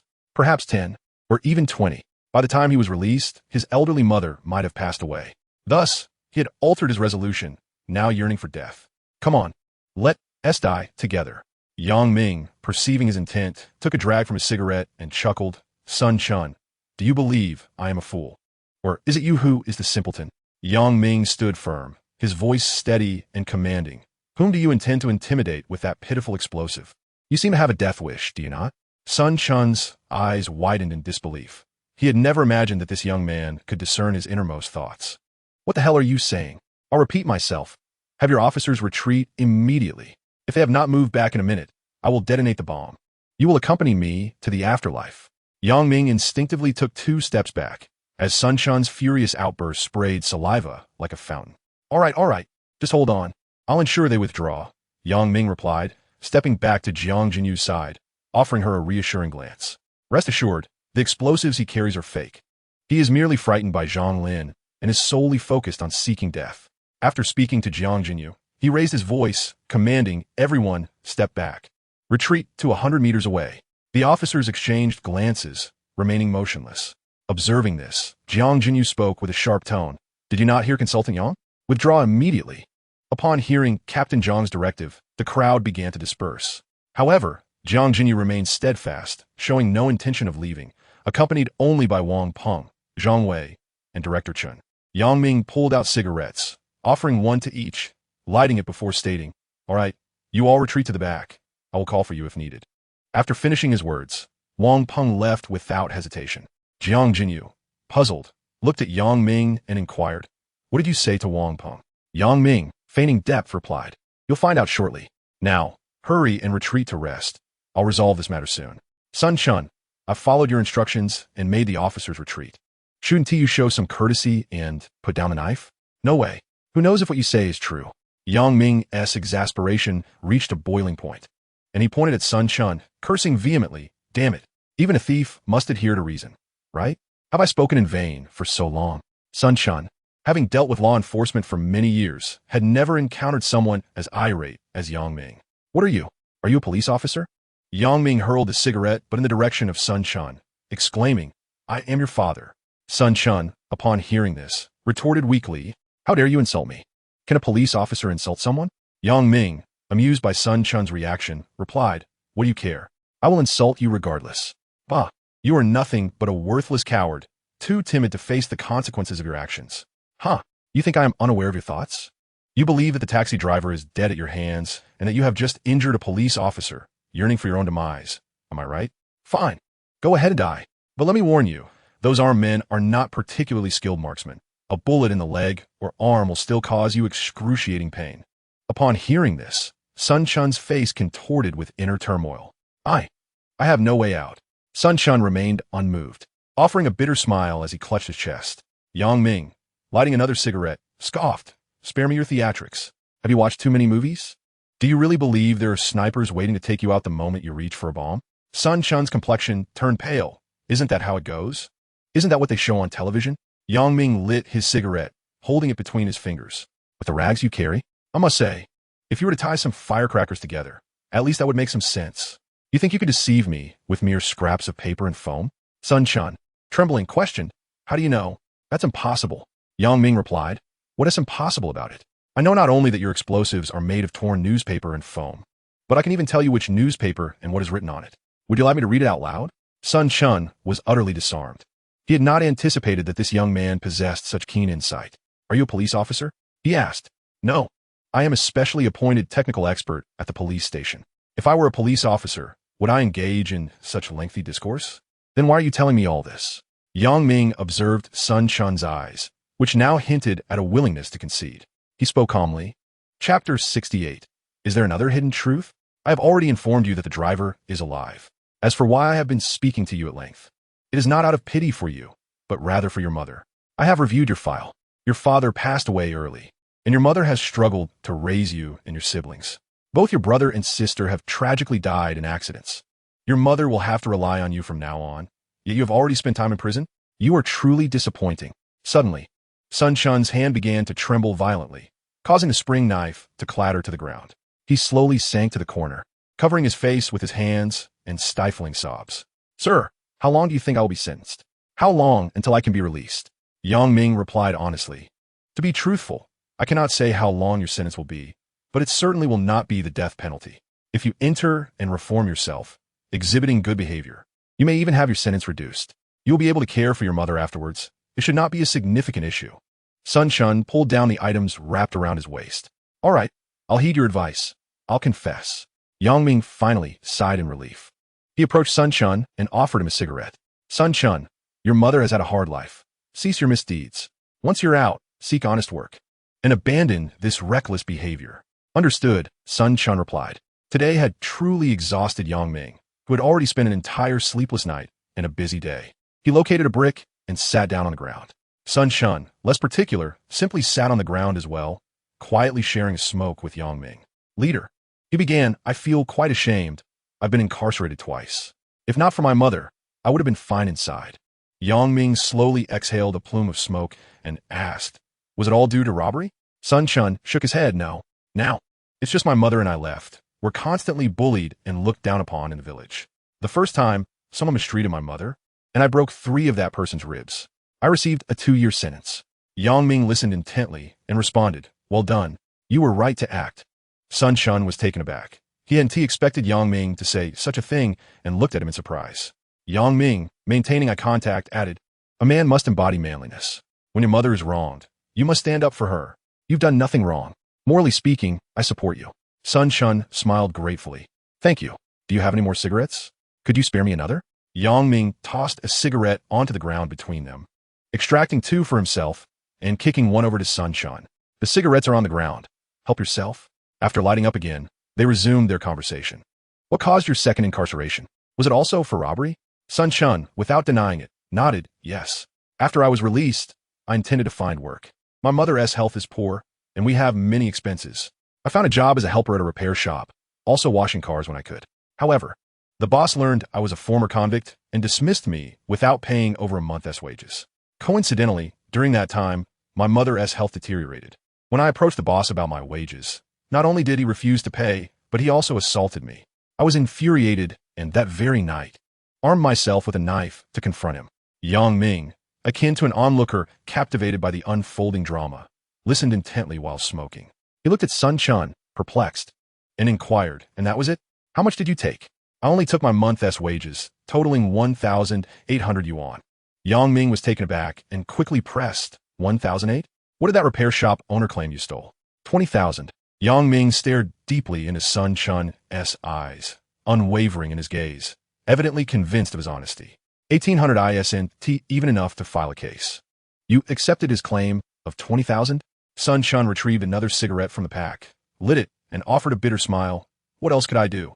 They took turns to assault me, attributing all recent theft and robbery cases to my name. Yang Ming was completely intoxicated, exclaiming, "How foolish! Why don't you report this?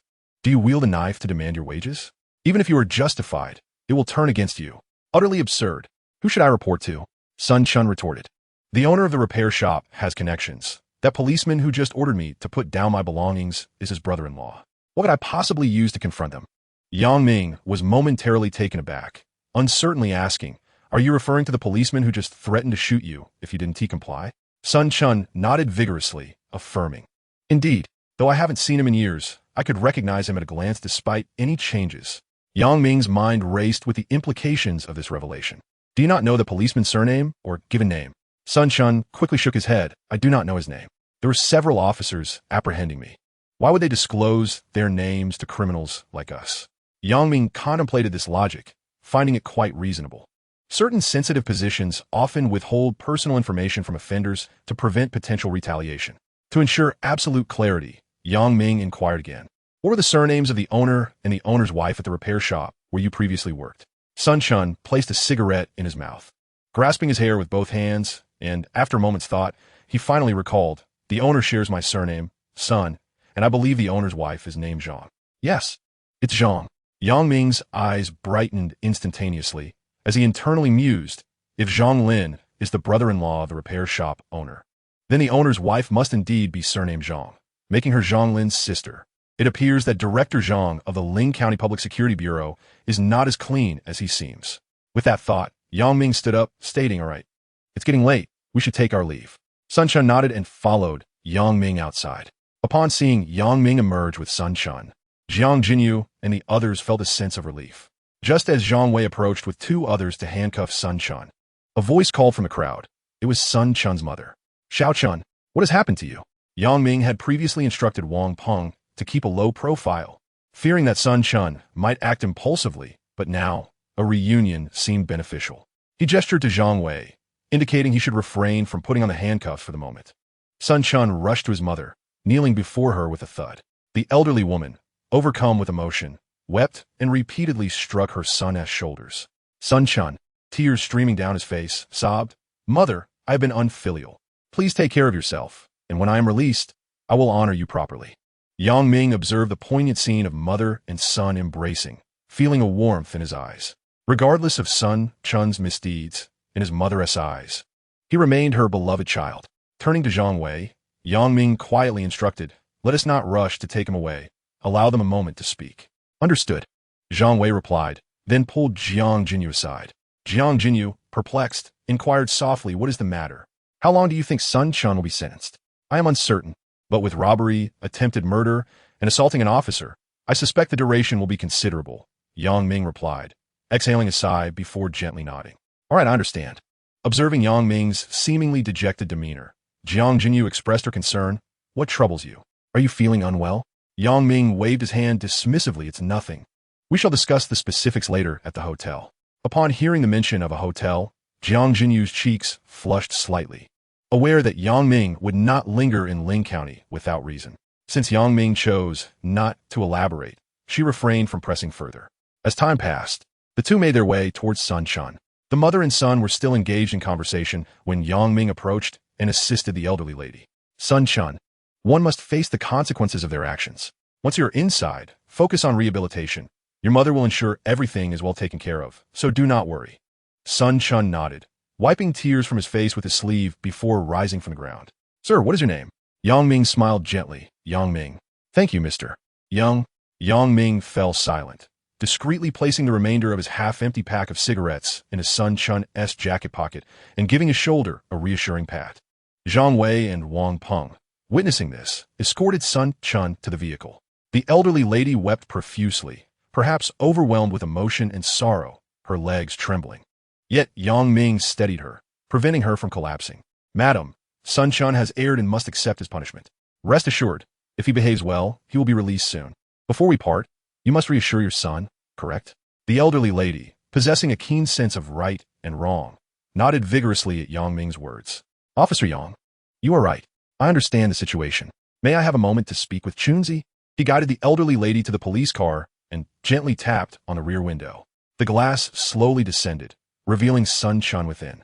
Bravely stifling her tears, she instructed, "Take care of yourself, Sun Chun." His tears flowed uncontrollably as he replied, "I understand, Mom.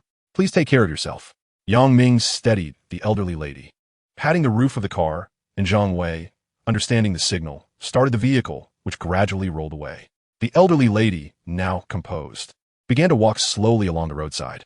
Jiang Jinyu approached Yang Ming and remarked softly, "This elderly lady truly endures much. Indeed, let us find time tomorrow to visit her.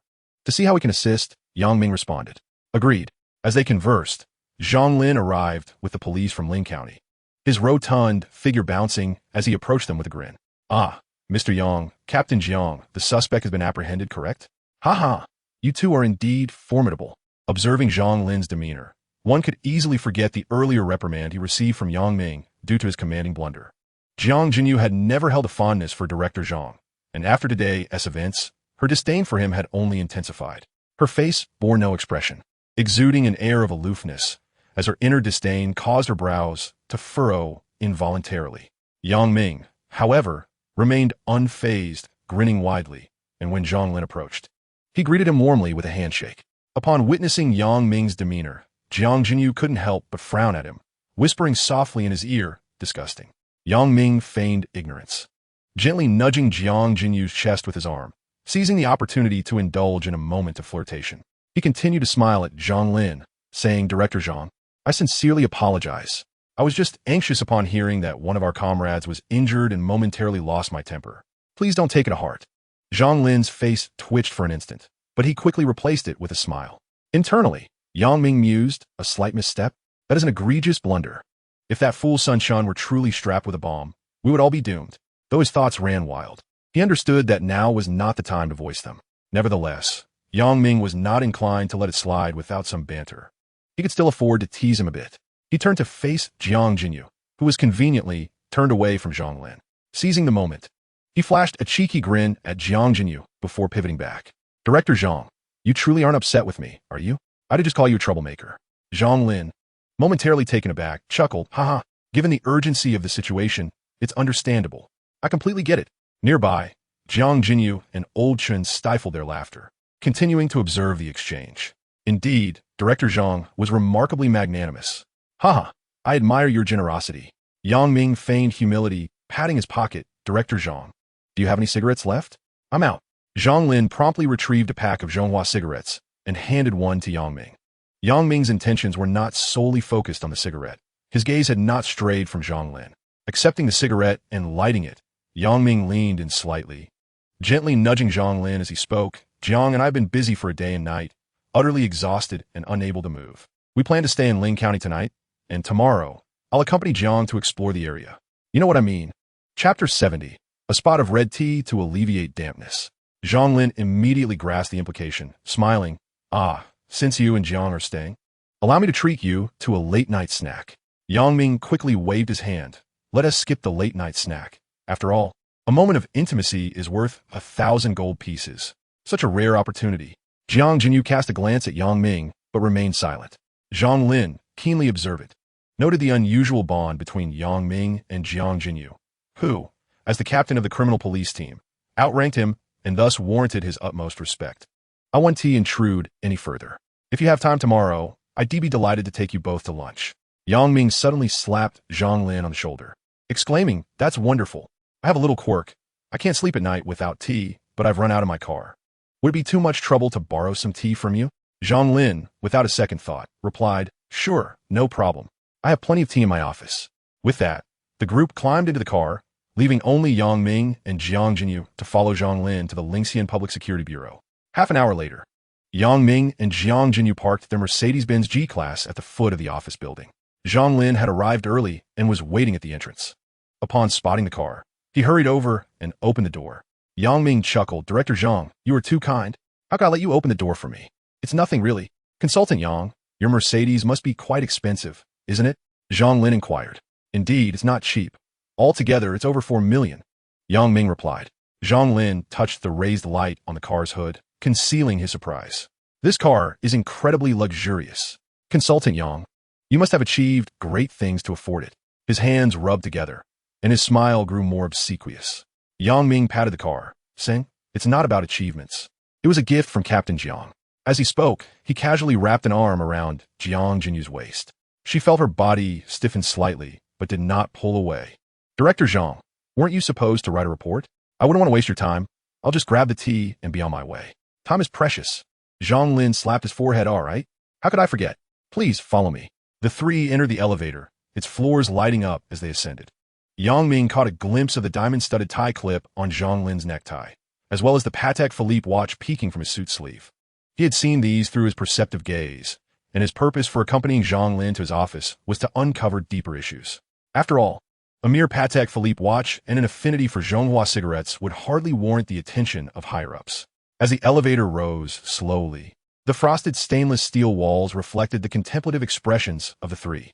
Zhang Lin's smile became increasingly strained, and he instinctively adjusted his tie clip. A subtle gesture that Yang Ming noted. Ding! The elevator halted on the 10th floor, and the doors opened slowly. Consultant Yang, Captain Jiang, this way please. Zhang Lin guided them through the quiet corridor, leading them to an office door adorned with a distinctive fingerprint lock. Yang Ming glanced at the nearby office doors before turning to Zhang Lin with a smile. Director Zhang, you have quite the modern taste. Is that a fingerprint lock? Oh, I tend to misplace things, Zhang Lin admitted. I often lost my keys, so when I saw this fingerprint lock, I thought it was perfect for me. It's a step into the modern age. But just to clarify, I paid for the lock myself. He laughed heartily. Yang Ming and Jiang Jinyu exchanged glances, both breaking into smiles. Ha ha ha. Director Zhang, you truly possess a delightful sense of humor. As your juniors, we must indeed learn extensively from esteemed colleagues like you. Hearing Yang Ming's compliments, Zhang Lin couldn't help but feel a surge of joy within. He lifted his hand and scanned it on the fingerprint lock, causing the door to respond with a soft click. Zhang Lin promptly welcomed Jiang Jinyu and Yang Ming inside, saying, come in, Team Leader Jiang, Consultant Yang. Please have a seat while I prepare some tea for you. Thank you, Director Zhang, they replied. No trouble at all. Please make yourselves comfortable, Zhang Lin reassured them. Yang Ming discreetly glanced at the fingerprint lock and immediately grasped the situation. Typically, fingerprint locks possess a mechanical keyhole, yet this particular lock had its keyhole sealed. This indicated Zhang Lin's heightened sense of security. Apart from his own fingerprint, no one else could enter his office. This further confirmed Yang Ming's prior suspicions that Director Zhang might be hiding something. The office was decorated in a simple manner, exuding an unpretentious aura. Zhang Lin turned towards the water dispenser, smiling as he inquired, may I ask what type of tea you both prefer, Consultant Yang and Team Leader Jiang? The two exchanged glances, and Jiang Jinyu spoke first. Director Zhang, we are quite indifferent. Anything you brew will suffice. Yang Ming immediately stood up, addressing Jiang Jinyu. What do you mean by indifferent? Now that we are on Brother Zhang's territory, we ought to indulge in something exquisite. Turning back to Zhang Lin with a smile, he added, Brother Zhang, let us enjoy something special. The weather is warming up, and a bit of black tea would be perfect to dispel the humidity. In that brief moment of exchanging glances, Jiang Jinyu and Yang Ming had silently come to an understanding. Though unspoken, a tacit rapport had already developed between them. Meanwhile, Zhang Lin found himself gradually losing track of his own thoughts amidst Yang Ming's repeated calls of Brother Zhang. The corners of his mouth lifted in a subtle smile. All right then, I shall prepare some of my personal collection for you. It is truly beneficial for one's health. Zhang Lin opened the bottom drawer of his desk and retrieved a beautifully packaged box. Inside lay a silver canister.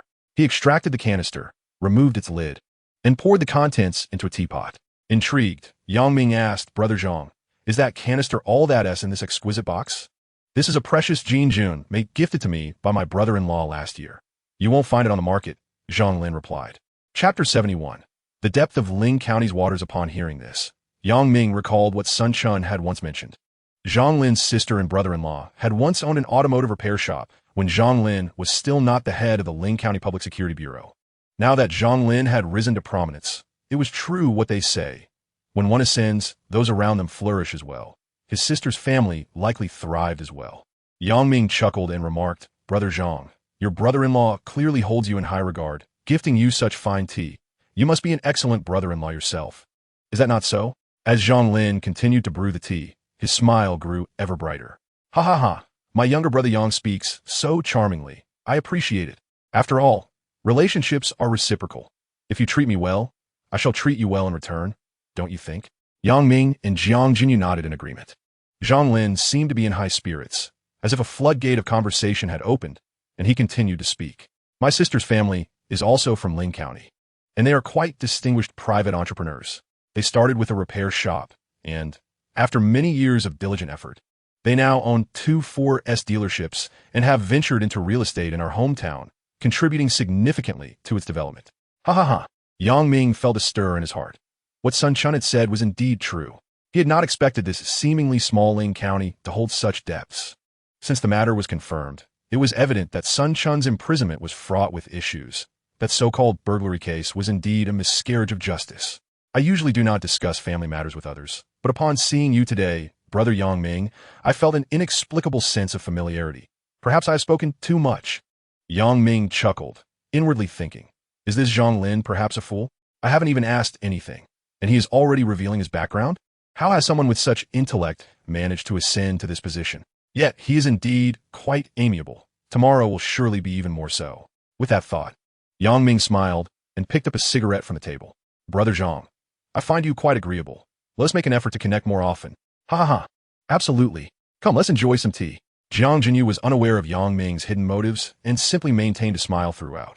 During the tea-drinking session, Yang Ming's eyes were constantly surveying the office, his perceptiveness scanning every corner. After a few minutes, Yang Ming stood up. Brother Zhang, it is getting late. Jiang and I shall take our leave now. If all goes well tomorrow, I will come to invite you to lunch. Zhang Lin walked behind his desk and handed Yang Ming a bag. In that case, I will graciously accept. He laughed. Subsequently, Yang Ming and Jiang Jinyu exited the office. The two remained silent on their way, and Yang Ming booked a room nearby before driving there. After checking in, they ascended to their floor. Jiang Jinyu's face bore a slight flush. She made no comments about sharing a room. Soon, they arrived at the room, and upon entering, Jiang Jinyu discovered it was a standard room, which inexplicably left her feeling a twinge of disappointment. Could it be that you are upset because it is not a king-size bed? She teased, realizing he had been seen through. Jiang Jinyu angrily grabbed a pillow from the bed and threw it at Yang Ming. Upset? Nonsense. Yang Ming did not evade, continuing, Jinyu, do you know why I booked a standard room instead of king-sized one? Jiang Jinyu shook her head, puzzled. Why? To ensure separation of wet and dry areas. He replied with an even more mischievous grin. Jiang Jinyu paused for a moment, then suddenly understood, her face flushing with embarrassment as she playfully scolded, you. Where did you learn such things? Look at you, once so innocent, and now you've turned into this. Yang Ming scratched his head, feigning innocence. What do you mean by this? Bad? Do you not like how I am now? Jiang Jinyu regarded him, and after a long moment, finally managed to utter a few words. Though she has changed for the worse, I still find myself drawn to her.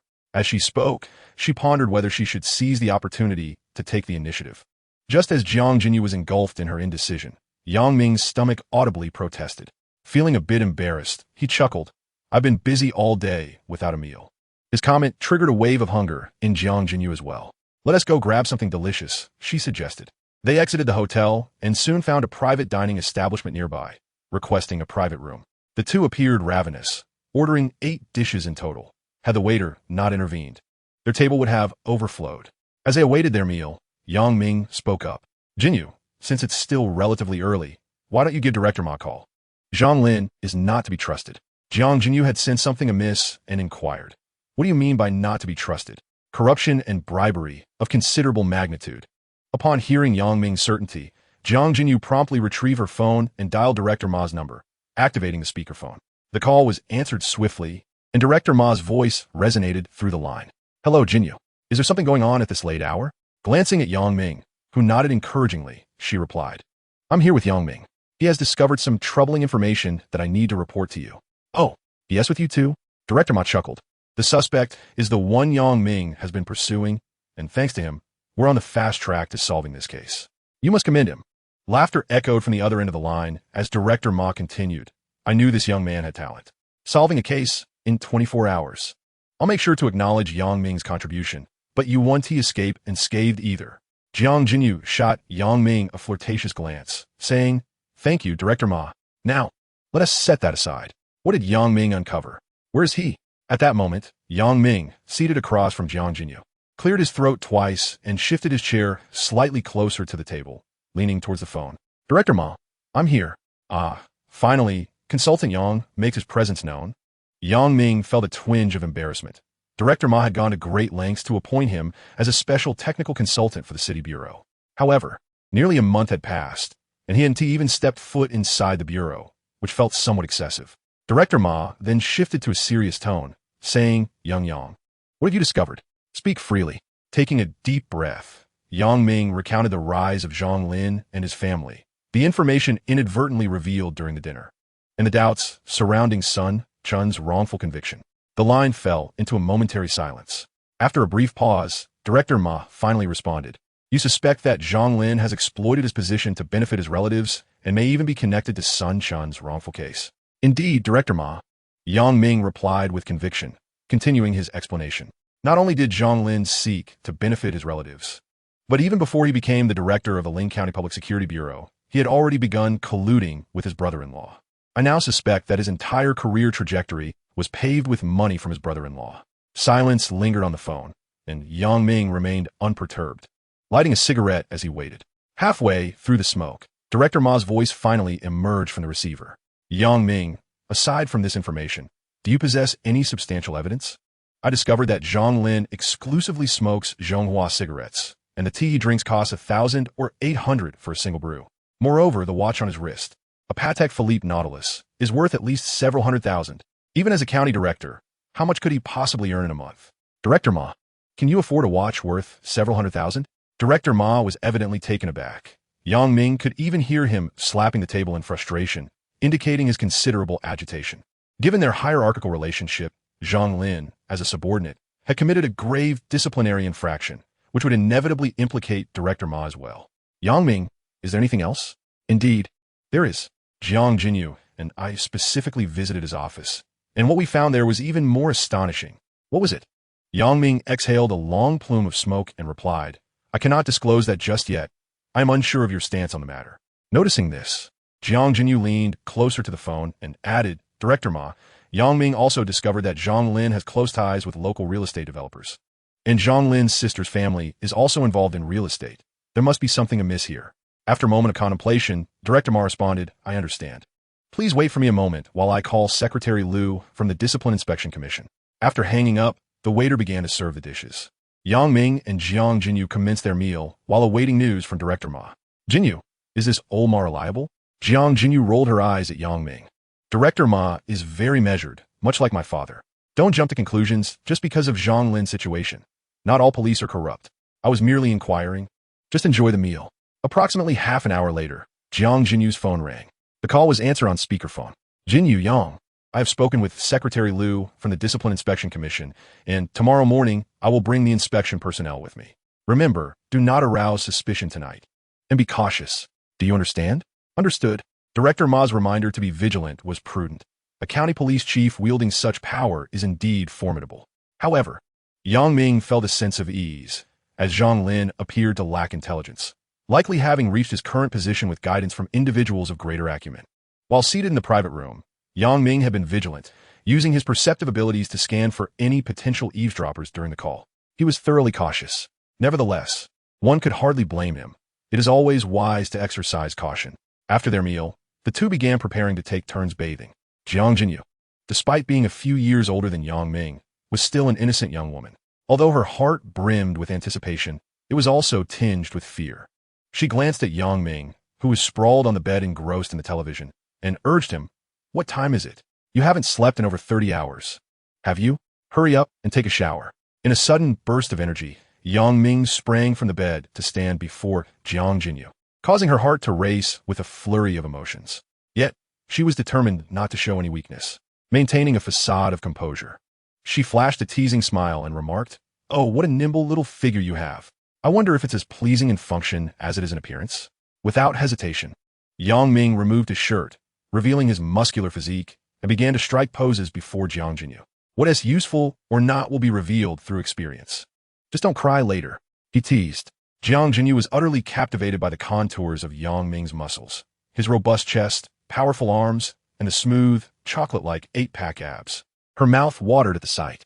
Yang Ming, despite his bravado, felt a rush of anxiety. His verbal skills were sharp, but the prospect of intimacy made him somewhat nervous. As he was still inexperienced, he retreated to the bathroom to wash up, ensuring he was thoroughly clean, even scrubbing under his fingernails. After his shower, he emerged wrapped in a towel. Jiang Jinyu, catching a glimpse of him, quickly ducked into the bathroom. Yang Ming was exhilarated, lying on the bed and envisioning the moments to come. Although he could see through the frosted glass of the bathroom, the hazy outline of Jiang Jinyu only fueled his curiosity. After all, it had been quite some time since he had used his ability to see through a woman's form.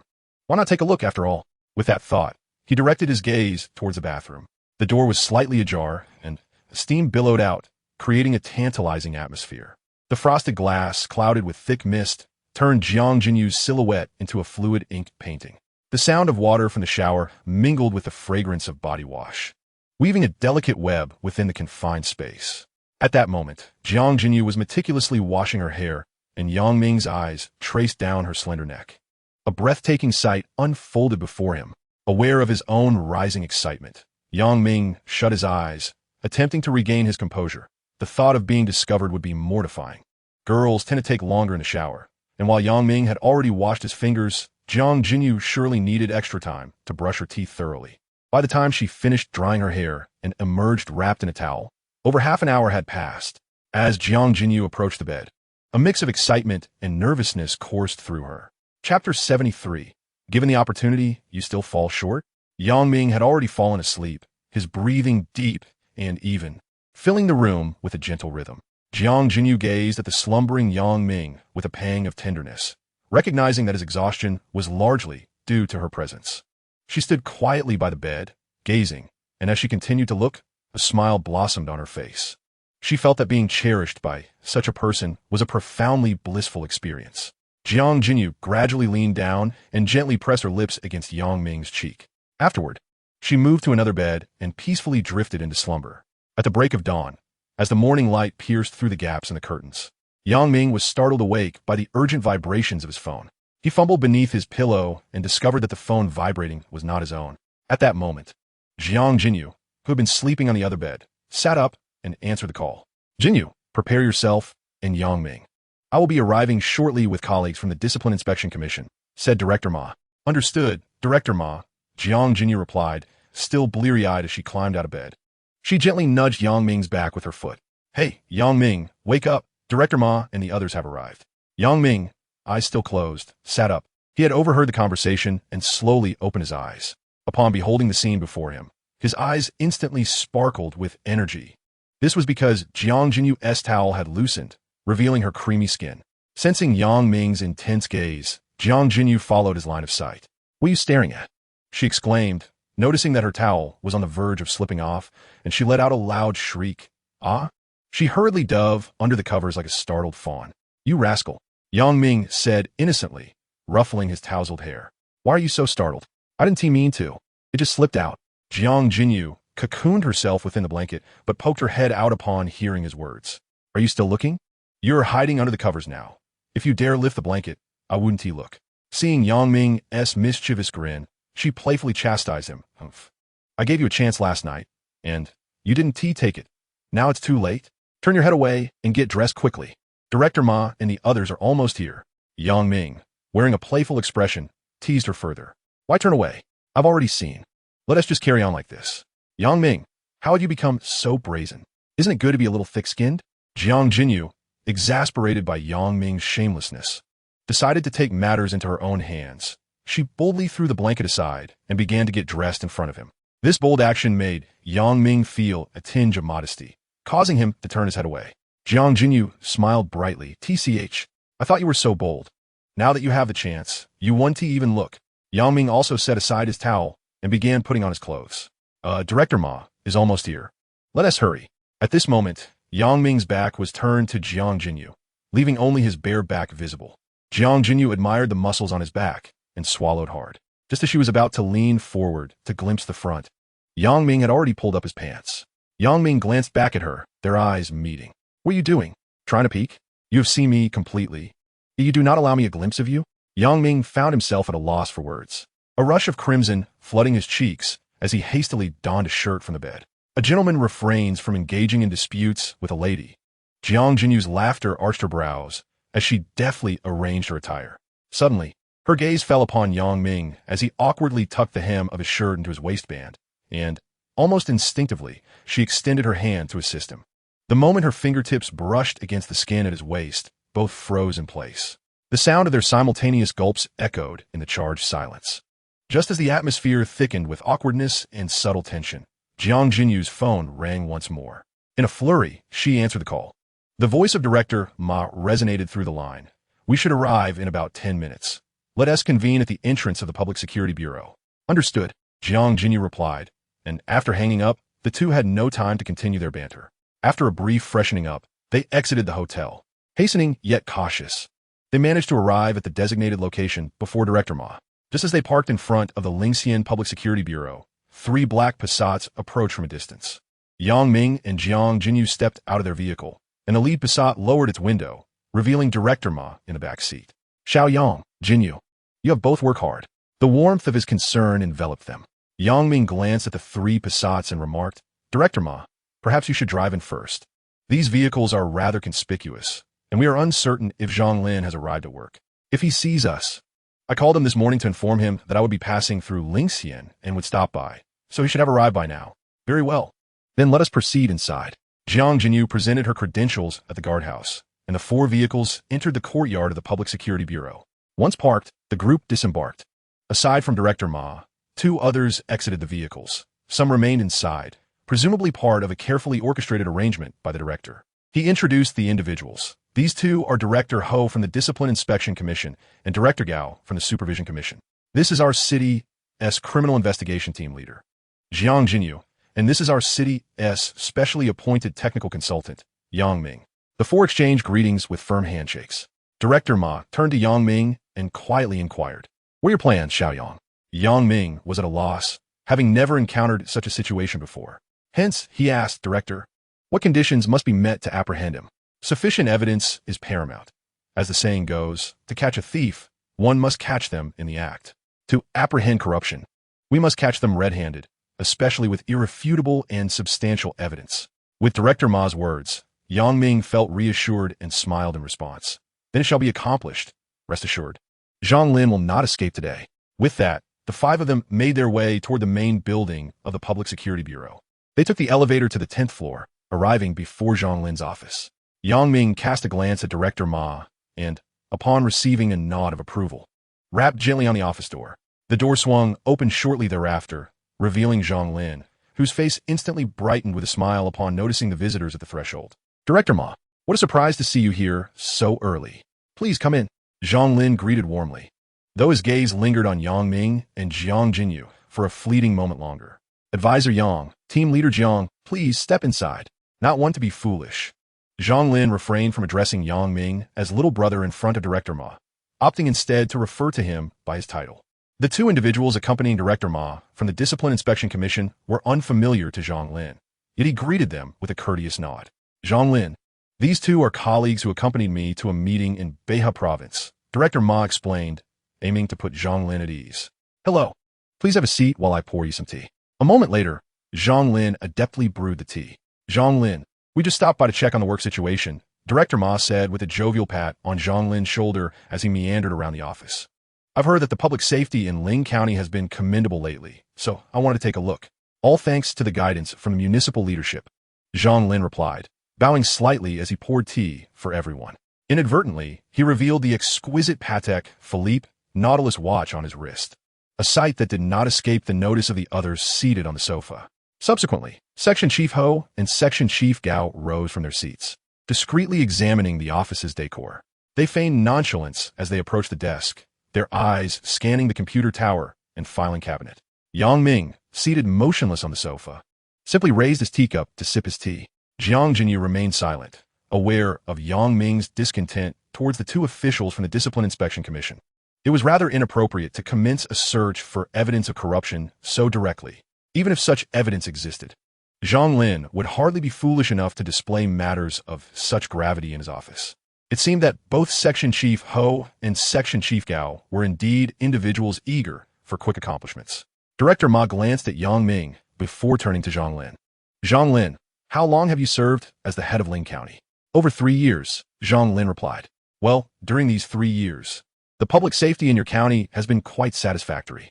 You have worked hard, Director Ma commended, eliciting a sense of joy from Zhang Lin. Not all. It is largely due to your wise guidance, Director Ma. He chuckled heartily. Clearly, they had not detected anything amiss. As they gently shook their heads in response to Director Ma. Observing this, Director Ma's gaze shifted back to Yang Ming. Yet, Yang Ming remained engrossed in his tea, not even lifting his head. This left Director Ma somewhat perplexed. Noticing Yang Ming's silence, he cleared his throat and prompted, Yang Ming, is there something you wish to discuss? Yang Ming felt a surge of frustration. He had come to assist in uncovering evidence of corruption, yet here he was relegated to the role of a bystander. Reluctantly, he scanned the office at random. Suddenly, his finger pointed toward the paper shredder in the corner, and he inquired with a smile, Director Zhang, this equipment is quite advanced. I see you utilize a shredder for document disposal. Haha, confidentiality is the order of the day. Zhang Lin's laughter was somewhat strained, beads of sweat forming on his forehead. Are you interested in this, Consultant Yang?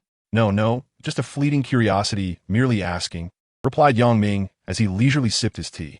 At that moment, even Zhang Lin, no matter how naive, sensed that something was amiss. Prompted by Yang Ming, Director Ho and Director Gao rose once more to approach the shredder, tipping the shredded paper onto the floor. The two sat down, beginning their search. Zhang Lin, now increasingly anxious, stumbled over his words. Director Ma, what do you mean by this? Director Ma, no longer maintaining politeness, stood up and stated sternly, Zhang Lin, we suspect you of serious misconduct. Please cooperate fully. Zhang Lin's legs wobbled, nearly causing him to collapse. Yet his tongue remained obstinately defiant. Director Ma, could there be a misunderstanding? How could I be guilty? Yang Ming set his teacup down, lit a cigarette, and continued to smoke, offering no words. Seeing this, Director Ma had no choice but to allow Zhang Lin to take a seat. Zhang Lin, as your superior, you need to clarify any issues. I have nothing to confess. Director Ma, I am innocent. Think carefully. Will you confess willingly, or shall we wait for the disciplinary committee to piece together what is in the shredder? Zhang Lin was uncertain about what documents had been destroyed in that shredder. However, its presence in the office was solely for the disposal of unsavory contracts. He had even chosen a model that shredded documents into minuscule pieces. Overcome by fear and panic, Zhang Lin began to tremble uncontrollably, yet he remained silent. Half an hour later, Director Ma, growing impatient, inquired, Ho, Gao, have you managed to reconstruct anything? Well, Director, this shredder has rendered the paper too finely shredded. It will take some time to piece it back together. Director Ma erupted, exclaiming, why didn't you say so earlier? Have you all gone mute? Zhang Lin shuddered. Yet his anxious heart found some solace. Without evidence today, they could not apprehend him, thereby granting him a chance to leave this place. He suspected that this matter likely stemmed from Yang Ming and Jiang Jinyu reporting to higher authorities, and he cast a fierce glare at the two. This gaze was fortuitously caught by Jiang Jinyu, who gently nudged Yang Ming and whispered, Yang Ming, he was just glaring at us. In response, Yang Ming flicked a cigarette, but at Zhang Lin's face, what was that glare for? Planning to settle scores later, to take revenge on us? Impossible. It's merely a misunderstanding, right? Director Ma, esteemed leaders, it truly is a misunderstanding. Before he could finish, Yang Ming stood, drawing a pre-prepared police baton from his waistband. Hey, what are you doing? What is your intention? Director Ma found himself somewhat at a loss for words. Yet he remained silent, quietly observing from the sofa. Yang Ming forcefully swung the baton, pacing around the office. Director Zhang, if you confess now, it can still be considered as a proactive admission. I am innocent, Zhang Lin protested. Yang Ming shook his head. You truly are incorrigible. You won't relent until you see the truth unveiled. With a vigorous motion, he raised the baton and struck the nearby air conditioning unit. The plastic casing shattered instantly, and bundles of crimson 100 yuan notes cascaded forth from the unit. Chapter 75. Incidentally, deal with the Chief of Public Security. The office was abruptly enveloped in a profound silence, punctuated only by the rustling of banknotes scattered across the floor. Zhang Lin's complexion turned as pale as parchment, his body collapsing helplessly to the ground, his throat convulsing silently. Jiang Jinyu gasped, her gaze fixed intently on the pile of cash. Director Ma sprang up from the sofa, causing the teacups on the coffee table to rattle. Section Chief Ho and Director Gao rushed forward, eager to crouch down and count the money. Yang Ming, slightly irritated, remarked, Ho, Gao, could you perhaps temper your eagerness? Let us maintain a semblance of composure. The two exchanged awkward smiles, having long heard of consultant Yang's unorthodox methods and swift resolutions. Today, they were witnesses to his prowess. Indeed, seeing is believing. You truly are impressive. Their simple flattery lifted Yang Ming's spirits considerably. He lit another cigarette, gesturing for them to wait. Hold on a moment, there's more. No sooner had he spoken than Yang Ming seized the baton again and struck a solid wooden filing cabinet. With a resounding crash, the cabinet doors flew open, revealing bundles of red banknotes neatly stacked within, filling the entire cabinet to the brim. Yang Ming did not pause. He placed the baton on the desk and casually picked up a paper cutter. Approaching Jiang Jinyu, he pulled her up from the sofa, then shifted the sofa aside and sliced open the leather backing, revealing yet another stack of cash. It can be counted now. Zhang Lin, lying on the floor, appeared ashen, his eyes devoid of spirit. Director Ma's expression darkened ominously, his temples throbbing. He loosened his tie and bellowed at the stunned Zhang Lin. 3 years as a governor. 100,000 taels of silver? You certainly have a voracious appetite. Zhang Lin suddenly resembled a spineless worm, curled up on the ground, mumbling, "It's not mine. None of this belongs to me. I am wronged."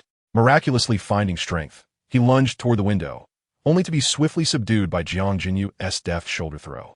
Thinking of evading your crimes through suicide? It's too late. Jiang Jinyu's knee pressed against Zhang Lin's back as she asserted, "Cooperating is your best option." Director Ma approached Yang Ming, offering him a cigarette. "Well done, Yang Ming. You've performed admirably." Yang Ming smiled. "All right, old Ma, enough praise. You're making me blush." "Huh, you rascal." Due to the abundance of cash on site, Director Gao and Section Chief Ho respectively called their colleagues in the car below, requesting assistance in counting the money. It took over an hour to complete the tally. Director Ma initially estimated the amount to be around 13 million. The excitement in Director Gao's voice was palpable as he pinched a stack of banknotes and examined the anti-counterfeiting features in the light streaming through the window. Zhang Lin. Director Ma's furious voice reverberated within the confines of the small office as he stormed over to Zhang Lin, slamming his hands on the desk. "What do you have to say for yourself?" Zhang Lin suddenly erupted into a fit of manic laughter, the veins on his forehead bulging. "Yang Ming, you bastard! You've had your eye on me all along." He struggled to rise, only to be firmly restrained by Jiang Jinyu's hand on his shoulder. Yang Ming sneered, advancing without hesitation to deliver 2 swift punches to Zhang Lin's face. "How dare you hit me?" Zhang Lin spat, but Yang Ming retaliated with 2 more blows. "You dare." Zhang Lin's protest was drowned out by Yang Ming's fists. "Brother, stop hitting him." It was only then that Yang Ming retracted his fists. The onlookers were all formally employed, and Yang Ming was unperturbed. He could not let someone dare to insult him without consequence. Director Ma glanced at Zhang Lin's bloodied face and shook his head, muttering, "Why not just finish you off? Even when death is near, you still have the audacity to talk back." Yang Ming shook the blood from his hands, and Jiang Jinyu, feeling a pang of sympathy, handed him a packet of tissues. "Thank you." After cleaning the blood from his hands, Yang Ming addressed Director Ma. "Old Ma, step outside for a moment." The two exited the office and stood in the corridor, smoking. "Old Ma, with so much uncovered in this office, there must be other hidden cash locations. I suspect the total amount is substantial." "Indeed, that's certain. We should seize the opportunity and strive to uncover everything." "Agreed." After finishing their cigarettes, they re-entered the office, and Yang Ming sat directly in front of Zhang Lin. "Brother Zhang, since everything has been uncovered, whether it's more or less doesn't to you really matter now. Why not just confess everything?" Zhang Lin's face had swollen grotesquely, resembling a pig's head, with blood continually dripping from the corner of his mouth onto the floor. He struggled to shake his head, mumbling incoherently, "There's nothing left, it's all here." Yang Ming did not press further. Instead, he settled into the office chair, focusing intently as he activated his X-ray vision to discern any clues. He closed his eyes, his mind sharply concentrated, as his ability swept through the office like a radar, scanning every corner. The walls, floor, and ceiling were all within his penetrating gaze. Suddenly, his eyes fixed on a bookshelf behind him, where one of its compartments concealed a hidden safe. Yang Ming stood up, removed the honorary certificates displayed on the shelf, and gently pried off a disguised wooden panel. The room fell into stunned silence, particularly Zhang Lin, who lay on the ground in disbelief. No one else knew about this safe apart from him. Yang Ming inclined his head slightly toward Zhang Lin. "What's the code?" Zhang Lin's voice trembled. "What password? I know nothing of a safe in my office." "How stubborn." Yang Ming had anticipated such a response. Could a mere safe truly pose a challenge for him? His gaze, akin to that of a scanner, fixated on the keypad of the safe, revealing the subtle signs of wear from years of use under scrutiny. His fingertips danced lightly over several digits, and, suddenly, a cold smile graced his lips. The sequence of numbers astonishingly aligned perfectly with the date inscribed on the back of the family photo adorning Zhang Lin's desk. How had this man ascended to the position of director? Yang Ming chuckled softly, quickly entering the code on the safe. With a crisp click, the safe sprung open. Gasps of astonishment echoed among the onlookers. Though the safe was not large, its contents were undeniably valuable. Within, an impressive array of gold bars was revealed, no fewer than a dozen. Yang Ming casually lifted one, weighing it in his hand. The gold was undeniably heavy. A bar the size of 2 cigarette boxes bore the inscription of 1 kilogram, at the market rate of 300 yuan per gram. This single bar was worth 300,000. With over 10 bars, the total approached 5 million. Further rummaging through the safe, Yang Ming discovered not only gold bars but also a ledger, a set of keys, and a USB drive. Chapter 76, filled with scandalous photographs and videos. He opened the ledger casually, the densely packed entries sending a shiver down his spine. Each page meticulously chronicled the names of bribers, the amounts involved, and the nature of their dealings. Unfamiliar with the identities listed, Yang Ming handed the ledger directly to Director Ma. Upon perusing its contents, Director Ma's expression shifted to one of shock. Many names were familiar to him, entrepreneurs and officials from various departments of the county government. Zhang Lin. What more do you have to say?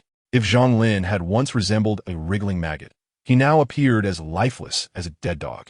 Yang Ming seized the USB drive, connecting it to the computer on a desk. Jiang Jinyu and several others leaned in curiously as Yang Ming remained unhurried. Casually, he took a cigarette from Director Ma's pocket and lit it. While he was at ease, Director Ma was as restless as a cat on a hot tin roof, urging, Yang Ming, quit keeping me in suspense. Open the USB drive at once. Hey, do you smoke? Care for a stick? Director Ma managed a resigned smile, accepting a cigarette from Yang Ming and lighting it. No matter how advanced the scrutiny, the contents of the USB drive remained shrouded in mystery, piquing his curiosity.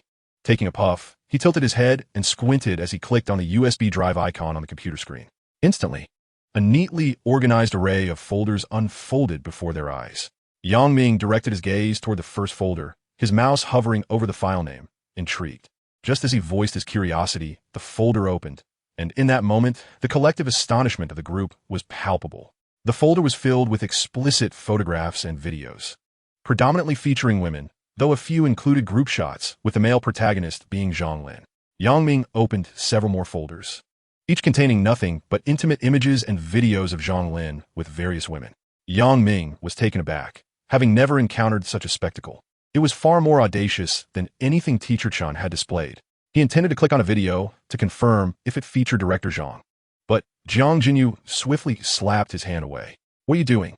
I want to see if it's our Director Zhang, Yang Ming protested. Jiang Jinyu rolled her eyes, retorting, Do you think I want you to see? Fear of repercussions doesn't concern you? Meanwhile, Director Ma was staring in disbelief, unable to fathom that his subordinate was capable of such antics. He slowly approached Zhang Lin and delivered a sharp slap to his face. Zhang Lin, are you even human? How many young women have you harmed? I'm giving you one more chance to confess everything you can. You have 1 minute to consider. After 1 minute, if you choose to remain silent, you can forget about speaking ever again. Director Ma's voice boomed, imbued with authority that left Zhang Lin gasping for breath. He slumped to the ground, the area where Director Ma had struck him swelling rapidly, a trickle of blood at the corner of his mouth. His gaze was vacant as he stared at the ceiling, his throat working painfully, yet he remained mute.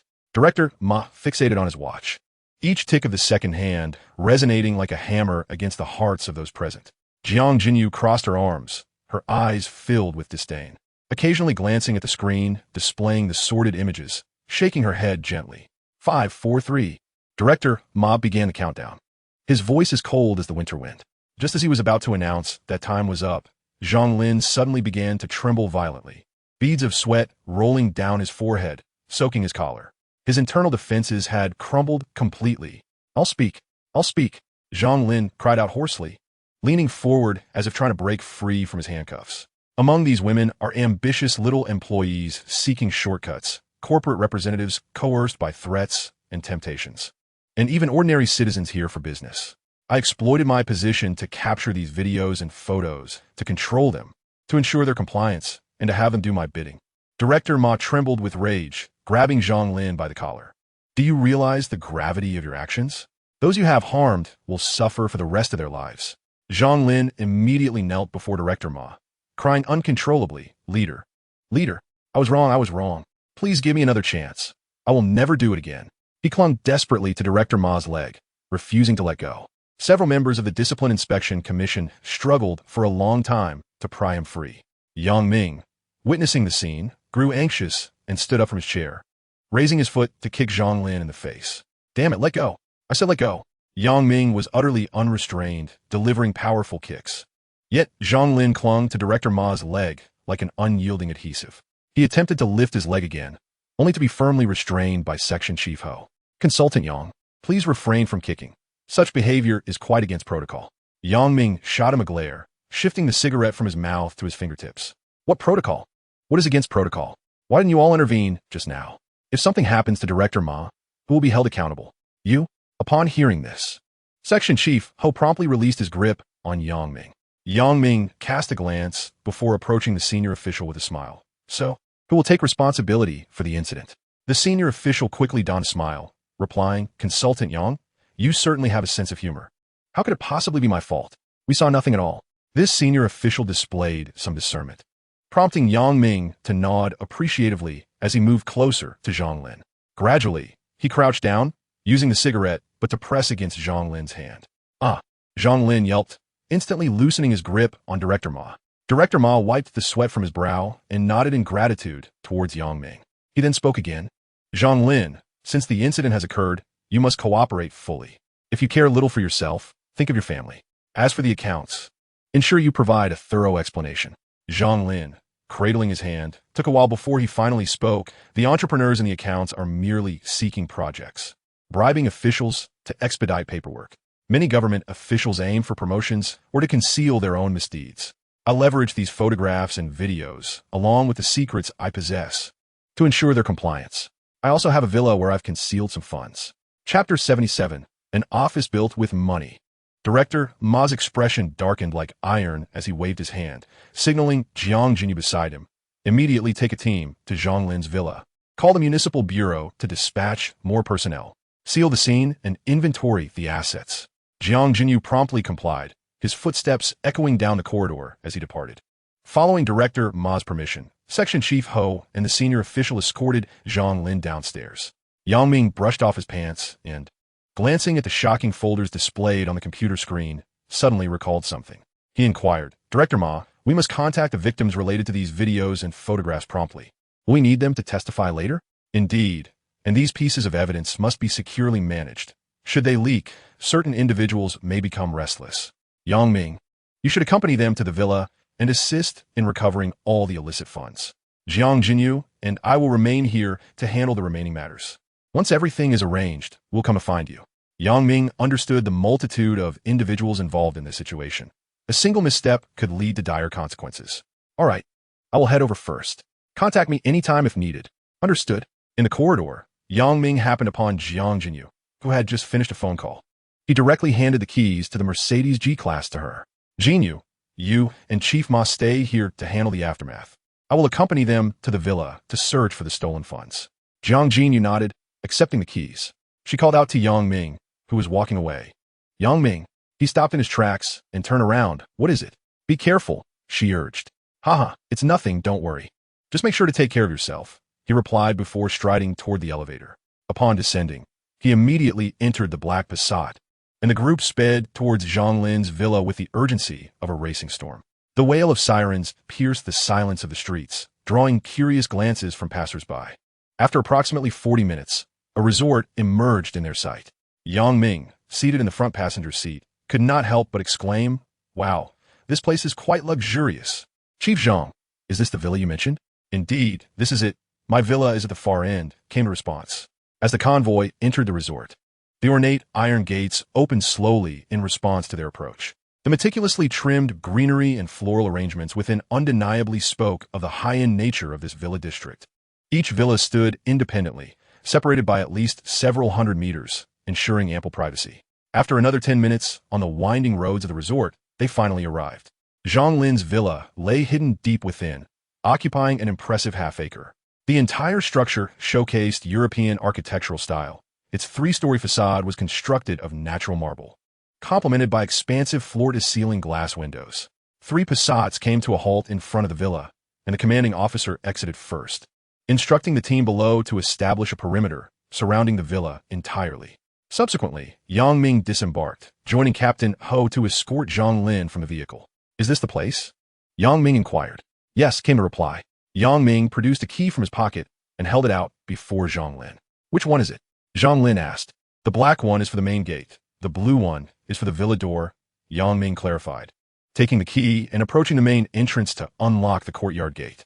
As they stepped into the yard, they were greeted by an artificial waterfall cascading from a rock formation into a koi pond below. The pond's bottom was adorned with slabs of white marble, and the koi glided gracefully among them, their scales shimmering in harmony with the stone, creating a dazzling spectacle. The group stood in awe, and Captain Ho could not suppress his admiration, exclaiming, "What a life of luxury!" Yang Ming did not pause but headed straight for the villa door, opening it wide. As they entered, the opulent interior left little to be desired, rivaling that of a royal palace. However, Yang Ming was not in the mood for sightseeing. He promptly asked, "How many levels does this villa have? Where's the stolen money concealed?" "For levels, with a basement and 2 floors above. As for the money, I can't recall precisely. But most of it should be on the 3rd floor, Zhang Lin responded. Yang Ming, uninterested in further conversation, activated his X-ray vision. He first directed his gaze towards the basement, where 2 vehicles came into view, a BMW X5 and a Mercedes S400. Surrounding the garage were numerous shelves, laden with boxes of liquor, primarily consisting of 3 varieties: Guijiao 1573, Mutai, and Wulianya. Drive a BMW, ride in a Mercedes. When it comes to drinking, only Mutai and Wulianya suffice. Zhang Ju's taste is commendable. The others were left in a state of confusion, but Zhang Lin's expression revealed a hint of trepidation. "Hoku, let us commence from the basement." Upon entering the basement, the sight of the vehicles and liquor finally registered with a few, prompting them to reflect on Yang Ming's earlier words. They were puzzled as to how Yang Ming had acquired this knowledge, yet their admiration for him grew. "Let us proceed upstairs. We shall tally things here later." Yang Ming surveyed the 1st floor with his perceptive gaze, uncovering no illicit funds, and led the group directly to the 2nd floor. Upon reaching the 2nd floor, he cast another discerning glance and was suddenly taken aback. He slowly approached a room, pushing the door open. Instantly, all present were awestruck. This was the very reason for Yang Ming's earlier shudder.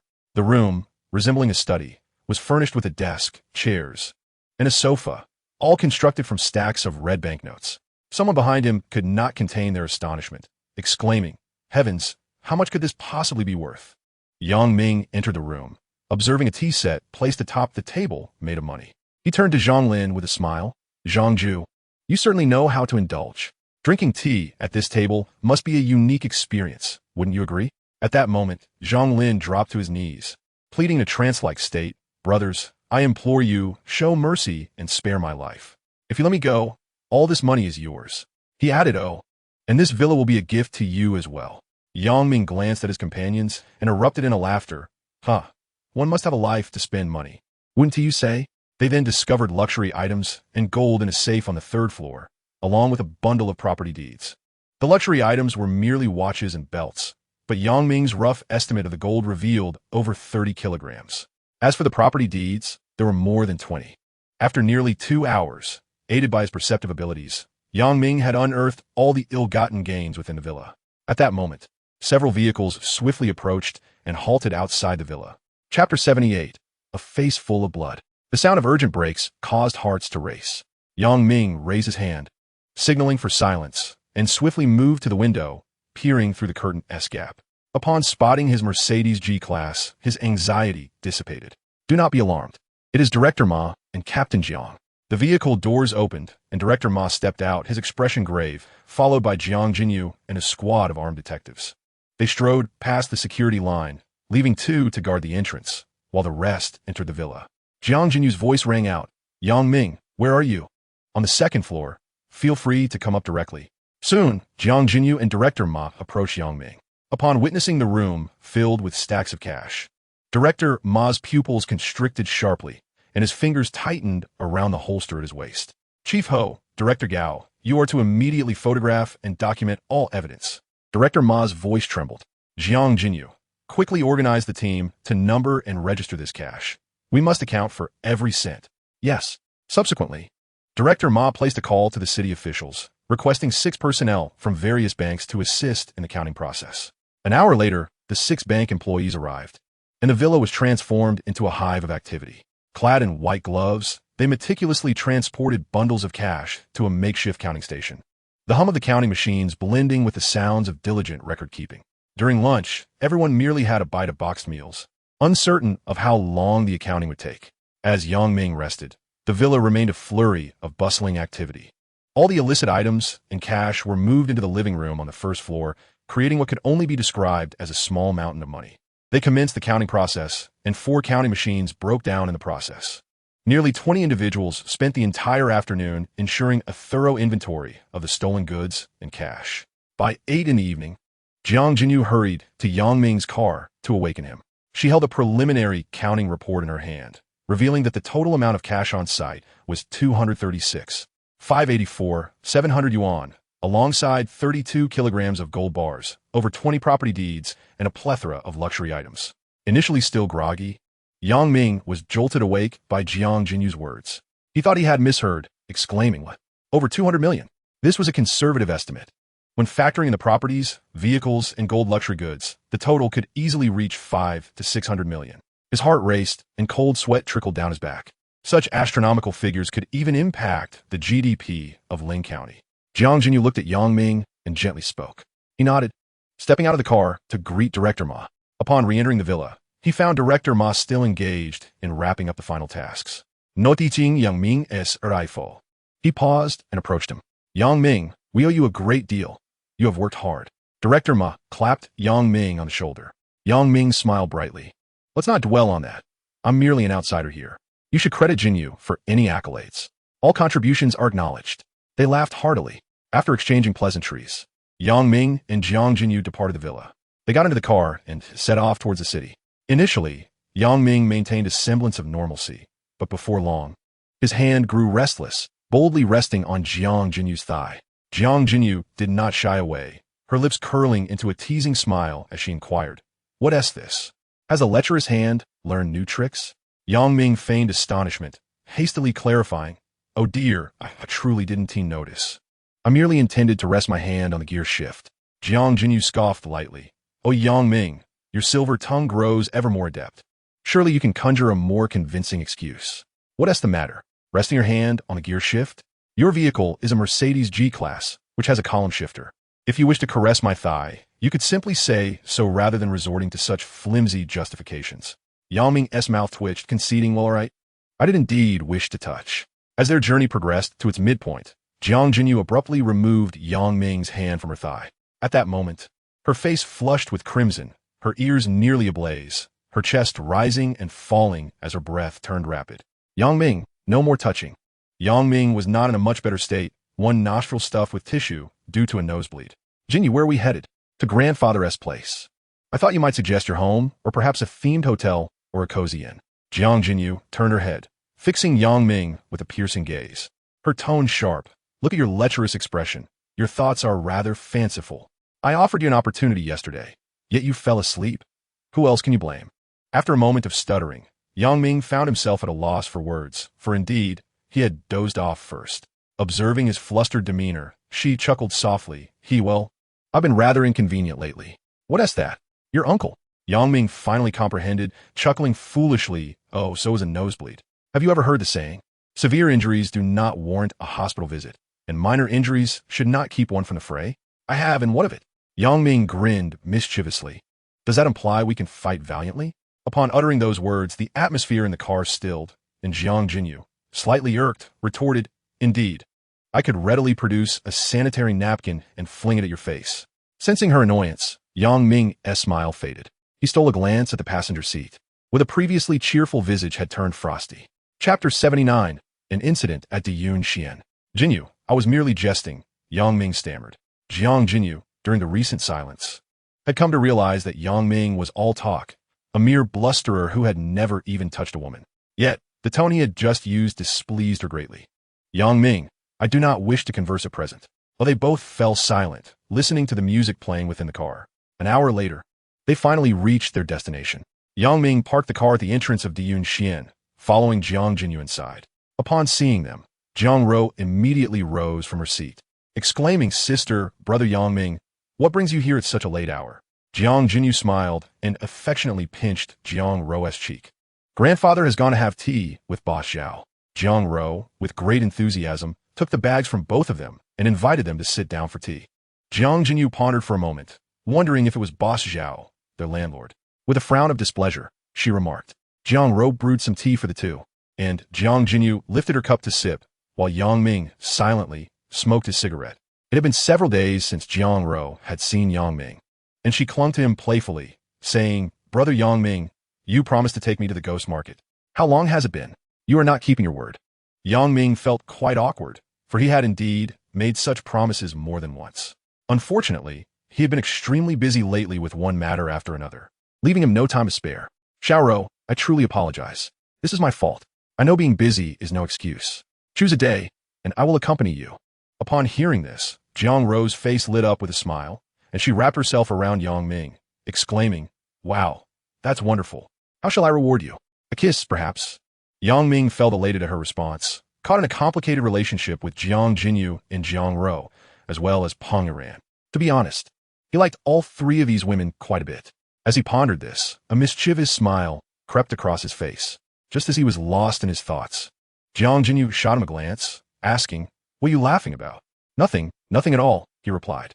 Jiang Ro blinked her big eyes at him, inquiring, "Brother Yang Ming, could it be that you have feelings for my sister?" Just as Yang Ming was about to explain, they heard hurried footsteps approaching from outside. The three of them halted their conversation and turned their gazes toward the door. In walked Jiang Changjun, dressed in traditional attire, with a grim expression on his face. Upon seeing him, Jiang Jinyu quickly stood to greet him, asking, "Grandfather, what happened? What did Boss Zhao want to discuss with you?" Jiang Changjun let out a heavy sigh as he sat down in a chair, and Jiang Ro promptly handed him a cup of tea. "Alas, Boss Zhao claims his son wishes to engage in business, and therefore, this house cannot be rented to us any longer." Jiang Jinyu, feeling dissatisfied, responded, "But we have already signed a contract. He can't just decide not to rent it to us." The old man sighed again, his brow furrowing deeply, and his face clouded with worry. "Although our contract has not yet expired, he has offered to compensate us for the breach. However, it is truly a pity after all these years of operation." Jiang Jinyu bit her lip, her eyes filled with reluctance. "Is there no other way? Can we not seek some connections?" Jiang Ro chimed in anxiously, "Yes, grandfather, I don't want our shop to just disappear like this." After a moment of contemplation, Yang Ming spoke up. Since the landlord has already made his stance clear, if there were any room for negotiation, the old man would have settled it by now. "I suspect this is the work of Old Su from Jubajai." "Old Su?" Jiang Chengjun extended a cigarette to Yang Ming, elucidating. "Old Su is the proprietor of Jubiozai, whose full name is Su Delay. Jubiozai has always been in competition with our Diangshuan. We have been at odds privately for nearly 2 decades, and I dare say that Diangshuan has outperformed his establishment by a considerable margin. It is likely he is behind this." Yang Ming ignited the cigarette, exhaling a plume of smoke, his gaze sharpening with determination. "If it truly is Su Delay orchestrating this, we cannot remain passive. I must confront him." With that, Yang Ming rose from his seat, preparing to stride toward the door. Jiang Ro placed her hands beneath her chin, her eyes sparkling with admiration as she exclaimed, "Wow, big brother Yang Ming is so manly. Absolutely stunning." Jiang Jinyu grasped Yang Ming's hand firmly, whispering, "This is a matter of business. Why would you seek him out?" Yang Ming furrowed his brow, indignation evident in his voice. "This is utterly despicable. Business is business. Does it warrant such underhanded tactics?" Jiang Changjun caressed his teacup, his expression grave. "Yang Ming, sit down. This is not your concern. At my age, I have little desire to contend over wins or losses. The wealth I have amassed over the years is sufficient for my 2 granddaughters. I've considered it, and if it becomes too burdensome, I shall retire, spending my days cooking for my granddaughters and tending to flowers. That would be quite delightful. Ha ha ha." Yang Ming felt a pang in his heart. Through their time together, he recognized the old gentleman's genuine passion for antiques. Having studied historical artifacts in his youth and transitioned into the antique business in his later years, he had devoted nearly his entire life to these treasures. The thought of stepping away from it all must weigh heavily on him. Suddenly, an idea struck Yang Ming. He glanced at the disheartened Jiang Jinyu and Jiang Ro, then turned his gaze to the smoking Jiang Chengjun. Old sir, you have poured your life's blood into Diangshuan. Does it truly sit well with you to contemplate retirement now? The three of them were puzzled by Yang Ming's words and turned to look at him. A slight smile played on Yang Ming's lips as he continued. Old sir, I have a notion, and I wonder if you might be interested. Jiang Chengjun, knowing Yang Ming's penchant for clever schemes, felt a flicker of curiosity and looked at him with intrigue. Yang Ming remained silent for a moment, sipping his tea, and after finishing his cup, lit another cigarette. Jiang Chengjun, feeling a sense of urgency, called out, You rascal, if you have something to say, just say it. Stop keeping me in suspense. Yang Ming was being deliberately teasing, and the previously heavy atmosphere lightened considerably. Ha ha, old sir, do not be so hasty. My courtyard is still vacant, and I plan to separate the front yard and main courtyard for you to use as a venue. What do you think? As soon as Yang Ming finished speaking, Jiang Chengjun promptly rejected the idea. No way. That is your house, intended for your parents. Would you have me move Diangshuan there? That would be absurd. Yang Ming chuckled. But it is a 3-entry courtyard with over 10 rooms in the inner courtyard alone. How many fathers and mothers do I have? There would be more than enough space. On the very side of the alley, there exists a door that leads to the inner courtyard. When the time comes, we can simply secure the entrance from the main yard to the inner courtyard, can't we? Jiang Chengjun felt a stir of temptation. However, this courtyard belonged to Yang Ming. To take advantage of it in such a manner was not in his character. Yang Ming, I appreciate your kindness truly, but let us refrain from this. Thank you. Yang Ming frowned. Old man, are you perhaps looking down on my courtyard? Your Sihiyuan is situated near Ingshun Avenue, an excellent location with convenient transportation. It is indeed a fine place. So why not accept my proposal? As the two remained at an impasse, the forthright Jiang Ro could no longer contain herself and interjected. Brother Yang Ming, Grandpa does not disdain it. He simply does not wish to owe you such a significant favor. Upon hearing Jiang Ro's words, Yang Ming turned to Jiang Chengjun. Old man, is that so? Indeed, it is against the rules, Jiang Chengjun replied. Yet, Yang Ming waved his hand, his gaze resolute as he looked at Jiang Chengjun. Old man, do you really think there should be a divide between us? You have assisted me greatly before. Now, is it wrong for me to wish to return the favor? If the Yunxian were to cease to exist, I would not feel at ease either. Jiang Ro, tugging at her grandfather's arm in a playful manner, chimed in, Grandpa, Brother Yang Ming is right. That courtyard is just sitting empty. If we move there, we can see each other every day. Jiang Chengjun, observing his granddaughter's hopeful expression, was reminded of the establishment he had nurtured for much of his life, the Yunxian. He unconsciously rubbed the armrest of his chair, and after a prolonged silence, he finally spoke, Even if we move, the renovations, the decor, and the existing clientele cannot simply be overlooked. A flicker of cunning shone in Yang Ming's eyes as he thumped his chest confidently. Leave all the renovations to you. Everything shall be done according to your preferences. As for the clients, we will send out invitations in advance and hold a grand housewarming banquet, inviting friends to lend their support, who would not be aware of our new beginnings. It must be said, Jiang Chengjun felt tempted. Lighting a cigarette, he pondered for quite some time before finally voicing, I can't agree to this, but we must first establish the conditions. What conditions? Yang Ming asked, perplexed. I no longer wish to rent the property, meaning I do not intend to pay you any rent. You provide the venue, and I will manage the establishment. Profits will be split 50-50. Yang Ming, having just taken a sip of tea, promptly sprayed it across Jiang Ro's face. Jiang Ro, wiping a tea leaf off her cheek, lamented, Brother Yang Ming, why did you spray water all over me? My sincerest apologies, Yang Ming exclaimed, hastily retrieving some tissues to dry her face. Jiang Jinyu could not stifle a laugh, covering her mouth. Once Jiang Ro's face was cleaned, Yang Ming continued, Old man, you are a man of experience. I'm merely offering a venue. How can we possibly split the profits equally? Let us do 2 parts to 8. I take 2 and you take 8. Ha ha. Yang Ming, if we're talking about expertise, you are undoubtedly the one who excels. Your insight is far sharper than this old fellow's. I simply have been fortunate. Please, old man, trust my judgment this time. Yet, Jiang Chengjun remained unyielding, his tone resolute. We will adhere to my proposed 50-50 split. Otherwise, I shall not accept your proposal. Yang Ming silently mused that the old gentleman was nothing short of a stubborn mule. Observing his resolute demeanor, Yang Ming felt compelled to acquiesce. Nevertheless, he would not let the old man suffer any loss. At worst, he could explore the ghost market a bit longer and seize a few opportunities, for he would still rely on the old man to guard the shop in the future. With this thought, Yang Ming rose with a smile, declaring, "Since you said as much, I shall comply." A smile finally broke through Jiang Qingjuan's stern expression. Witnessing Yang Ming's decisive manner, Jiang Jinyu felt a warmth bloom within her. She leaned closer to Yang Ming's ear, maintaining her tough facade, and remarked, "Don't think this will compel me to do anything for you." Yang Ming raised an eyebrow, grinning. "I never said I wanted you to do anything. What precisely do you think that entails?" Unable to counter his banter, Jiang Jinyu playfully pinched his waist with considerable force. Yang Ming yelped in exaggerated pain, clutching his side.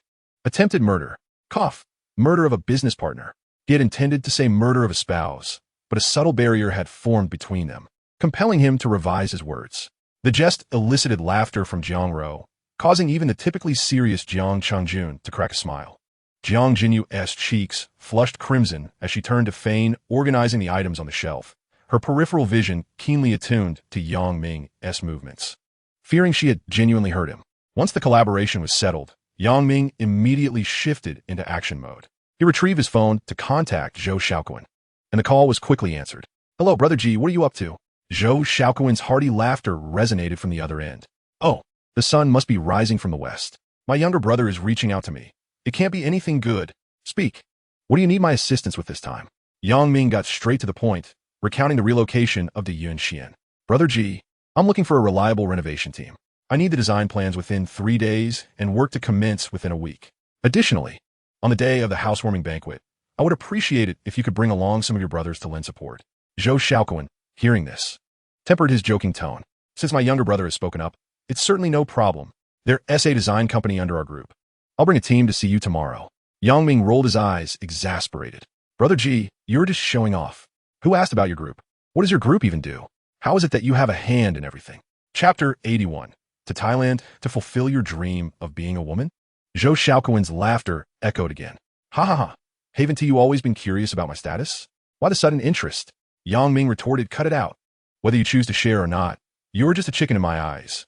Zhou Xiaoquan was nearly driven to the brink by Yang Ming's sharp tongue. After a brief pause, he replied, "I have matters to attend to tomorrow, so entertain yourself." Upon hearing this, Yang Ming quickly lowered his tone, realizing that Zhou Xiaoquan was truly accommodating, merely jesting with him earlier. Brother, I was wrong, is that not enough?" Zhou Xiaoquan suddenly took interest, chuckling, "Oh, have you seen the light? Found your way back? Yes. Let me hear you call me brother. Brother G." Amidst the laughter, the voice of Zhou Xiaoquan resonated like a jovial piglet on the other end of the line. "Ha, well done. At last, I can truly savor the joys of being a tycoon." Until tomorrow. Before Yang Ming could respond, Zhou Xiaoquan had already disconnected the call. Yang Ming, pointing at the phone in indignation, muttered, "So you've experienced the joys of being a tycoon, have you?" He vented his frustration into the air for a while before finally putting his phone away. However, as he turned around, he was startled to find Jiang Jinyu and Jiang Ro, their hair tousled by the wind. The stillness of the air was palpable. After a moment of silence, Jiang Ro's eyes widened as she pointed at Yang Ming's phone and burst into laughter. "Yang Ming, I never knew you could be so spineless when asking for favors." Jiang Jinyu crossed her arms, a subtle smirk playing on her lips, her eyes gleaming with mockery. "You boast like a rock, yet now you call someone brother so effortlessly? Surely, you can't be." As she spoke, her gaze wandered suggestively over Yang Ming. Embarrassed, Yang Ming scratched his head and cleared his throat. "This is for our Yun Xian. A true gentleman can bend and stretch. What's wrong with calling someone brother?" Suddenly leaning closer to Jiang Jinyu, he lowered his voice. "Besides, if I were to become a tycoon, the first person I would support is—" "Shut your mouth." Jiang Jinyu's cheeks flushed crimson as she reached out to cover his mouth. Yang Ming deftly dodged, playfully hiding behind Jiang Ro. Jiang Ro, ever the instigator, tugged at Yang Ming's arm, urging him on. "Come on, tell us, who would you support first? Is it me?" "Ah, yes, indeed. The first person I would support is you, Xiao Ro. Gentle, beautiful, with a melodious voice, and those charming twin ponytails." Seeing Yang Ming's shameless demeanor, Jiang Jinyu was incensed. "Humph, you sly creature. Who are you referring to?" Jiang Jinyu thought to herself, secretly pleased. It seemed Yang Ming had become quite bold lately, always teasing her. Today, she was determined to teach him a lesson. "Yang Ming, you called out beautifully just now. Why not say brother again for us to hear? If you do it well, I might just take you to Thailand and fulfill your dreams of being a woman. Yang Ming's eyes widened in shock, nearly losing his composure. He exaggeratedly stepped back. Jinyu, that is quite cruel. I only softened my stance for the sake of Artie Yun Xian. He cast a desperate glance at Jiang Ro. Xiao Ro, you must speak up for me. Yet Jiang Ro was doubled over in laughter, shaking her head vigorously. I can't get involved, but I do quite like you. There's only one of you, and the two of us can't split you. Yang Ming was left dumbfounded, for as the saying goes, the speaker has no intention while the listener takes it to heart. Jiang Ro's admission of fondness for him had not gone unnoticed by Jiang Jinyu, and Yang Ming could see the subtle shift in her expression. Her face transformed, first with surprise as her eyes widened, followed by a glimmer of melancholy in her gaze. As Yang Ming cast his gaze toward her, his eyes flickered nervously elsewhere, unable to meet her stare. Yet he feigned composure, while Jiang Ro blinked innocently with her large eyes, inching closer to her sister. I'm merely speaking the truth. Yang Ming is so wonderful. How delightful it would be if we could always be together. She deliberately elongated her tone, secretly observing the reactions of the two. At that moment, Yang Ming was in a turmoil, his heart racing due to Jiang Ro's candid confession, while also apprehensive about Jiang Jinyu's response.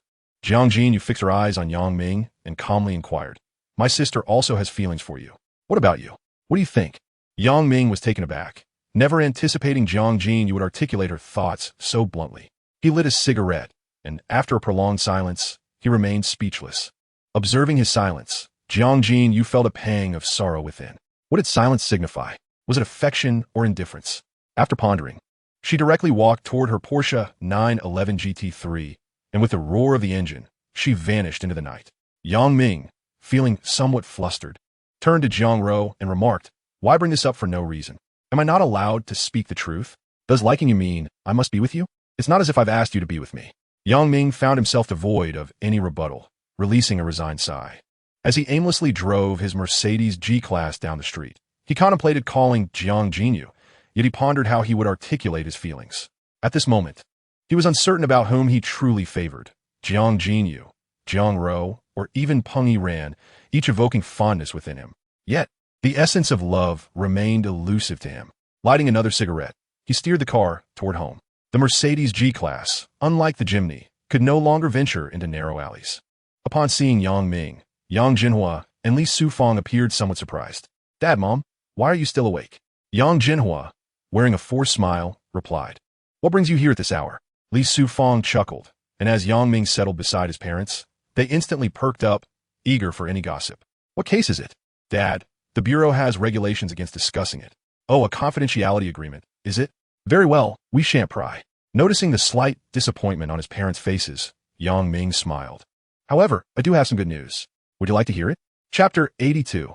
Did you purchase a factory? Upon hearing this, Yang Jinhua straightened his posture. What good news? Have you gotten a girl pregnant? Yang Ming was taken aback, turning to Li Sufang. Mom, did you hear what Dad just said? Is getting a girl pregnant considered good news? Li Sufang gently admonished Yang Jinhua. Your father is mistaken, but indeed, getting a girl pregnant could be perceived as good news. Yang Ming interjected, clearly, you think I'm of an appropriate age now and have a stable job. It's time for me to find a girlfriend. Mom, I'm only 22. That is just the right age to get a marriage certificate. Yang Ming was at a loss for words, left with no choice but to feign agreement. All right, I'll make some selections and bring someone for you to meet in due time. Yang Jinhua shot Yang Ming a sidelong glance. Selections? Do you think you possess my charm? Li Sufang playfully slapped Yang Ming on the back of his neck, teasingly challenging him to showcase his charm. Just kidding. Don't hit me. As he observed the joyous expressions on his parents' faces, the clouds of gloom that had lingered in Yang Ming's heart began to dissipate. He stood up with a smile, preparing to retreat to his own cozy corner for some rest. Wait a moment. Ming, didn't you mention good news? What good news? It suddenly dawned on Yang Ming. Oh, I bought a house. The renovations will begin in a couple of days, and I expect to move in within a month. Upon hearing this revelation, his parents were momentarily rendered speechless. They had never managed to purchase a larger home in their lifetime, and here was their son, having bought a house in such a short span.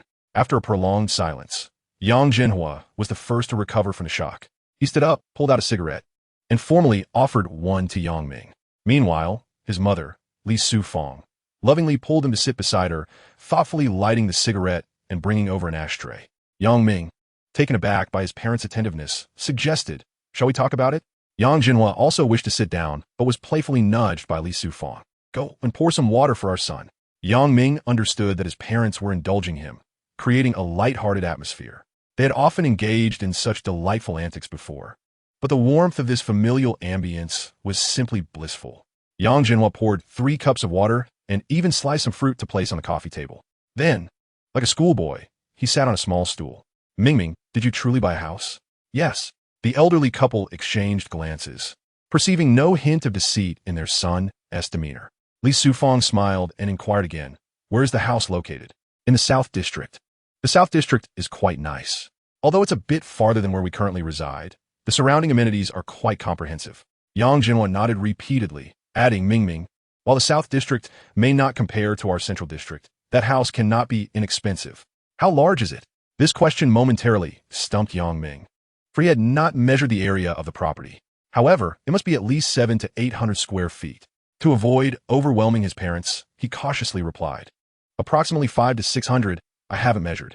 Yang Jinhua was taken aback, thinking he misheard, and even poked his ear with his finger. What? How many square feet? 500 to 600? What is this? Did you buy a factory? You think I'm still young at over 50, ready to toil away with your mother in a factory? Yang Ming burst into laughter at his father's words. Ha, Dad, you're hilarious. It's really 500 to 600 square feet. It's a traditional courtyard with 3 sections. Yang Jinhua looked at Yang Ming skeptically, but seeing his son's unyielding expression, he finally believed him. A courtyard with 3 sections? How much did that cost? Li Sufang, having recovered from her astonishment, hastily asked. Yang Ming anticipated his parents' skepticism, knowing they were accustomed to a life of simplicity. Such news was indeed hard for them to grasp. He smiled, reassuringly stating, not only did the courtyard not cost me anything, but I also made a small profit. For instance, concerning the courtyard residence. He inadvertently discovered the exquisite quality of the wood used for the furniture within the yard, prompting him to seek the assistance of the venerable Mr. Jiang Qingjun. With the old gentleman's support, he successfully sold the wooden materials, incurring no expenses and even turning a profit. The elderly couple listened in stunned silence, as if caught in a dream. Yang Jinhua subsequently offered his son a cigarette and inquired, Son, one must learn to be grateful. Mr. Jiang is a significant benefactor to you, and you ought to repay him well. Yang Ming lit his cigarette, feeling elated, as though his explanation had greatly pleased his parents. Dad, I understand. I intended to give the old gentleman a third of the earnings as a token of gratitude, but he refused to accept any compensation. He continued, consequently, since he has 2 granddaughters, I spent several million to buy each of them a car. Upon hearing Yang Ming's words, his parents nodded vigorously. Indeed, that is commendable. Quite in line with my principles. Wait a moment. You said you spent several million on 2 cars? Or was it a third? Yang Ming feigned some embarrassment, nodding slightly. Yes, that is correct. Have you been drinking fake wine tonight?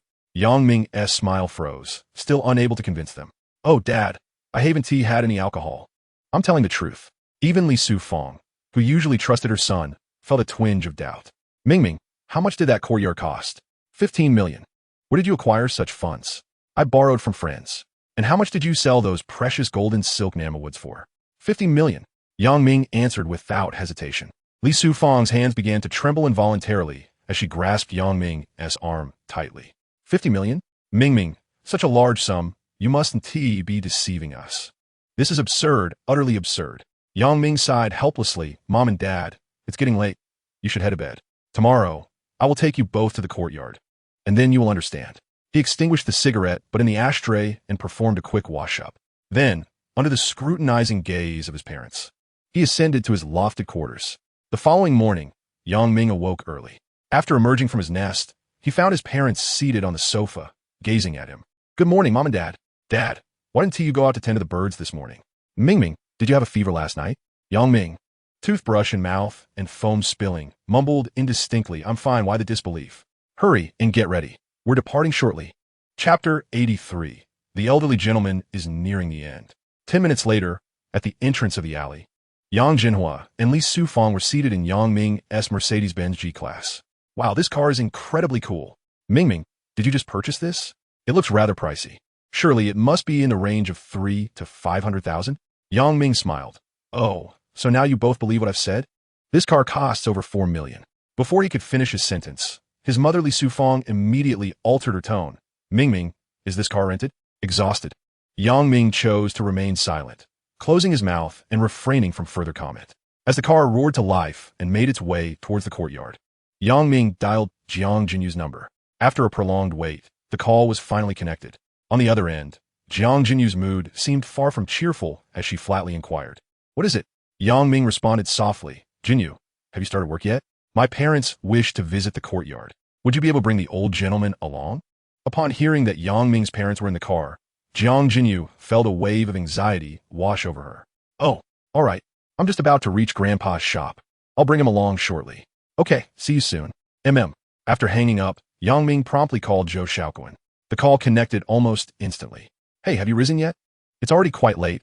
I'm bringing people over now." "All right." Without waiting for Zhou Xiaoquan to respond further, Yang Ming ended the call. The Mercedes-Benz G-Class cruised smoothly under the morning sun. The atmosphere within the vehicle was somewhat charged. Yang Jinhua pinched the genuine leather seats, occasionally stealing glances at the flashing buttons on the dashboard. Li Sufang clutched the seatbelt tightly, murmuring to herself. Upon hearing her words, Yang Ming pressed down on the accelerator. With the roar of the V12 engine, the Mercedes surged forward like a ferocious beast. The intense acceleration pinned the three of them firmly against their seats, making even breathing a challenge. Yang Jinhua's eyes widened in alarm as he grabbed the window handle and shouted, "Whoa, slow down, take it easy." It wasn't until he noticed Li Sufang's face turning pale in the rearview mirror that Yang Ming finally eased off the gas. "Hee, isn't this car impressive? Is it worth 4 million?" The only response he received was a synchronized look of disbelief from his parents. Half an hour later, the car turned onto a side road and soon came to a halt. We've arrived. The family of three exited the vehicle, surrounded by blue bricks and gray tiles. Where the copper nails on the vermilion gate glimmered in the sunlight, and the plaque above the door exuded a charm steeped in history. Yang Jinhua felt a surge of excitement. As a true native of Beijing's northern region, the courtyard had always been his dream. "Is this the courtyard you purchased?" "Yes, come. Let me show you around." Yang Ming produced the key and unlocked the vermilion gate. Yang Jinhua, unable to contain his eagerness, pushed the door open, only to stumble over the threshold. Li Sufang hurriedly steadied him, muttering, "Old man, at your age, still so clumsy." The threshold is quite high. Before she could finish her sentence, the roar of an engine echoed nearby. Without needing to look, Yang Ming knew it was Jiang Ro arriving, as only she drove with such a distinctive, crackling sound. Shortly thereafter, two cars entered from the intersection. One was an Aston Martin DB11 driven by Jiang Ro, and the other was a Porsche 911 GT3 piloted by Jiang Jinyu. Yang Ming glanced at the Aston Martin, noting the convertible top had been lowered, and saw Jiang's father seated in the passenger seat. Upon seeing the elderly gentleman, Yang Ming felt a pang of concern and hurried over to assist him from the vehicle. The venerable elder could scarcely utter a word, yet with great difficulty, he lifted a trembling finger towards Jiang Ro. Playfully, Jiang Ro stuck out her tongue and responded, "You claim to be car sick and insisted that my car had a sunroof for better ventilation, so you can't blame me." The elder, Jiang Changjun, finally softened a bit and admonished, "You impudent girl, you nearly sent me off with your reckless driving." Jiang Jinyu alighted from the vehicle and approached Jiang Changjun, linking her arm with his. She then smiled and looked towards Yang Ming's parents, saying, "Greetings, uncle and aunt. I am Jiang Jinyu." Yang Jinhua and Li Sufang, taken aback by the beauty before them, beamed with delight. "What a lovely young lady. Hello, hello." At that moment, Jiang Ro also linked her arm with the elders and cheerfully greeted, "Hello, uncle and aunt. I am Jiang Ro, Jiang Jinyu's younger sister. This is my grandfather, Jiang Changjun." The elder raised his hand to pinch her cheek, playfully scolding, "You chatterbox." He then extended his hand towards Yang Ming's father, saying, "Hello, Mr. Yang. I am Jiang Changjun." Yang Jinhua hurriedly wiped his hands on his trousers before shaking Jiang Changjun's hand, a broad smile adorning his face. "Old Mr. Jiang, it is a pleasure to finally meet you. Thanks to your care, Yang Ming has turned out splendidly. Not all. You have raised a fine son." The elder graciously praised Yang Ming, who was almost overwhelmed by the compliments. Jiang Jinyu's demeanor was unexpectedly charming. She remained linked to her mother, Li Sufang, engaging in quiet conversation, exuding grace and poise. Before they could step into the courtyard, several vehicles pulled up at the entrance. Zhou Xiaoquan emerged from his Land Rover, followed by a couple of individuals from two BMWs who stood aside, awaiting their turn.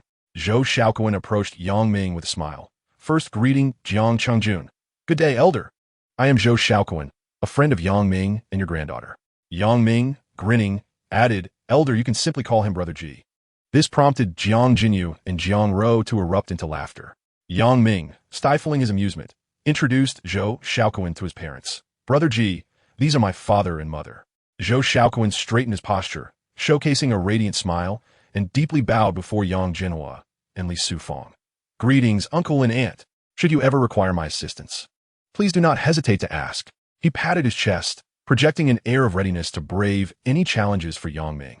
Li Sufang was thoroughly amused by his exaggerated demeanor, grasping Zhou Xiaoquan's hand and examining him closely. Oh dear, this young man is truly spirited. Please, don't be so formal. Do come over often. Yang Jinhua nodded in agreement, smiling. At that moment, Zhou Xiaoquan waved his hand behind him, summoning several individuals who promptly approached. These are the renovation designers.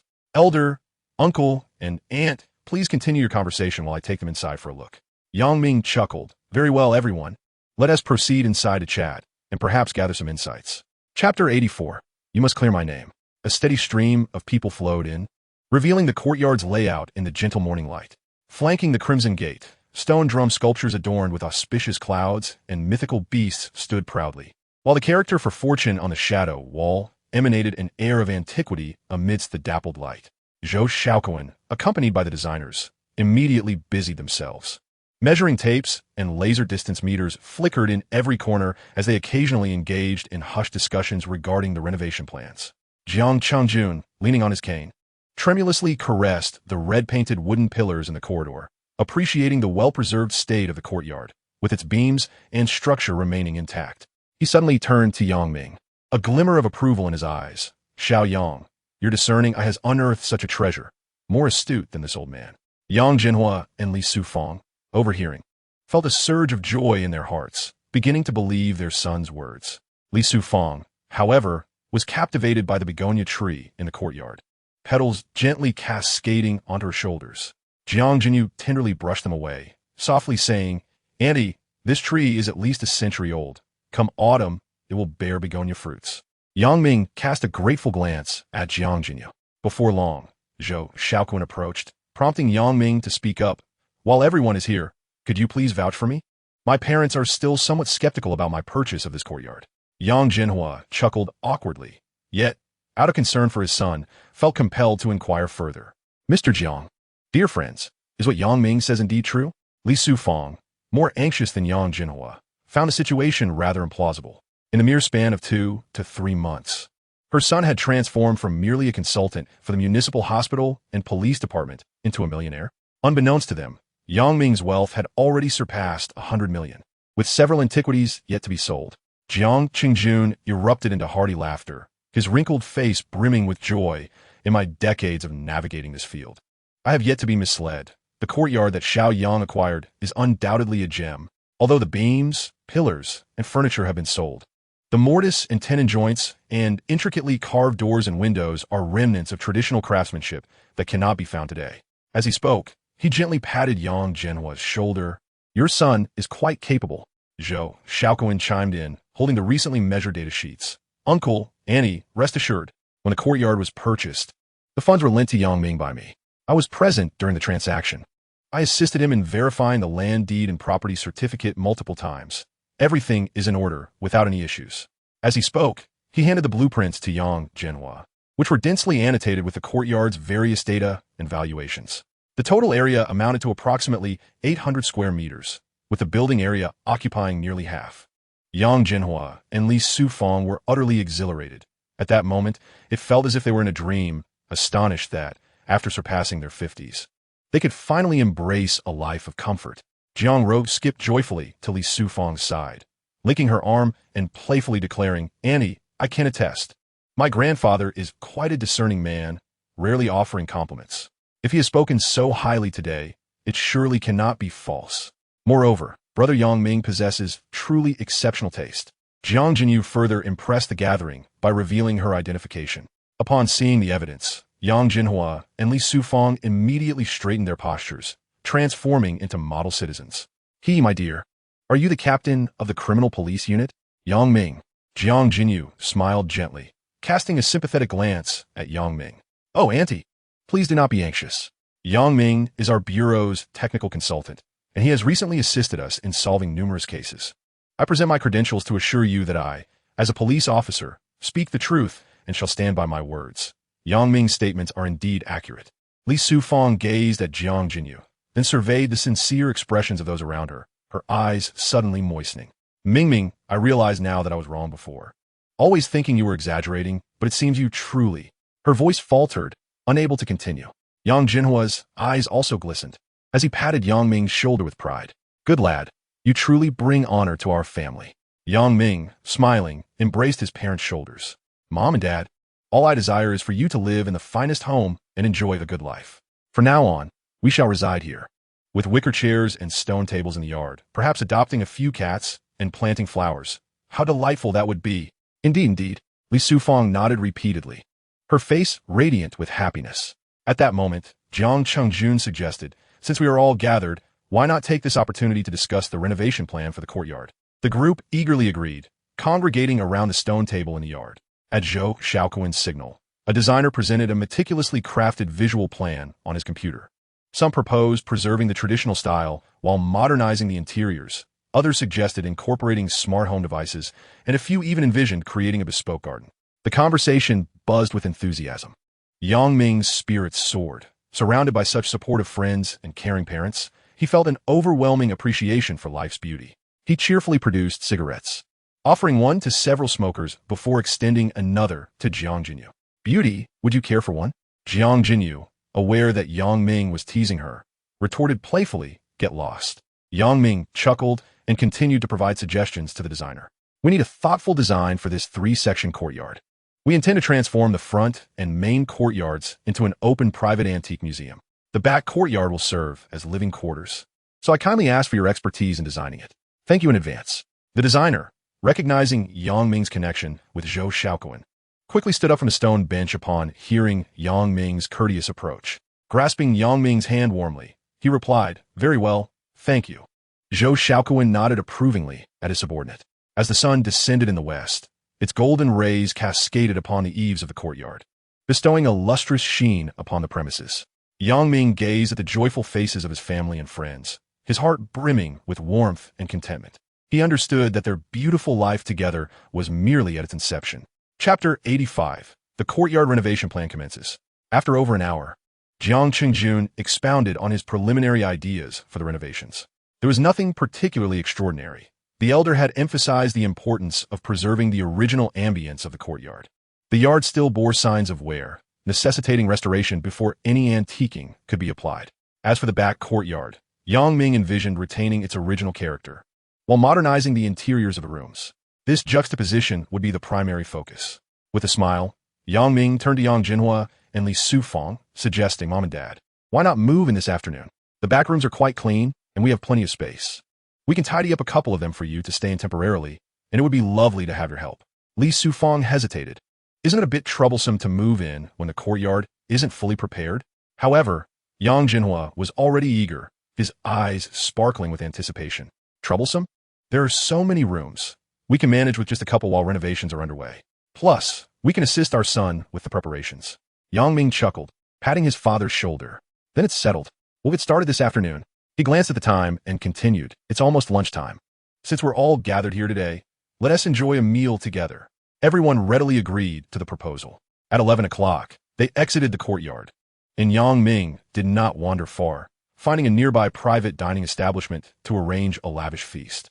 He was aware that they wished to impress their esteemed host and did not insist they stay. The lunch was sumptuous, costing over 10,000. Yang Ming was no longer the carefree youth of the alleys. He was willing to lavish his family and friends with generosity. Turning to Jiang Jinyu, he inquired, Jinyu, do you have any plans for later? Shaking her head, she noticed his slight awkwardness as he stammered. Jiang Jinyu smiled gently. Do not worry, leave it to me. She then took Li Sufang's arm tenderly. Annie, let us visit a nearby mall to shop for some daily necessities. I would love to introduce you to some local delicacies. If that is all right? Li Sufang, touched by her enthusiasm, beamed with appreciation. That sounds wonderful. With you by my side, I feel much more at ease. Upon hearing about food, Jiang Ro sprang to life, bouncing to Li Sufang's other side. I want to go too. I know a pastry shop that makes the best donkey rolls. You will surely love it, Andy. Observing the lively interaction of his granddaughters, Jiang Chengjun chuckled and shook his head. Yang Ming smiled politely. No, no, no, it's unnecessary. I find it hard to accept riding with you all. Let me live a few more years. The elder's humor elicited hearty laughter from everyone. Zhou Xiaoquan graciously offered a smile. Mr. Jiang, shall I escort you? Jiang Qingjun raised his gaze to scrutinize Zhou Xiaoquan, contemplating for a while before responding. Do you drive like them as well? I can hardly tolerate that. Rest assured, sir. I drive rather slowly, Zhou Xiaoquan replied. Jiang Qingjun nodded. Indeed, you appear to be considerably more composed than those others. Then I shall ride with Brother Ji. The corners of Zhou Xiaoquan's mouth twitched. It seemed the moniker of Brother Ji was inescapable.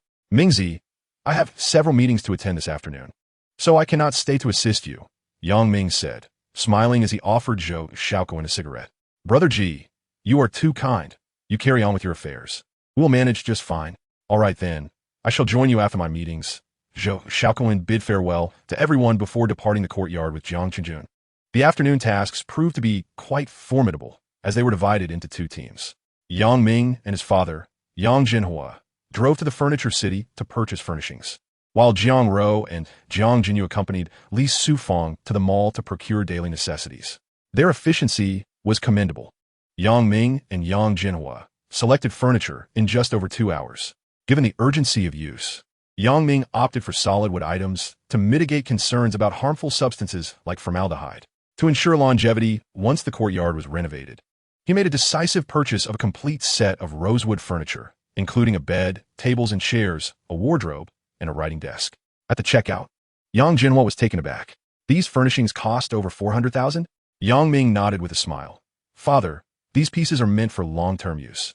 Rest assured, your son is in a position to afford this now. After completing the transaction, Yang Ming advised a delivery delay of 1 hour, as the room required cleaning and tidying. Meanwhile, the Jiang sisters, with Li Sufang between them, strolled through the mall. The three engaged in a lively shopping spree.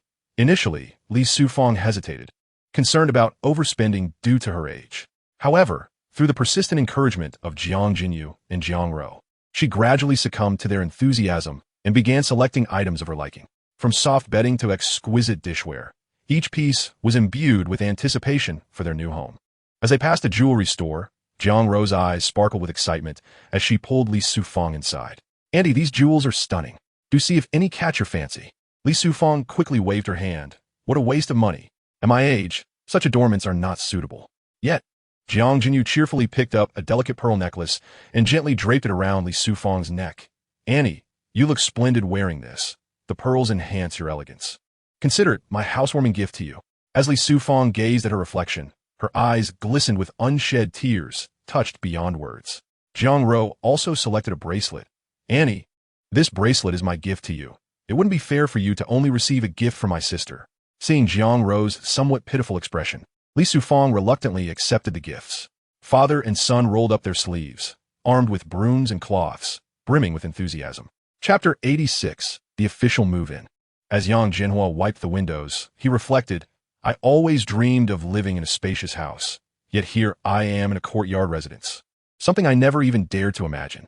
Yang Ming, with a smile, interjected that our good days are still ahead. The two engaged in cheerful banter, and before long, Zhou Xiaoquan arrived at the inner courtyard, carrying several tote bags. Yang Ming set down his broom and said with a grin, Brother Ji, you're here so soon. Has the meeting concluded? Yes, it has, Zhou replied. I worried you might be overwhelmed, so I rushed over.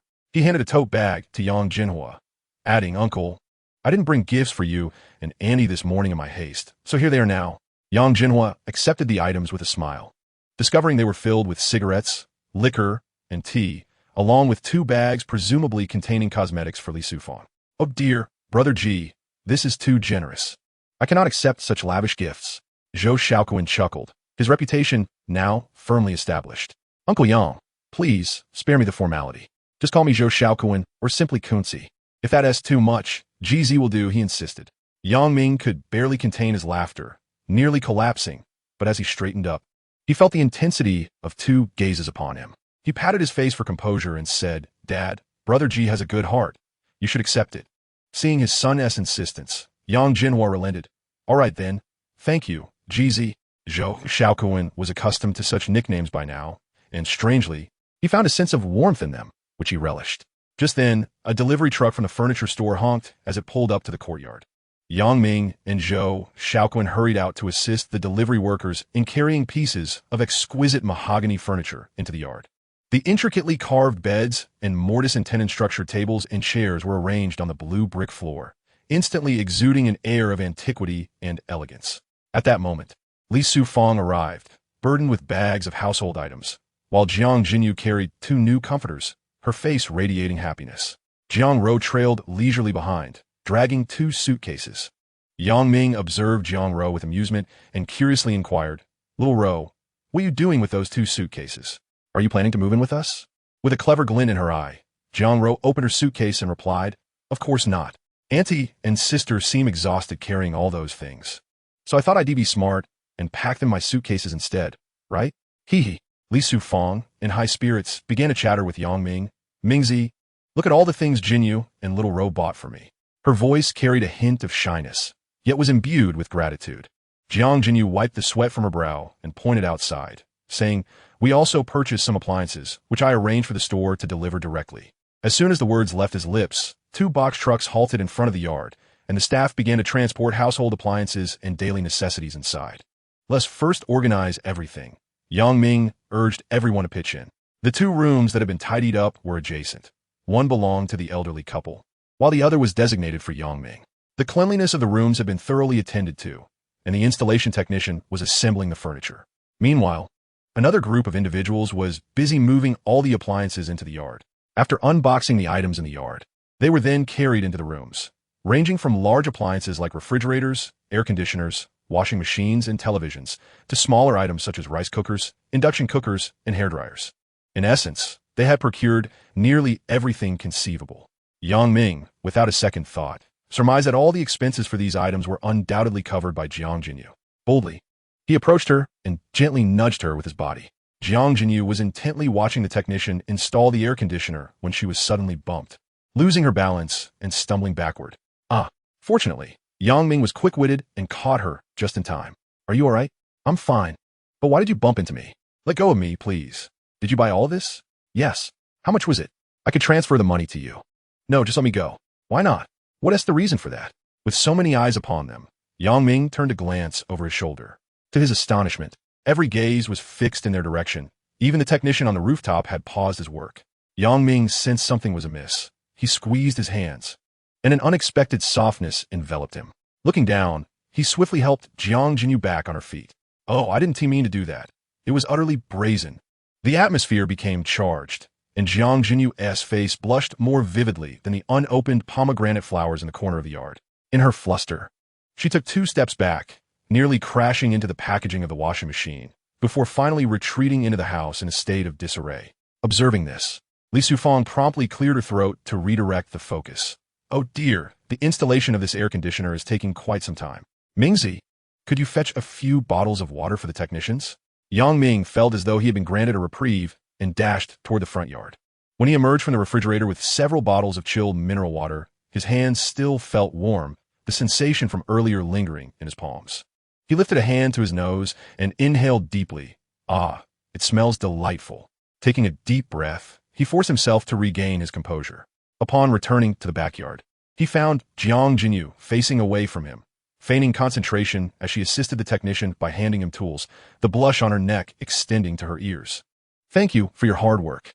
Yang Ming smiled as he handed out the water, catching a glimpse of Jiang Ro, who was crossing her arms and grinning mischievously, prompting him to quickly avert his gaze.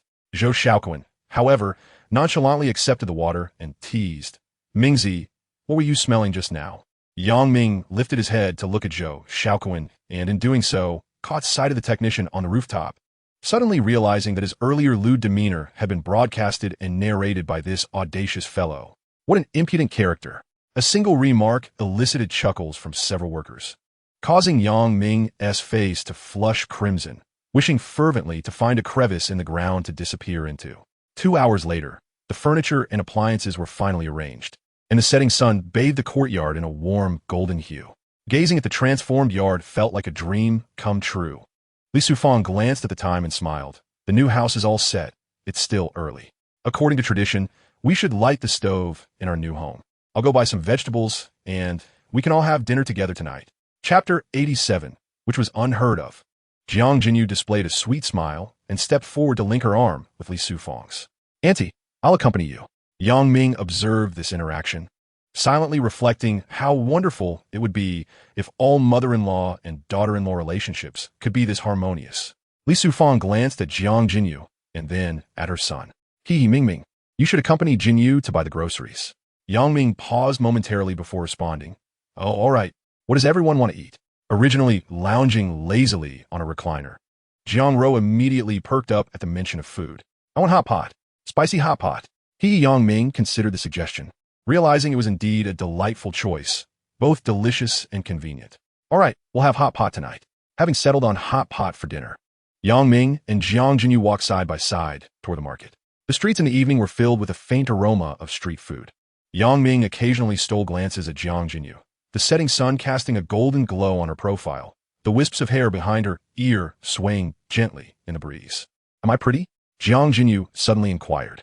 We need to buy some tripe, yellow throat, and a few fresh shrimp balls. Yang Ming endeavored to keep his tone casual.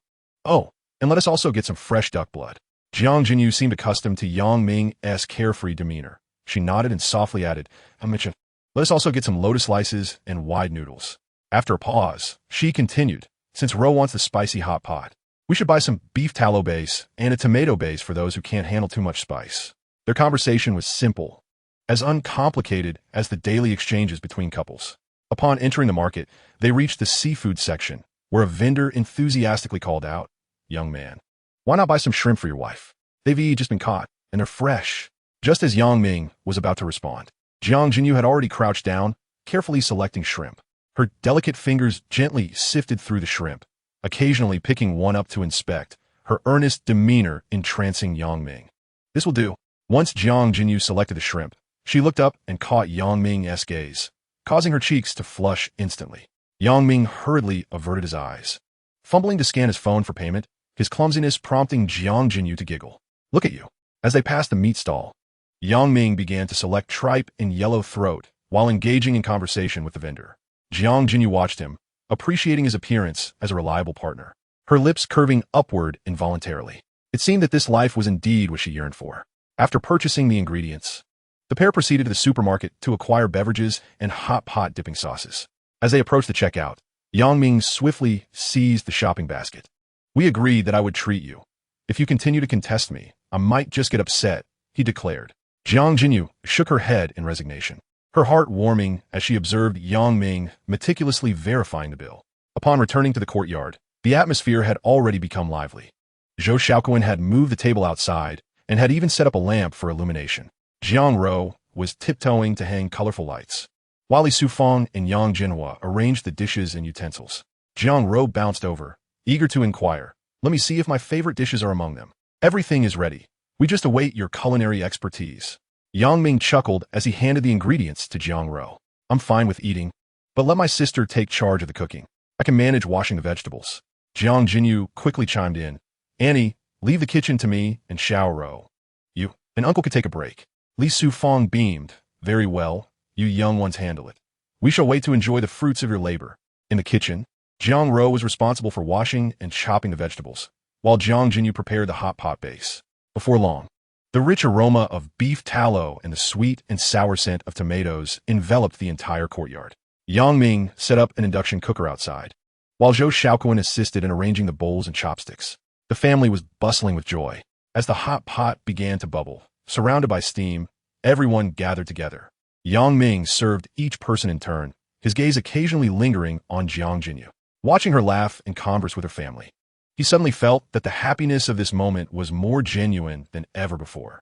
Let's raise a toast to our new home and to our family, Yang Ming proclaimed, lifting his glass. The clinking of glasses rang out amidst laughter and chatter, while the moonlight softly crept over the eaves of the courtyard, gently enveloping this harmonious scene. The meal continued until 11 o'clock at night.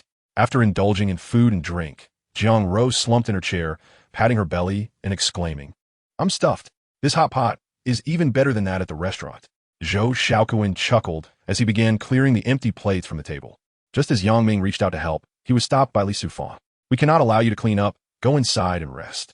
That evening, everyone was particularly cheerful, with with Zhou Xiaoquan having had a bit too much to drink. Glancing at the time, Jiang Jinyu spoke up. It is indeed getting late. Zhou Xiaoquan wobbled to his feet. Yes, it's rather late. Uncle and Auntie, you should rest early. We'll come by again another day. The smile on Li Sufang's face never wavered. There are plenty of rooms in the courtyard. We just need to tidy them up. Once everything is ready, you can stay here at night. That would be splendid, Auntie. Please reserve a room for my sister and me once the renovations are complete. Absolutely. I'll make sure to save a room for you. After another round of pleasantries, the three gathered their belongings in preparation to depart. Yang Jinhua promptly instructed Yang Ming, hurry and see them off. Sure. The group exited the courtyard together, with Jiang Jinyu and Jiang Ro having abstained from alcohol, enabling them to drive without concern. Yang Ming glanced at Zhou Xiaoquan and inquired. Zhou Xiaoquan produced a cigarette and offered one to Yang Ming. It's fine. I've already called my driver pick me up. Yang Ming replied. Taking a puff, he jokingly scolded. Brother G, can you not show off for once? You left me hanging with that question last time. What is your company called? It sounds impressive. Zhou Group. Before Yang Ming could react, Jiang Ro let out an exaggerated squeal. Zhou Group? That's the company that has made it onto the Forbes list for 3 consecutive years. Brother Yang, you're actually friends with a business tycoon? Yang Ming's hand, which held the cigarette, stiffened as he turned to Zhou Xiaoquan. The latter casually flicked off the ash. Don't look at me like that. It's just a business left by my old man. Even as he spoke, a subtle glimmer of pride flickered in his eyes. Yang Ming, feeling somewhat embarrassed, chuckled. Sorry. Brother G, I really haven't heard of Zhou Group. Zhou Xiaoquan laughed heartily, draping an arm around Yang Ming's shoulder. Forget it. If you don't know, you don't know. Just think of me as Brother G. At that moment, Jiang Jinyu interjected. Zhou Xiaoquan is quite the gentleman. Zhou Xiaoquan nodded politely. It's getting late. I feel bad making you girls see me off. I'd already informed my driver beforehand. Jiang Jinyu glanced at Zhou Xiaoquan, then at Yang Ming. Look at him. Just then, a sleek black Maybach came to a smooth halt by the roadside in front of the courtyard. The driver exited and opened the door. Zhou Xiaoquan extinguished his cigarette. All right, the car has arrived. He waved goodbye to the group with a smile. I'll be on my way. Let us gather again when we have the chance. Goodbye. As they watched Zhou Xiaoquan's vehicle disappear from sight, Jiang Jinyu leaned closer to Yang Ming and whispered, You really don't know about Zhou Group? Yang Ming adjusted his hairstyle. What is the big deal? Should I know? Jiang Jinyu rolled her eyes at him, realizing from his expression that he was indeed oblivious. Zhou Group is a prominent enterprise in our Jingbei. It can shake the business community with just a stamp of its foot. 3 consecutive years on the Forbes list, its operations span jewelry, finance, technology, and several other sectors. As she spoke, she observed Yang Ming, who was now captivated by the story. 2 years ago, the former chairman Zhou Wanfeng passed away in a car accident, leading to a fierce power struggle within the group.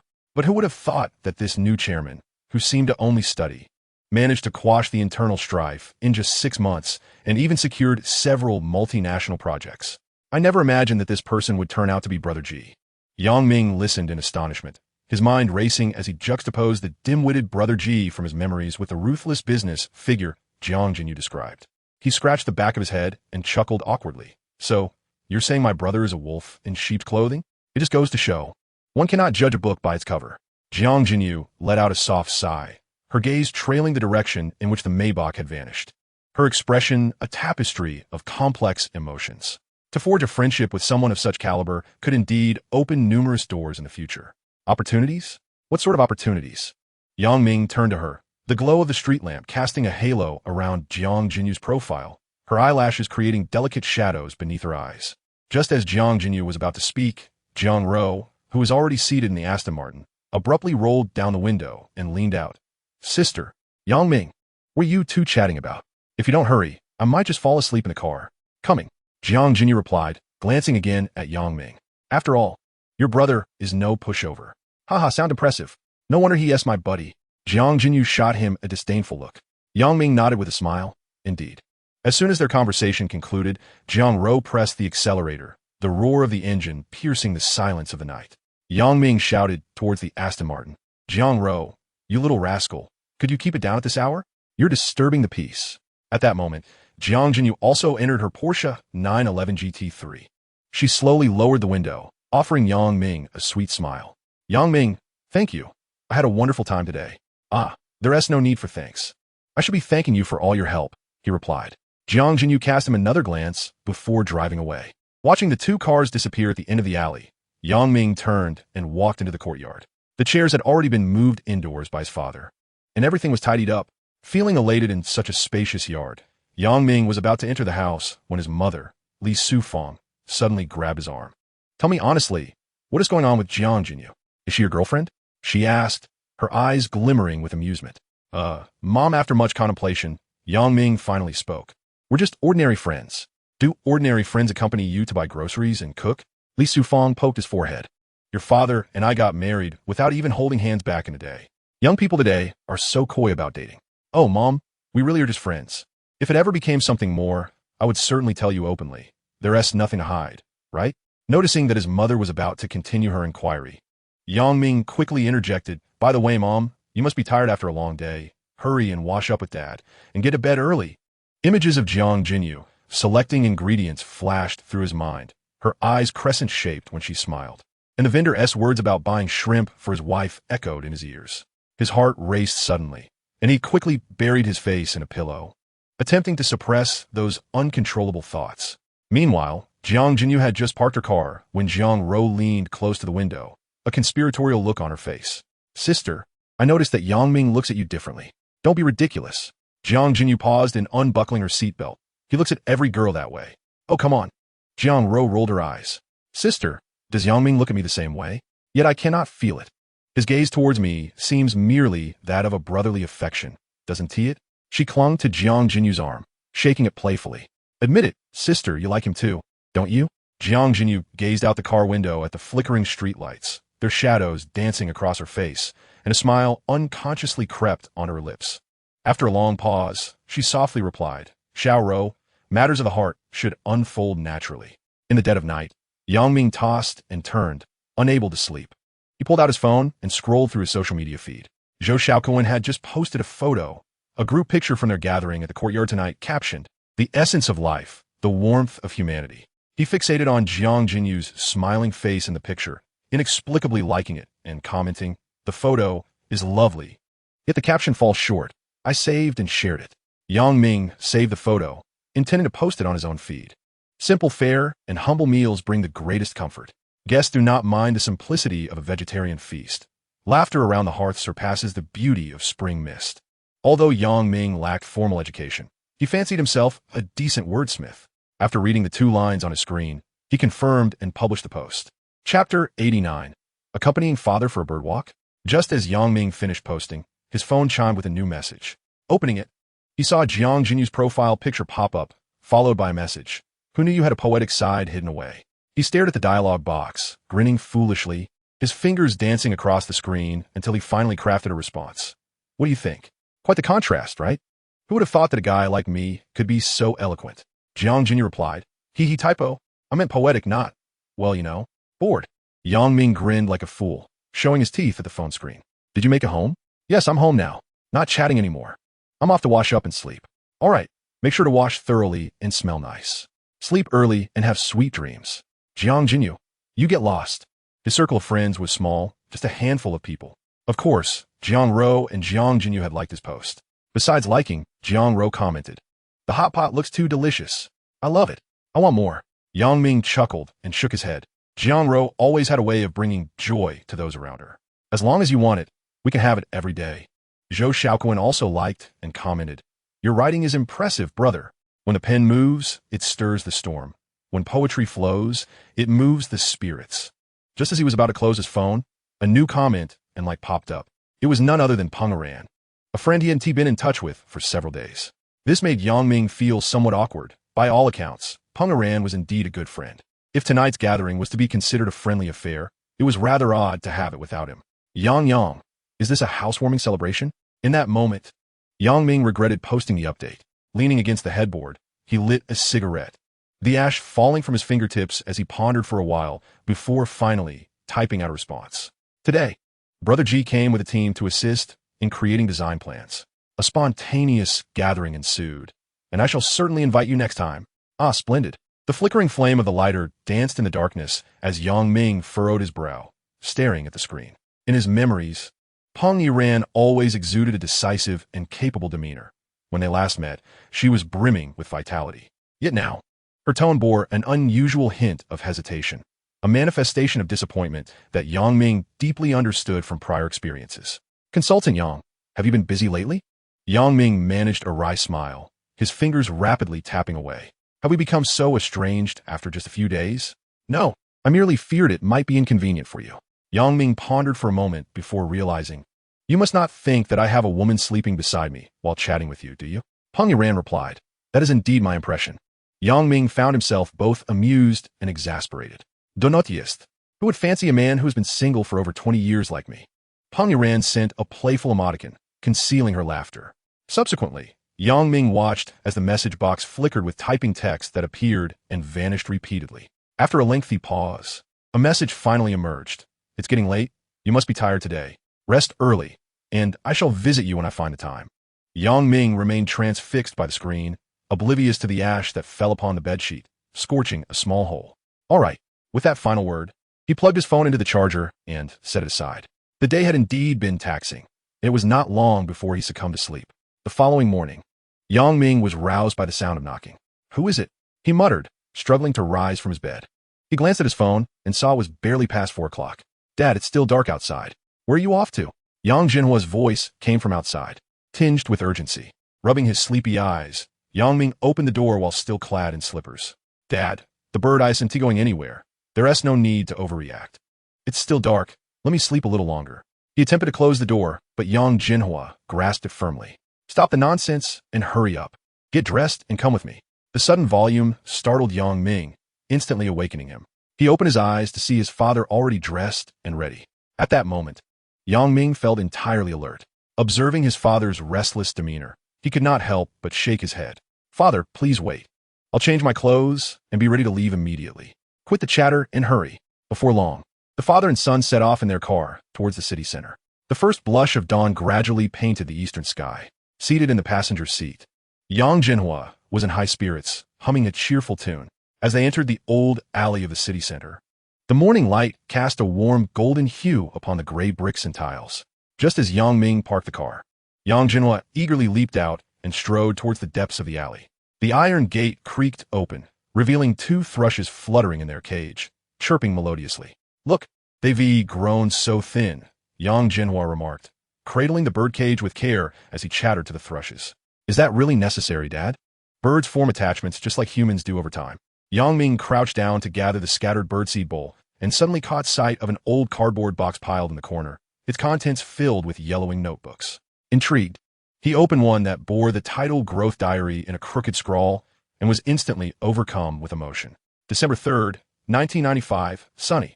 Mingzi can call me Dad today. He chased after the black and white birds around the house, making his mother laugh heartily. June 28th, 2003. Mingzi ranked last in his class, rewarded with 2 large candies. Yet he still craved sugar-coated hawthorn. What are you looking at? Yang Jinhua had approached unbeknownst to him, holding a birdcage, his expression somewhat awkward. Yang Ming felt a tightness in his throat and wiped his eyes with the back of his hand, lifting the notebook. Dad, you still keep these? Just some idle notes? Yang Jinhua turned his face away, his ears reddening. It's time to give the bird some water. Go fetch some. With a sigh, Yang Ming turned around, hearing rustling sounds behind him. All right, let us just tidy a few things and leave. When I have time, I'll come back to organize this place properly. Chapter 90. A show of pride, the father and son began to tidy up, carrying little with them, mostly everyday clothes and a few small trinkets. As Yang Ming packed the suitcase, he muttered softly. Yang Jinhua, seated on a small stool, tended to the birds in the cage. Upon hearing Yang Ming's words, he couldn't help but respond. You little rascal. Just because you've enjoyed a few good days, you think you're flying high? Though these clothes are old, they're not worn out. They're still good. Yang Ming looked up, somewhat puzzled. Aren't we taking the clothes? The birds? Yang Jinhua revealed a knowing smile and whispered. You wouldn't understand. Half an hour later, Yang Jinhua glanced at his vintage Shanghai watch and urged. All right, Mingzi, stop tidying up. We need to leave. Yang Ming asked no further questions and stepped outside with 2 suitcases in hand. Yang Jinhua remained leisurely, just like any other day, holding the birdcage in one hand and a small stool in the other, resembling a retired cadre taking a morning stroll. As the father and son stepped out, a cheerful voice called from not far away, Old Yang, out so early today? They turned to see Old Wang from next door, sauntering over with a birdcage, the songbird fluttering its wings in response to the one in Yang Jinhua's grasp. straightening up like a peacock fluffing its feathers. Yang Jinhua lifted his chin and exclaimed, "Ah, my son bought a yard and is living there. I came early to bring the birds over." Yang Ming paused in his actions, glancing at his father. So this early morning venture was merely a show for the neighbors. As expected, old Wang's face registered shock. "What? A yard? What yard?" Deliberately placing the birdcage on a stone pedestal, Yang Jinhua pulled out a cigarette and offered one to old Wang. "Recently, Yang Ming, my son, purchased a courtyard in the southern city. Although he may appear unreliable, he remains quite filial to us." As he squinted and exhaled smoke rings, he elaborated. The southern city boasts a 3-entry courtyard adorned with intricately carved door frames and a grand red entrance flanked by a pair of drum-shaped stones. I've heard it once belonged to a noble lord. This revelation left old Wang momentarily speechless, his eyes fixed on Yang Ming in disbelief. "Goodness, is that true?" he exclaimed, causing his birdcage to rattle and startling the thrush within. "That must be worth over 10 million. Yang has truly made something of himself." Yang Ming understood that his father's words were intended to reshape others' perceptions of him, yet he suspected his father also wished to impress. With a resigned smile, he observed his father's keen interest and thought, "If you wish to show off, allow me to stoke the flames further." With that, Yang Ming approached and gently patted his father's shoulder. "Dad, it's nearly time. Our driver is still waiting by the roadside." Yang Jinhua was momentarily taken aback, but quickly regained his composure, extinguishing his cigarette butt and winking at old Wang. "We shall chat another day. Once I've tidied the courtyard, I'll invite you for tea." Old Wang nodded with a grin. "Absolutely. Just be sure to call me over once you've set things right."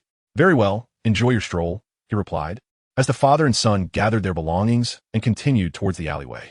By now, it was already 6:30 in the morning, and the elderly residents of the alley were mostly awake. Familiar faces were abundant along the way. Just a few steps out, they spotted Aunt Li chasing after her little grandson to feed him breakfast. Yang Jinhua greeted her with a smile. "Aunt Li, are you feeding your grandson?" She glanced at Yang Ming, then back at Yang Jinhua, chuckling indeed. "Every day, I find myself chasing after this little rascal. My age makes my legs a bit unsteady." Noticing the suitcase in Yang Ming's hand, she inquired, "What are you two up to so early in the morning?" Her expression shifted to one of surprise. "Oh, you've even bought a courtyard? That's impressive. Yang Ming has always been clever. I believed since childhood that he would earn a fortune." Her loud voice caught the attention of several neighbors, and the two men felt a surge of joy from the praise. "Well, you carry on," Yang Jinhua said, as he continued on with the birdcage in hand. Yang Ming, with a mischievous grin, remarked, "Aunt Li, didn't I say you should let him go hungry for a few days? He'll surely learn to eat on his own." He then jogged to catch up with his father, greeting each person they passed. Sister Sun, who was hanging out laundry, called out with a smile, "Uncle Yang, where are you headed?" "Ha ha, we've bought a courtyard in the southern city and are moving over there." Old Yang exclaimed, "Oh ha, I bought a courtyard." From the depths of the alley to its entrance, the conversation shifted from inquiries to their own enthusiastic declarations. The individual who purchased the courtyard has transformed into Yang Jinhua, while Yang Ming, trailing closely behind, experiences a twitch at the corner of his mouth. At last, the father and son have entered the vehicle. Yang Jinhua, still basking in the afterglow of his ostentation, hums a little tune while toying with the birdcage. Yang Ming lets out a quiet sigh, reflecting, "Truly, wealth instills a sense of confidence, allowing one to act freely." As the car pulls away from the alley, Yang Ming catches a glimpse of his father secretly smiling, the wrinkles at the corners of his eyes betraying his pride. He suddenly realizes that this is perhaps the first time he has made his father so proud. Glancing at the bird within the cage, he smiles and asks, "Father, are you happy?" "Indeed," replies Yang Jinhua. "However, this bird does not suit your temperament. Perhaps I should procure a cage and buy you a few peacocks or even ostrich. Imagine the spectacle of parading these around." Upon hearing this, Yang Jinhua's eyes light up as if two lamps have been ignited. He feigns disdain and playfully pats Yang Ming on the shoulder. "You cheeky rascal. Making fun of your father. Peacocks and ostriches are not mere pets. What will the neighbors think that I've opened a zoo?" Yet, despite his words, a smile stretches from ear to ear, and his fingers unconsciously caress the birdcage. Yang Ming knows that his father has taken his words to heart. It seems he must indeed arrange for a few peacocks or an ostrich for his father now. Chapter 91. Confirming the design plan. The car comes to a gentle halt at the entrance of the courtyard. As Yang Jinhua steps out, cradling the birdcage, his steps are noticeably lighter than usual, a sight that is quite moving. His agility surpasses even that of Yang Ming, particularly touching given the lack of pressing matters lately.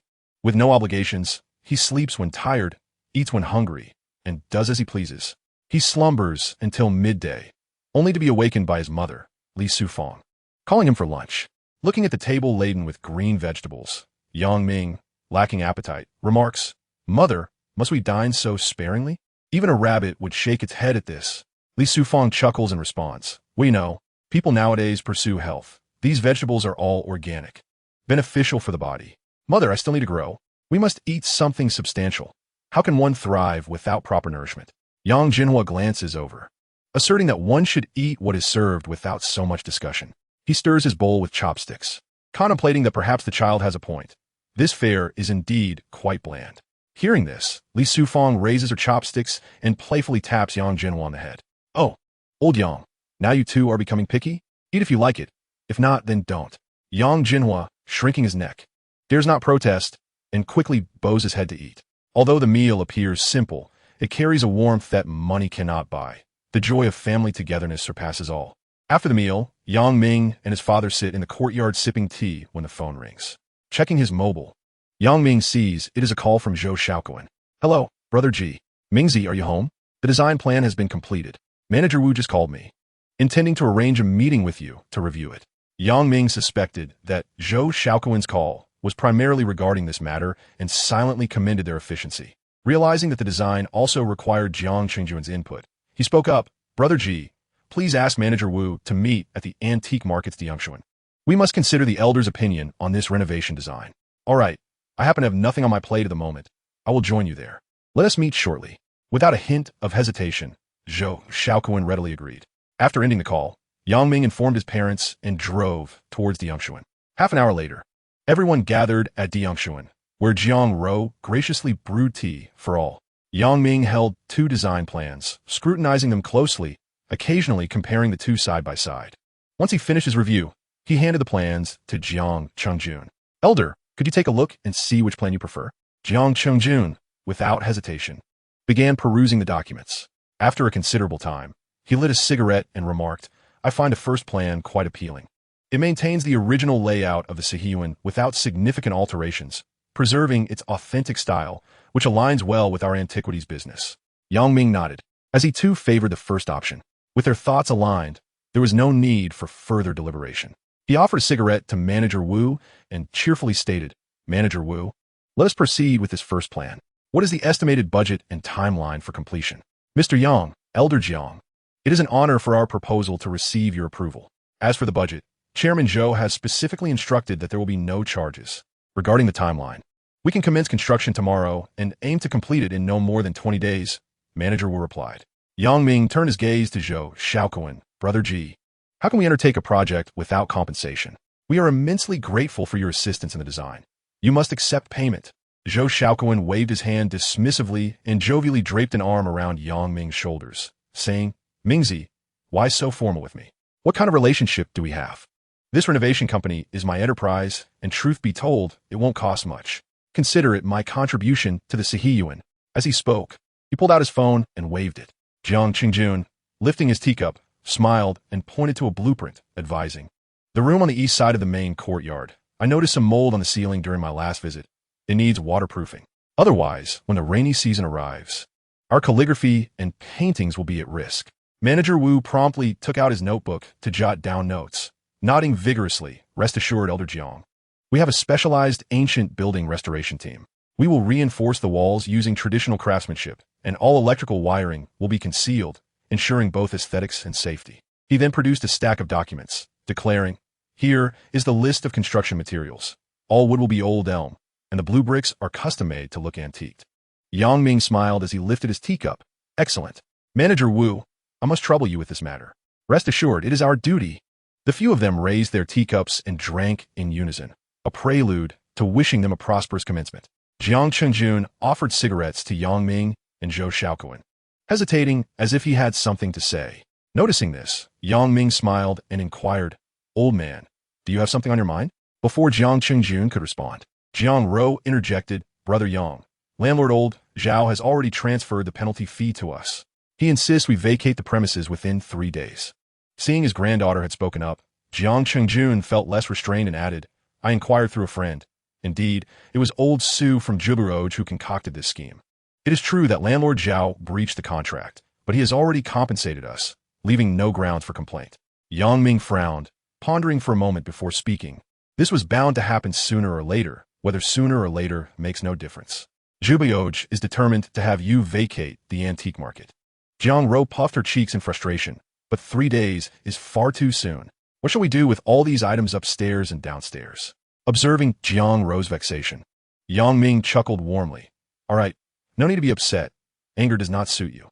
Chapter 92, Relocating Diyongshuan. He turned his gaze towards the troubled Jiang Chengjun. Old man, if it eases your mind, let us organize the items and move them to the backyard for now. We can tidy up 2 rooms as temporary storage until the front courtyard is renovated, which would simplify matters. Upon hearing this, Jiang Chengjun immediately stood up. You cheeky lad. How could I possibly not trust you? Haha, dear sir, please don't be angry. I merely spoke without thought. Take no offense. Jiang Chengjun's expression softened somewhat. Truth be told, I feel somewhat reluctant to bring this up, but I cannot find a suitable place to store these items just yet. They represent half a lifetime of my efforts. The others nodded in agreement, acknowledging the truth in the old man's words. Yang Ming surveyed the premises of Diyongshuan and stated, since we have decided to move, we should expedite the process. Zhou Xiaoquan quickly concurred, yes, old man, I will arrange for people to come over immediately. It should take about an afternoon. Very well, I will defer to your judgment. Jiang Chengjun ceased to hold back and made the decision. Yang Ming sent a message to Jiang Jinyu, asking her to come over after work to assist. These items are not ordinary. They are antiques that must be meticulously packed before transport. Zhou Xiaoquan promptly called his assistant to arrange for 10 or so individuals and 2 trucks. Yang Ming and the others bought some cardboard and foam boxes from the antique market to begin packing. Though seemingly insignificant at first glance, the items proved numerous at this juncture. The majority comprised porcelain, along with some paintings and similar artifacts. They toiled until 5 in the afternoon before successfully packing up the items on the first floor. At that moment, Jiang Jinyu arrived after finishing work. Upon seeing the multitude of boxes scattered about, she inquired with a hint of surprise, what is going on? Your grandfather is preparing to flee. Should you hurry and help? Flee? Oh, I was merely joking. We're not renting the house anymore. So we need to pack up and vacate to make space for others. Jiang Jinyu did not press further. She set down her bag and immediately joined in the packing efforts. Zhou Xiaoquan had summoned 12 helpers, making a total of 16 when combined with Yang Ming and a few others. Due to his advanced age, Jiang Chengjun was assigned to oversee the operation, tallying and recording the packed items. After nearly 2 hours of concerted effort, they had finally packed all the belongings of Diyongshuan. The Jiang sisters, Jiang Jinyu and Jiang Ro, thoughtfully distributed bottled water to everyone. Thank you for your hard work. Please take a moment to rest and hydrate. Thank you, brothers. Upon seeing the 2 lovely ladies, the fatigue of the crowd seemed to dissipate as smiles adorned their faces. Yang Ming, understanding the importance of camaraderie, stepped outside to fetch a few packs of cigarettes from the car's trunk, distributing 2 packs to each. Thank you, brothers, for your hard work. Once we finish, I'll treat everyone to dinner. At this proclamation, the elder gentleman grew displeased. No, you cannot treat everyone. I must thank you all for your help today. I will host. The crowd nodded in agreement, smiling. Zhou Xiaoquan observed his employees. As chairman, he oversaw a considerable enterprise. Among the dozen helpers today, he could scarcely name a few. Most of them were from the lower ranks of the company, and opportunities to meet the top brass were rare. Who would want to perform well in front of the boss? Thus, they worked with exceptional vigor and dedication. Noticing that the group had rested sufficiently, Zhou Xiaoquan approached, recognizing a familiar face. You are Xiao Su, are you not? Chairman Zhou, I am Su Songjun. Do you remember me? Zhou Xiaoquan exhaled slowly. Though he had a vague recollection of the individual, he could not be entirely certain. Yet, it appeared he had guessed correctly. He smiled and patted Su Songjun on the shoulder, saying, Xiao Su, I'll need you to lead the brothers shortly. Let us first transport these shelves, cabinets, and tables before we move the boxes and packages. Su Songjun nodded eagerly, his eyes alight with enthusiasm, brimming with energy. Rest assured, Chairman Zhou, I will ensure the task is completed. With that, he began to efficiently direct the team in the moving process. 2 trucks were parked steadily at the entrance of Diyongshuan, with everyone working in concert. They first loaded the larger items, such as shelves and cabinets, onto the trucks. These wooden furnishings were collected by the elder gentleman from the countryside years ago, although not exceedingly old. They dated back to at least the Republican era or the late Qing dynasty. The tablewood was crafted from high-density, quality materials, rendering them quite heavy. The group shouted in unison, carefully maneuvering the items. Zhou Xiaoquan stood nearby, offering occasional reminders. Take your time. Be careful not to bump or scrape anything. Rest assured, Zhou Dong, we are paying close attention. It is surprising that the two vehicles were unable to accommodate all these shelves and similar items. Yang Ming glanced at the cargo hold, concluding that it would likely require 2 more trips to complete the task. He turned his gaze back to Jiang Chengjun, saying, Old Master, everything has been packed. You need not linger here any longer. Please accompany the vehicle directly to the courtyard. Xiaoro, you should go along as well. Very well. I shall leave this in your capable hands, Jiang Chengjun replied. Indeed, you may proceed with confidence. Yang Ming reassured the brothers who had come to assist. Once the items are delivered, let a few brothers remain in the courtyard while we handle the loading here. We could divide the team into 2 groups. This will expedite the process. That is indeed a splendid plan. Zhou Xiaoquan nodded in agreement. Su Songjun immediately stepped forward, volunteering, Mr. Yang. I will stay in the backyard to help organize. I assure you that everything will be neatly arranged. His eyes gleamed with determination, eager to impress the boss. Zhou Xiaoquan could easily perceive his intentions and nodded in satisfaction, patting him on the shoulder. Very well, your efforts are much appreciated. Jiang Qingjun took his seat in the passenger side of the cargo truck, clutching a notebook containing the inventory list. By the time the first batch of goods arrived at the courtyard, twilight had descended. Yang Ming had already called his father earlier, preparing 2 rooms to temporarily store the items from Diangshuan. Su Songjun directed everyone to carefully unload the larger pieces of furniture, arranging them per Jiang Qingjun's specifications. Together, they efficiently unloaded all the shelves and tables from both trucks into the courtyard. Chapter 93. The First Snow of 96.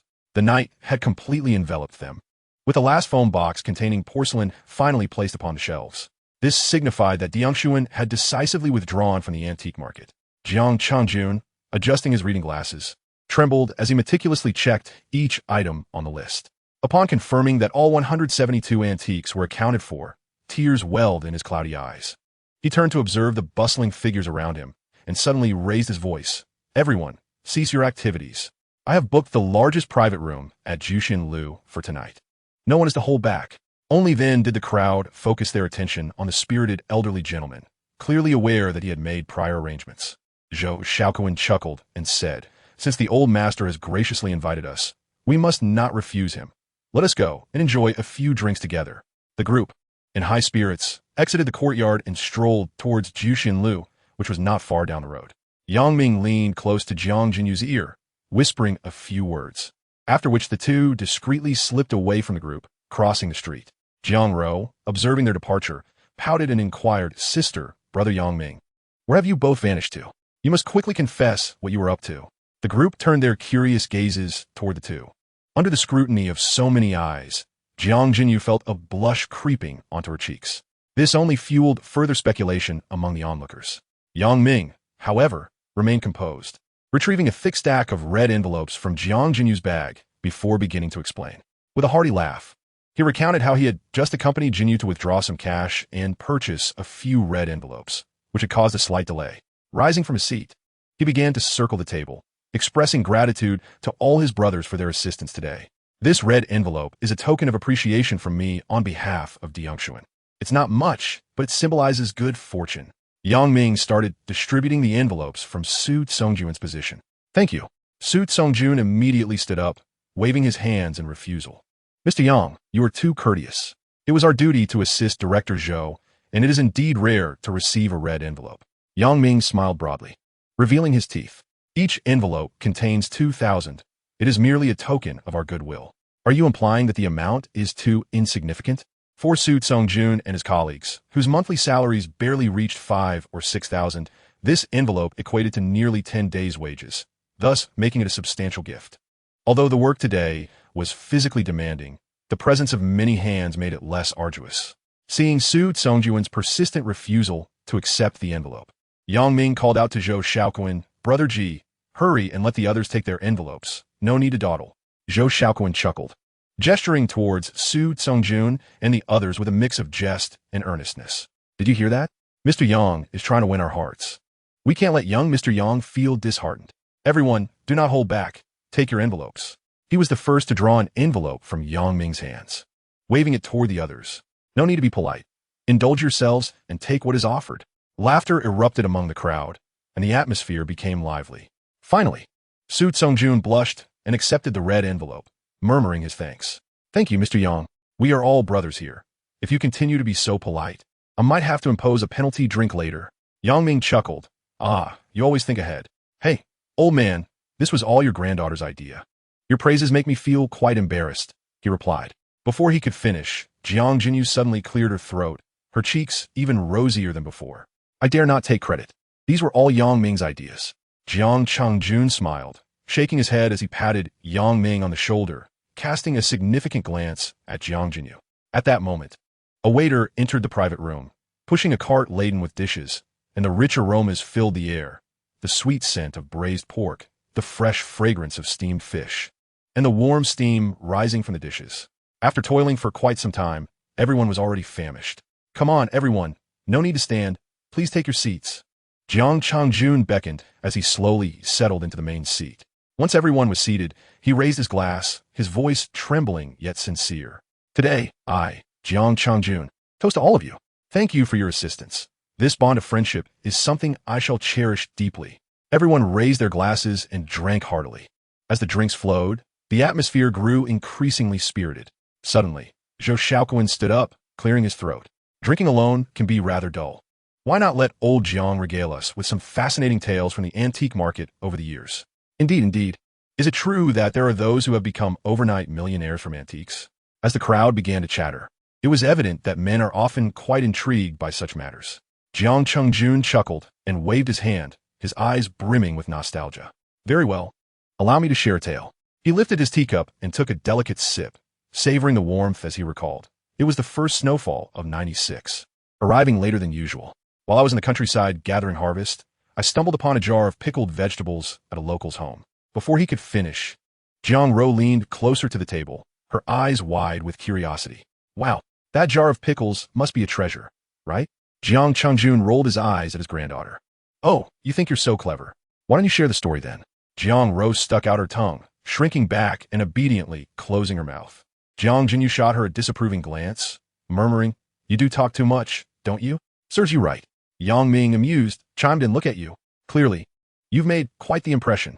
Just as he spoke, a sudden sharp pain shot through Yang Ming's waist. Had he known better, he would have avoided sitting beside Jiang Ro. Jiang Changjun cleared his throat with a chuckle, and the private room fell silent. He stroked his beard and continued the narrative. The jar was covered in a thick layer of grime, appearing to be an ordinary vessel to anyone else. However, upon closer inspection, I noticed the inscription indicating it was made during the Xuande period. The excitement I felt was indescribable. The crowd collectively gasped, and someone eagerly inquired, Old Jiang, was that jar valuable? Jiang Qingjun paused, took a sip of his drink, and replied at the time, it sold for 1,000 yuan. In '96, that was a substantial sum. Workers earned only 20 or 30 yuan a month back then. Zhou Shaoquan listened intently. So that 1,000 yuan is equivalent to several tens of thousands today, isn't it? Indeed, roughly so, Jiang Qingjun acknowledged. Yet, the true significance lay not in how much it sold for, but rather how little I spent to acquire it from the local. Chapter 94. Old Jiang reflects on the past. Jiang Qingjun had everyone on the edge of their seats. Had he been younger, he could have easily become a renowned motivational speaker in today's world. The group inquired in unison, How much did you spend? Jiang Qingjun feigned mystery, raising his hand to reveal 5 fingers. 500? 50? 5. He exclaimed, I spent merely 5 yuan on the pickled vegetables. While the jar was a gift from the local, the room erupted in excitement, with one enthusiastic individual leaping from his chair, pounding the table as he exclaimed, 5 yuan for 1,000. This ISN team merely a lucky find. It's as if the heavens conspire to serve it to you on a silver platter. Jiang Ro, her face alight with joy, asked, Grandpa, what happened next? Did that local not realize he had a treasure? Acquiring antiques requires a certain finesse. If you fancy something, you mustn't show your eagerness, Jiang Qingjun advised, lighting a cigarette. Yang Ming, impressed, thought to himself that this seemingly ordinary antique transaction was, in fact, a keen understanding of human nature. After hearing this anecdote, everyone felt a lingering desire for more. Zhou Shaoquan raised his glass, addressing Jiang Qingjun. The esteemed elder truly lives up to his reputation. I am in awe. Let's raise a glass to Elder Jiang. Ha ha. It is merely luck, really. Brother Ji is too modest. Zhou Xiaoquan felt a twitch at the corner of his mouth. It was somewhat disconcerting to be called Brother Ji by a man of his age. After finishing a cup of wine, someone spoke up. Elder Jiang, we have yet to be satisfied. Could you regale us with another tale? Jiang Qingjun was in high spirits today, flicking the ash from his cigarette. His gaze swept over the eager faces of the crowd, and with a voice tinged with a hint of leisure, he said, since you all are so fond of listening, I shall share another eerie tale. Everyone set down their chopsticks, attentively perking up their ears to absorb the forthcoming story. In 1999, while I was in Luocheng collecting items, a mysterious old man wearing a straw hat approached my stall, claiming he had an ominous object at home that he wished for me to inspect. Ominous? Could it be a burial artifact? Jiang Ro shivered, yet could not resist inching closer. Jiang Chengju nodded, his Adam's apple bobbing as he recounted. The old man said that during renovations of his ancestral home, they unearthed a blood-red box from the ground, and out of curiosity, they opened it. The moment it was opened, the old man collapsed, his nose bleeding, and for the following months, misfortune befell his household. An elderly family member broke a leg. A sow had complications during birth, and even a hen that had laid eggs for a decade ceased to do so. Yang Ming could no longer contain his laughter. A hen that has laid eggs for 10 years should be nearly sterile by now. The elder raised his hand to interrupt Yang Ming. Continuing his tale, I followed the old man to his home, where he produced the vermilion box. I wanted to open it, but he adamantly refused, insisting that it contained a child wrapped in cloth, something sinister. He urged me to take the box away before I could open it. Yang Ming frowned, saying, Elder, please do not tease us. Get on with it. Ha ha. The box was made of Wangwali wood, coated in vermilion lacquer, which had oxidized over time, giving it a blood-like appearance. Upon unwrapping the cloth, I discovered a gilded Buddha statue within. The crowd gasped in unison, utterly astonished that such an absurd occurrence had indeed transpired. Yang Ming suddenly slapped his thigh. Goodness, a Wangwali box paired with a gilded Buddha statue must be worth a fortune. You old man certainly have a knack for this. Jiang Chengjun laughed heartily at Yang Ming's reaction. The Buddha statue was indeed a remarkable piece. I sold it for a considerable sum and subsequently purchased 2 apartments, intending to leave them to the sisters in the future. The antiques business is fraught with unpredictability. No one can guarantee a smooth journey. So investing in real estate serves as a safeguard for the future. Everyone nodded in agreement, expressing their affirmation. Jiang Chengjun raised his glass with a smile, addressing those present with earnestness. Each era presents its own opportunities. Let us merely enjoy the stories. It is the diligent pursuit of our endeavors that truly matters. Zhou Xiaoquan also lifted his glass, acknowledging the elder's wisdom. Indeed. Come now, let us raise another toast to Elder Jiang. A glass of wine downed. Everyone remained enraptured by the story just shared. Yang Ming observed his companions, determined to prevent them from wading into the murky waters of antique dealing. Without a modicum of knowledge and discernment in this domain, one could find themselves utterly swindled, with their fortunes laid to waste. He cleared his throat and said, Gentlemen, I must advise against any attempts at this. The current landscape differs vastly from past. Previously, genuine items were abundant, while fakes were scarce. Now, the market is inundated with forgeries. Do not fall prey to deception. Zhou Xiaoquan understood Yang Ming's intention and immediately grasped the gravity of the situation. He cast a sharp gaze at his employees and solemnly remarked, Have you all heard what Ming has said? Understood, Mr. Zhou. The dinner continued, and the conversation shifted to more mundane topics. The group exchanged toasts, reveling in each other's company, until the evening drew close to 10 o'clock. By the roadside of Juxian building, Jiang Jinyu thoughtfully summoned taxis for everyone. The elder gentleman had held his liquor well, having consumed a moderate amount.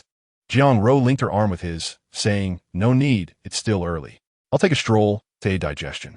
Jiang Chengjun glanced at Yang Ming and Zhou Xiaoquan, noting, It's still early. Aren't you young folks fond of nightlife? Go out and enjoy yourselves. But don't stay out too late. Upon hearing the suggestion to go out, Jiang Ro immediately planted a couple of kisses on Jiang Chengjun's cheek. With that, she seized Yang Ming and Zhou Xiaoquan's hands and dashed ahead. Jiang Jinyu shook his head and followed suit with long strides. The quartet continued until they reached the courtyard, where Yang Ming produced the keys from his pocket and handed them to Jiang Jinyu. Take a look at this patina, Jinyu. Since you haven't had any wine tonight, you should drive. Jiang Ro, slightly displeased, tugged at Yang Ming's arm repeatedly, exclaiming, Brother Yang, why let sister drive and not me? Your driving is too noisy and disturbs the peace at night. Oof. Where are we off to at this hour? Without a moment's hesitation, Yang Ming blurted out. The ghost market. He had been itching to go ever since their meal, and with no pressing matters at hand. It seemed the perfect opportunity to explore the ghost market and fulfill a promise made to Jiang Ro long ago. Seated in the front passenger seat, Jiang Ro's excitement surged. Wow, Brother Yang, you're the best. Let us go to the ghost market. It's been ages since I last visited. Yang Ming smiled. Today, I'm in a good mood. I shall show you my prowess. Zhou Xiaoquan and Jiang Jinyu had witnessed Yang Ming's sixth sense before, yet they still held a skeptical attitude. Now, with the chance to see him in action again, anticipation stirred within them. Jiang Jinyu started the engine and drove the limited edition Mercedes G-Class towards the North City. As the vehicle sped through the night, the neon lights of the North District flickered through the windows, casting shadows across the faces of the four. Jiang Ro was elated, flitting about like a joyous sparrow, frequently extending her hand out the window to embrace the warm summer breeze. Half an hour later, the car came to a halt beside a moat. Here lay the ghost market. Jiang Ro unfastened her seatbelt, leaned her entire body against the car window, and playfully remarked, "Sister, is this the place we used to frequent with Grandpa during our childhood?" "Yes," came the reply. "Why does it feel so different from what I remember? How long has it been since you last visited?" "This place has evolved rapidly over the years and has undergone significant transformations." "Oh, that explains it. No wonder." Zhou Xiaoquan, who had never been here before, resembled a curious child as he gazed out the window. "Is this really the ghost market?" Yang Ming chuckled as he produced a cigarette and offered him one. "Indeed, this is the ghost market. It's just past 10. It hasn't officially commenced yet." Zhou Xiaoquan lit the cigarette, inquiring, "When will it start?" "Since it's a ghost market, we naturally must wait until after midnight. Patience is key. The vendors are likely on their way." The four of them sat in the car, engaging in conversation as they awaited the arrival of midnight. Seizing the moment, Yang Ming explained the rules of navigating the ghost market to Zhou Xiaoquan. "Brother Ji, when we explore, feel free to test your luck, but remember, do not inquire about prices indiscriminately, do not touch things carelessly, and items must not change hands." "What does it mean that items must not change hands?" Jiang Jinyu, seated at the driver's position, interjected with a smile. Zhou Xiaoquan nodded thoughtfully. "Is it to prevent damage? Isn't that clear?" "Correct. Unless you're unafraid of being taken advantage of. You might as well give it a try. On second thought, I think I'll just observe. I certainly don't want to be a fool." Yang Ming glanced back, quipping, "Whether you're a fool or not, I'm not certain. But Brother Ji, your head is indeed quite large." Laughter erupted among the four, and time flew by swiftly. Before they knew it, it was 11:30, and the banks of the moat began to fill with people gradually. Some pulled small carts, while others rode electric scooters. They commenced setting up stalls along the stone path beside the moat. It was quite simple. They merely spread a cloth on the ground and began displaying an assortment of items. After waiting a little longer, when the hour hand pointed to midnight, they finally alighted from the car. Armed with flashlights they had prepared in advance, they made their way toward the riverbank, where an extensive line of stalls stretched endlessly, likely numbering over 100. The group quickly arrived at the first stall. The vendor, noticing the youthfulness of Yang Ming and his companions, casually picked up a blue and white porcelain bowl, gently rotating it in his hands. The beam of the flashlight illuminated the bowl, revealing its glazed surface shimmering with an ethereal blue sheen. "Look at this color, crafted from Su-Ma Li-Qing material, a quintessential Ming dynasty style. You're the first customers of the night. I'll give it to you for a mere 800, just as Jiang Ro leaned in for a closer look. Yang Ming swiftly grabbed the back of her collar, exclaiming, "Little ancestor, have you forgotten the rules?" Jiang Ro stuck out her tongue and shrank back. Yang Ming then used his keen insight to scrutinize the porcelain bowl, nearly bursting into laughter at the sight. "Uncle, are you joking with us?" Upon hearing this, the vendor's smile remained unwavering. "Young man, I am engaged in a legitimate trade. How could I jest? Just observe this glaze and the patina." Before the vendor could complete his statement, he was interrupted by Yang Ming. "Uncle, could you please turn the bowl over so that the bottom faces up?" The vendor complied promptly, flipping the bowl, revealing its base to the gaze of the onlookers. Jiang Jinyu and Jiang Ro immediately covered their mouths, and even the typically composed Zhou Xiaoquan couldn't help but grin widely. The base of the porcelain bowl bore the inscription indicating its suitability for microwave use. Yang Ming, suppressing laughter, inquired, "Uncle, can you read?" The middle-aged vendor nodded affirmatively. "Of course I can read. But first, focus on this glaze and the patina." Yang Ming, exasperated, insisted, "Uncle, please read the inscription on the bottom of the bowl." The vendor paused, squinting as he read aloud, suitable for microwaves. What of it? Ha ha. Uncle, this is contemporary. Yang Ming retorted. Now regarding that patina. Thank you, uncle. We shall continue to browse. Yang Ming and his companions walked away, leaving the vendor lost in his own world. They approached another stall, manned by a vendor of similar age. This young vendor was engrossed in a game on his phone, oblivious to the customers at his stall. Yang Ming, seizing the moment, activated his X-ray vision, swiftly scanning the items on display. His sight, akin to an invisible beam of light, traversed the objects. Suddenly, his attention was captured by several unremarkable snuff bottles. To his delight, he realized that this young vendor indeed possessed some genuine artifacts. To avoid drawing the vendor's attention, Yang Ming pointed to a porcelain vase, asking, "Boss, may I take a look at this vase?" The young vendor replied without looking up, "Feel free to examine whatever you like. Let me know what catches your interest, and we can discuss the price." Yang Ming nodded, crouching down carefully to pick up the vase. Utilizing the dim light from his flashlight, he kept his peripheral vision fixed on the snuff bottles. These bottles were cloaked in a thick layer of dust, their designs rustic. Under the scrutiny of his X-ray vision, he discerned delicate inner painting patterns faintly visible within the bottle's interior. Though indistinct, it was evident that the imagery depicted figures and landscapes, far beyond the capabilities of modern machinery to replicate. As for the age and value, Yang Ming knew he needed to handle the items personally, for his appraisal system would only activate upon contact. He remained unhurried, intending to apply Jiang Qingyuan's strategy of feigned disinterest first. "Boss, what price do you set for this vase?" he asked, deliberately frowning and adopting a tone of disdain. "It seems acceptable, but I wonder about the price." The young vendor, still fixated on his screen, swiftly replied, 2,000, no negotiation." 2,000? Are you robbing me? Jiang Ro exclaimed, stepping forward with her hands on her hips. "I see the glaze is uneven. It's worth at most 200. The stall owner finally lifted his eyelids, preparing to scold someone. But upon spotting Jiang Ro and Jiang Jinyu, his eyes immediately sparkled. Who could resist the allure of such two stunning beauties? The young vendor smiled as he rose from his stool, hastily shoving his phone into his pocket. "Hey there, ladies, one mustn't speak so lightly. In business, it's a matter of buying and selling. If you don't fancy something, you can always look elsewhere. If you do, the price is negotiable." Yang Ming glanced at Jiang Ro and pretended to be angry as he reprimanded, "Young lady, mind your words." He then pulled out a cigarette from his pocket and offered one to the young vendor. "Don't take offense, just let her be. I'll take a look at other items." The stall owner took the cigarette, yet his gaze lingered on the two beauties. "No worries, continue browsing. I assure you, if you choose wisely, I can offer you a discount." Yang Ming wasted no time and directly picked up a snuff bottle, at which point the appraisal system chimed in. Item: inner painting crystal snuff bottle from the Qianlong period. Grade: inferior. Estimated value: 60,000. You picked up two more, both yielding the same result. "Boss, how much for these 3 snuff bottles?" These are 300 each, but if you buy all 10 or so from my stall, I can give you a discount." Yang Ming had already confirmed that among those 10 or so snuff bottles, only the 3 he held were genuine. The rest were mere replicas. Ha! I don't need that many. I simply find these items beautiful. Can you lower the price? I'll select a few. We're of similar age. Since you're being so straightforward, I can't be vague either. Let us say 200 each as a gesture of friendship." Yang Ming directly selected the 3 Qianlong snuff bottles. He then stood up and pulled out his phone to make the payment. "All right, it's settled. You continue with your business. We'll take a look around some more." After exchanging a few polite words, Yang Ming led the way out. Jiang Ro and Zhou Shaoquan immediately followed suit, each flanking Yang Ming. "Brother Yang Ming, what do you need those glass bottles for?" Jiang Ro inquired. "Yes, Yang Ming. What is the purpose of that seemingly worthless item?"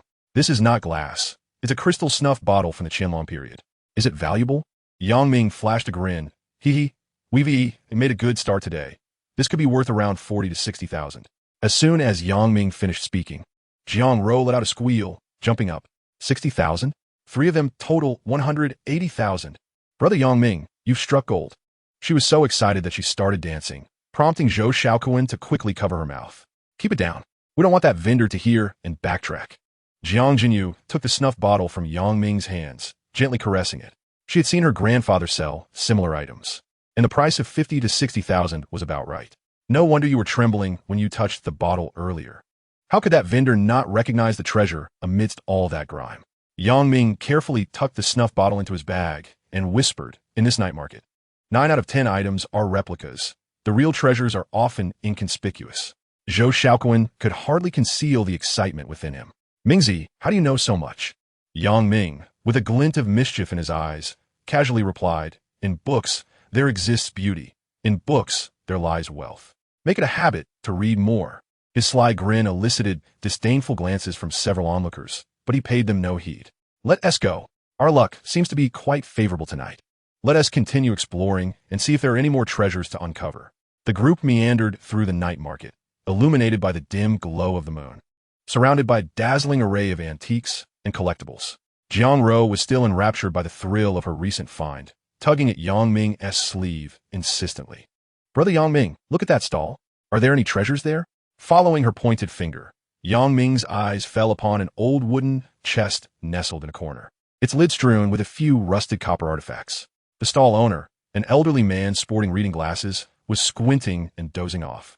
Yang Ming approached, utilizing the flashlight on his phone to inspect the contents of the chest. Most items were copper locks from the Republic period, old ink boxes, and a few polished walnuts. Suddenly, his peripheral vision caught sight of a dark jade pendant hidden at the bottom of the chest, its edges obscured by dust, rendering its pattern indistinct. Casually, he crouched down, and as his fingertips brushed against the edge of the pendant, a notification from the appraisal system resonated in his mind. Item: Han Dynasty Hatian Jade Pendant with coiling dragon pattern. Grade: medium. Reference value: 350,000. Yang Ming's heart raced, though he maintained an air of nonchalance as he lifted the pendant to the light, feigning a frown. Sir, why is this jade pendant black? What material is it made from? The old man lazily opened his eyes, glancing at the pendant. An antique. It should be made of mo jade. If you like it, make me an offer. Mo jade? It looks like stone to me, but I do appreciate the carving on it. I'll offer 500 yuan. How does that sound? The elderly man pondered for a moment. If you truly wish to buy it, then give me 1,200. Yang Ming shook his head. Sir, your price is rather steep. Could you lower it a bit? I'll take it. The old man removed his glasses to clean them, scrutinizing the pendant once more. After a pause, he leisurely replied, Young man, if you sincerely want it, you can take it for 1,000. Any less, and I'd be at a loss. After all, it's an old piece. Jiang Ro, anxious to interject, was gently restrained by Jiang Jinyu's tug on her sleeve.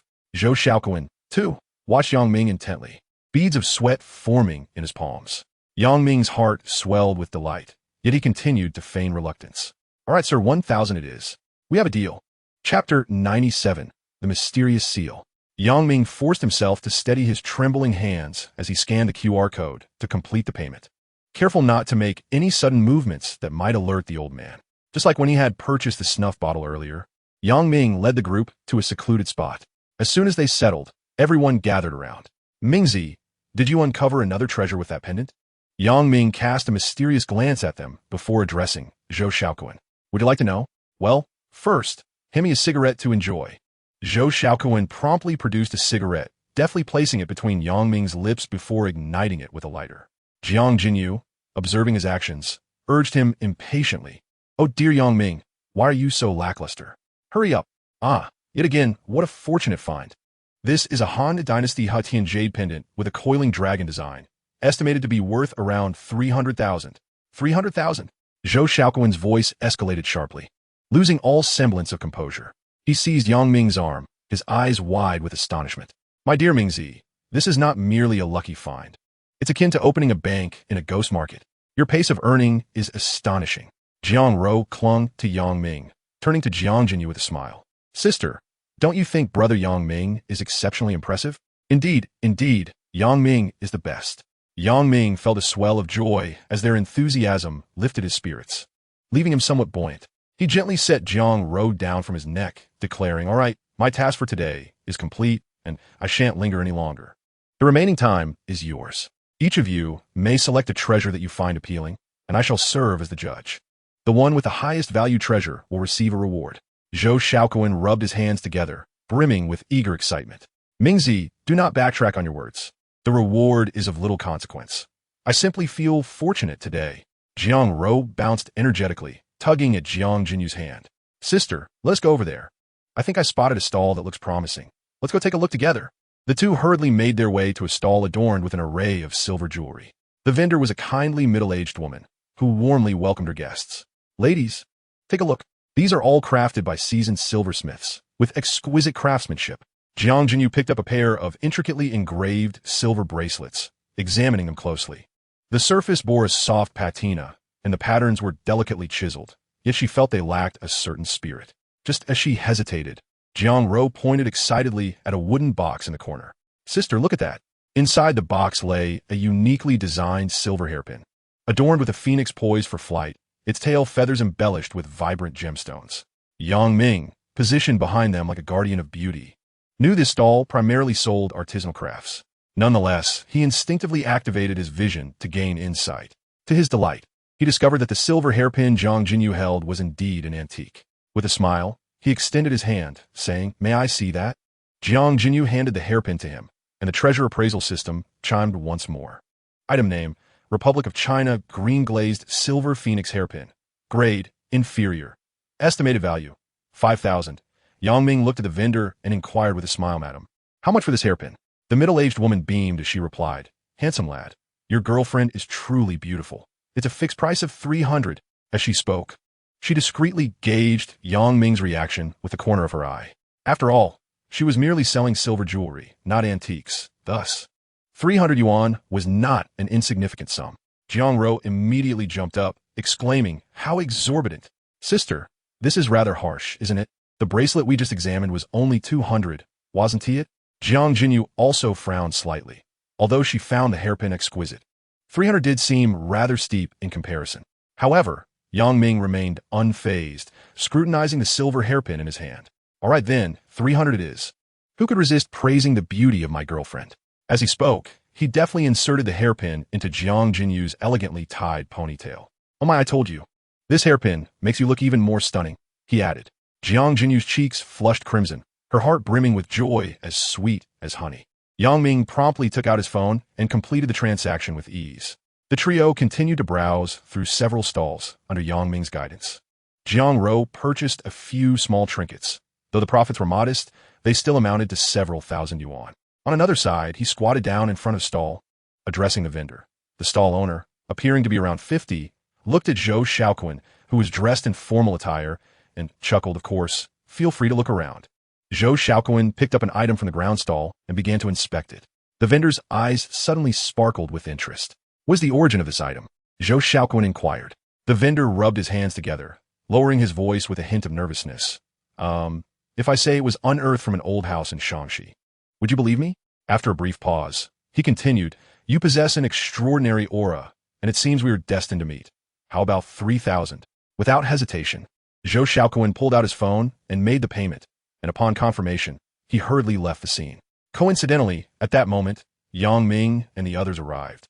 Witnessing Zhou Shaoquan running towards them in a flurry, they immediately shouted, "Brother Ji, why are you running around in such a panic? Were you chased by a dog?" Zhou Shaoquan showed no signs of slowing down, swiftly darting ahead of them. Yang Ming's heart sank. Could it be that he had stumbled upon something valuable? He reached out with both hands, pulling Jiang Jinyu and Jiang Ro along, chasing after Zhou Shaoquan's retreating figure. Chapter 98. Congratulations to Brother Ji on ascending to greatness. Breathless, the four of them squeezed into the car, and Zhou Shaoquan quickly locked the doors, as if fearing someone was in pursuit. Yang Ming observed Zhou Shaoquan trembling with excitement. "Brother Ji, why are you shaking?" "I feel as though I've struck gold," Zhou Shaoquan replied.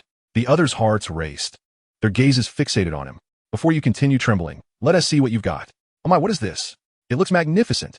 Zhou Shaoquan took a moment to calm himself with a cigarette, and Jiang Jinyu, with a smile playing on her lips, remarked, "Xiao Ro, didn't you study this very subject in university? Don't you recognize the characters on it?"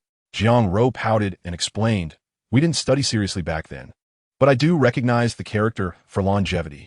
Jiang Jinyu chuckled softly, for she had learned much from old Master Jiang and had perused a considerable number of ancient texts. Inscribed upon it are the words mandated by heaven, "Everlasting prosperity," chuckled Yang Ming. Upon hearing this, he was momentarily taken aback, exclaiming, "Could it be that this is the imperial seal of the realm?" However, upon further contemplation, he realized that this treasured artifact had been lost for centuries. How could it possibly be genuine? Yang Ming exchanged a knowing glance with Jiang Jinyu, and the two erupted into hearty laughter. "Ha ha, Brother Ji, your discernment is truly remarkable. You've somehow managed to procure the imperial seal. His words prompted laughter from both Jiang Jinyu and Jiang Ro. Yet, the excitement on Zhou Xiaoquan's face quickly faded. As the cigarette he held flickered in the wind, ash falling onto his trembling knee. Mingzi, is it conceivable that this could be real? Yang Ming, unable to contain his amusement, held his phone up to Zhou Xiaoquan's face, saying, Brother G, look, there's actually one for sale on a certain online marketplace. Only $99 with free shipping, and they even include shipping insurance. He pointed at the screen, adding, look at this sales record. Only one has been sold, and now it has found its way into your hands. You truly are fortunate. At that moment, Jiang Ro chimed in with a clever retort, Brother G, it's even cheaper on another platform. Yang Ming could no longer hold back his laughter, clutching his stomach as tears streamed down his face. Zhou Xiaoquan's face flushed crimson as he flicked the cigarette but out of the car window. All right, enough laughter. We all have our moments of folly, don't we? He chuckled at the absurdity of having purchased an imperial seal.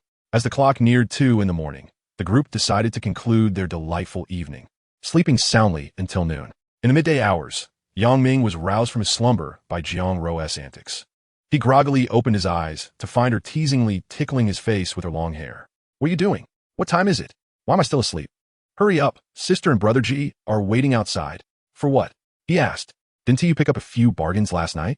Grandpa is in the front yard and wants to test your abilities. With a resigned sigh, Yang Ming climbed out of bed, his hair in disarray, and followed Jiang Ro to the front yard. Zhou Xiaoquan, observing Yang Ming, remarked, Oh, Mingzi, quite the unique hairstyle you've got there. Yang Ming rolled his eyes at Zhou Xiaoquan and tousled his hair. Brother G, spare me the jibes. Who was it that spent extravagantly on an imperial seal yesterday? As soon as he finished speaking, Jiang Ro and Jiang Jinyu burst into uncontrollable laughter, their melodious giggles catching the attention of the elderly Jiang patriarch overseeing matters in the yard. Approaching the group, the old man adjusted his spectacles and inquired, I hear someone has found a bargain. Let me have a look. Here, take a look. Old master, Jiang Chengjun said, trembling as he handed over the jade pendant. His fingers lightly traced the intricate dragon pattern, and suddenly, his dim eyes sparkled with clarity. The luster, the craftsmanship, this is from the Han Dynasty. He held the jade pendant up to the sunlight, the intricate cotton-like structure within shimmering subtly in the halo. The mutton-fat jade from Etienne, when placed at an auction house, would at least double its base price. Old sir, could you provide an estimate?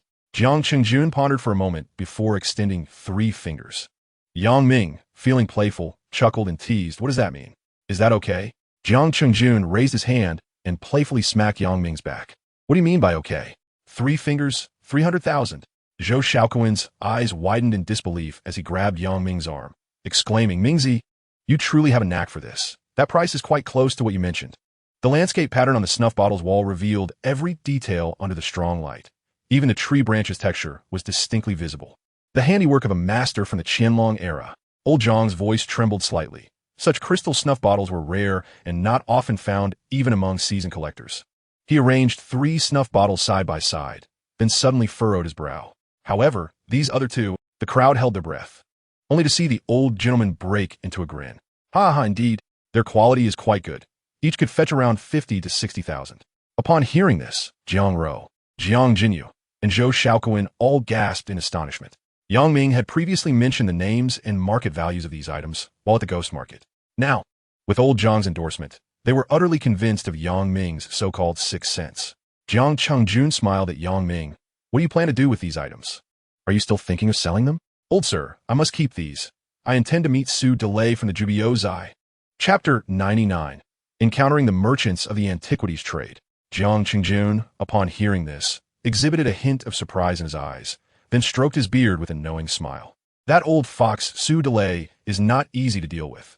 Are you planning to use these treasures to challenge him? Yang Ming's lips curled into a confident smile. Zhou Xiaoquan patted Yang Ming on the shoulder. Brother, that's quite bold.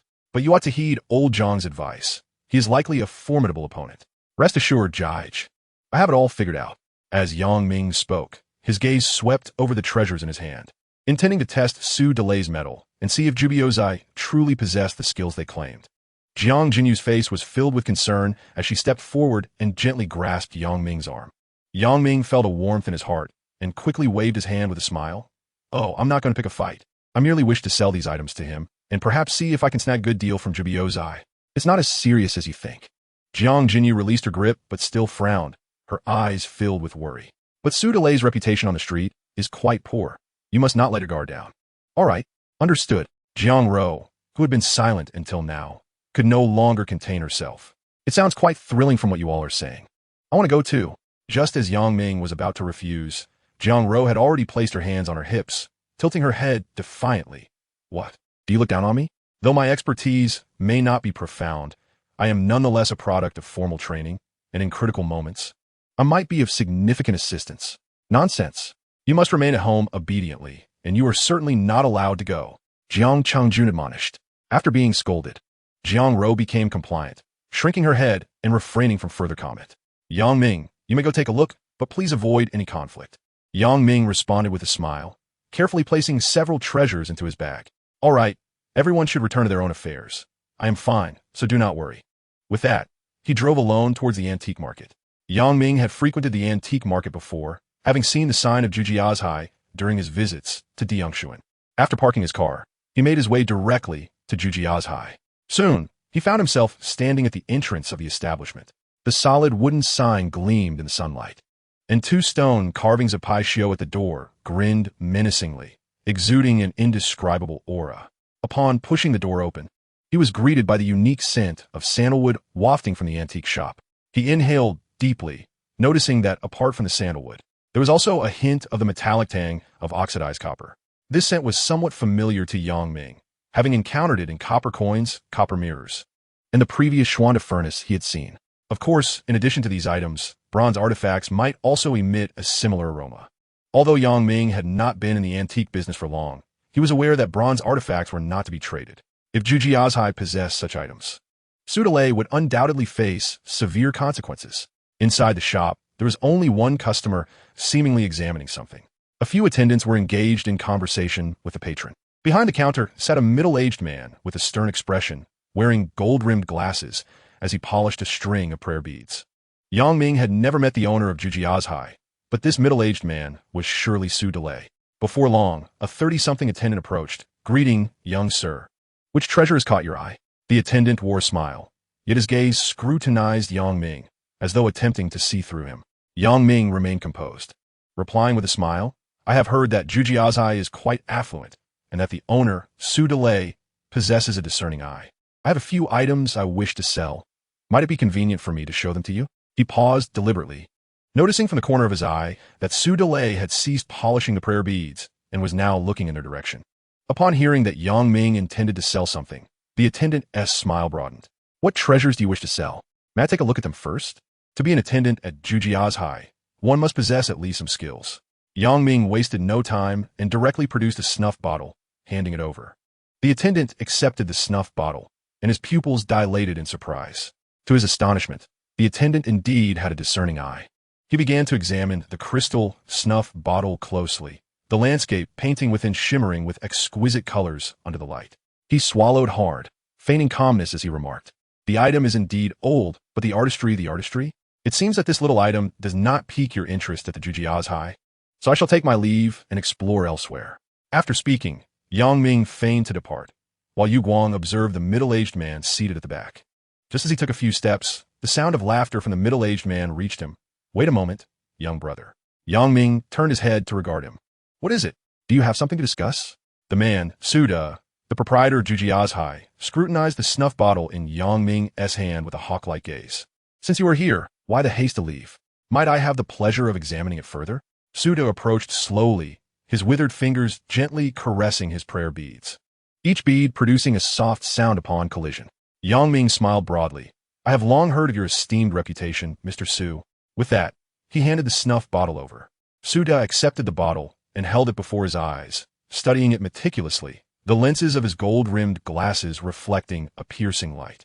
He delicately traced the surface of the bottle with his index finger, and after a prolonged silence, he inquired, "Young brother, do you know the year of this snuff bottle?"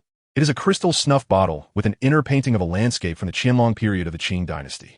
Suda's expression momentarily froze. Then he burst into laughter. Your discerning eye is commendable, young brother. A true connoisseur. I merely possess a rudimentary understanding, Mr. Su. Can we discuss the price?" Suda extended his hand with a smile. "Would you kindly accompany me for tea, so we may converse further?" Yang Ming followed Suda to a tea table, where a Yixing teapot emitted steam. Suda personally poured the tea, the amber liquid creating ripples in the celadone cup. He offered Yang Ming a cigarette. Do you smoke, young brother? Yang Ming accepted with a smile, lighting it as he remarked, I have long heard that your Jujiazhai is filled with treasures, and today I see this is indeed the case. Ha ha ha, your words are music to my ears, but you speak the truth. My establishment is indeed the largest and most bountiful in the entire antique market. Yang Ming observed Suda, noting his pointed features and slightly protruding teeth, traits that suggested a less than trustworthy character. Mr. Su, let's get to the point. How much do you value this snuff bottle? Suda raised his teacup, taking a delicate sip, his gaze penetrating through the rising steam as he assessed the young man before him. For some reason, he felt that this slightly old-fashioned youth was quite exceptional. After a lengthy observation, he remarked with a smirk, Young brother, I must say, your snuff bottle is indeed a fine piece, but the antique market is currently sluggish. I can offer you a maximum of 40,000. Yang Ming inwardly scoffed. This man was not entirely unscrupulous. His own appraisal system and the esteemed Elder Jiang suggested a value around 50 or 60,000. Suda's initial offer of 40,000 was not excessively unreasonable. Mr. Su, do not let my youth deceive you. I've been interested in antiques since childhood. I do not wish for this to merely be a one-time transaction. There will be ample opportunities for collaboration in the future. Could you possibly offer a higher price? As he spoke, he retrieved another snuff bottle from his bag and placed it upon the tea table. Su Delay's gaze was instantly captivated by the newly produced snuff bottle, his eyes narrowing slightly behind his golden-rimmed glasses. As he had surmised, this young man was undoubtedly somewhat capable. If Yang Ming had only produced one, it could have been attributed to mere luck or a fortunate find. However, by presenting a second, it was evident that fortune alone could not account for this. May I have another look at that, little brother? Yang Ming nonchalantly shrugged his shoulders, inviting him to proceed. Su Delay set down his teacup and reached for the new snuff bottle, examining it under the light with meticulous attention. Seizing the opportunity, Yang Ming activated his X-ray vision, scanning the shop with keen interest. After a considerable pause, Su Delay suddenly spoke for both 100,000. His voice was deep and resolute, as if this were the utmost he could offer. Yang Ming remained silent, lighting another cigarette before retrieving a third snuff bottle from his bag. Boss Su, to be honest, I came to your treasure-gathering place to make a friend. Why don't you take another look? Su Delay was momentarily taken aback, glancing at the seemingly innocuous Yang Ming and then at his bag, wondering what other treasures it might conceal. Ah ha ha, little brother, I'm definitely keen on befriending you. All right, let me take another look.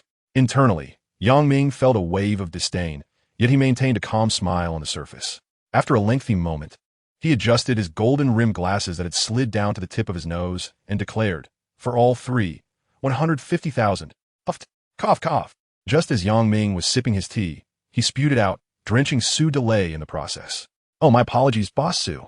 No worries, no worries. Su Delay wiped his face with a handkerchief, yet a significant smile lingered at the corners of his mouth.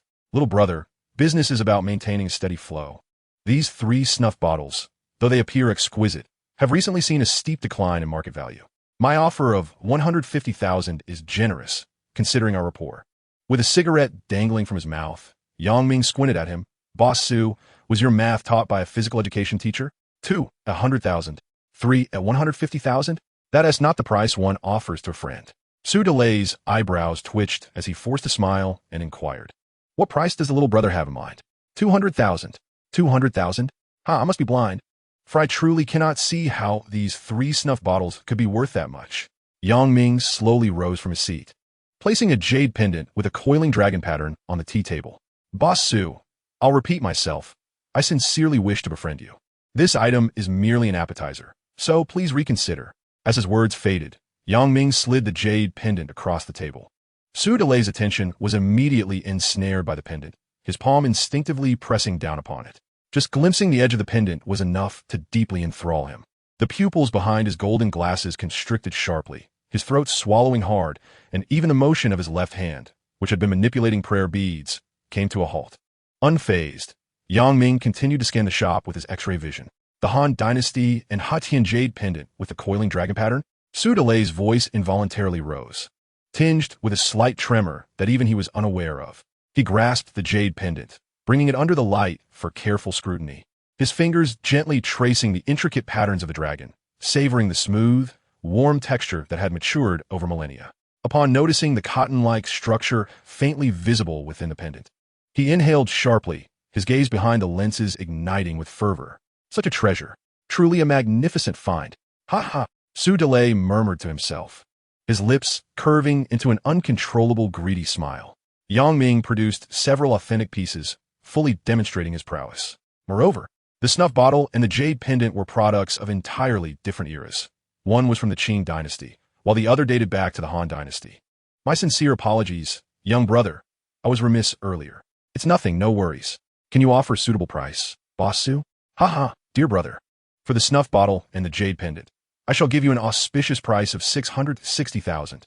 This amount far exceeds the market valuation, but it matters not. Consider it a gesture of friendship. As he spoke, he handed Yang Ming a cigarette and poured more tea into his cup. The appraisal system suggested a reference price of 60,000 for the snuff bottle and 350,000 for the jade pendant. This offer exceeded the system's valuation by over 100,000, indicating that today truly had the merchant parting with a substantial sum. All right, Boss Su, you are quite generous. It's a deal. Chapter 101. Evil begets evil. Su Delay appeared somewhat pained, the smile on his face stiffening. How shall I transfer the payment to you? Via bank transfer or check? Bank transfer, please. Yang Ming promptly retrieved his phone and displayed the QR code. A few minutes later, he beamed at the notification of the funds received. Ha ha, Boss Su, you truly are magnanimous. Let us leave it at that for today. I have matters to attend to, so I shall take my leave. May I ask how to address you, young brother? Yang Ming turned, pointing at the ground beneath him, and smiled.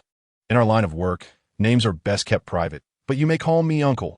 Su Delay, looking at Yang Ming's finger and then at the ground, immediately understood, muttering to himself, well, as expected, this lad is an underground worker. No wonder he possesses so many genuine treasures. With that thought, he clasped his hands in a gesture of respect towards Yang Ming, acknowledging him as a remarkable talent, hoping for future interactions. Yang Ming felt a surge of satisfaction. He had successfully secured the funds and even managed to coax this old fellow into calling him uncle. The day's mission was accomplished with great success. Ha ha, it's settled then. You take care, I'll be on my way. Yang Ming strode out of the gathering place with an air of indifference. Only the elderly Jiang Chengjun and his granddaughter, Jiang Ro, remained. Brother Yang, why did you take so long? Not too long, just 2 hours. Jiang Chengjun gazed at Yang Ming with anticipation. What happened? Tell me. With a smile, Yang Ming produced his phone, triumphantly waving it in front of Jiang Chengjun. Old sir, 660,000 received. At first, Su Delay intended to haggle over the price, but upon seeing the jade pendant, his eyes widened in astonishment. He animatedly recounted the details of the transaction. When he mentioned how he had misled Su Delay into calling him uncle, Jiang Ro laughed so hard she could hardly stand, while Jiang Chengjun could not help but burst into hearty laughter. Ha ha, you little rascal, well done. Jiang Chengjun clapped Yang Ming on the shoulder, his eyes brimming with admiration. However, the fact that Su Delay was so quick to raise the price likely indicated that he had already set his sights on some treasures in Yang Ming's possession. Should he approach you for business again, be sure to exercise caution. Yang Ming nodded, suddenly recalling something, his eyes lighting up. By the way, old man, is it illegal to privately trade bronze artifacts? Jiang Chengjun's eyes sparkled with interest as he quickly inquired. What? Did you discover bronze artifacts at the Jujiazhai? Yang Ming leaned in closer, lowering his voice. As soon as I entered Jujiazhai, I caught a whiff of the scent of tarnished copper. After a meticulous search, I did indeed find 3 pieces of bronze artifacts, one of which bears a particularly well-defined design reminiscent of the Shang and Zhou dynasties. Jiang Chengjun fell into thoughtful silence, his brow furrowing deeper with concern. The trade of bronze artifacts is heavily regulated. Possessing items of dubious provenance is undoubtedly illegal. To harbor such objects could mean they are either forgeries or obtained through nefarious means. Can you ascertain their authenticity? Yang Ming flashed a mischievous smile. You know my discerning eye, old man. I would say there's an 80% chance they are genuine. Jiang Chengjun regarded Yang Ming thoughtfully, inhaling deeply from a cigarette. What are you up to, Yang Ming? Ha ha ha. Tit for tat.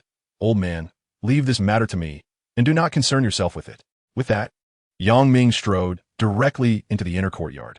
What are you being so secretive about? Jiang Ro teased, sticking out her tongue. Who is being secretive?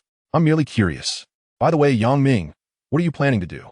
It's adult business. You shouldn't team meddle, little girl. Oh, come on, must you speak like that? You're only a few months older than me. Yang Ming chuckled and shook his head, foregoing further banter as he pulled out his phone and dialed Jiang Jinyu's number. Jiang Ro urged, "Put on speaker. I want to listen too." Yang Ming shot her a glance, pleading for a modicum of privacy. "No more chatter. Hurry up, or I'll pinch you," Jiang Ro declared, playfully wiggling her fingers at him. Yang Ming immediately felt a chill at his waist and quickly switched the phone to speaker mode. The call connected shortly. "Is it forbidden to call you when there's nothing else to discuss?" "Well, it's permissible." Yang Ming detected some background noise on the line, suggesting Jiang Jinyu was busy.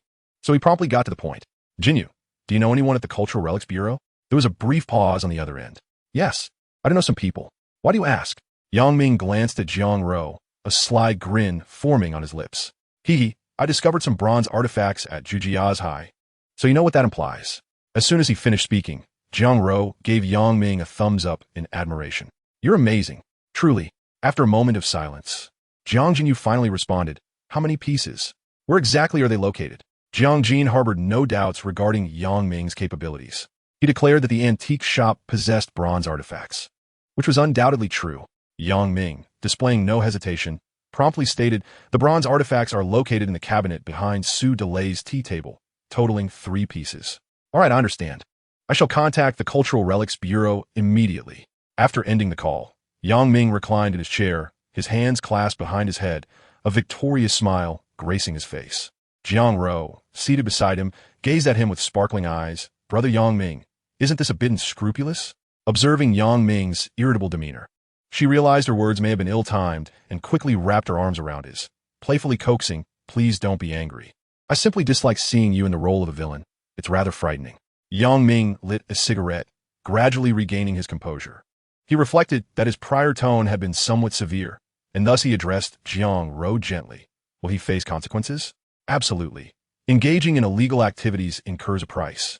Yang Ming raised an eyebrow. Su Delay, accustomed to arrogance, is about to experience a bitter lesson. Chapter 102. Captured red-handed an hour later. Within the confines of the antique shop, Su Delay reclined in a lounge chair, leisurely sipping tea, a look of smug satisfaction adorning his face. Suddenly, the shop door swung open, and several uniformed individuals entered, the leader brandishing identification. "We are enforcement officers from the Cultural Relics Bureau. We have received reports that your store houses nationally protected cultural relics, and are here to conduct an inspection." Su Delay's complexion instantly turned ashen, his legs trembling as he nearly collapsed to the ground. He feigned calmness. "You must be mistaken. All my antiques are legally operated. There are no nationally protected relics here." The enforcement officers disregarded his protests and proceeded directly towards the cabinet behind the tea table. Su Delay attempted to obstruct them, but was halted by one of the staff members. As the cabinet swung open, 3 bronze artifacts were unveiled, glimmering coldly under the fluorescent lights. Immediately, 2 uniformed staff donned white gloves. Both were seasoned experts in cultural relics. They crouched before the cabinet, retrieving magnifying glasses and small brushes to meticulously examine the 3 bronze pieces. One older expert, wearing reading glasses, gently brushed away the dust from the surface of a ding. Holding a magnifying glass, he scrutinized one of the bronze artifacts. Under the magnification, the intricate Taotai patterns against the swirling cloud and thunder motifs shimmered with a green hue, a distinctive characteristic of bronze artifacts. After approximately 20 minutes, the expert reached a conclusion, addressing his recording colleague. "This is a late Shang Dynasty beast-faced ding." His voice was laced with uncontainable excitement as he pointed to the protruding area on the ding's ear. "Observe this tail beast face, and these cicada patterns on the pedestal. They exemplify the typical style of the second phase of Yin ruins, with lines as sharp as if carved by a knife." Meanwhile, a younger staff member meticulously measured the dimensions of a bronze square zone. The verdigris on the surface of the bronze gleamed with a kaleidoscope of colors under the light, a hue achieved only through millennia of historical sedimentation. It is likely an early Western Zhou square zone with a Taotai motif. He produced a specialized instrument to scan the inscription at the base. The vessel retains the high ring foot characteristic of Shang Dynasty square zones. Yet the neck adorned with banana leaf patterns and the inward curving belly already hint at the Zhou people's aesthetic inclination toward simplicity. Suddenly, his eyes brightened. There is also an incised clan emblem inscription here, which holds significant implications for the study of the genealogies of the Shang and Zhou clans. The examination of the final bronze artifact was conducted with utmost caution, with the senior expert even employing a portable spectrometer. This was a Midwestern Zhou Gouet with a concealed pattern. He pointed to the wavy design on the belly of the Gouet, and explained, displaying the analysis results to the gathered crowd. The copper-tin ratio perfectly aligned with the casting techniques of that era, while the inner wall exhibited signs of restoration, indicating it had endured the passage of time. Sue Delay collapsed onto the ground, the barrage of technical jargon echoing in his ears. The 3 bronze vessels before him seemed to transform into chains, binding him completely. The leading enforcement officer, with a grave expression, recorded the examination results. Sue Delay, it is our preliminary assessment that all 3 items are classified as national first-class cultural relics, suspected of illegal trade and collection. Please cooperate with our investigation. Sue Delay's body began to tremble uncontrollably.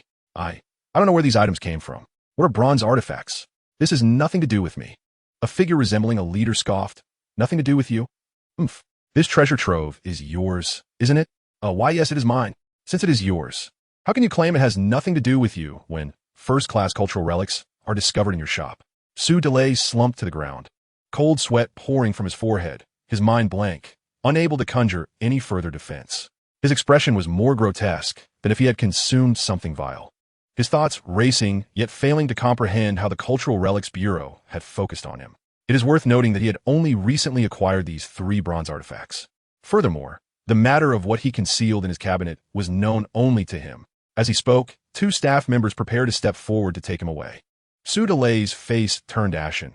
He understood that if he were indeed convicted of trafficking cultural relics, his life would be irrevocably shattered. Thus, he addressed the officials from the Cultural Relics Bureau. Esteemed leaders, this must be a misunderstanding. Could you kindly allow me a moment to make a phone call?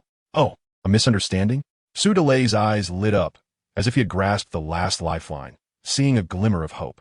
He timidly stepped forward a few paces and whispered to the leader, Sir, could you be so kind? I can offer you 3 million. Would that be acceptable? Oh, Sue, you are quite generous. The leader chuckled momentarily, but his gaze swiftly turned icy, radiating a palpable chill. Sue Delay, you are now also suspected of bribing a public official. Take him away. As soon as the words were uttered, 2 staff members quickly advanced and seized Sue Delay's arms, escorting him out.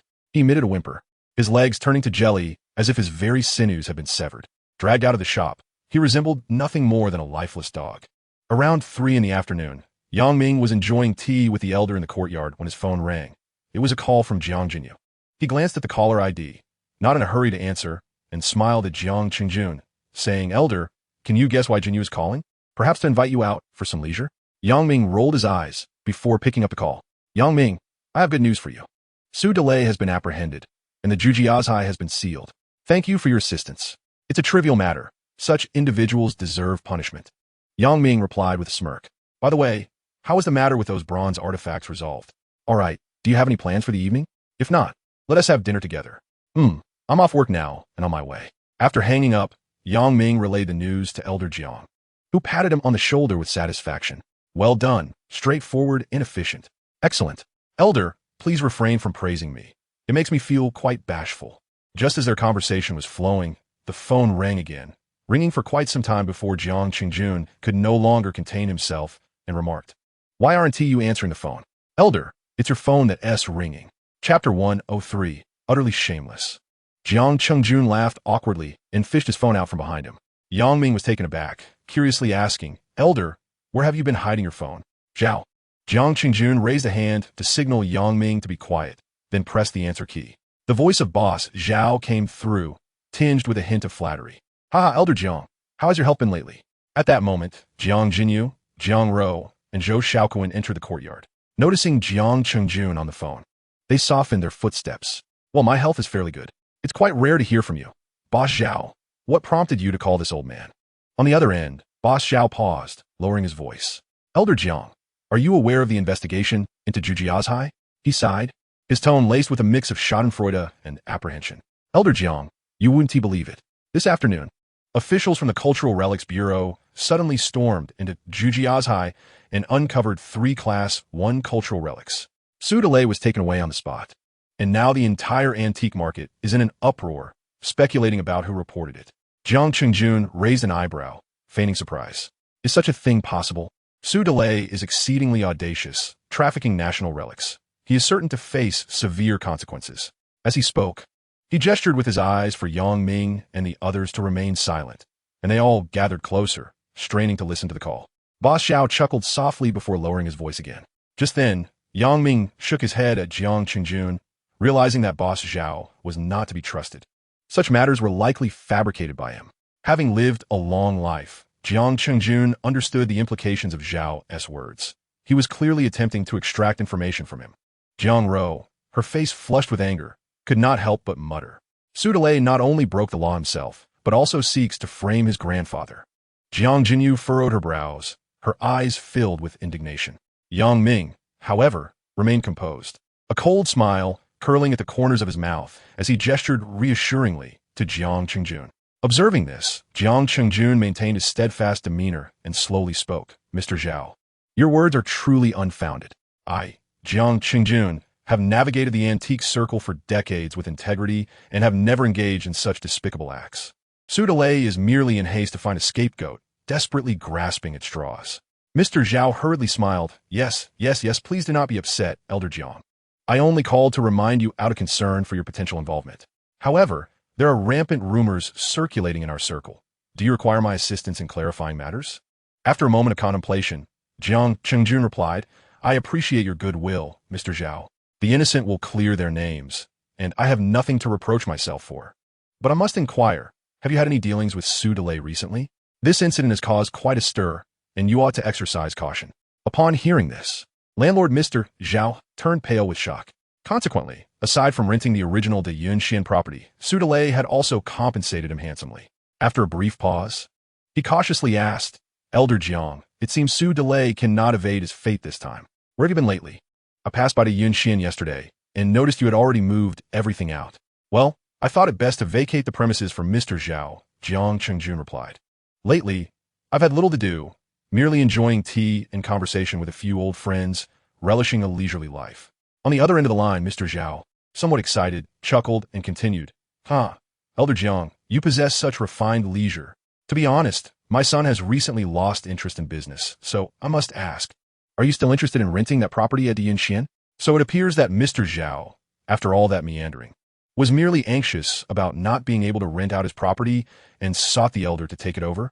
Upon hearing this, Yang Ming could no longer contain himself.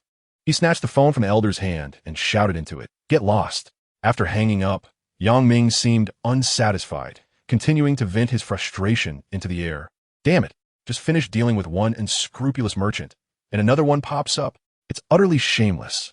A crowd watched in silence as Yang Ming unleashed his tirade. After a while, Jiang Ro was the first to jump in, exclaiming, Brother Yang, you speak well. Such a person deserves to be scolded. Just for a pittance. They drive us out of the antique market, and now that Su Delay has been apprehended, they come back asking us to continue renting from him. They may not be much to look at, but their ambitions are quite grand, truly despicable. Observing Yang Ming and Jiang Ro's righteous fury, Jiang Qingjun chuckled and waved a hand. All right, it's not worth our energy to get angry with such people. When De Yunxian first moved to the antique market, Mr. Zhao was a decent man, but alas, times have changed. Zhou Xiaoquan sighed softly, pulling out cigarettes for Jiang Qingjun and Yang Ming. The human heart can change. How many can remain true when faced with temptation?